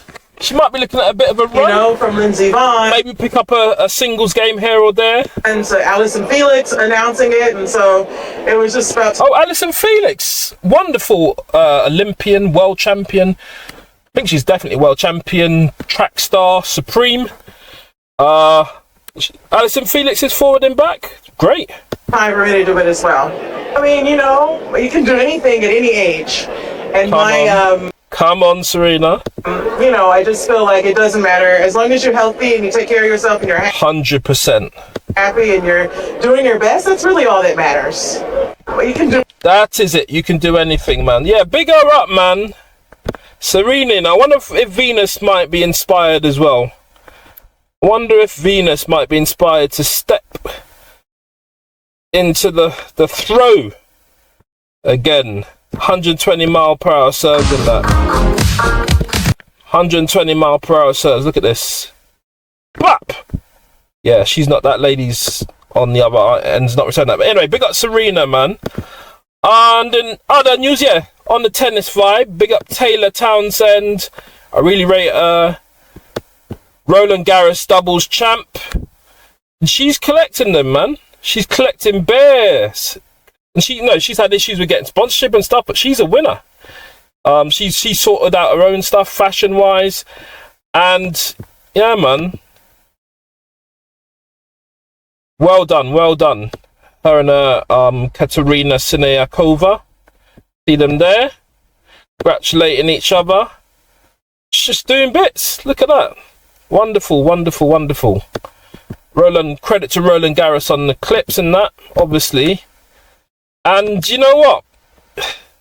You can do anything that you put your mind to, man. You put the work in. You do need some skills. You do need a little bit of talent and that. But you can do it, man. Look at that. Yeah, man. Look at that. Look at that. It's really, really great stuff. I might adjust where I put this little on the cover. The young ladies. Yep. There you go. Just adjust that a little bit. But yeah, man. Look at that. Winners. And this is in Paris, France. But this is on her page, actually. They're champions. Come on. Indeed. Yeah, so big up Taylor Townsend on that. And her doubles partner, Katerina Siniakova. As we move on, some Love Island updates. So obviously you can see the people. This is Love Island UK. Robin, Mika, Lola, Angelista, Ellie, Jasmine, Lorenzo, Sam, and these brothers here. And they're dating the ladies. They're up there. And the aim is to form a couple, get through all the tasks, and probably be the final couple, and they get loads of brand deals at the end of it. I mean, that's it. In reality, from what I've seen, the relationship maybe lasts for a full year, maybe a full year and a half or two. But most of the brand deals, and then more reality TV, more stuff, and that's what's going on. But in terms of what's going on in house, big credit to this page here, loveisland.fandom.com. What's happening is obviously you got the presenter Maya Jama, narrator Ian Sterling. And I'll just start. So Robin Langton was apparently. So all this is alleged. Robin Langton was apparently dumped on day 7. George Knight walked on day 5. And the people still remain, and all those people there. And these are the couplings. So Aiden's dated Ellie, Yasmin, Angelista's dated Ope, Simba, Ellie, Aiden, Cavan, and Tommy. And you can see the others listed there. So that's what's been going on. And that is, I presume, those people, that circles in the villa, and those are days 1, 4, and 7. They're not in the villa. I presume not in the villa, whatever that means. Not in the villa again. And then, yeah, so it's been really mixed up in terms of what's going on. A few updates there. So they couple up. First time freely able to ask someone to couple up. Find the couples Mika and Samaj. I already showed you who the couples were. Kayan. Then you had newest arrivals Kayan and Priya. And then New Islands didn't choose this couple like vulnerable islanders Ellie and Samraj. They would be dumped from the island, the remaining girls. And then on day 5, Mika was left single after George chose to leave the villa. On day 7, the islanders recoupled with the boys, choosing which girl they wanted to. As I say, credit to loveisland.fandom on the text. However, the newest islands, Namibia, and Namibia is a country, isn't it? Namibia, that's a lovely name. And Victoria were given first pick. They picked Sam and Ope. And Lola and Sean and Aiden and Yasmin remained together. And Samraj chose Mika. Cavan coupled up with Jasmine. And Lorenzo picked Priya. As Angelista, Ellie and Robin fell to couple up. They were left single and vulnerable. So I think, yeah, Robin left. New boys, Simba and Tommy, entered the villa, told that they had to choose one of the single girls to couple up with. Simba chose Angelista and Tommy picked Ellie as Robin was not chosen. So that's what's happened up to week 2. So it's been running for 2 weeks now. So that's your little Love Island update there. Back to the New York Knicks theme. This is Rihanna outside with A$AP Rocky. And they're saying, let's pause it. They're saying, "Let's go, Riri," and she's about to shoot. She shoots. Hey, she shoots. The billionaire Rihanna shoots. The billionaire R&B superstar, everything superstar, Fenty, beauty, perfumes, everything. She shoots, she scores. Is that a good omen for what do you call it? Is that a good omen for the New York Knicks? Obviously, ASAP Rocky, no doubt, supporting the Knicks. Now I'm saying he's a New York brother, and yeah, he's. I'm not. Are they married? I don't know. His partner or is that's his loved one. He's hugging her outside. They're getting buckets at the Knicks after the Knicks game. This was. So she's clearly a down to earth person. Clearly, man, she's outside with the people, them having fun, and yeah, it's a good vibe. It's a good vibe, man. So she's outside getting buckets. You see what I'm saying? That's what we want to see. Definitely, that's what we want to see. And you see the clips. ASAP Rocky is encouraging the mother of his children and his partner, and they're doing their bits. Forgive me, I don't know whether they're married or not, but I don't. Obviously, I'm showing them respect and saying that it's his loved one. You see it? So that's what's happening with Rihanna and ASAP Rocky and the New York Knicks, you know. And in next news, Real Madrid. Now, Real Madrid have, I think, so the president has stayed on, and he's saying Marino's forwarding. Let's say what this brother, he's doing a skit on it. Mbappé, did you hear the news? News? What news? He's talking about how, so credit to this brother, Haas TV, he's obviously a commentary on how he thinks Mbappé will react to a Marino being appointed. And do you know what? 1 second. Do you know what? Let me know in the comments whether you think Jose Marino, formerly of Chelsea, all these other players. Wasn't he at Tottenham for a while as well, briefly? I think so. But do you think he'll fit in well at Real Madrid? And if we're talking about top jobs in the world and in Europe, that is definitely one of them. Coming in. New manager. Oh my God. I'm gonna have to banish this time. Yeah, no music, but yeah, he's saying, because there's this meme at the moment going around of Mbappé as a type of totalitarian ruler, all these clips, by the way, they're not real, they're just AI, but that's what happened. But anyway, Jose Marino's is special breaking news, being confirmed as the Real Madrid boss.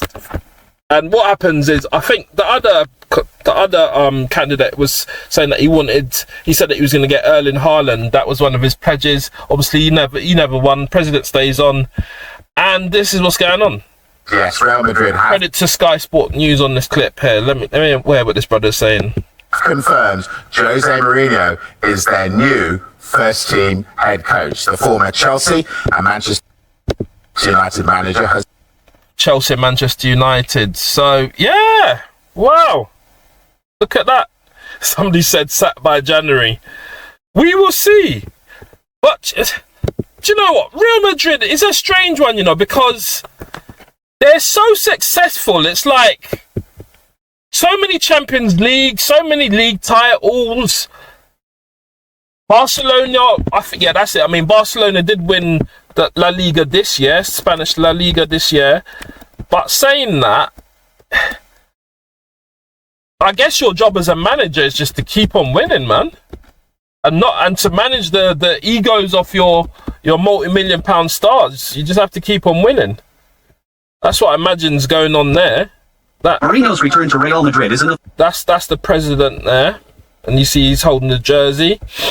So yeah, but yeah, if he doesn't win, he's out. I think that's going to be that's if he doesn't hold up a certain standards, he's going to be out definitely, because their level, Real Madrid's level's high. And I say to you, back in the day, it was either, even as an Arsenal fan, in terms of teams that I would pick to play on FIFA, it's either Real Madrid or Manchester City at the time, because top teams, man. But Real Madrid, yeah, we'll see what happens. We'll see what happens. There's gonna be a lot of commentary on that. Let me know if you think he's gonna be a good fit or not. In other news, Clarissa Shields. Wonder how she's gonna react to I think the Times article, and I need to maybe find that Times article on Serrano. What does it actually say? Times article on Serrano. Article Serrano. Does it? Because I think the commentary, the feedback I get was that they're suggesting that she's the greatest of all time. So this is the Times magazine. Obviously, credit to them in what relation to what you're going to see. And they're, well, I'll accept that for these purposes, but it's 100 most influential people in sport in 2026. Now, they've chosen a boxer, Amanda Serrano. I presume, this is me presuming that Claressa Shields isn't on this list. Titans, yeah. So this is where it gets sticky, man. Yeah. This is where it gets sticky. So let's go to... So these are all the lists. So we can look at review this journal. 100 most influential people in sport. You got icons. LeBron James is up there. Big up AJ Wilson, man. I rate her still. You got some other people there. Tajay Podgar. I could learn about some of these people. Victor Wemby seen as a Titan. Amanda Serrano is seen as a Titan. But there's no mention of the undefeated Claressa Shields. And that's a bit of an affront, really, isn't it? That is a bit of an affront, because she's a Titan. There's no doubt about that. In terms of boxing, she should be in this 100. I can see that. And that's where a conversation is gathering about this now. And we're just going to go over there and take a look at that. So what's this brother saying about it? Today has to be one of the worst days in Claressa Shields' life. Has to be. So bad. This guy's called Mr. Skinny TV. And just to be clear, you got to question whether people like the people they're talking about or not, because sometimes, you know. Let's see what I predict the crash out is going to happen soon, bruh. You might ask, why, Skinny? Why is this here the worst day in Claressa Shields' life? So he's saying, is it the worst day in her life?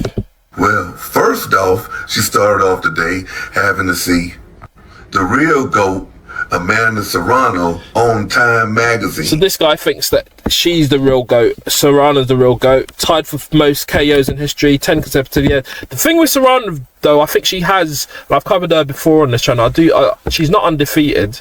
I mean, there's, you know, headline fight at MSG, 7 times division world champion, undisputed Puerto Rican champion, most viewed women's watch, best paid female in history, but she's not undefeated, and Claressa is. But the thing is, Claressa got 18 or 19 boxing matches.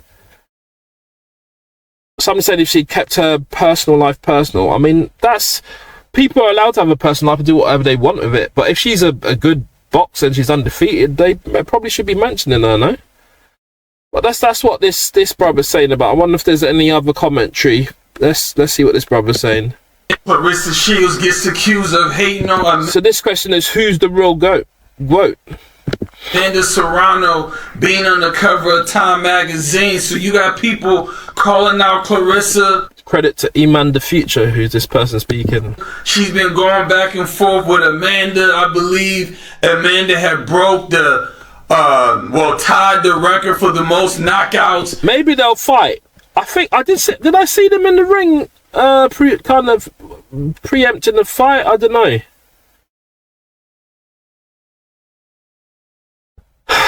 I don't know. Even if they fight, I'm not sure Claressa's fought enough professionally to even have an opportunity to get some of the records that Serrano's got. I think that's what the issue is, really. Because she's only had 18, 19 professional boxing fights, and in that time, that's what she's done. Claressa Shields is. And that was in 2022. So I don't know. Who's the real GOAT? Claressa or Serrano? You lot let me know, man. You lot let me know. And you ignore the personal life and all that stuff, whether she's with Papoose or, you know, whether, you know, her going back and forth with Remy. All that's kind of irrelevant to whether she's a better boxer than Serrano or not. Isn't it, really? All that stuff is irrelevant, no? I think that stuff is irrelevant still. But anyway, let's move on from that. Piers Morgan did want to look at this, where John Terry, Simon Jordan were discussing boxing stuff, basically. Not boxing stuff, sorry, football stuff. Chelsea, looking at the teams, at the World Cup, Tuchel, etc.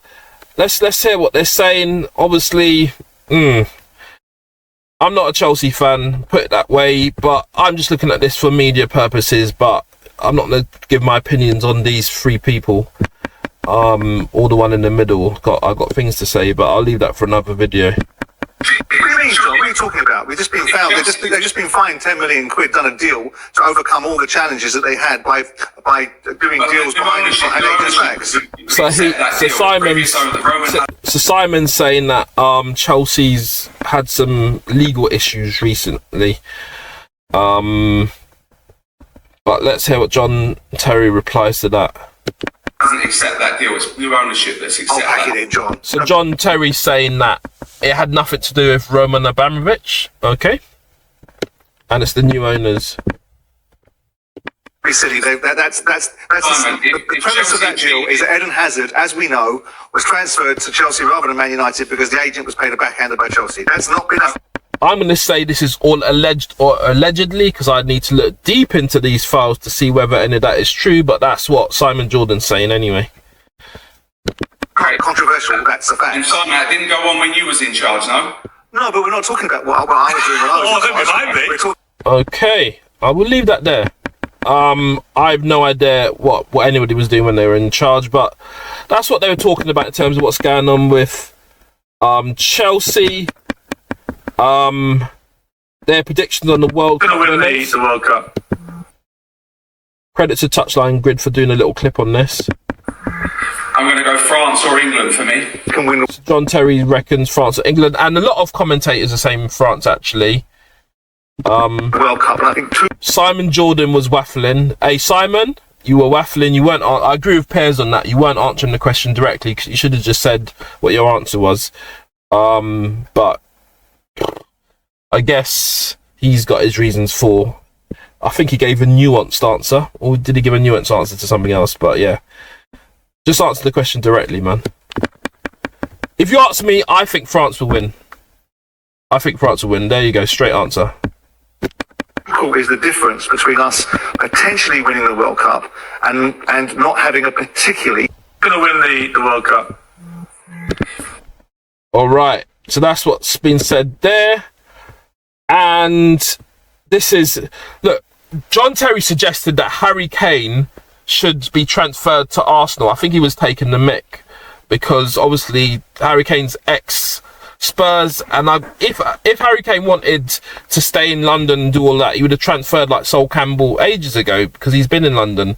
But he wanted to go to Bayern Munich and do an absolute madness, like badding up that league and winning it. So that's what the man did. I'm not sure that we want Harry Kane at Arsenal. Doesn't quite make sense to me, but yeah, he was taking the mick on that. Congratulate Arsenal on winning the Premier League, so off we go. I will actually, Piers, I will congratulate Arsenal. Yeah, of course he's going to take the with his medals and all of that. Yeah, I hear it. Their views on Tuchel, the what is your view? Has he got England manager? Squad right, or excluding Cole Palmer, Luke Shaw, and Phil Foden as well? Should he have taken the big name players and hope that they come good in the World Cup? So let's say what he says on that. Piers, first of all, I really like him. Obviously, seeing worked around him at Chelsea when he was there. Obviously, so he's saying that he likes Tuchel. All right, it is what it is. Okay. All right, so yeah, they had a bit of back and forth, all sorts of egos in the room, and that's to be expected. But yeah, Piers was on Simon Jordan's TalkSport show recently as well, so I guess it's they're back and forth. You know what I'm saying? So yeah, that's what's going on. Give me your views on who you reckon will win the World Cup. There's a political background to the World Cup. I'll comment on it briefly. I know that the Somali referee was sent back because he didn't fulfill visa requirements, as I understand it. There's been issues with the Iran team, I think, staying in America. And there's this argument as to whether, you know, the sort of immigration rules or whatever the rules they have in terms of politics, etc., should overrule when you're a country hosting an international event. So there's all sorts of arguments going back and forth on that at the moment, and do you lot let me know your thoughts on that aspect in the comments below. But yeah, let's move on. Then we got so this is Black British actor David Oyelowo. He played Martin Luther King in Selma, and he's commenting on Druski's satire. My answer to that, to the Druski thing, is to start. Let's hear what he says. A streaming platform with an African American like me. So he's saying collab, share thoughts, move forward together, avoid the separation. Okay. And for us to build something from a global perspective. And this is on the 154 show with Godfrey and his co-presenter. That is for African Americans, it's for South Americans, it's for... So he's saying the black community should forward together and just talk, collab, and don't... Basically, no separation.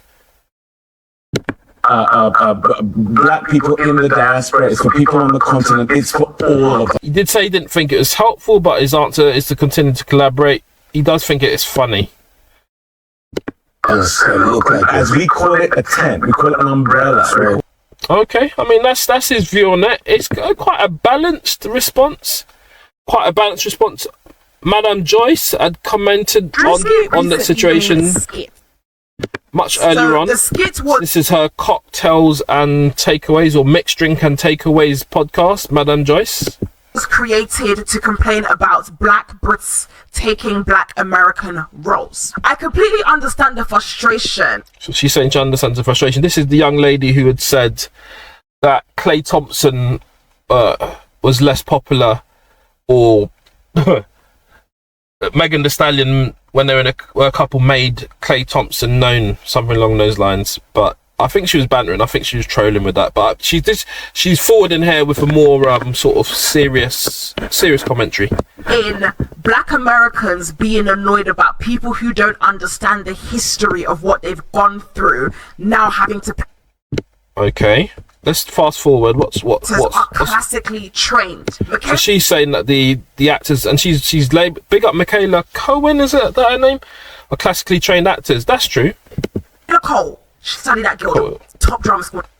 She's saying that they've studied at the top drama school, so it's not surprising that they might get called for all different types of roles, because they've got the ability to play the different types of roles. In the world. David Oyelowo, who is a... Let me move on from that. I'm not sure what that bloody thing is. In the world. John Boyega went to Identity Acting School. So another good top acting school. Cynthia Owiwa went to RADA. She went to RADA. RADA's the top of the tops. Big up Cynthia. Do not play with us. We were too hard. I've covered her a lot on this channel, actually. Druski recently. Yeah, that's what Madame Joyce, cocktails and takeaway, and I think that's quite she forwarded some facts. That's quite a balance for you. You had Dr. What's his name? I'm gonna tell you this, Art. I did have a problem with Brother David playing Dr. King. Yeah, he had a problem with it. So there's a sort of back. Why did he have? I'm gonna tell you this, Art. I did have a problem with Brother David playing Dr. Hero. I don't care if you're American African, British African, Caribbean African. He's saying it's not right. No group is better than the other. But he's not saying they're better than the other. And yeah, and that's the thing. The idea he's saying, essentially, the idea that the black British people are better actors is not a reasonable. I will say though, if I was in a room with my British African actors, I would say, listen, do you love and respect your American African family? Okay, so that's he's taking a similar converse approach to what's his name? Different from y'all. I don't know. All right, so that's what Is it Umar? Umar is saying, Dr. Umar is saying about it. Yeah. Did Damson Idris say anything? Maybe not. But anyway, look. You lot give me your views as well. Janet's touring Japan. Couple clips on that. Is that one of them? Yeah. So she's in Japan. Big her up, big up Janet, legend. She's a legend, Janet Jackson, man. She's in Japan, so yeah, we'll look into that. And last but not least, you got Jamie Foxx. He's a funny guy. Listen to this. I'm here. So obviously, there's all that commentary about the New York Knicks v San Antonio, and this is Jamie Foxx doing a couple impressions on the Inside NBA crew at the NBA Finals. There, we're all here. Shaq is here. Charles is here. Kenny's here. What do you think? Then he imitates, in particular, Charles Barkley and Shaquille O'Neal. I don't know what the fuck he said, but we're here. Here at the Garden. They're going off. It's great here at the Garden. So he's suggesting that Shaq mumbles a lot. Right now, here at the New York Knicks, everyone's here. Ben Stiller's here. Timothy Chalamet's there. Maybe he took a note of the people who were there as well. Spike Lee's there. Spike Lee's always there. Everyone is here in the Garden. We're here. They're there. We're going to be here. We'll be here all night. They'll be there all night. He does say, Ernie does say that a lot though, doesn't he? What do you think? Charles, weigh in. I think the Charles one is great. The Charles one, very spot on. Ernie, let me say this. Shaq, let me say, Shaq, what do you think? Just on Charles Barkley, actually, they were saying, why did he refer to Cardi B as Cardi D's or something inappropriate? And on the face of it, it's definitely not something that you probably say in the working environment. I saw Charles Barkley reacting to the public response to that, and he's saying that people should be able to take a joke, and he was also saying that he's got a long-term contract with I don't know, whoever the organisation is, and he wouldn't mind getting out of it, but they'd have to pay him, and he doesn't see himself staying in the contract for another 6 to 7 years. But that's what's going on over there. Let me have your opinion on whether he should have referred to Cardi B in that manner. It probably was inappropriate, to be fair. It was that's not something that you necessarily say. But he said that he was joking. But let's hear this impression here. So that's meant to be Shaq, clearly. Look, that's what's going on. Do the New York Knicks win it? Do the San Antonio Spurs forward back with Wemby? We'll see. But that is my massive, incredible summary, dealing with a lot of information on what's been happening, man. Big up all the watchers, listeners, and subscribers. And please don't forget to hype this video. But for now, I'm done talking. You kept coming back. Right. If me not good, how can you keep coming back for more? You keep coming. Hey, you got one more time to do something. Yeah, man. Welcome back to the channel. Boy, I thought I'd just take a look at this program. Apparently it's on TVJ, which is a program which is a channel in Jamaica, as I understand it. And they've got a kind of their own type of reality TV, what do you call it, like Judge Judy, them things there. It's not quite Jerry Springer because it's in court. I think there's another judge who does these types of things on TV in America, and they forwarded it to Jamaica, and I just thought I'd take a look, and you lot give me your thoughts on it. It's called Jacket Court TV, and just to be clear, jacket in sort of Caribbean culture refers to when a man and a woman may be in a relationship, and then the woman has a relationship or activity outside that relationship and creates a child.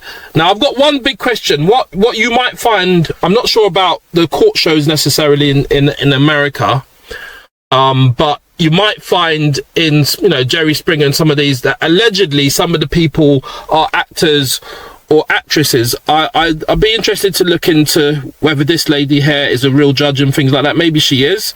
And also whether the people taking part are actors or actresses. There's a particular clip that I saw earlier.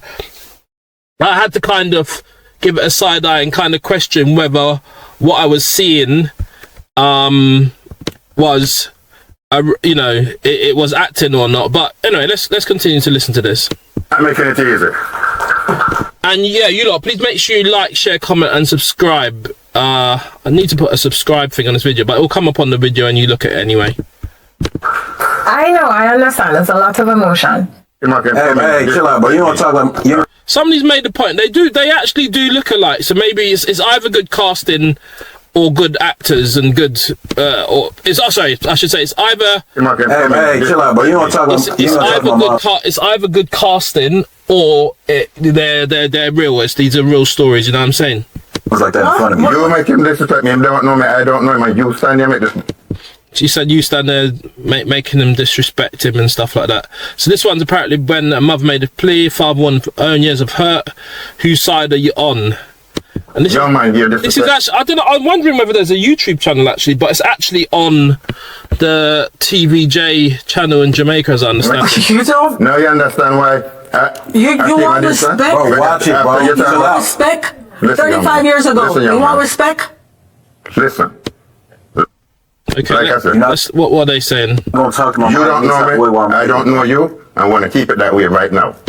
If it's his actual son, that's not really a nice thing to say. I can't lie. That's not really a nice thing to say if they actually do know each other. Oh, for real. So if it's actually his son, I mean. See? Right. I tell you. I'm talking to your mother over there. I tell you that we shouldn't have done this. The man ain't no good. You didn't say that church 5 years ago. He says 5 years, but he actually says you never said that 35 years ago. And remember, it wasn't a one night stand. You love it. You love it. Okay. We kept coming back. It's a bit uncomfortable listening if you're their offspring listening to this type of stuff. If me not good, how come you keep coming back from you? You keep. Hey. Yeah, it's a bit on the rude side saying that still. You got one more time to do something. Watch your mouth.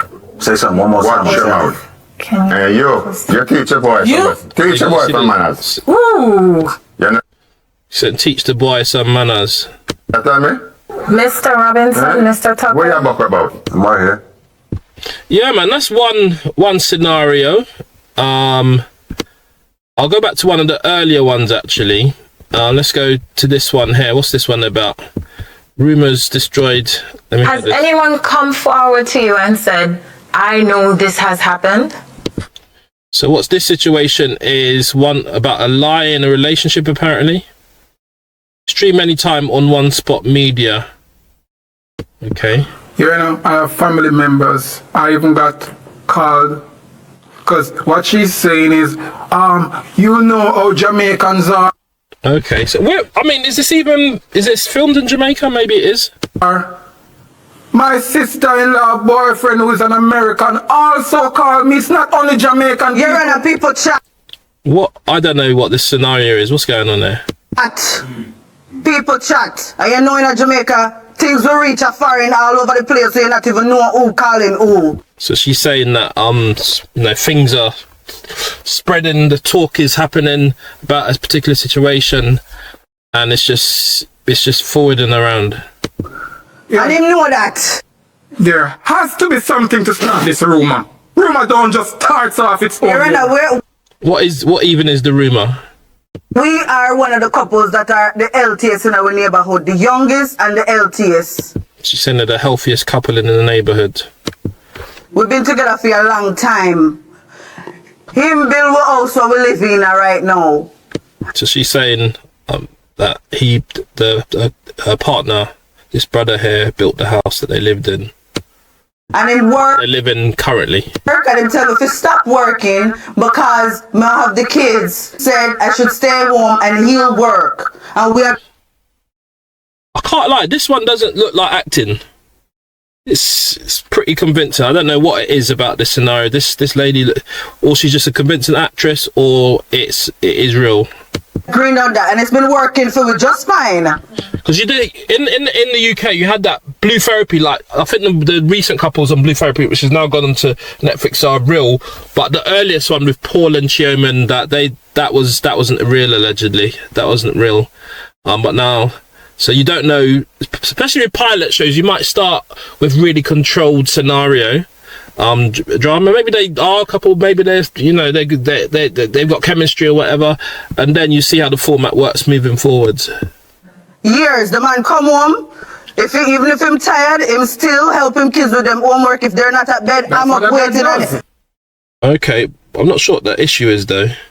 That's a good thing, isn't it? I am up waiting on him. Right? We see each other before we go to bed and before him leave every single morning. So they're seeing each other. Is there issue in relation to activity? I won't go into detail. Or a lack of activity? I don't know. I don't know what's going on there. And there was never any question about anything. Has anyone come forward to you and said, I know this has happened? Right, I'm gonna imagine it's infidelity or something along those lines. Yeah, I have family members. I even got called. All right, look, I just want to see, so I'll do a little piece of research on this kind of. So it's called Jacket Court TV. So let me see what comes up. Jacket Court TV. I just want to see what actually comes up about it. So it's a televised court show on television, tackles paternity fraud. Oh, they've actually got a channel. There it is. They've actually got a channel. Broadcast streaming on One Spot Media. Is it real? Are they actors? I'm going to ask that question. Are they actors? I have to ask that question because actors. Should put a question mark. I mean, what? So that lady is a good actress. Very, very convincing. I don't know. That's why you can't trust the AI. You know, one thing it's saying that they are actors, the other one saying that they're not. How do you? Let me go into this AI mode. It can't be trusted, you know.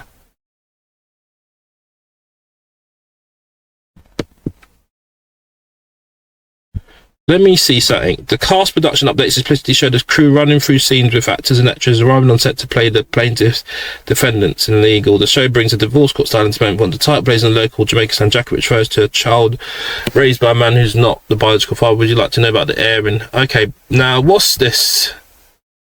One thing saying they are actors, the other thing is saying... So this is behind the scenes, allegedly. You see what forwards up.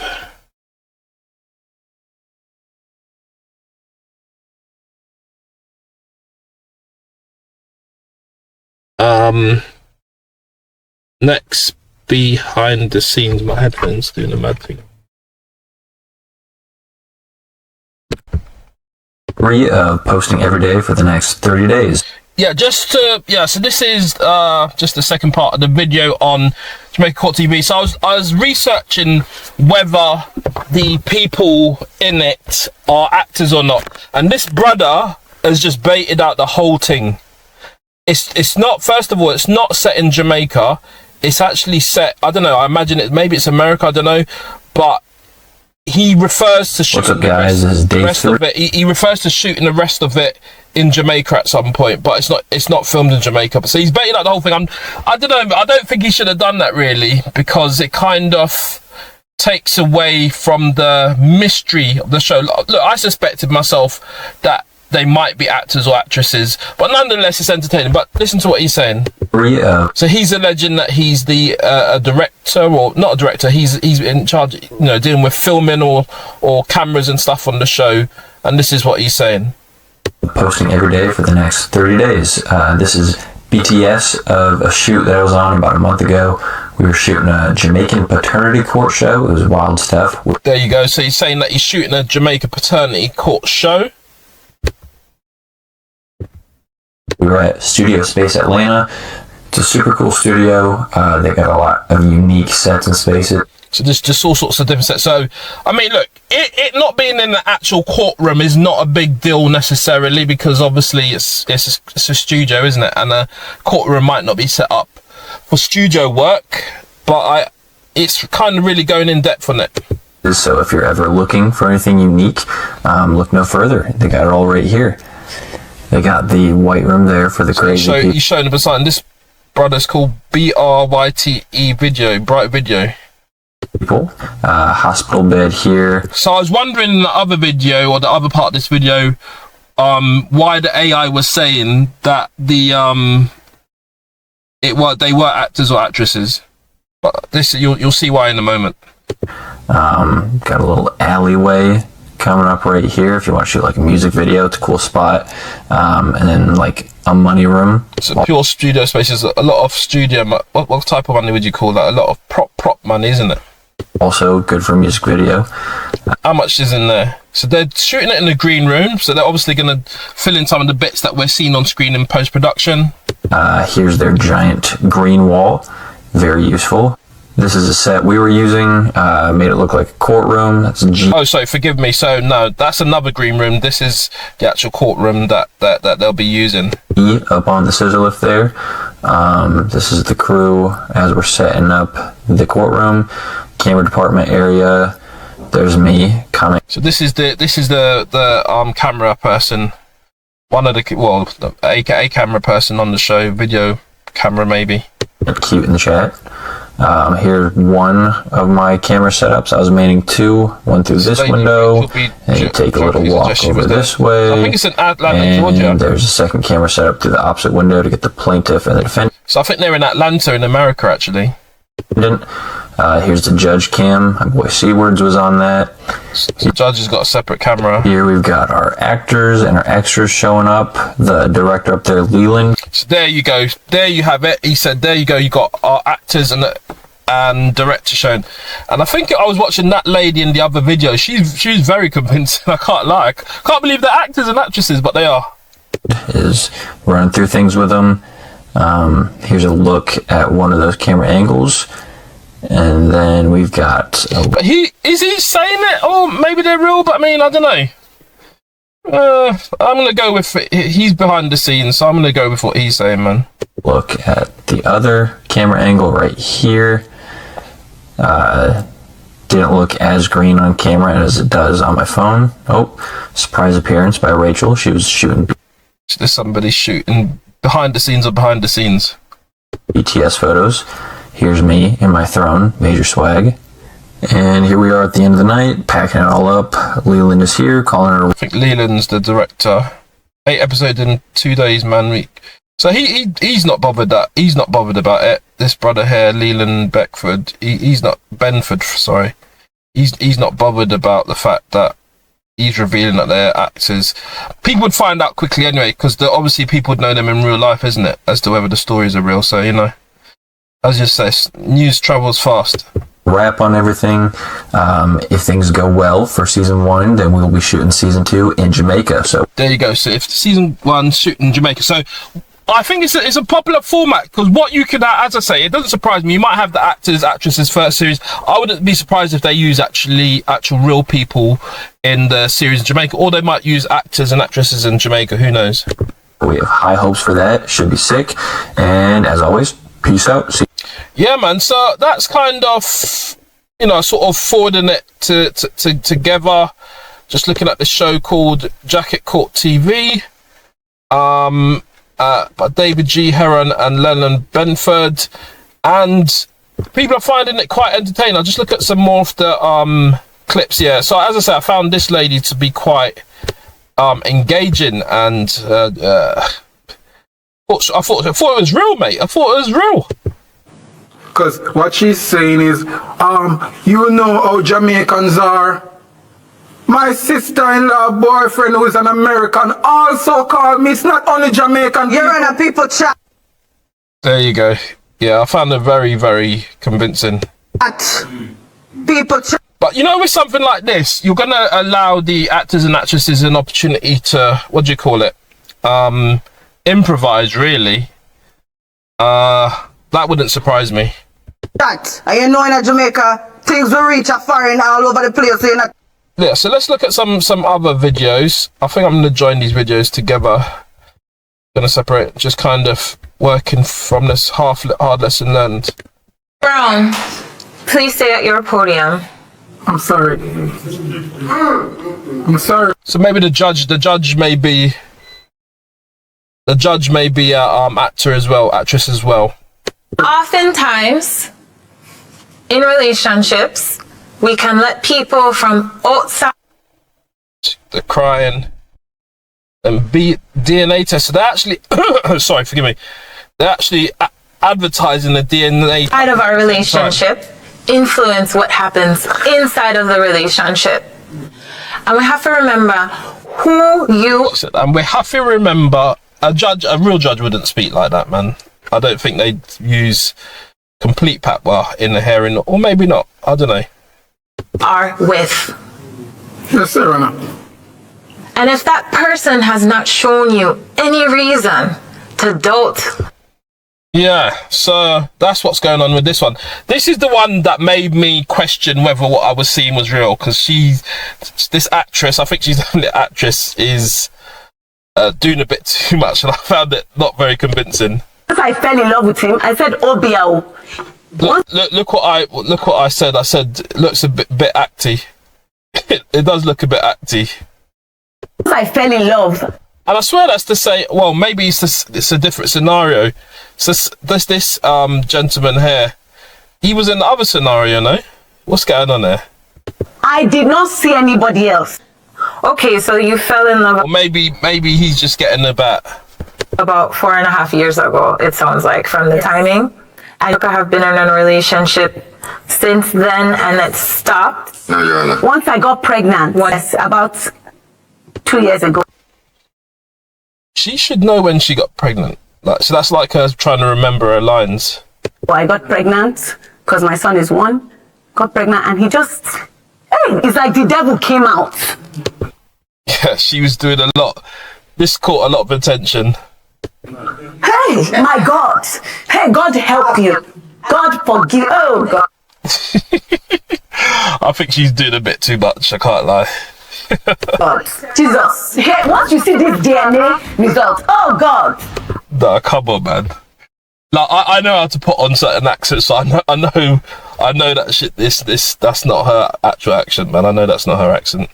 I'm convinced. Oh God, I hope your wife sees it. Anyway, may God forgive you because you don't. Well, obviously I'm not doing any of the music thing, but yeah. Let me know what you think, man, about that one. So that's one of them. And yeah, this is me trying to give them a bit of, opportunity to look at the show, But he said, now I gave birth to my son. He's 1 year old. He doesn't know his father. Okay. His father is not helping him. And his father looks... Yeah, somebody said, wasn't he just with another woman? But I'm just saying, he's getting the bat. He's getting the bat. He's just getting the bat, do you know what I'm saying? And this boy looks just like him. Oh, God. It's very sad. And I don't know how his wife, anyway... Well, obviously the situation they're talking about aren't funny. That's their business. Now, this brother is forwarding around, man. According to this, in this world, these texts are AI. What do you make of these? 1 second. Don't know what's happened to my thing. 1 second. Close that down. Oh, having some slight technical issues. Let's go on to this one.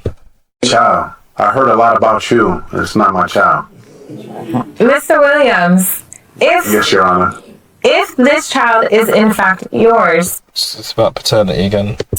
what will happen? I think they should expand. I know it's called Jacket Court, but I think they should kind of expand it. You know, it's a bit one-tracked.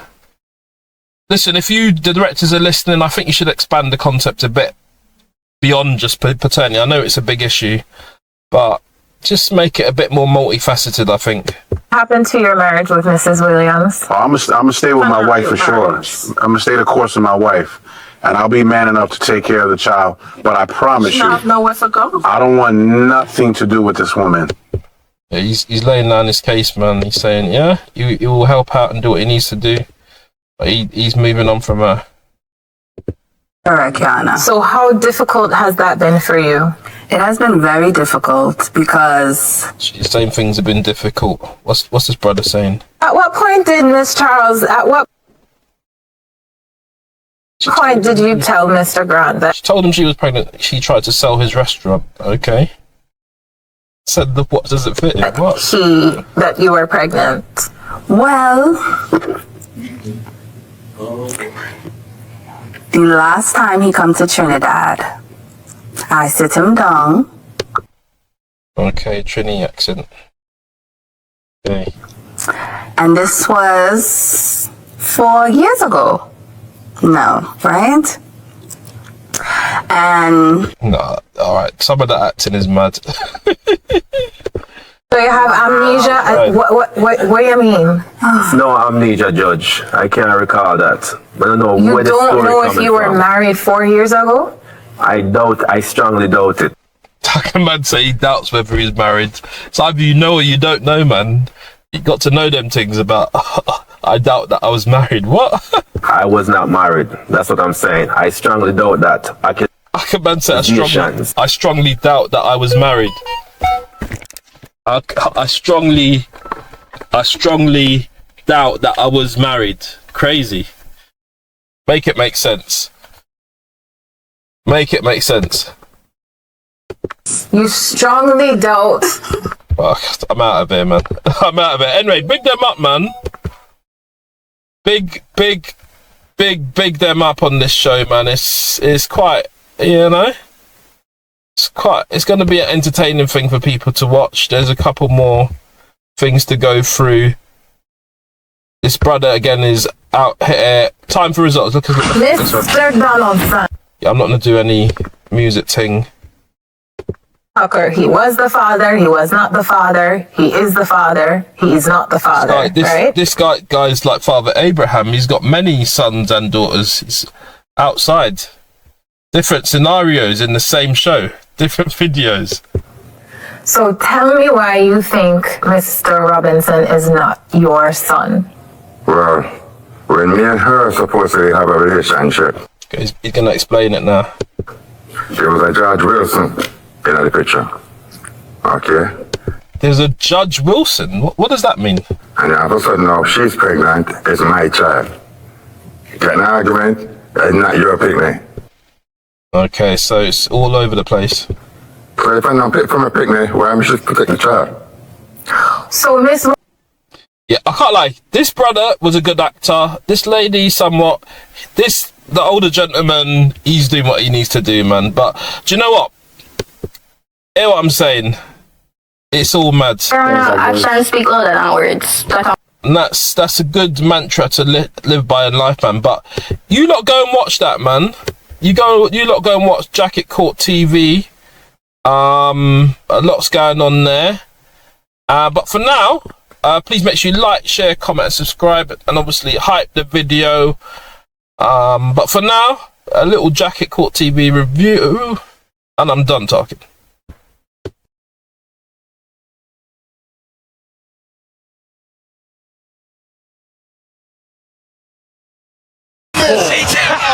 Oh, he got it a little.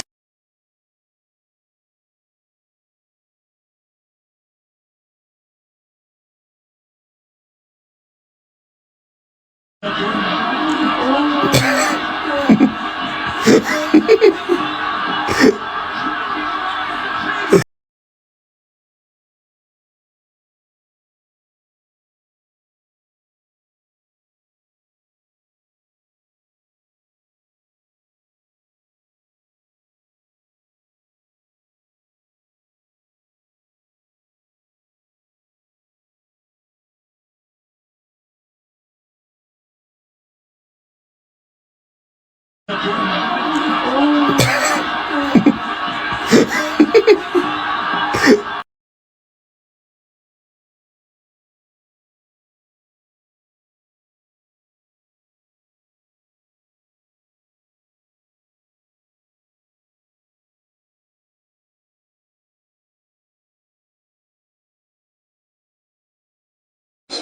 is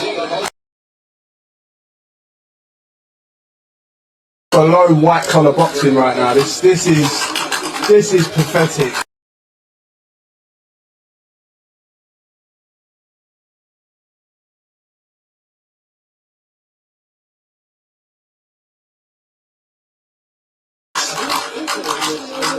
These two haven't done an inch worth of training in their lives. Look at the two of them. Look, they're turning the boxing game into a mockery.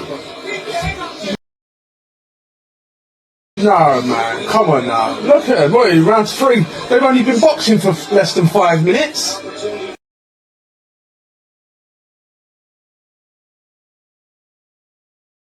Look at him. The state of him, man.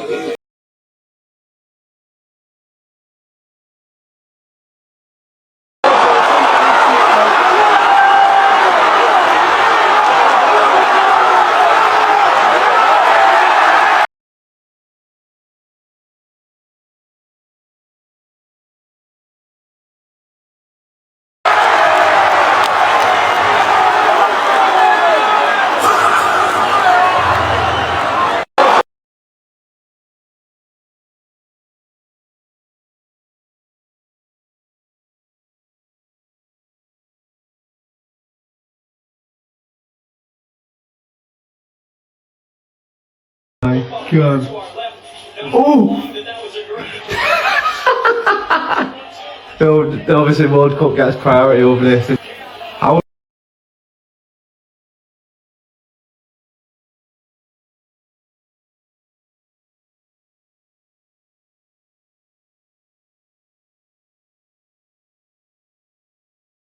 does one achieve a build like that? What a tackle that is though, guys.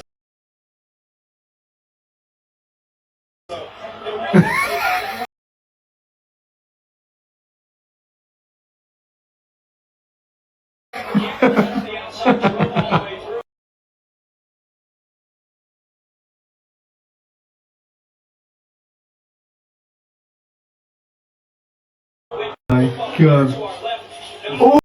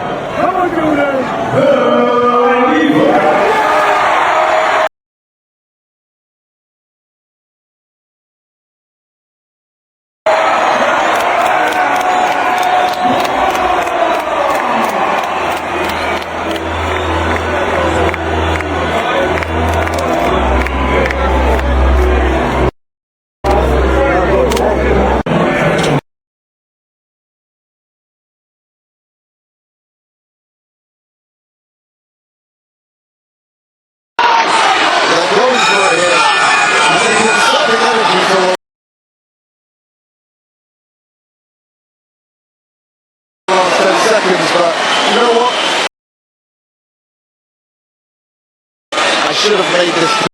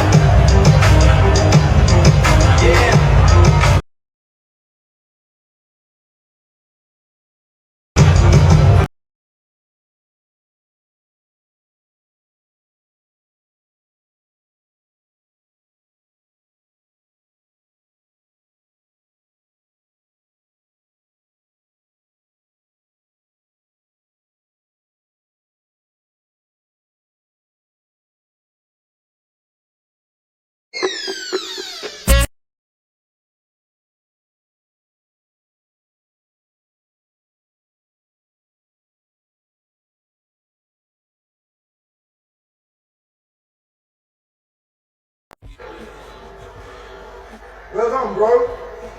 Well done. We just spent 4 rounds watching you two tickle each other. Yeah? Now, I know Stack's got an excuse. But what's your excuse?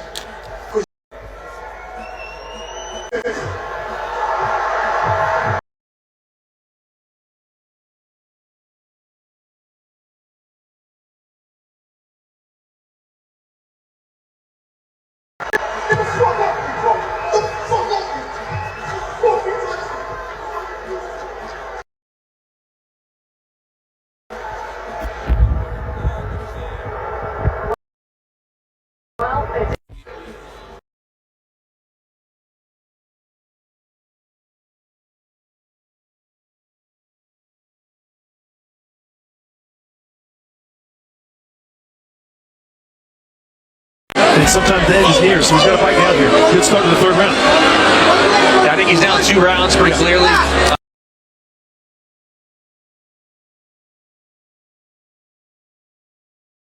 Giving anything back. Oh my lord. Oh, trying to set him up. Playing that possum there. A little bit. Arms Corleone feeding left after left into big stacks.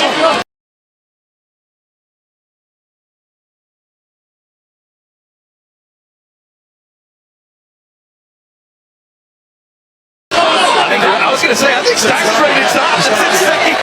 Giving anything back. Oh my lord.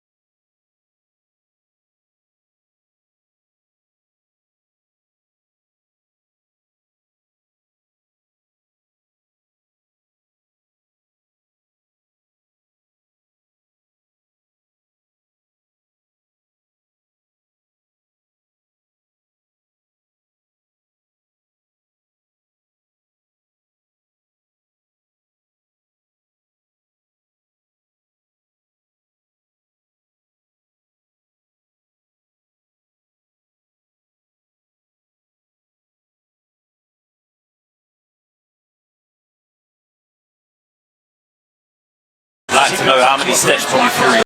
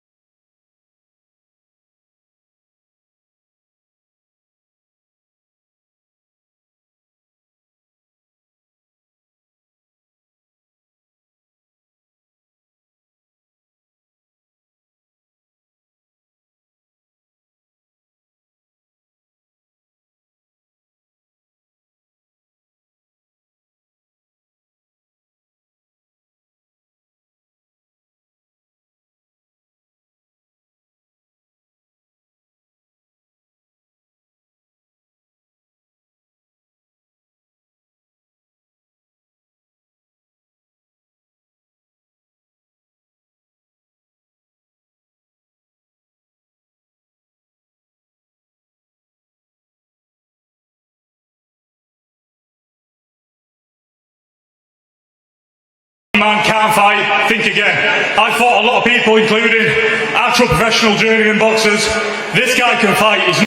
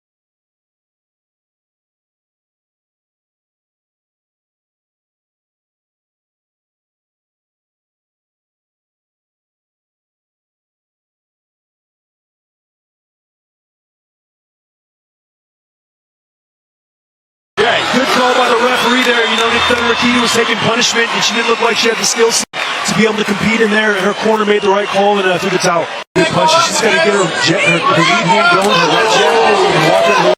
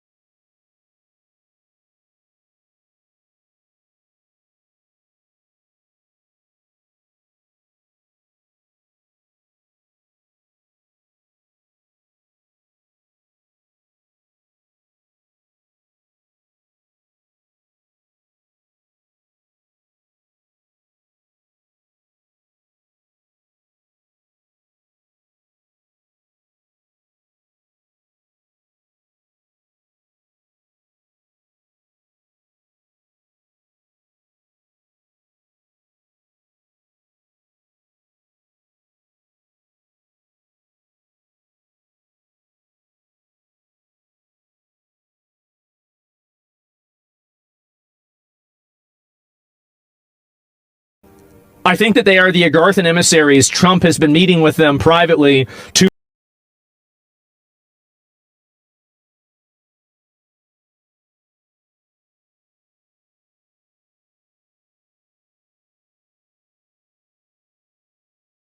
facilitate the transition into Hyperborea.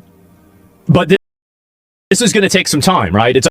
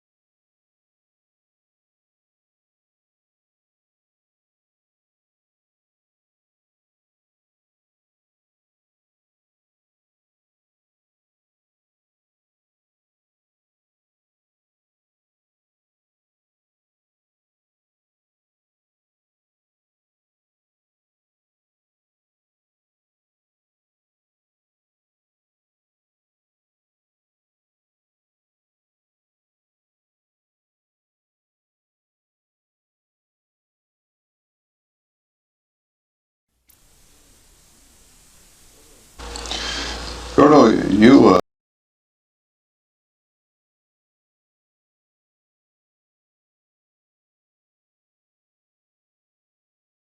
expressed interest at one time in unidentified flying objects, feeling that there might be explanation other than this. I think that maybe in fact each and every one of them does have an explanation. But I think that there are so many possibilities, so many thousands of possibilities of other planets out some.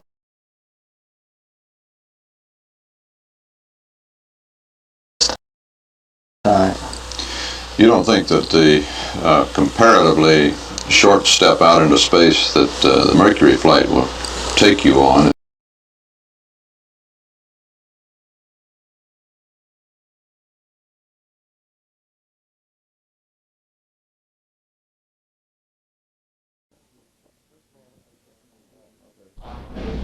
Want we need a mic? Everybody here?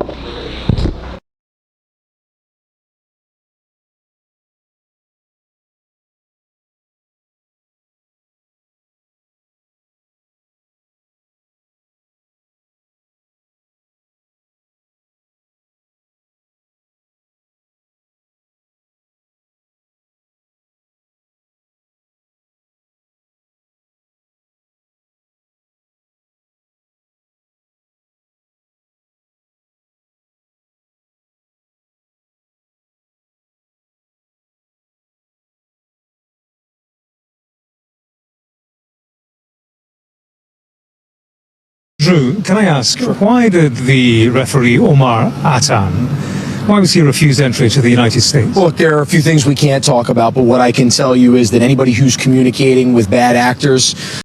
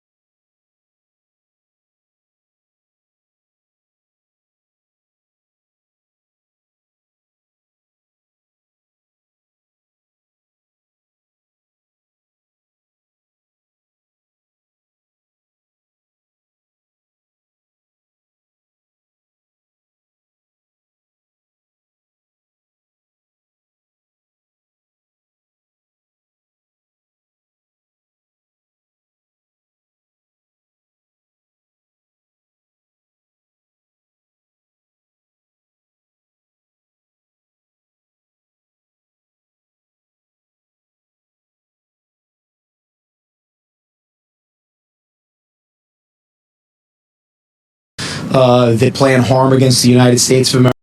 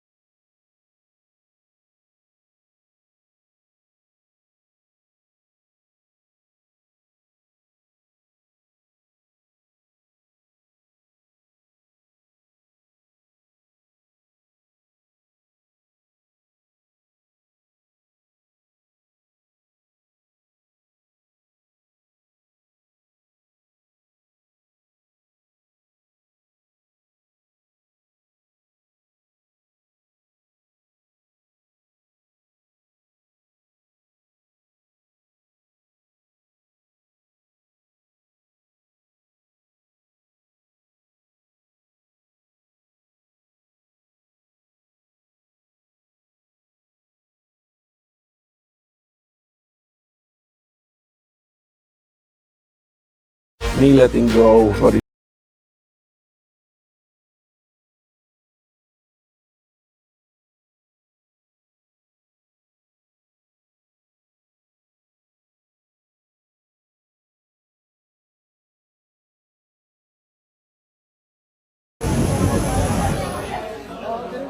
laakiin waxaa rabaa si gooniya inaa dalkeena shacabkeena Soomaaliyeed iyo dowladeena ugu mahad celiyo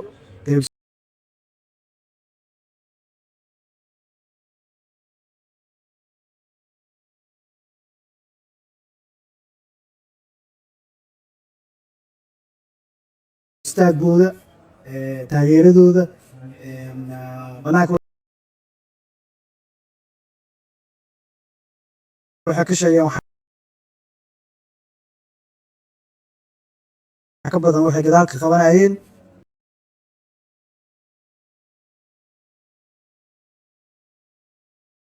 marka wixii dhacayna waa dhacayaan oo qadar waaye marka FIFA si fiican ay portugalese oo ii taageertay oo maaragtay ilaa hadda meeshan ka imaanaya ila socdeen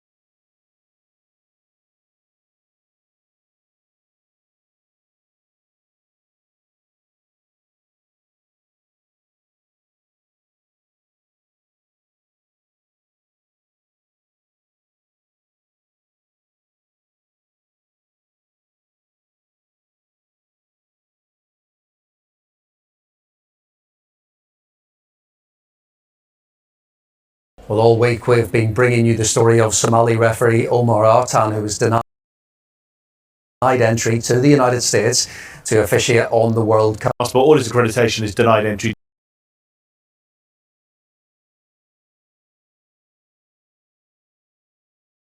to the US at Miami International Airport. The US Border and Customs, their reasons may be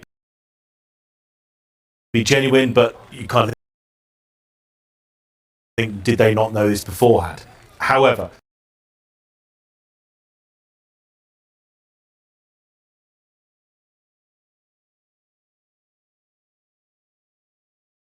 clearly been a lot of sympathy for Omar Artan. He's been received back in Somalia as a hero. He is the African referee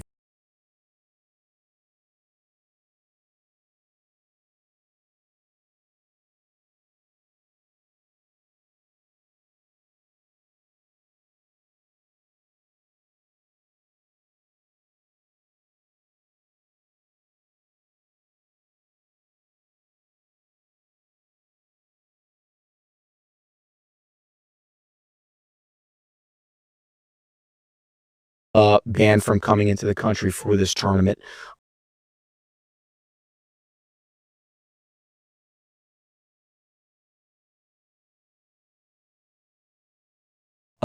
He was talking to some bad people very recently about actions here in the United States.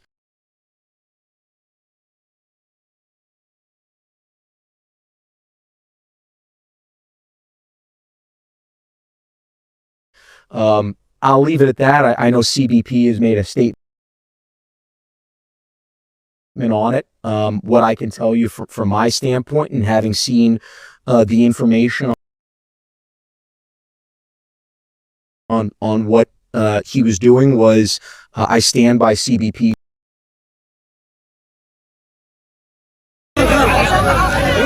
In Mogadishu, thousands turned.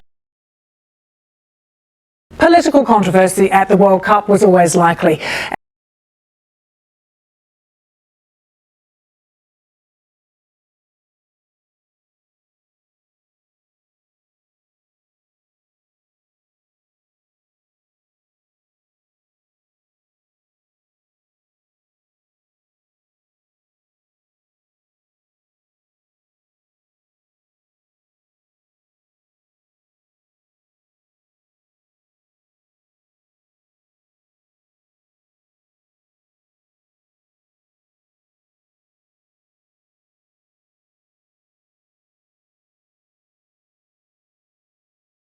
Well, to just, chill.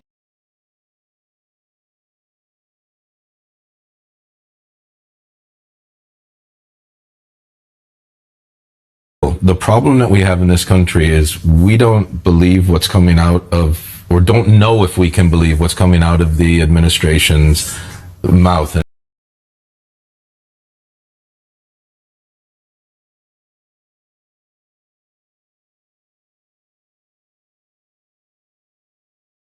There was some other reason for it. I made some observations on the week, earlier on the week, about if he failed the visa. This is a country that America, for whatever reason, by coming into America, and I know this is going to be relatively controversial, you are a guest, and I know that the argument will be, hang on a second.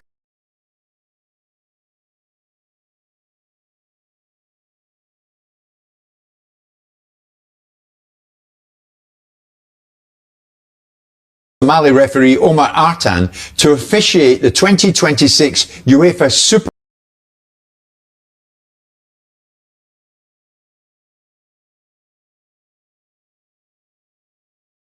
It was Reagan, it didn't matter if it was Bush, it didn't matter if it was Clinton, it didn't matter if it was... Now, we're on Friday, Simon, but the World Cup gets underway of what the US media think. You're just making fun of New York, I like it.